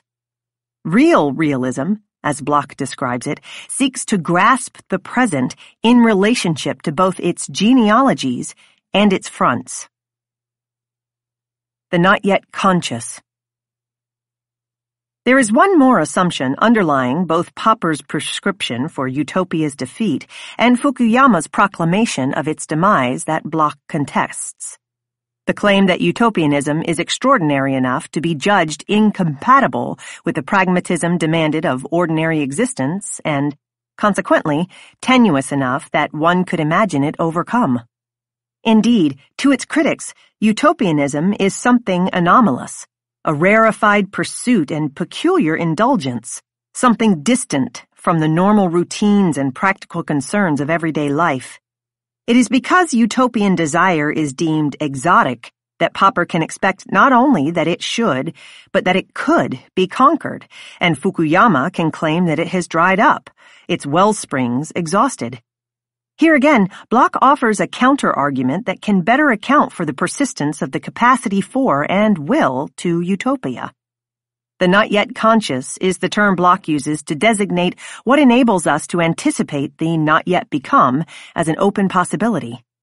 He develops this concept through a comparison, or series of comparisons, to the Freudian conception of the unconscious.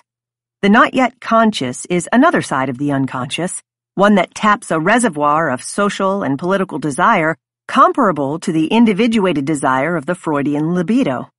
Whereas the Freudian unconscious is backward-looking, a storehouse of the forgotten and repressed, the not yet conscious is oriented toward the future.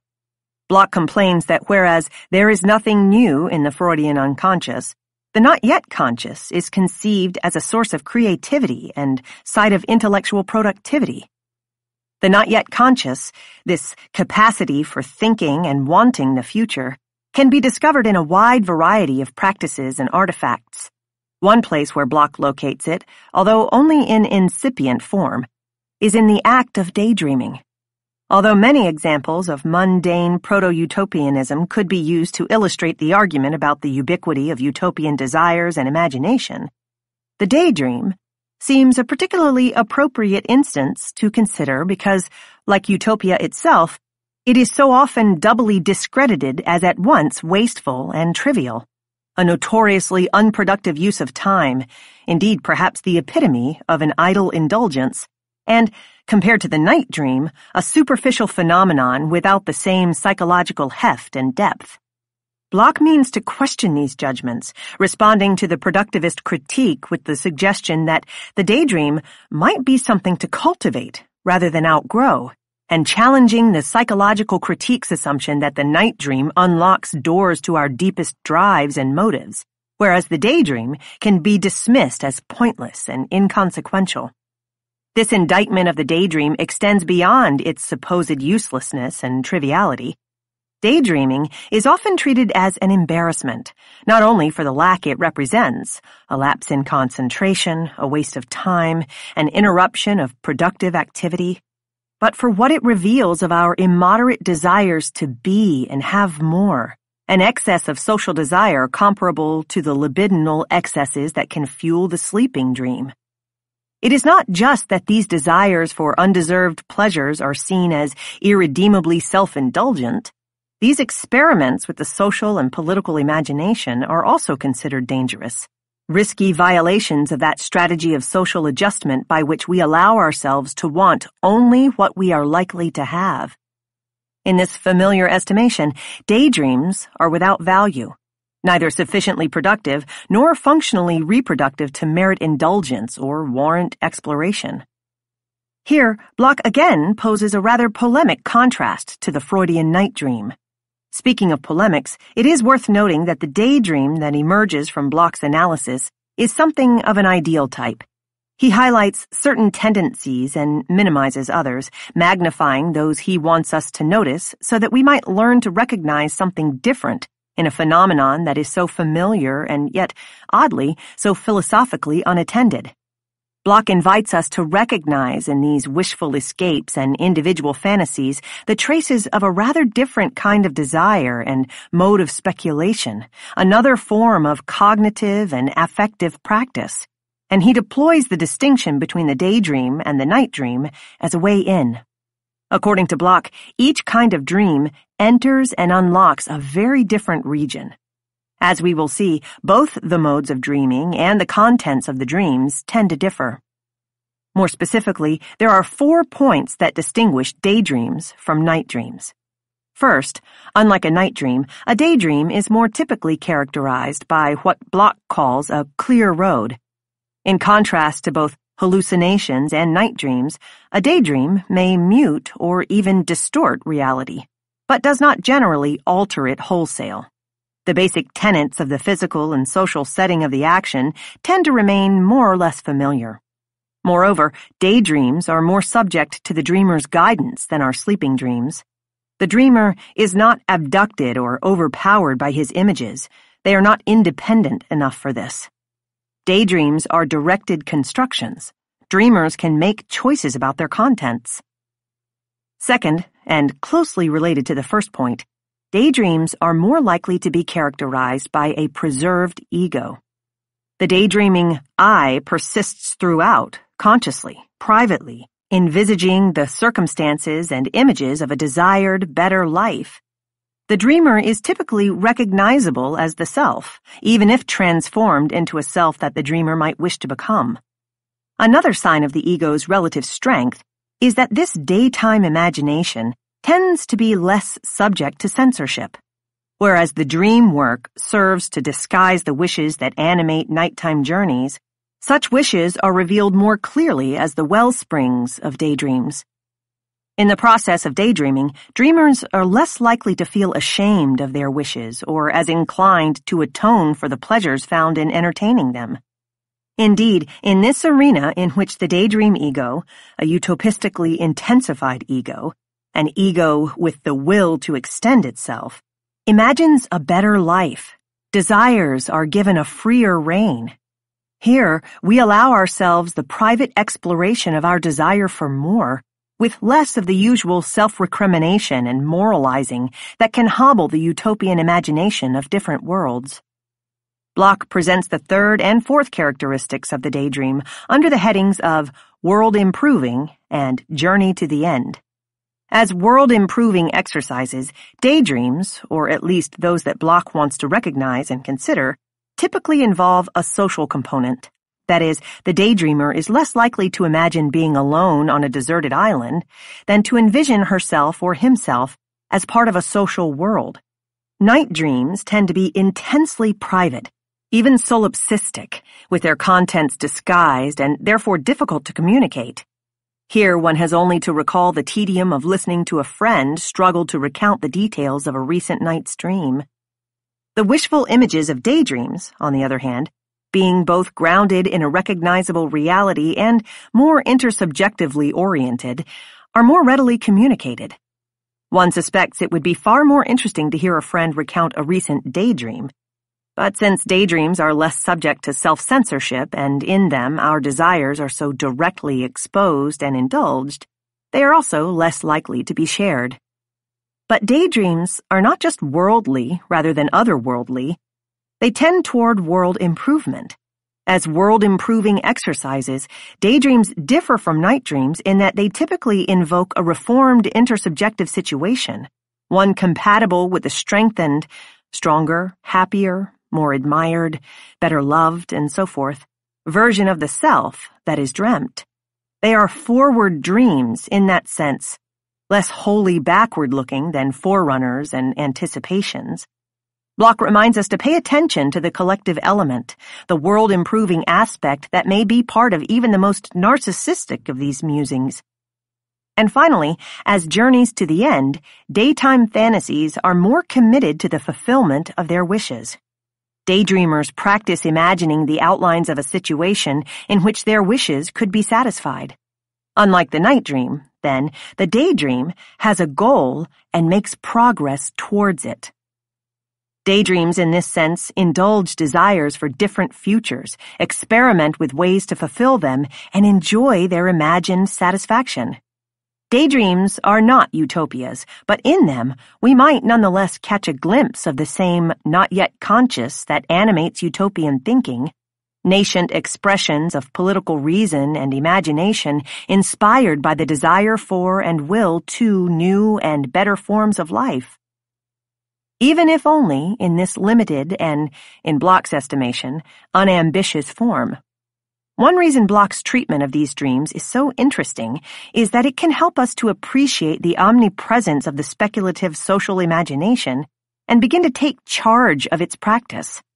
In contrast to people like Fukuyama, who conceive of utopianism as a relatively isolated phenomenon that could be subdued, the example of daydreaming suggests that there may be something far more persistent and durable that fuels the imagination of better worlds. As we have seen, Bloch defends utopia on the very epistemological and ontological grounds the critics use to attack it. Bloch seeks to shift our conception of utopian thought and desire from the merely illusory to something with an ontological grounding in and claim to the real. From an unrealistic pursuit to a practical endeavor with the epistemological authority of a mode of realism. From the most exotic of indulgences to the most mundane of practices.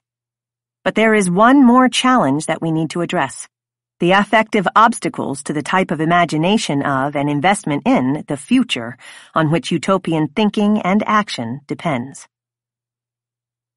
The Project of Hope. Arguments about what counts as reason, realism, and reality are familiar philosophical territory. The final impediment is more difficult to address. Rather than presume to argue why we should be less fearful, resentful, or melancholic, which would be both pointless and presumptuous, I want to suggest instead only that another approach to time could be encouraged as well. The following discussion explores both the possibilities and the challenges of hope, conceived as a project that cultivates and is cultivated by a different affective economy of time. Bloch insists on the importance of fostering the modes of reason, imagination, and desire that contribute to wishful images like daydreams, and channeling them into a polished utopian consciousness. Whereas part of these daydreams might be nothing more than mere escapism, the other part has hoping at its core, and is, he insists, teachable. The process of bringing this material to consciousness and developing it leads us to the territory of what Bloch calls conscious known hope, or hope as a project. I will begin with Bloch's very useful two-part definition of hope, and then turn to Nietzsche to develop the understanding further. Although he is not typically approached as a utopian theorist, we will see that Nietzsche offers some important supplements to Bloch's analysis. My readings of each of the two theorists focus on a pair of concepts, two that are key to Bloch's notion of the concrete utopia, the real possible and the novum, and two that are central to Nietzsche's proposed cure for ressentiment and nihilism, the eternal return and the overman. My claim is that through an encounter with these dual teachings of Bloch and Nietzsche, we can better understand the paradoxes at the heart of utopian hope and some of the challenges, at once cognitive and affective, of its intellectual and political projects. Hope is, by this measure, not something one either has or does not, but rather something that can be fostered and practiced by degrees, although, as our two instructors suggest, not easily or without risk. Hope is, for Bloch, an expansive category. But to provide an initial point of entry, he divides it into two analytically separable, though empirically intertwined, elements. Hope, as he explains it, is both a cognitive faculty and an emotion. As a cognitive faculty, hope is a mode of thinking through time that works, as noted above, through the media of both imagination and reason, the counterpart of which is memory. But hope is also an emotion, or perhaps more accurately, an affect. Whereas hope as a cognitive capacity is analogous to the faculty of memory, and what we might call hoping is a practice comparable to remembering or historicizing, hope as an affect, or what I will call hopefulness, can best be grasped, Bloch claims, in contrast to fear and anxiety. Hope as a political project requires both a honing of the cognitive capacity and the production of the affect. In both forms, Bloch insists, it is something that can be trained and cultivated. Although Bloch offers a useful starting point with this two-part definition, I find that his discussion of utopian hope functions better as a guide to the cognitive practice of thinking the future than as an insight into the affect. So I am going to impose a division of philosophical labor, relying on Bloch for an analysis of the project of knowing a different and better future, and turning to Nietzsche, read here, perhaps somewhat against his inclination as a theorist of utopian hope, for additional insights into what it might take to want and will such a future. The greatest challenge facing hope as a cognitive practice is our difficulty thinking beyond the bounds of the past and present. Bloch insists that both modes of temporal reasoning, thinking backward and thinking forward, are necessary for thinking the fullness of any one moment in time. In this sense, Bloch speaks of fusing memory and hope rather than ceding any portion of the temporal frame to the purview of only one or the other. Yet, whereas historicity is a familiar philosophical territory, futurity remains relatively neglected. Hence, part of the project of learning hope involves developing the cognitive capacity to think through time in both directions. Bloch's distinction between abstract and concrete utopias is one of the lessons he offers toward this end. Unlike those who accuse utopians of having their heads in the clouds, the utopian Bloch insists on the importance of keeping our feet firmly on the ground. In order to be both a useful intellectual exercise and a politically effective force, utopian hope must be based in analyses of the present conjuncture and in relation to the existing tendencies and credible possibilities. The contrast between abstract and concrete utopias is designed to express precisely this point. Abstract utopias are conjured up without sufficient regard to present trends and conditions that could render them possible, as opposed to impossible, futures. Their contents are fantastic, and their function compensatory. Concrete utopias are, in contrast, developed in relation to what Bloch calls the real possible. A concrete utopia, as a dream which lies in the historical trend itself, is, as Bloch explains it, concerned to deliver the forms and contents which have already developed in the womb of present society. As utopias mediated with process, their function is more anticipatory than compensatory. In this way, the distinction between abstract and concrete utopias turns on the future's relationship to the past and present. Hoping as an exercise of concrete utopianism does not ignore the present as it has come to be. It is not inattentive to history. On the contrary, it must be cognizant of the historical forces and present potentials that might or might not produce different futures. The present is a fulcrum of latencies and tendencies. But of course, although utopian hope as a cognitive practice must begin with the present, it cannot end there. The epistemological challenge of utopian thinking stems from the fact that the hopeful subject affirms not only a possible as opposed to an impossible future, but also a radically different future, one that is both grounded in the real possible and ventures far beyond it. This brings us to the second feature of the concrete utopia.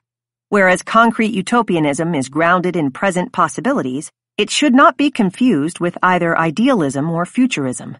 In terms of what we might think of as the idealisms of the status quo, any number of dreams of change without rupture come to mind, from neoconservatism's ideal of national solidarity anchored by the work, family, and religious values of its citizens, to neoliberalism's post-political vision of the world made free and fair by the unhindered reign of market logics, or the post-neoliberal vision of a post-racial city on the hill that was often attached to the Obama campaign's signifiers of hope and change.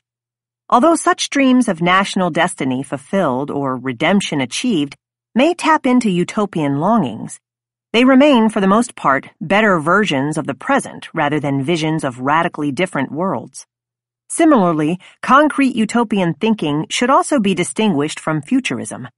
Contrary to that practical science of prediction, concrete utopianism, in Bloch's estimation, is not a slave to the objectively possible. The category of the novum is one of a number of his concepts that serves to disrupt mechanistic or predictive models of time's passing in order to attend to the unexpected and transformative leap into the new. The novum, in this sense, affirms a world of qualitative reversibility, changeability itself, rather than one beholden to the mechanical time and time again. According to this account, to succumb in thinking the relationship between the present and the future to the seductive simplicity of determinism, or the comforts of teleology, is to betray the novum. Rather than imagine the future in terms of a predictable evolution from the present, as is the case with both the idealism of the status quo and futurism, concrete utopian thinking must approach it as a more contingent development, with possibilities for significant ruptures and unexpected developments. The cognitive task of utopian hope is to think these two elements of the concrete utopia together. The commitment both to the real possible and to the novum, to the new that is familiar insofar as it is sown from the seeds of the present and, as Jameson describes the novum, the utterly and unexpectedly new, the new which astonishes by its absolute and intrinsic unpredictability. And herein lies the challenge. To think the relationship between present and future both as tendency and as rupture. The future is at once that which we must map cognitively and that which necessarily exceeds our efforts at representation. Within the narrowly delimited terms of this cognitive field, the gap between the present and the future that the novum opens would seem to signal the failure of thought to be adequate to its object. I will have more to say about this familiar dilemma when we explore different utopian forms and their approaches to what remains a key conundrum of utopian studies. Here, I will just note that the power of utopian visions stems in part from the fact that knowing the future on the one hand and wanting it and willing it on the other hand, though certainly linked, are not the same thing and are not necessarily achieved by the same means.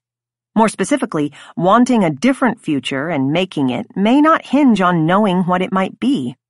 Bloch recognizes that the emotional or affective dimension of utopian hope is the necessary link between utopia as a knowledge project and utopia as a political project. Utopian thought and practice depend on our capacities for affect as much as they do on the exercise of judgmental and creative reason. The work of this emotion, he insists, requires people who throw themselves actively into what is becoming, to which they themselves belong. For hope to be a political force, it must be more than a matter of thinking.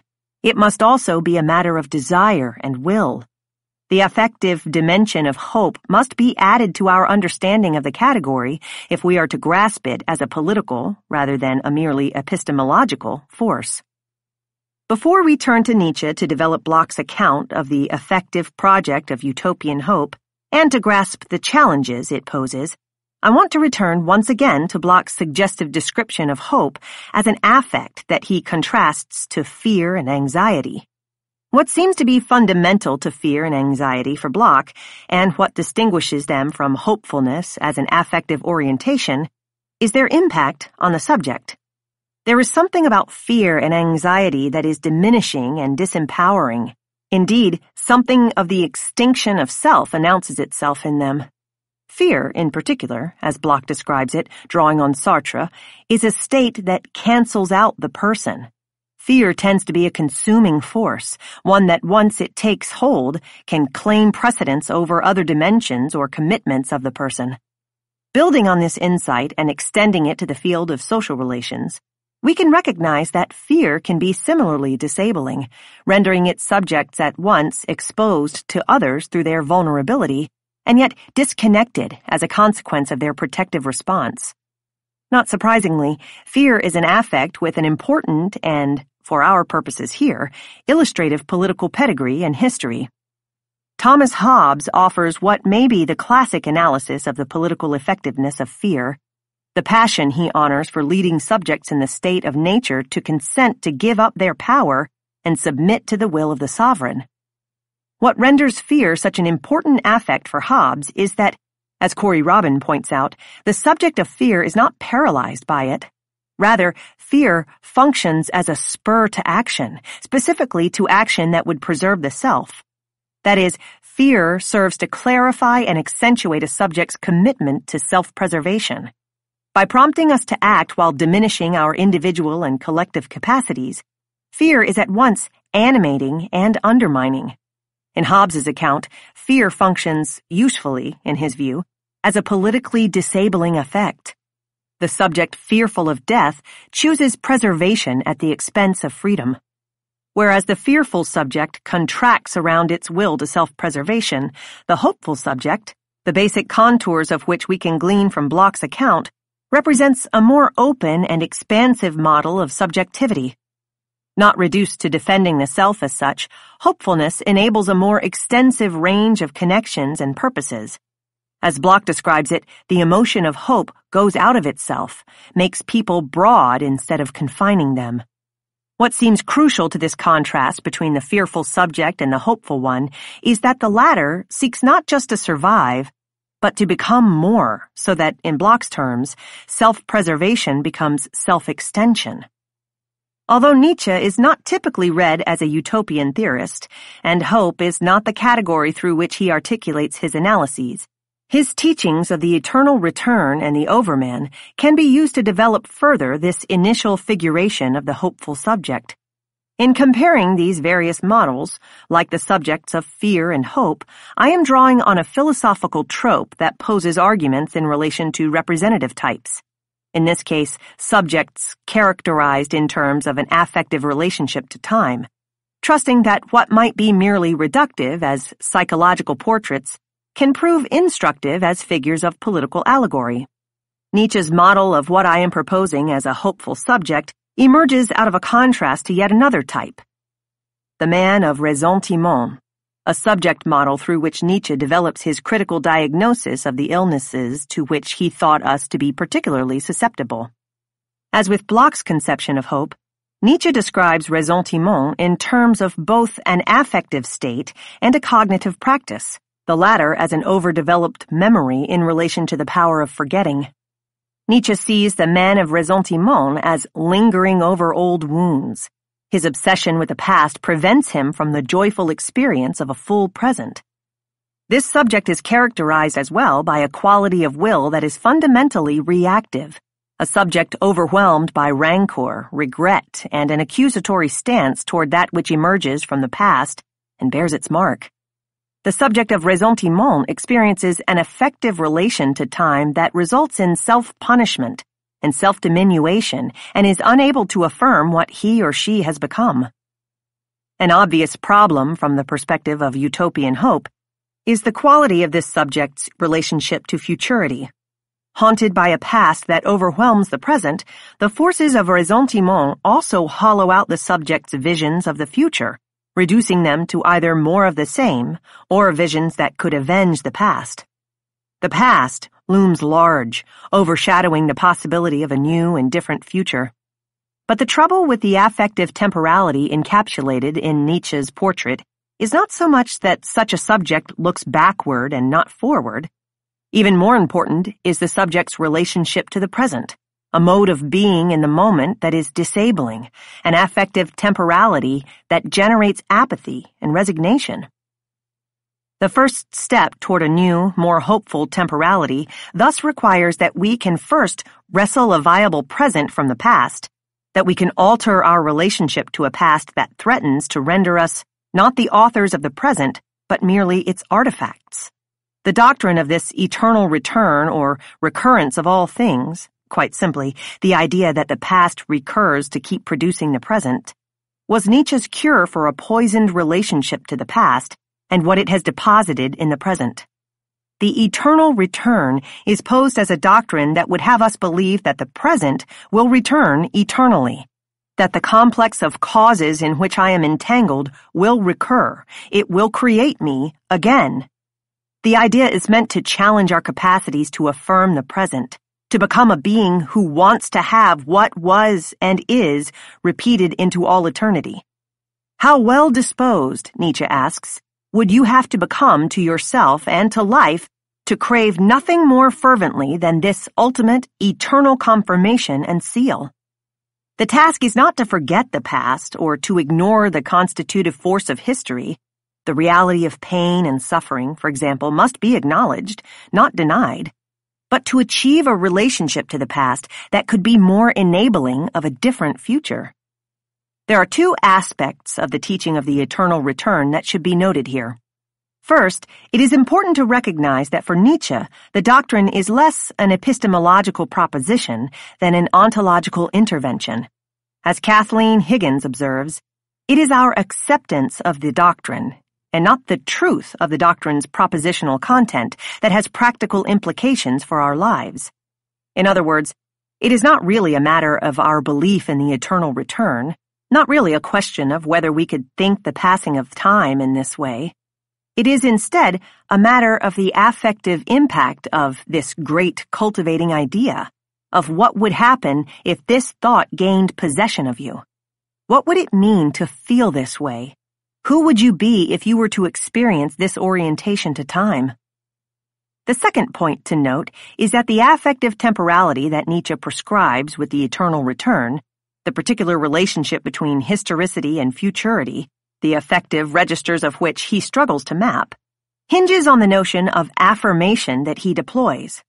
The eternal return acknowledges the lingering impact of the past on the present and future, and attempts to disallow a particular mode of that lingering that results in ressentiment and even nihilism. The solution is to redeem the past by willing it, or as Nietzsche describes it, by transforming every "it was" into "but I willed it thus, so shall I will it." But here is the point I want to emphasize. This will that wills the past must be understood as a creative will. The affirmation of the present that the doctrine teaches is not a simple endorsement or ratification of everything the past has produced, but an active intervention into our ways of inhabiting the past. The practice of affirmation is a willful intervention, an active appropriation of its subject. In Gilles Deleuze's formulation, affirmation is not acquiescence. To will the past in this way is not to accept or be reconciled with it, but to affirm what we have become through its passing, not as a source of rancor or resignation, but as a basis for making the future. As an antidote to ressentiment, willing the past is an effort to conjure up our power against the determinative force of a history we cannot control and against our animosity toward the present it has produced. Affirmation in this sense requires that we not refuse what we have now become after measuring ourselves against the standard of what we once were or what we wish we had become, but affirm what we are and will it, because it is also the constitutive basis from which we can struggle to become otherwise. Self-affirmation is the first step toward this new affective temporality that Nietzsche prescribes. If the affirmation of a present no longer under the spell of the resented past, of a life relieved of our reproach, is the first step, the second step concerns that other side of time, the relationship between the present and the future. Nietzsche's prescription for the subject of ressentiment depends not only on the capacity to live in the present and affirm selectively what one has become. This subject of the present, this model of man, must be at once affirmed and overcome. Man is a bridge, Nietzsche insists, not a goal. Although a future alternative to man may be the goal, the present will be the site of its construction. Only a buffoon, Nietzsche declares, thinks man can only be jumped over. The goal is not to preserve the present and what we have become, to settle on the bridge, as it were, but to affirm them so as to enable the subjects who could then will a better future. After all, for Nietzsche, the animating force in life is not the will to self-preservation, but the will to power. The goal is not, to switch now to Bloch's terminology, self-preservation, but self-extension. The overman marks yet another subject type.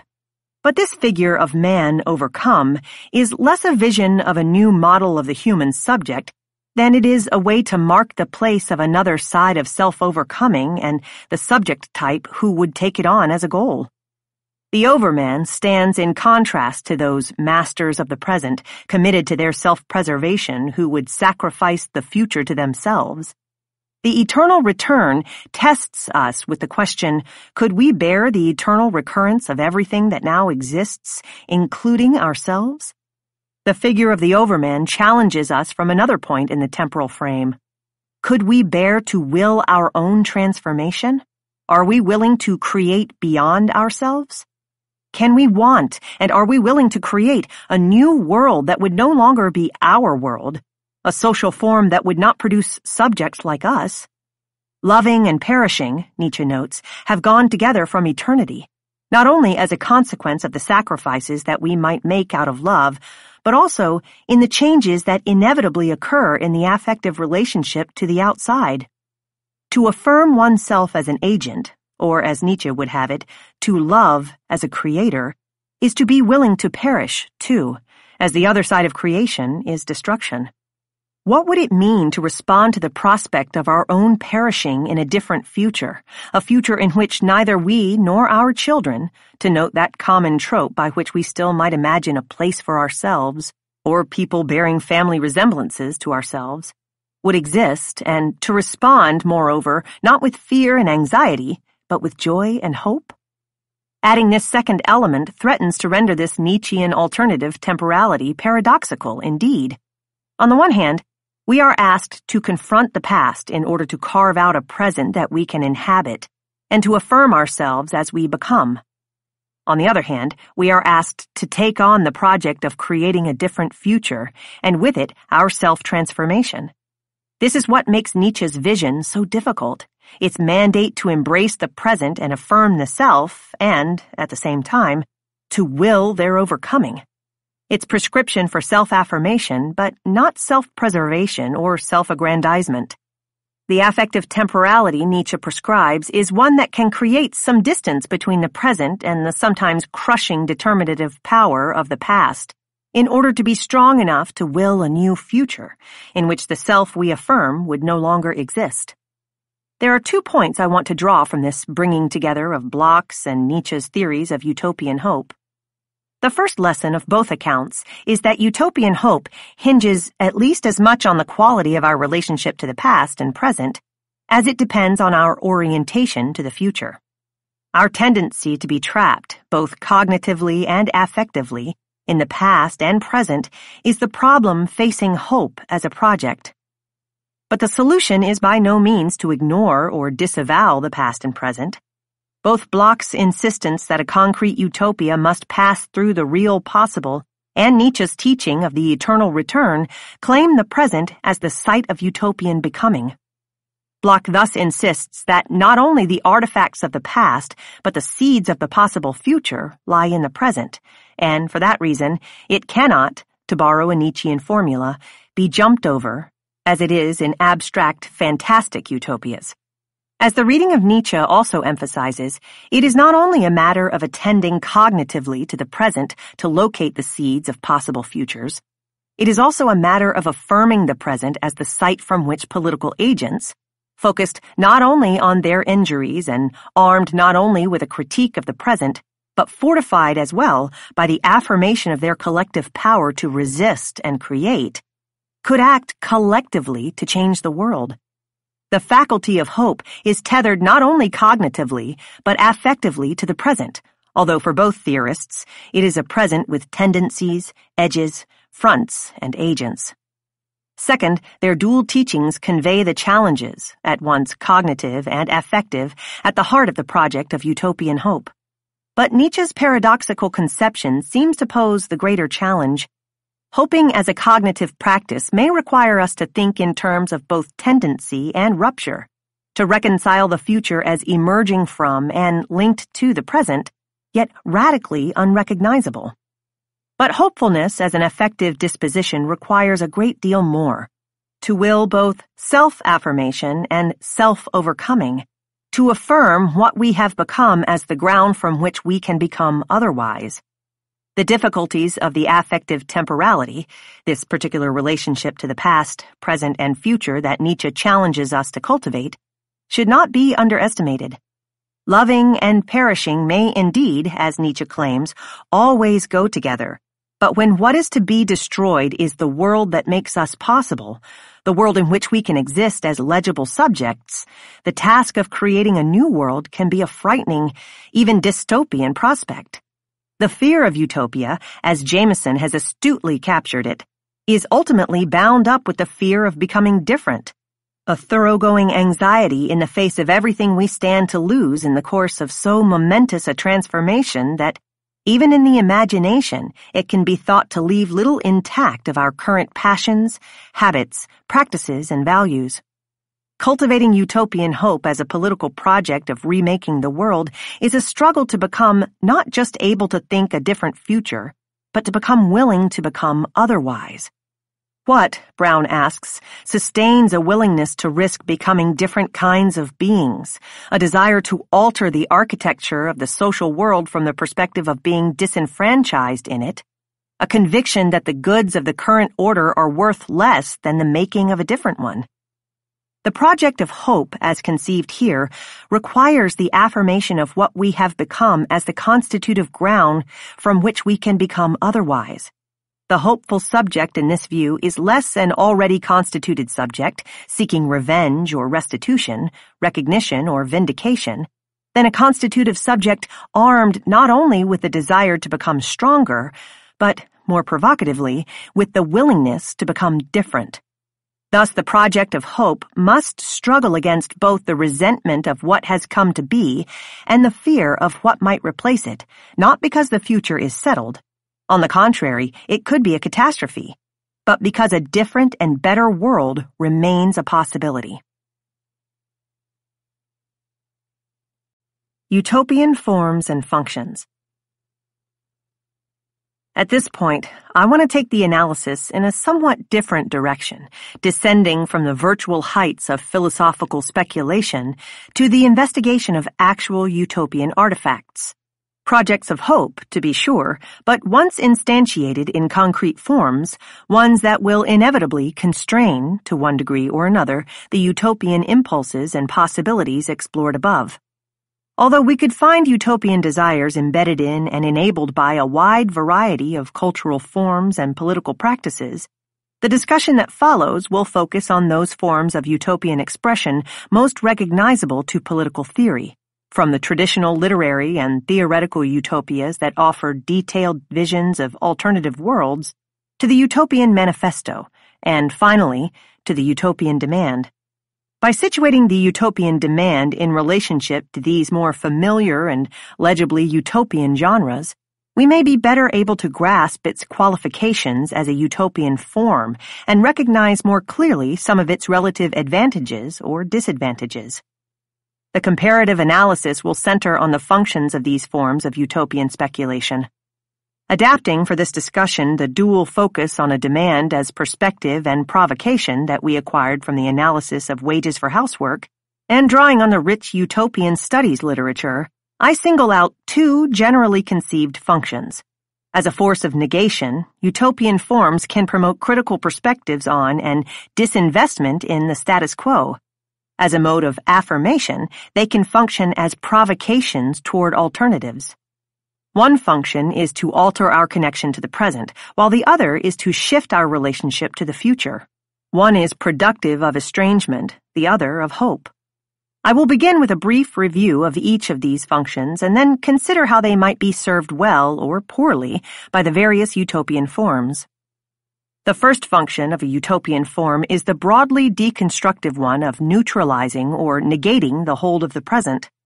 Part of the specific, though by no means unique, power of utopian forms stems from their capacity for what Darko Suvin characterizes as estrangement, that is, their ability to render unfamiliar the all-too-recognizable contours of the present configuration of social relations and the experiences and meanings to which we have become habituated. It is an estrangement that can undercut the present social order's ascribed status as a natural artifact, necessary development, and inevitable future. The utopia serves in this sense as a de-reifying technique that enables, as Zygmunt Bauman describes it, a relativizing of the present, to mark it as a contingent product of human history and, thereby, to open the possibility of a different future.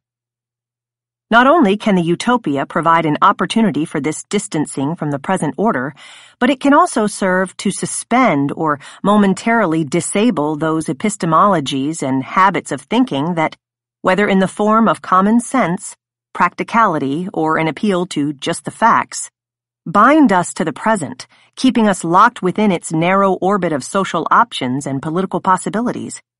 Finally, the utopian form can also provide moments of disidentification and desubjectivization, depictions of the inhabitants of other worlds that can serve as figurations of future models of being might present us with the means to make ourselves strange as well. In this respect, as Vincent Gagan argues, the utopia's unabashed and flagrant otherness gives it a power which is lacking in other analytical devices, an otherness that not even the genealogist's use of the historical past can often match. Beyond providing opportunities for de-reification and disinvestment that can encourage openness to possibilities of new and different futures, this first broadly deconstructive function of the utopia also serves to incite and enhance our more specifically critical capacities. By estranging us from the engrossing familiarity of the everyday, the utopian form can provide us with a standpoint in the new from which to assess the present critically. In some instances, for example, one might be able to see the presence of social problems and the extent of their impact more clearly by imagining their absence. The utopia's critical force comes not from some simple opposition to the ideological supports of the present, but rather from its efforts to push against at least some forms of ideological containment from within. Whereas the first function of the utopian form is to look backward from a virtual social situation to reorient our perceptions of the actual present, the second is to redirect our attention and energies toward an open future. Estrangement is central to the extractive or neutralizing operations described above. In contrast, hope is crucial to what I will call the provocation function. By providing a vision or glimmer of a better world, particularly one grounded in the real possible, the utopia can serve to animate political desire, to engage our aspirations to new and more gratifying forms of collectivity. Beyond provoking desire, utopias can also inspire the political imagination, encourage us to stretch that neglected faculty and expand our sense of what might be possible in our social and political relations. In this sense, the utopia, to borrow Jean Falzer's formulation, tempts us as an evocation of political desire. Finally, as part of this provocation function, utopias can serve as inspirational models.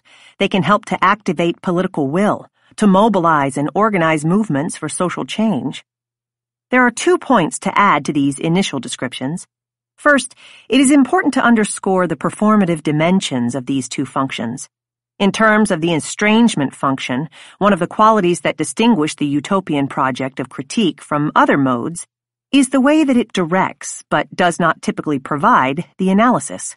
In contrast to the more familiar modes of political theory that present explicit evaluations of specific institutions or social regimes, which the reader is then expected to accept or reject, utopian forms tend to invite the reader to engage in the practice of comparative analysis and participate in the process of critical reflection. In this sense, the reader is hailed less as recipient than as participant in the process of critical reflection on the present.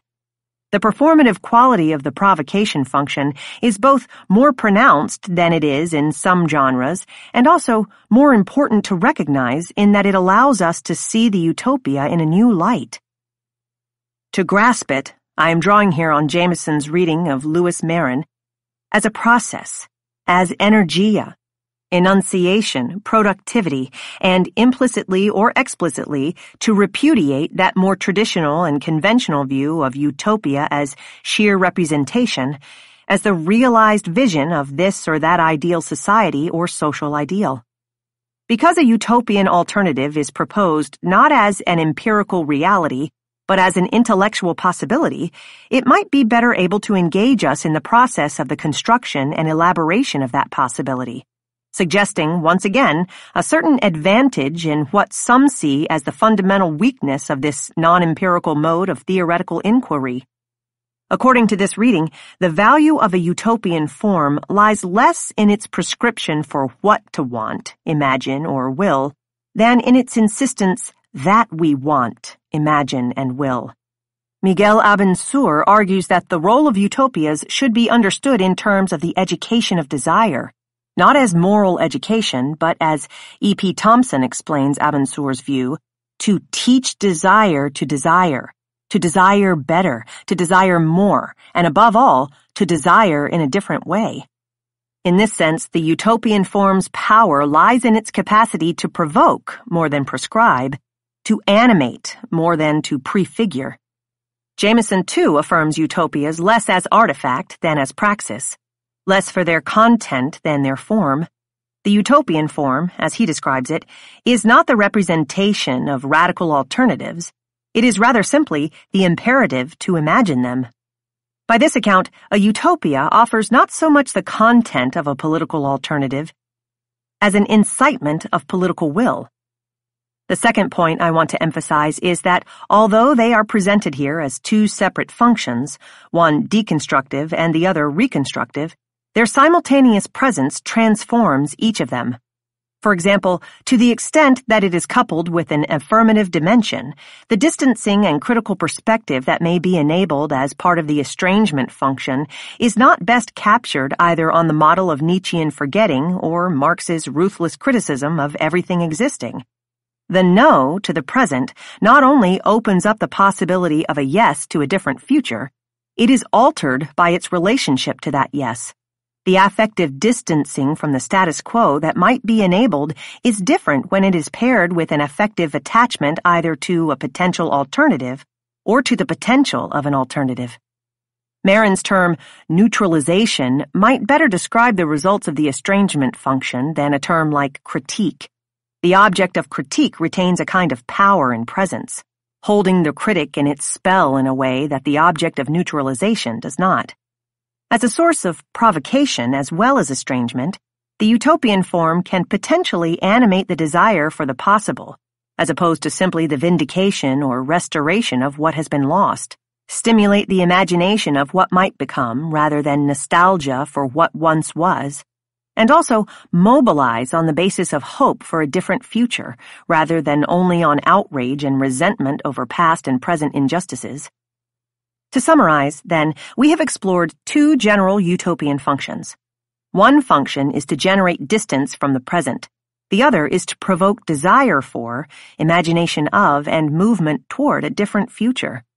Again, although we can for expository purposes separate these two functions, it is the combination of estrangement and provocation, critique and vision, negation and affirmation that packs the punch.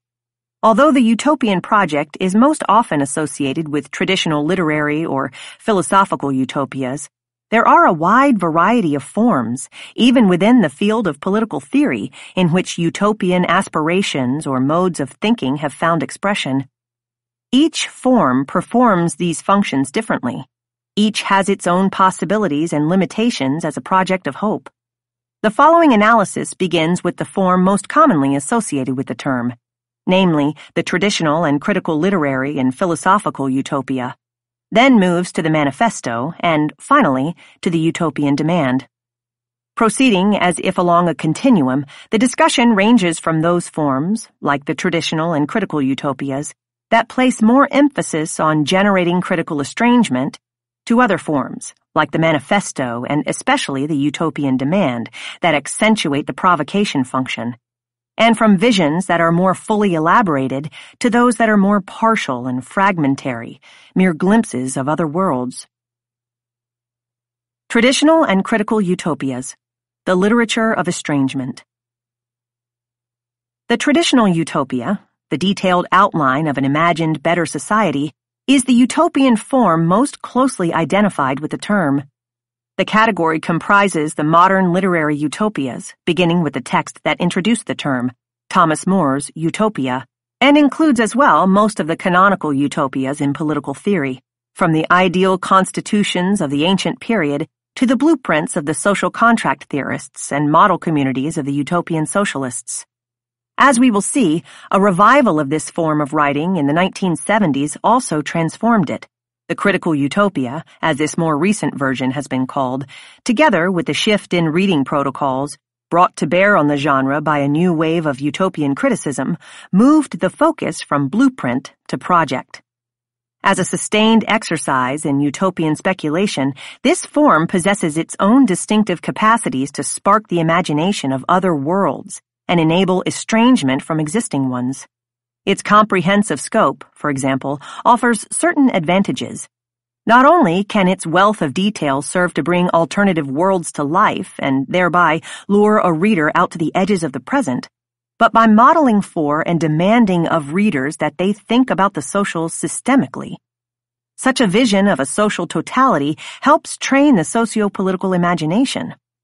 Mapping the interrelationships among economic, social, political, and cultural institutions, and particularly in the literary utopias, exploring the imbrication of structures and subjects at the level of everyday life, utopias in this form are indeed, as Hilary Rose puts it, global projects. But their real force lies in their capacity to produce some critical distance from the present. Consider On Social Contract, in which Rousseau, insisting that the limits of the possible in moral matters are less narrow than we think, unfolds for the reader a detailed blueprint of direct democracy. Declaring that a will cannot be represented, that it is either the same will or it is different, there is no middle ground, Rousseau uses his own brand of utopian absolutism to prod the reader into exploring the contours of a non-representative democracy and then looking at the democratic pretensions of existing political systems from a standpoint that might reveal their inconsistencies and disorders. Similarly, in Herland, her classic utopian novel published in 1915 and set in a society containing only women, Charlotte Perkins Gilman invites her audience to entertain the idea that, as it were, the limits of the possible in gender matters are less narrow than we think.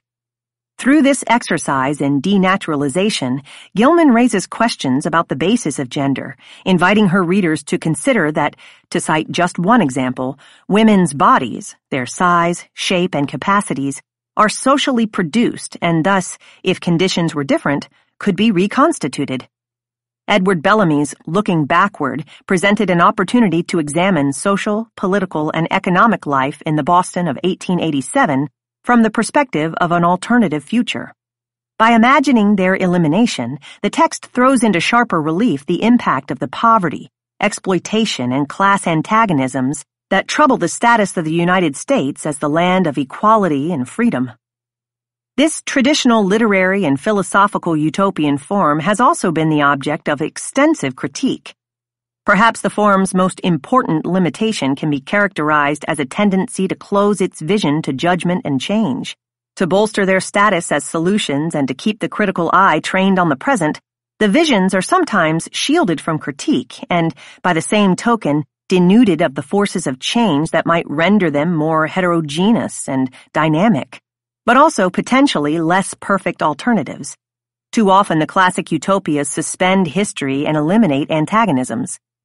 It is this particular form's tendency toward closure that is in large part responsible for the identification of utopia with a state of impossible perfection, an equation that has long served, as Lyman Tower Sargent notes, as a key weapon in the arsenal of anti-utopianism.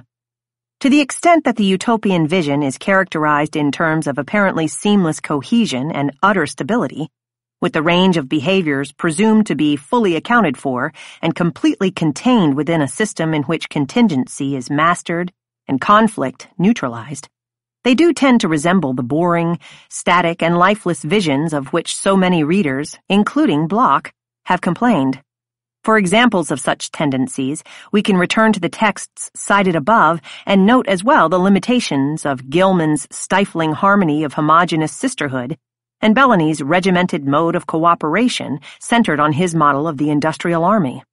We might also detect a similar penchant for a rigid systematicity behind Rousseau's infamous additions to the social contract, including the censorship and the civil religion that serve to contain the political indeterminacy of the will and the radicalism of the democracy he initially defends. He may be reticent to give the will fetters for the future, but is often all too ready to institute checks on its present expressions and prescribe controls on its synchronic development. This tendency toward closure is precisely what the critical utopia upends. The revival of the literary utopia in the 1970s, together with a renaissance of utopian criticism beginning in the 1980s, produced a transformation of both the genre and the interpretive practices brought to bear on its representative texts. In what Moylan labels the critical utopia, one can find a more circumspect and self-reflexive approach to utopian speculation and representation, one that, while allying with the tradition of utopian literature, also stages and attempts to confront some of its limitations.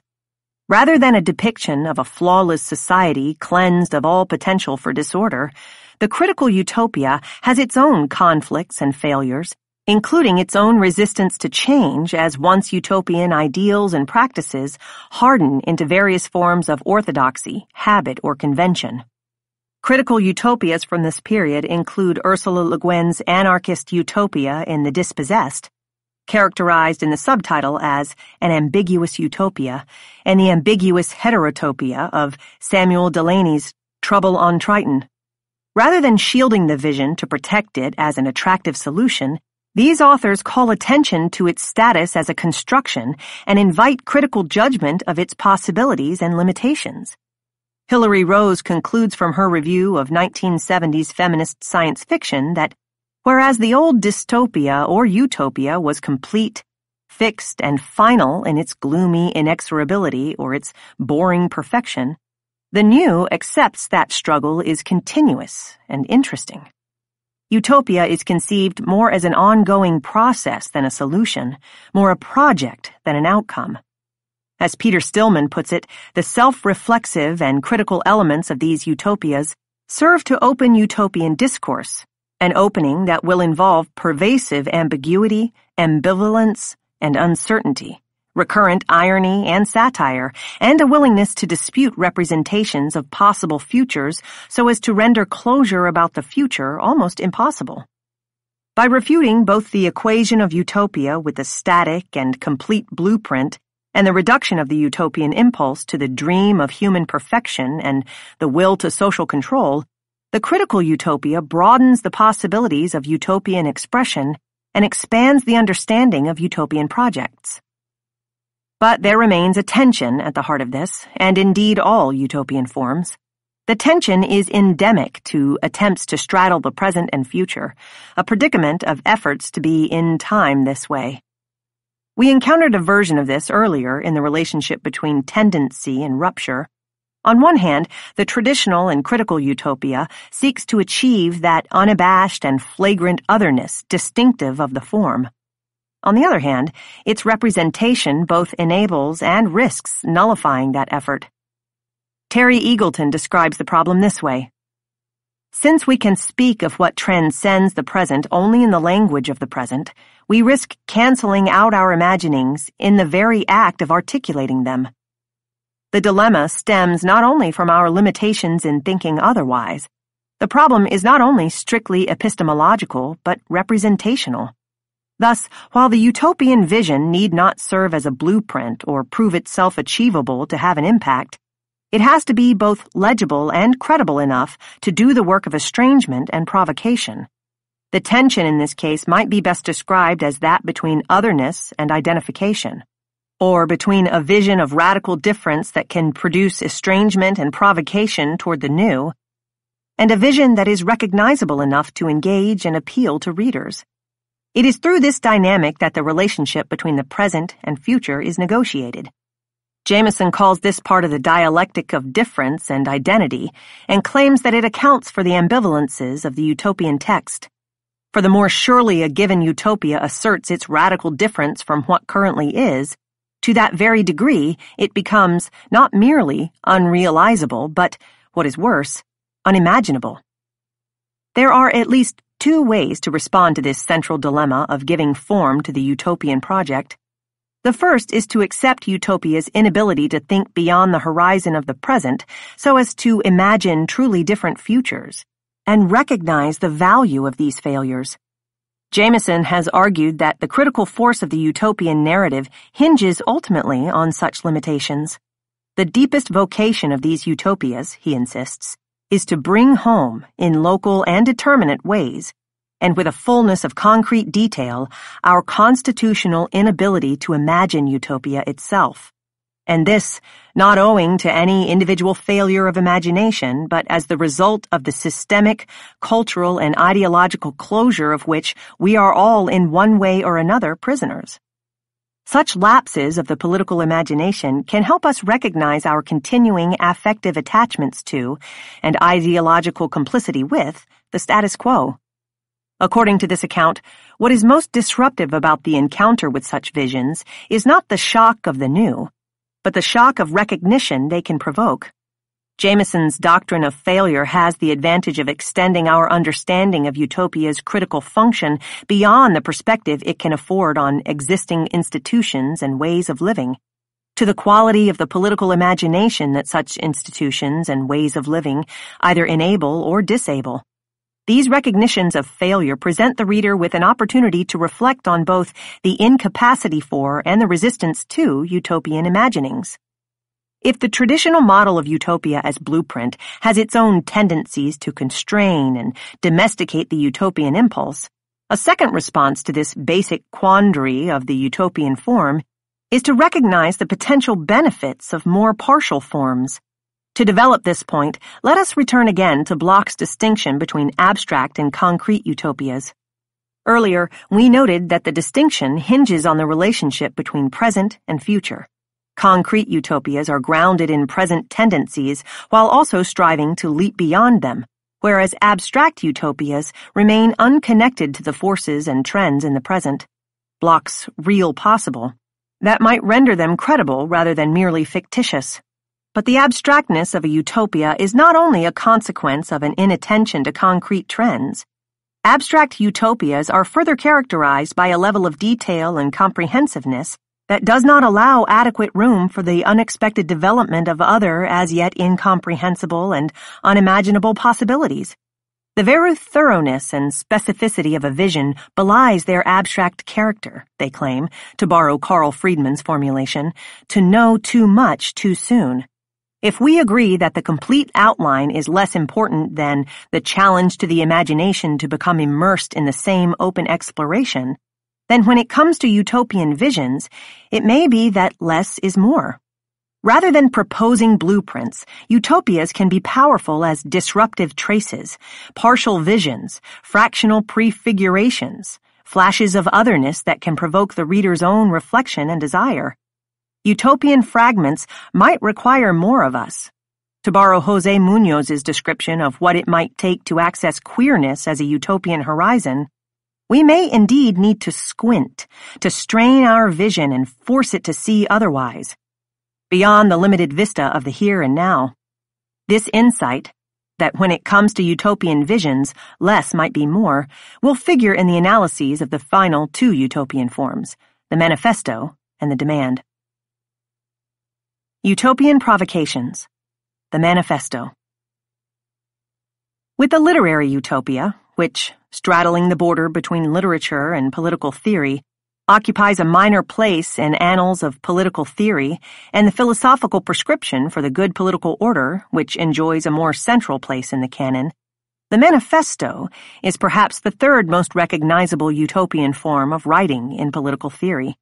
Although it shares with the kinds of texts discussed earlier a commitment to utopian speculation, it is a more minimal utopian form and thus functions differently, with its own peculiar tendencies to at once enable and constrain utopian effects.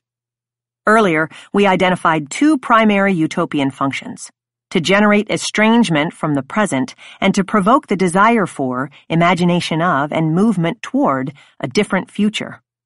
Both the traditional literary and theoretical utopias and the manifesto are capable of producing critical distance, but what the former tend to do more indirectly, by providing a vantage point in a different world from which the reader can critically assess the existing one, the latter does directly, typically presenting to the reader an explicit, if brief and compressed, critique of the present configuration of social relations. But the manifesto is more fundamentally a literature of provocation, a species of utopian writing that challenges its readers to think the future and, more overtly and insistently than the traditional and critical utopias, bring it into being. If all utopian writing is eager to have an effect on the world, the manifesto goes a step further. As an exemplary literature of provocation, the manifesto seeks to bridge the divide between writing and acting. It is a genre, Martin Puckner writes, that is impatient with itself, for no matter how impassioned and effective, the manifesto will always remain a split second removed from the actual revolution itself. As a textual practice that struggles to be a political act, its evaluation as a utopian form must take into account the context in which it is circulated and the specific ways it is received, including the kinds of actions committed in its name. No manifesto, Janet Lyon maintains, can be understood outside the specific historical conditions of its production and reception. Many of the manifesto's common stylistic conventions and rhetorical practices work to enhance the provocativeness of its claims. The manifesto characteristically speaks from and within the affective register of what Bloch calls militant optimism. Rather than being limited to an appeal to reason or interest, the manifesto takes aim at the affects and the imagination, more than a set of claims and positions. It is an exhortation to a whole way of thinking and being. It is in this sense also a famously self-assured piece of writing, exemplifying the confidence it wants to instill and signifying the power it seeks to organize. Casting hopes for the future as immediate possibilities, the Communist Manifesto figured revolution not as a necessity whose time has come, but as imminence. Not surprisingly, the exclamation point is one of its preferred forms of punctuation, one that serves, to borrow Jennifer Brody's characterization, as an amplifier that pumps up the visceral volume. After urging readers to get ready and get set, the exclamation point stands in for the pistol shot. Although it thereby mimics the act, the exclamation point is also, to return to Puckner's argument noted above, another expression of the form's impatience with itself. It both emphasizes the urgency to act and postpones the act itself, serving as one more seam between manifesto and revolution, one more mediation, more of an act than a text, perhaps, but not act enough. By this reading, the proliferation of exclamation points in some manifestos may be a symptom of this fundamental insufficiency, this inability to leap out of the page and into the world. Even beyond their punctuation preferences, manifestos are typically demanding both in tone and in content, often delivering their assertions as ultimatums. This is what we want, the texts seem to declare, and nothing less. The declarative sentence is the mainstay of the manifesto, eschewing supporting references and prudent caveats. The manifesto, as Marianne Cause observes, is by nature a loud genre. Like the literary utopia in this sense, the manifesto aims to seduce its reader, but in the case of the manifesto, this encouragement is less an invitation than a dare. Finally, the extravagant gesture and immoderate demand are staples of the manifesto's interventions into the present in the name of a better future. Indeed, the manifesto makes an art of excess, setting itself against the conventions of appropriate discussion and reasonable demands on which the reproduction of the status quo depends. Thus, to what the dominant order relies on as the real, the natural, the thinkable, the manifesto counters with its own version of the possible, the imaginable, the necessary. But the manifesto typically sets out to do more than provoke. It also intends to organize.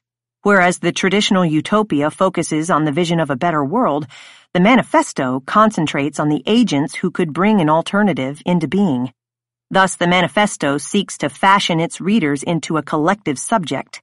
Indeed, This is, as Lyon notes, precisely the function of the manifesto's characteristic pronoun, we. The Communist Manifesto is exemplary in this respect, for just as Thomas More founded the genre of the literary utopia, Marx and Engels can be said to have inaugurated the genre of the manifesto. It is not that there are no precursors in each case, but rather that these works became the models on which a generic form was based. Marx and Engels' manifesto provides both an explicit critique of traditional utopias, specifically those of the utopian socialists, and an alternative mode of utopian expression. In contrast both to the castles in the air of the grand planners and social engineers who were, by Marx and Engels' estimation, unable to account for the historical agents who could make them possible, and to the disciples of these inventors who, when proletarian activism does materialize on the historical stage, oppose it as inconsistent with the original vision, Marx and Engels sought to generate and organize such a political subject and inspire it to revolutionary action. Yet to prescribe in detail the world that the proletariat was to make, the vision that was to govern its struggles, would have been in effect to disavow the very agency the authors hoped to incite. To recall our earlier discussions of Bloch's categorical distinction between abstract and concrete utopias, it should be noted that Bloch uses Marx's refusal to offer a vision of communism as one example of how to render utopias more concrete. In contrast to abstract utopias, the contents of which are specified in meticulous detail, Marx teaches the work of the next step and determines little in advance about the realm of freedom. The lack of a blueprint should be understood, as it was in Marx's work, as a keeping open. The novum represents that element or quality that not only belies our efforts at prediction, but also resists our desires for full description. In their manifesto, Marx and Engels sought to call the proletariat as a political agent into existence, to stimulate the organization of its power and to arm it with a sense of its own strength rather than to burden it with a ready-made model. The 1960s and 1970s produced a renaissance not only of the literary utopia, but also of the manifesto, which re-emerged as another outlet for and vehicle of the utopian energies of the period. These manifestos reflected the heady mix of empowerment and joy that accompanied the creation of new political subjects and were designed to expand and extend the mobilization of political desire of which they were a product. For example, U.S. feminists appropriated the manifesto from other quarters of the left, where it had been cultivated as a traditional masculine form characterized by an aggressive bravura, a way to wage war by other means. The genre was particularly useful to emerging radical and Marxist feminist groups that were both part of and often at odds with the broader left. Thus, on the one hand, as Lyon notes, to write a manifesto is to announce one's participation, however discursive, in a history of struggle against oppressive forces. On the other hand, as a form characterized by righteous anger and polemic claims, it also served as one of the vehicles through which feminists claimed separate organizations and agendas. In this sense, both the political pedigree of the form and the belligerence of its style were no doubt attractive to feminist groups, eager to announce themselves as at once antagonistic subjects within the broader left and autonomous political forces to be reckoned with. Feminist manifestos also aim to constitute feminist subjects. Some manifestos announce an agent of change already in existence, whereas others seek to call such a collectivity into being.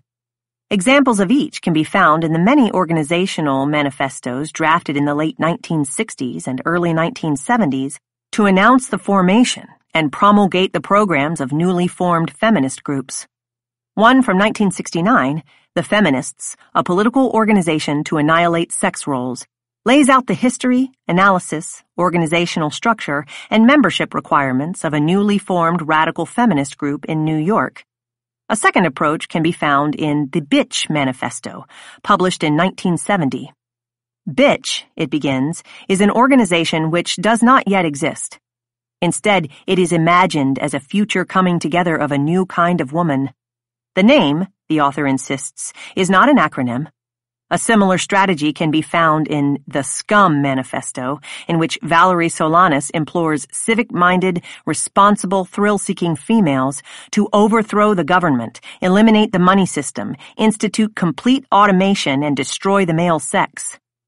Each of these actors, whether bitches or civic-minded, responsible, thrill-seeking females, are called into being and urged into imagined models of political collectivity.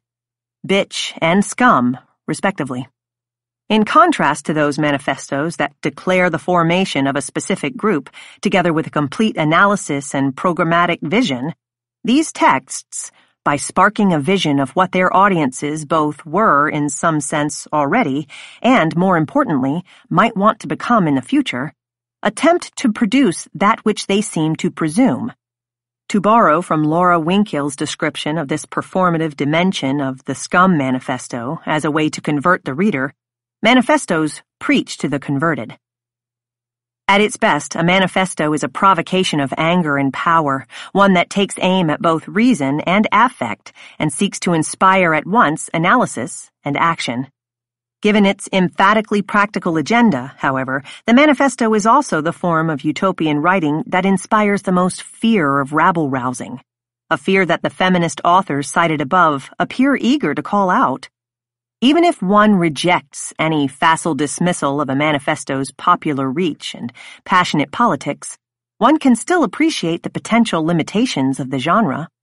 At their worst, manifestos have been known to rely on simplistic, even conspiratorial analyses and to favor the dramatic, no matter if imprudent, political tactic. A more important limitation from the perspective of this analysis stems from the legacy of revolutionary vanguardism that haunts the form. This can be seen in the manifesto's often well-defined and broadly conceived recipes not for alternatives, but for revolutionary events. Although the manifesto undercuts the authority of authors as grand inventors who would offer detailed blueprints, the programmatic nature of the manifesto's revolutionary agenda can nonetheless risk closing rather than opening multiple and unexpected paths to the future. The form's traditional association with the imaginary of the revolutionary event also shows up in the tendency to name its political subjects in advance. That is, the manifesto's we, what Lyon refers to as the manifesto's daunting pronoun, is an effort to control its emergence and delimit its membership. The future may not be known, but its agent, the political subject that the manifesto seeks to address and constitute, is often prefigured. To recall an earlier criticism levied against the traditional literary and philosophical utopia, the manifesto has traditionally claimed in this regard to know too much too soon. From the manifesto to the utopian demand. The utopian demand could be grasped initially as an offshoot or even subset of the manifesto, one that takes as its focus the manifesto's practice of enumerating demands. The discussion that follows will note the demand's resemblances to the species of utopianism that we have already considered, while also trying to underscore the form's specificity. As we move from the traditional utopia to the critical utopia, and then from the manifesto to the utopian demand, the emphasis shifts from estrangement to provocation, and the focus moves from the detailed vision of other worlds to increasingly fragmentary possibilities. One could conclude that the relative incompleteness of the demand as a form is accompanied by a weakening of its utopian effectivity. Certainly the traditional and critical utopias are better equipped than the utopian demand to produce a strong estrangement effect and, in so doing, to generate a rich critical perspective on the present. The constricted range of the utopian demand renders it less able to mount a systematic critique. However, as I argued in the discussions of the other forms, each of which has its own tendencies to at once release but also to constrain and domesticate the utopian impulse, less can sometimes be more. It is precisely the demand's limited scope relative to the other forms that, I want to claim, is the source of some of its advantages. Situating the utopian demand in relation to other utopian forms reveals continuities that may not otherwise be readily apparent. As an act rather than a text, this model's relationship to the more familiar literary genre may be hard to discern, But as we have seen, utopian forms have long been deployed to generate a practical effect, to spur political critique and inspire collective action. The gap between act and text that the manifesto seeks to reduce even further is still more thoroughly breached by the utopian demand. Just as the manifesto calls for a more complex understanding of the text as an event and of the textuality of the event, the demand should be conceived as both act and text, both an analytic perspective and a political provocation.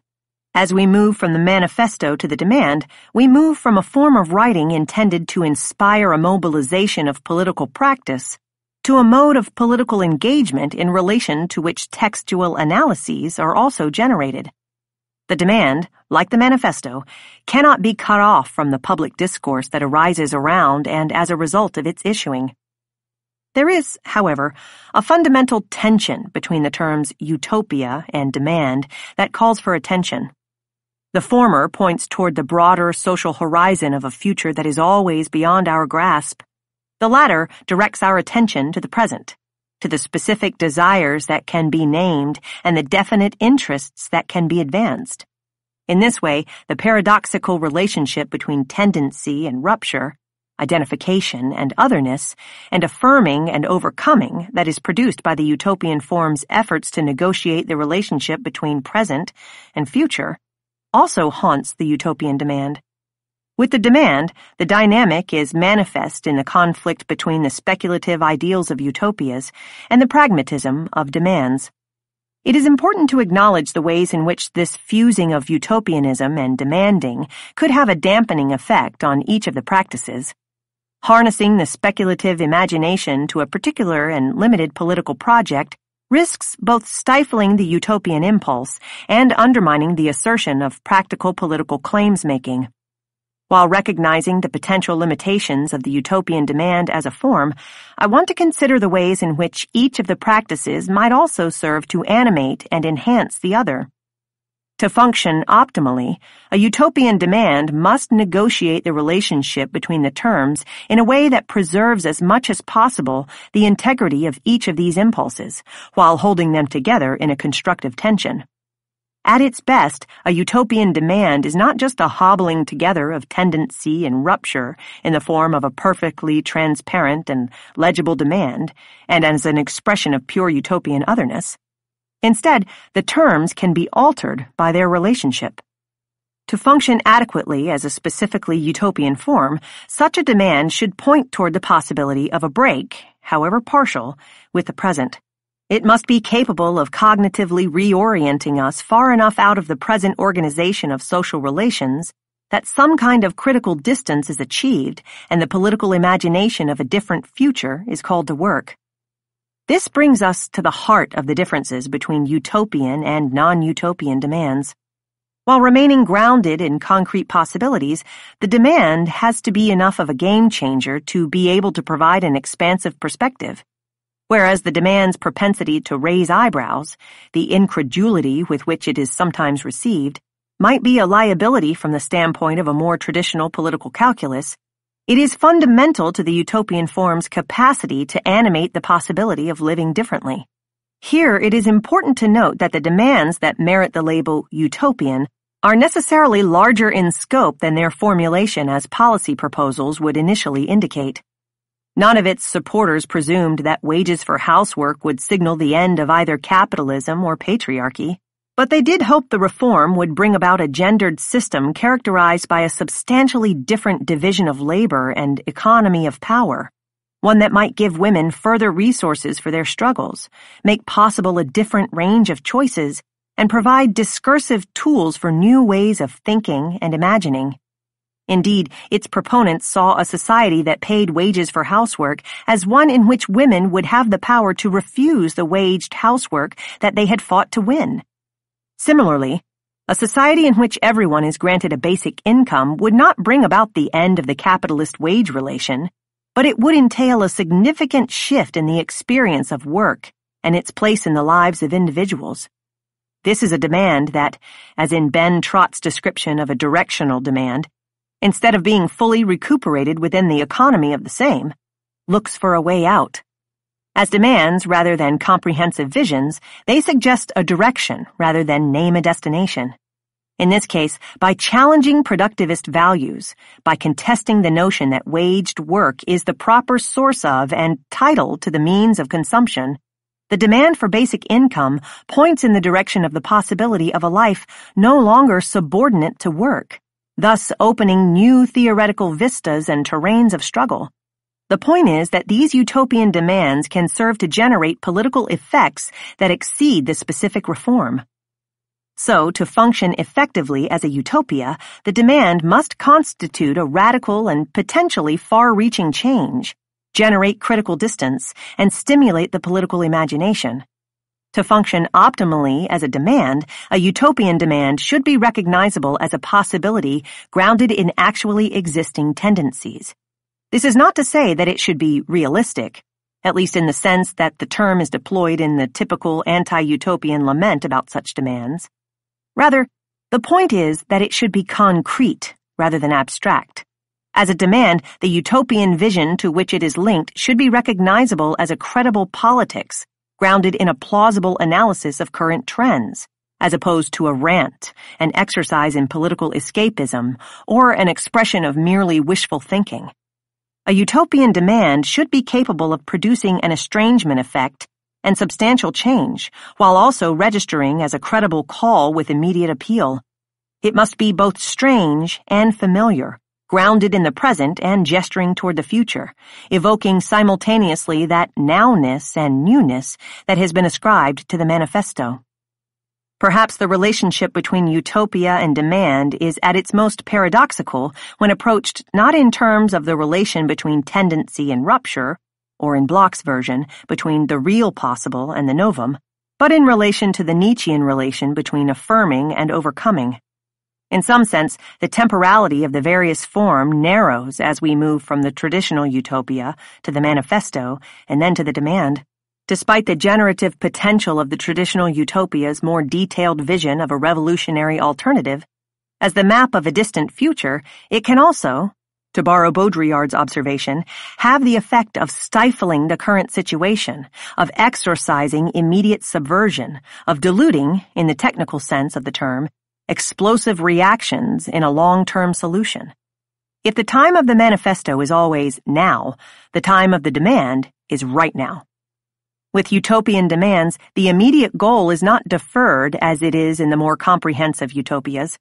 To make a demand is to affirm the present desires of existing subjects. This is what we want now. At the same time, the utopian demand also points in the direction of a different future and the possibility of desires and subjects yet to come. The paradox of the utopian demand is that it is at once a goal and a bridge. It seeks an end that is open-ended, one that could have a transformative effect greater than a minor policy reform.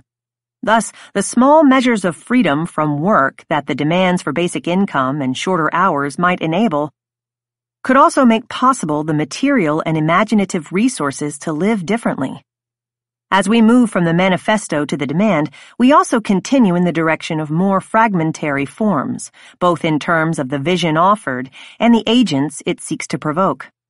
Like the critical utopia, the demand aims to open us cognitively and affectively to the future, rather than to attach us to a ready-made vision.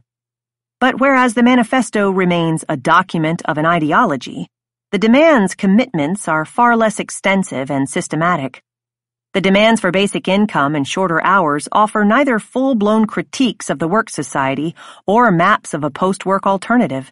They prescribe neither a vision of a revolutionary alternative nor a call for revolution, serving rather to enlist participants in the practice of inventing broader visions and methods of change. Like the manifesto, the focus of the demand is less on the work of building a preconceived alternative than on provoking the agents who might make a different future. Indeed, the demand takes the manifesto's concentration on activating agents, rather than on providing what Marx and Engels criticized as fantastic pictures of future society, even further. The utopian demand does not so much express the interests or desires of an already existing subject as it serves as one of the many mechanisms of its formation.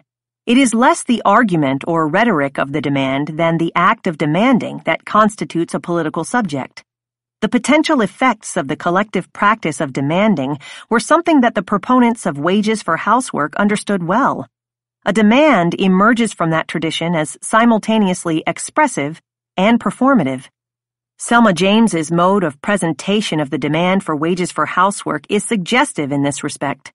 As she explains it, the benefits of the movement for wages depends on the practices of organizing, demanding, and winning, each of which is measured by degrees.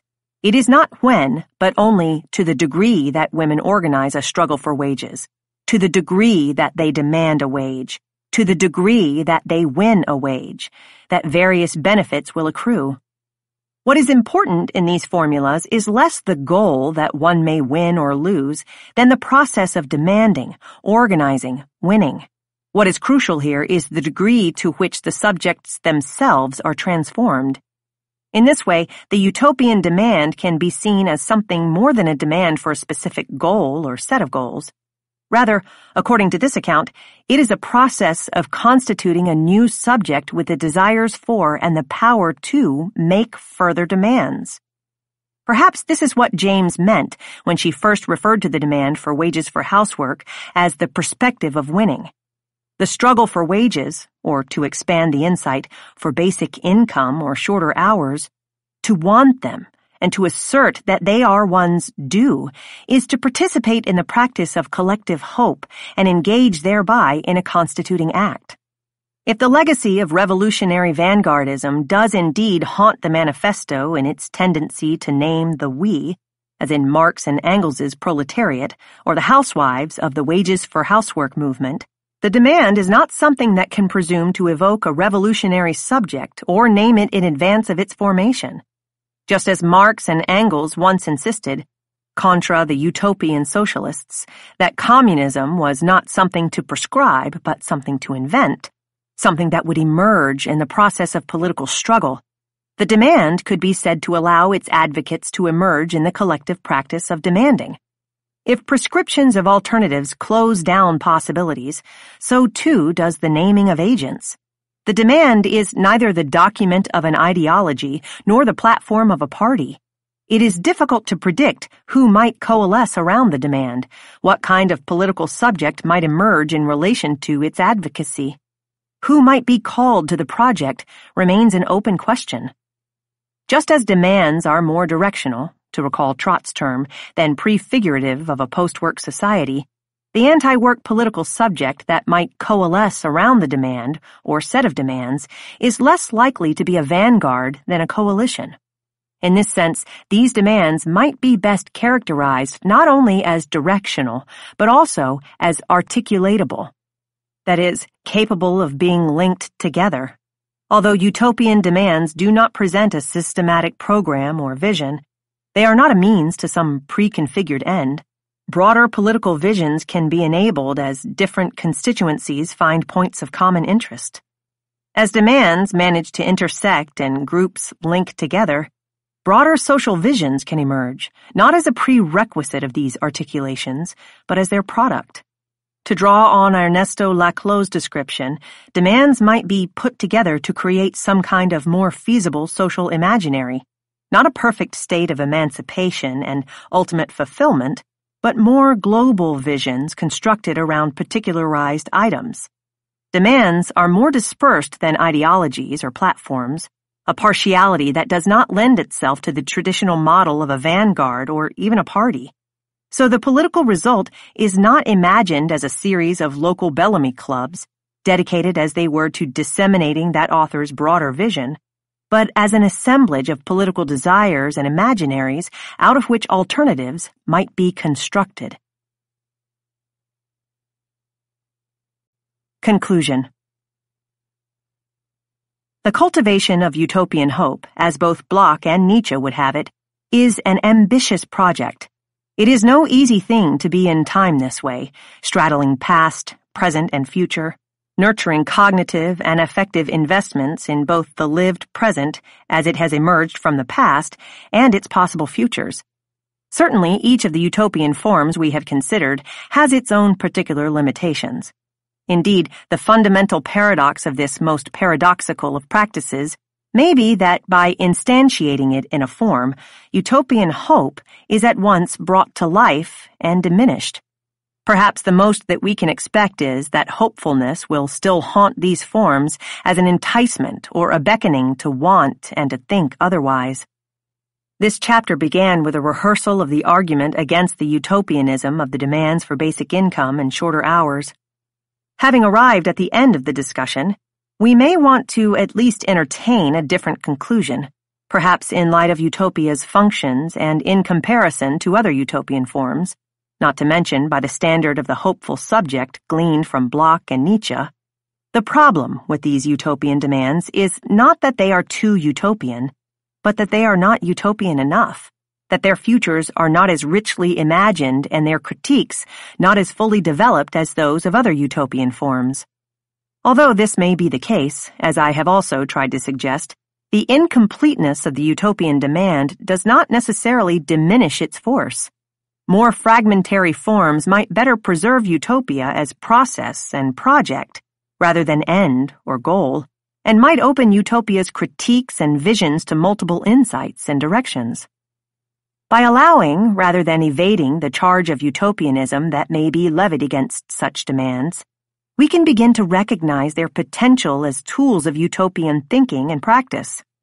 Conceiving such demands as modes of utopian expression that function to elicit utopian praxis, that is, as tools that can promote distancing from and critical thinking about the present and imaginative speculation about and movement toward a possible future, allows us to reconsider the nature and function of political demands by highlighting their performative effects, how they serve to produce the modes of critical consciousness that they seem merely to presuppose, to elicit the political desires that they appear simply to reflect, and to mobilize and organize the collective agency of which they might seem to be only an artifact. That is, perhaps under the rubric of this more expansive conception of utopianism, we can better appreciate the potential efficacy of such demands. Rather than hopelessly naive or merely impractical, these demands, including the ones for shorter hours or basic income, are potentially effective mechanisms by which to advance critical thinking, inspire political imagination, and incite collective action. Perhaps the greater danger is not that we might want too much, but that we do not want enough. By this reckoning, feminists should consider becoming not less, but more demanding. Epilogue. A life beyond work.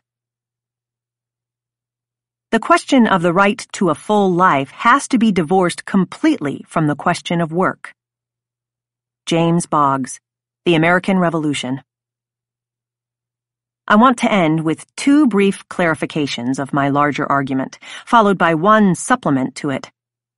The latter consists of a way to conceive the demands for basic income and shorter hours as elements of a broader political project. But before we get there, two aspects of the analysis call for further explication. First, the prescription of a politics, a post-work politics, to counter the power of an ethic, the work ethic. And second, the defense of limited demands as tools for radical change. The one requires some attention to the distinction between politics and ethics that the analysis has only presumed so far. The other concerns the specific understanding of the relationship between reform and revolution that informs the argument. Politics and change. I will begin here. Why counter the power of the work ethic with a post-work politics and not with a post-work ethic? One could, after all, imagine the contours of a post-work ethic as something distinct from a post-work morality, a matter, to cite Virnow's formulation, of common practices, usages, and customs, not the dimension of the must-be. Deleuze marks the distinction this way. Ethics are eminent to different modes of existence, whereas morals are imposed from above. But despite the ways that the terrain of ethics can be helpfully distinguished from that of traditional morality, I am still more interested in the possibilities of a politics than in the construction of a counter-ethic.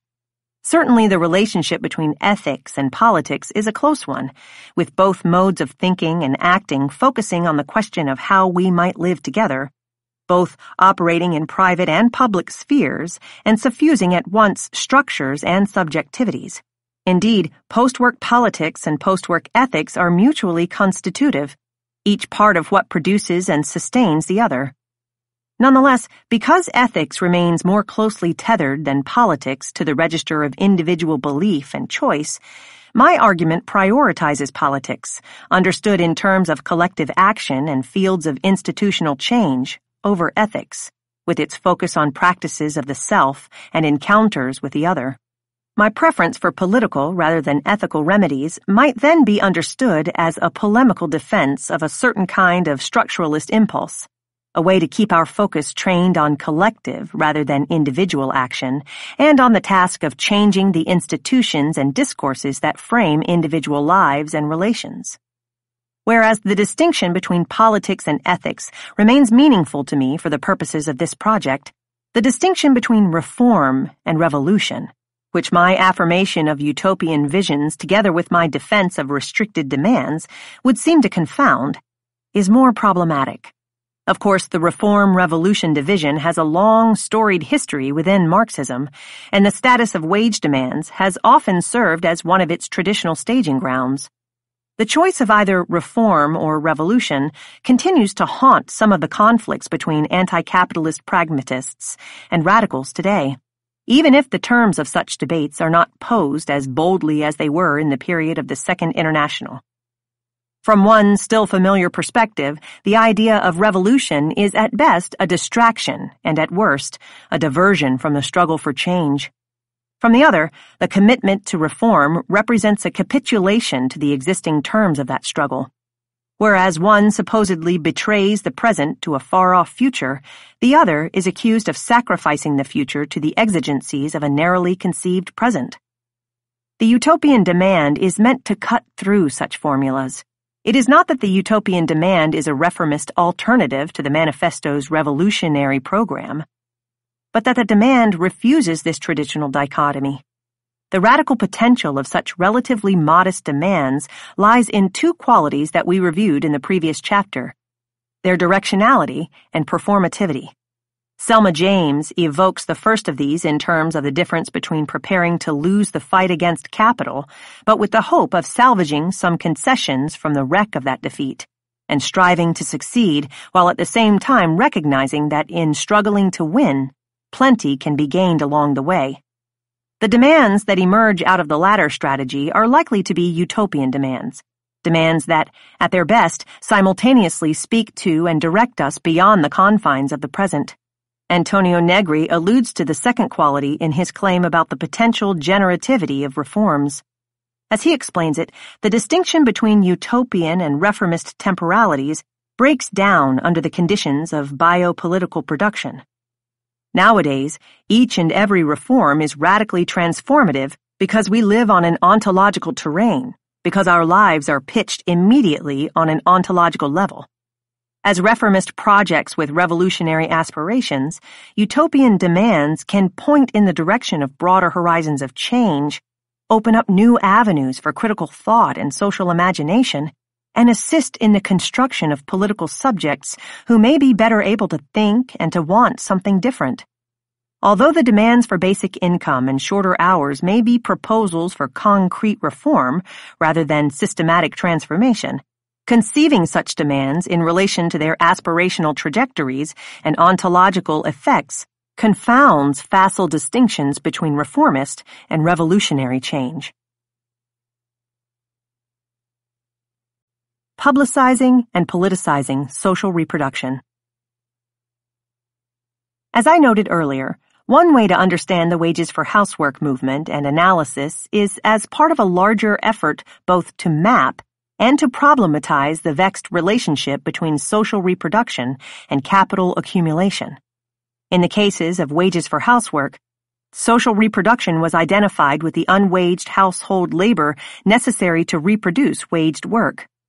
One problem with this formulation was that because housework was so closely identified with the institution of the family, and associated with a limited range of domestic tasks, the site of the conflict was too narrowly conceived, and the remedies that could and have been offered for the problem the advocates publicized and politicized, including work-life balance initiatives and commodified domestic services, have served more to sustain the existing system than to point us in the direction of something new.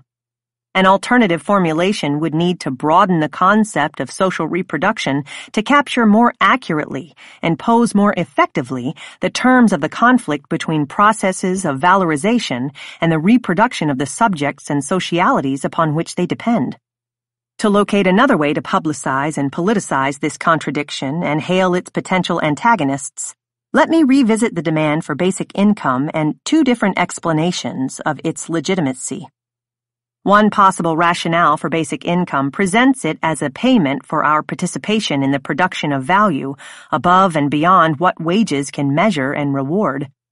Such an accounting closely follows a classic Marxist strategy. We can organize together as producers to demand our reward as such. The advantage of this formulation is its legibility, the familiar terms on which it claims benefits for members of a society.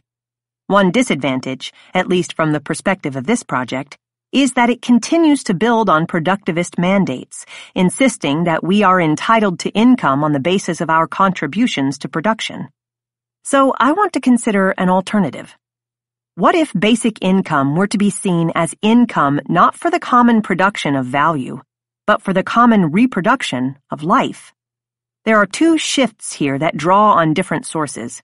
First, the switch from production to reproduction as the relevant field of contribution draws upon a Marxist feminist analytic that prioritizes reproduction as the point of entry into the terrain of social production.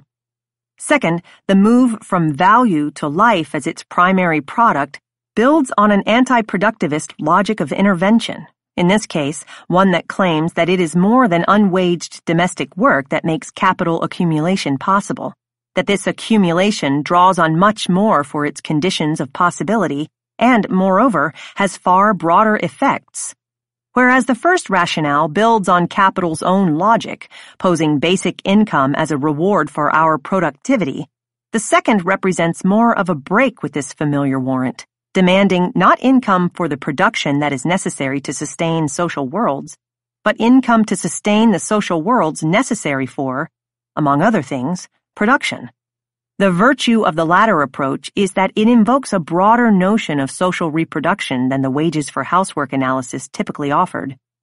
Taking a cue from this second rationale, I want to consider life as a possible counterpoint to work.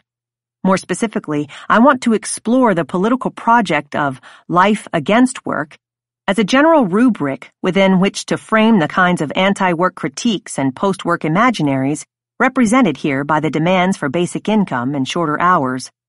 As a way to publicize and politicize the relationship between social reproduction and capital accumulation, life against work offers what is certainly an expansive, but also a potentially potent formulation of the terrain of conflict. But can the category of life and the juxtaposition of life against work present a strong enough antagonism to the existing organization of social production and reproduction? Before we continue, I want to take note of two potential limitations of the formulation. The first offers a caution about the potential for life against work to be recuperated into the logic of commodity culture.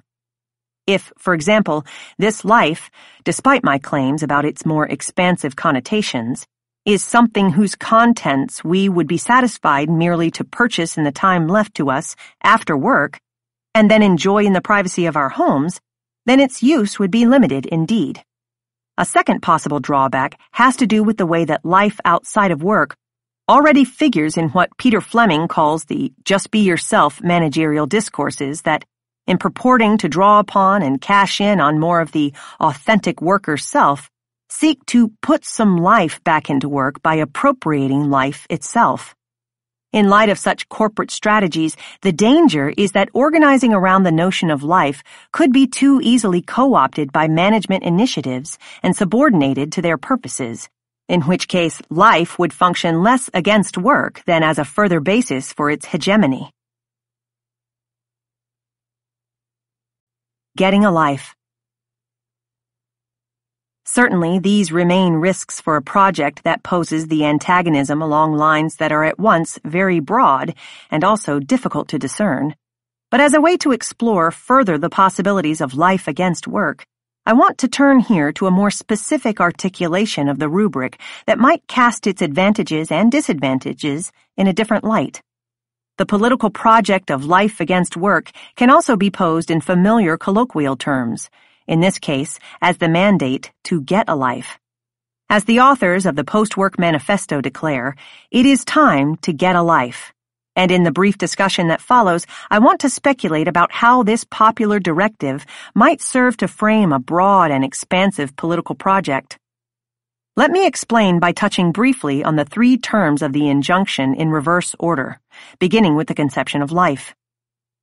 The first point to emphasize is that the notion of life referenced in the slogan is not innocent, and it is thus very different from the one deployed in anti-abortion discourse. I mean this in two senses. First, rather than a pure biological life, this life that we would get is nonetheless the object and target of biopower. Indeed, the project of life against work is a way to establish the terms of a biopolitical contest, not to recover some lost or imperiled innocence. Second, the life that we might set against work does not pose a simple opposition from a position of exteriority. Life is part of work, and work is part of life. Life as an alternative to work does not pretend to be something more authentic and true, which we can find somewhere outside of work. Instead, it must be continually invented in the struggle to mark distinctions between fields of experience that nonetheless remain intertwined. Neither is it adequately captured by the concept of life more typical of vitalist philosophies, a point that a consideration of the article A can illustrate. It is not the life that we are encouraged to get, not life as essential common denominator, but a life. It is not for this reason bare life that is invoked, but rather, as James Boggs describes it in the epigraph, a full life. It is a life filled with qualities that we are urged toward. That is not to say that it is an individual life.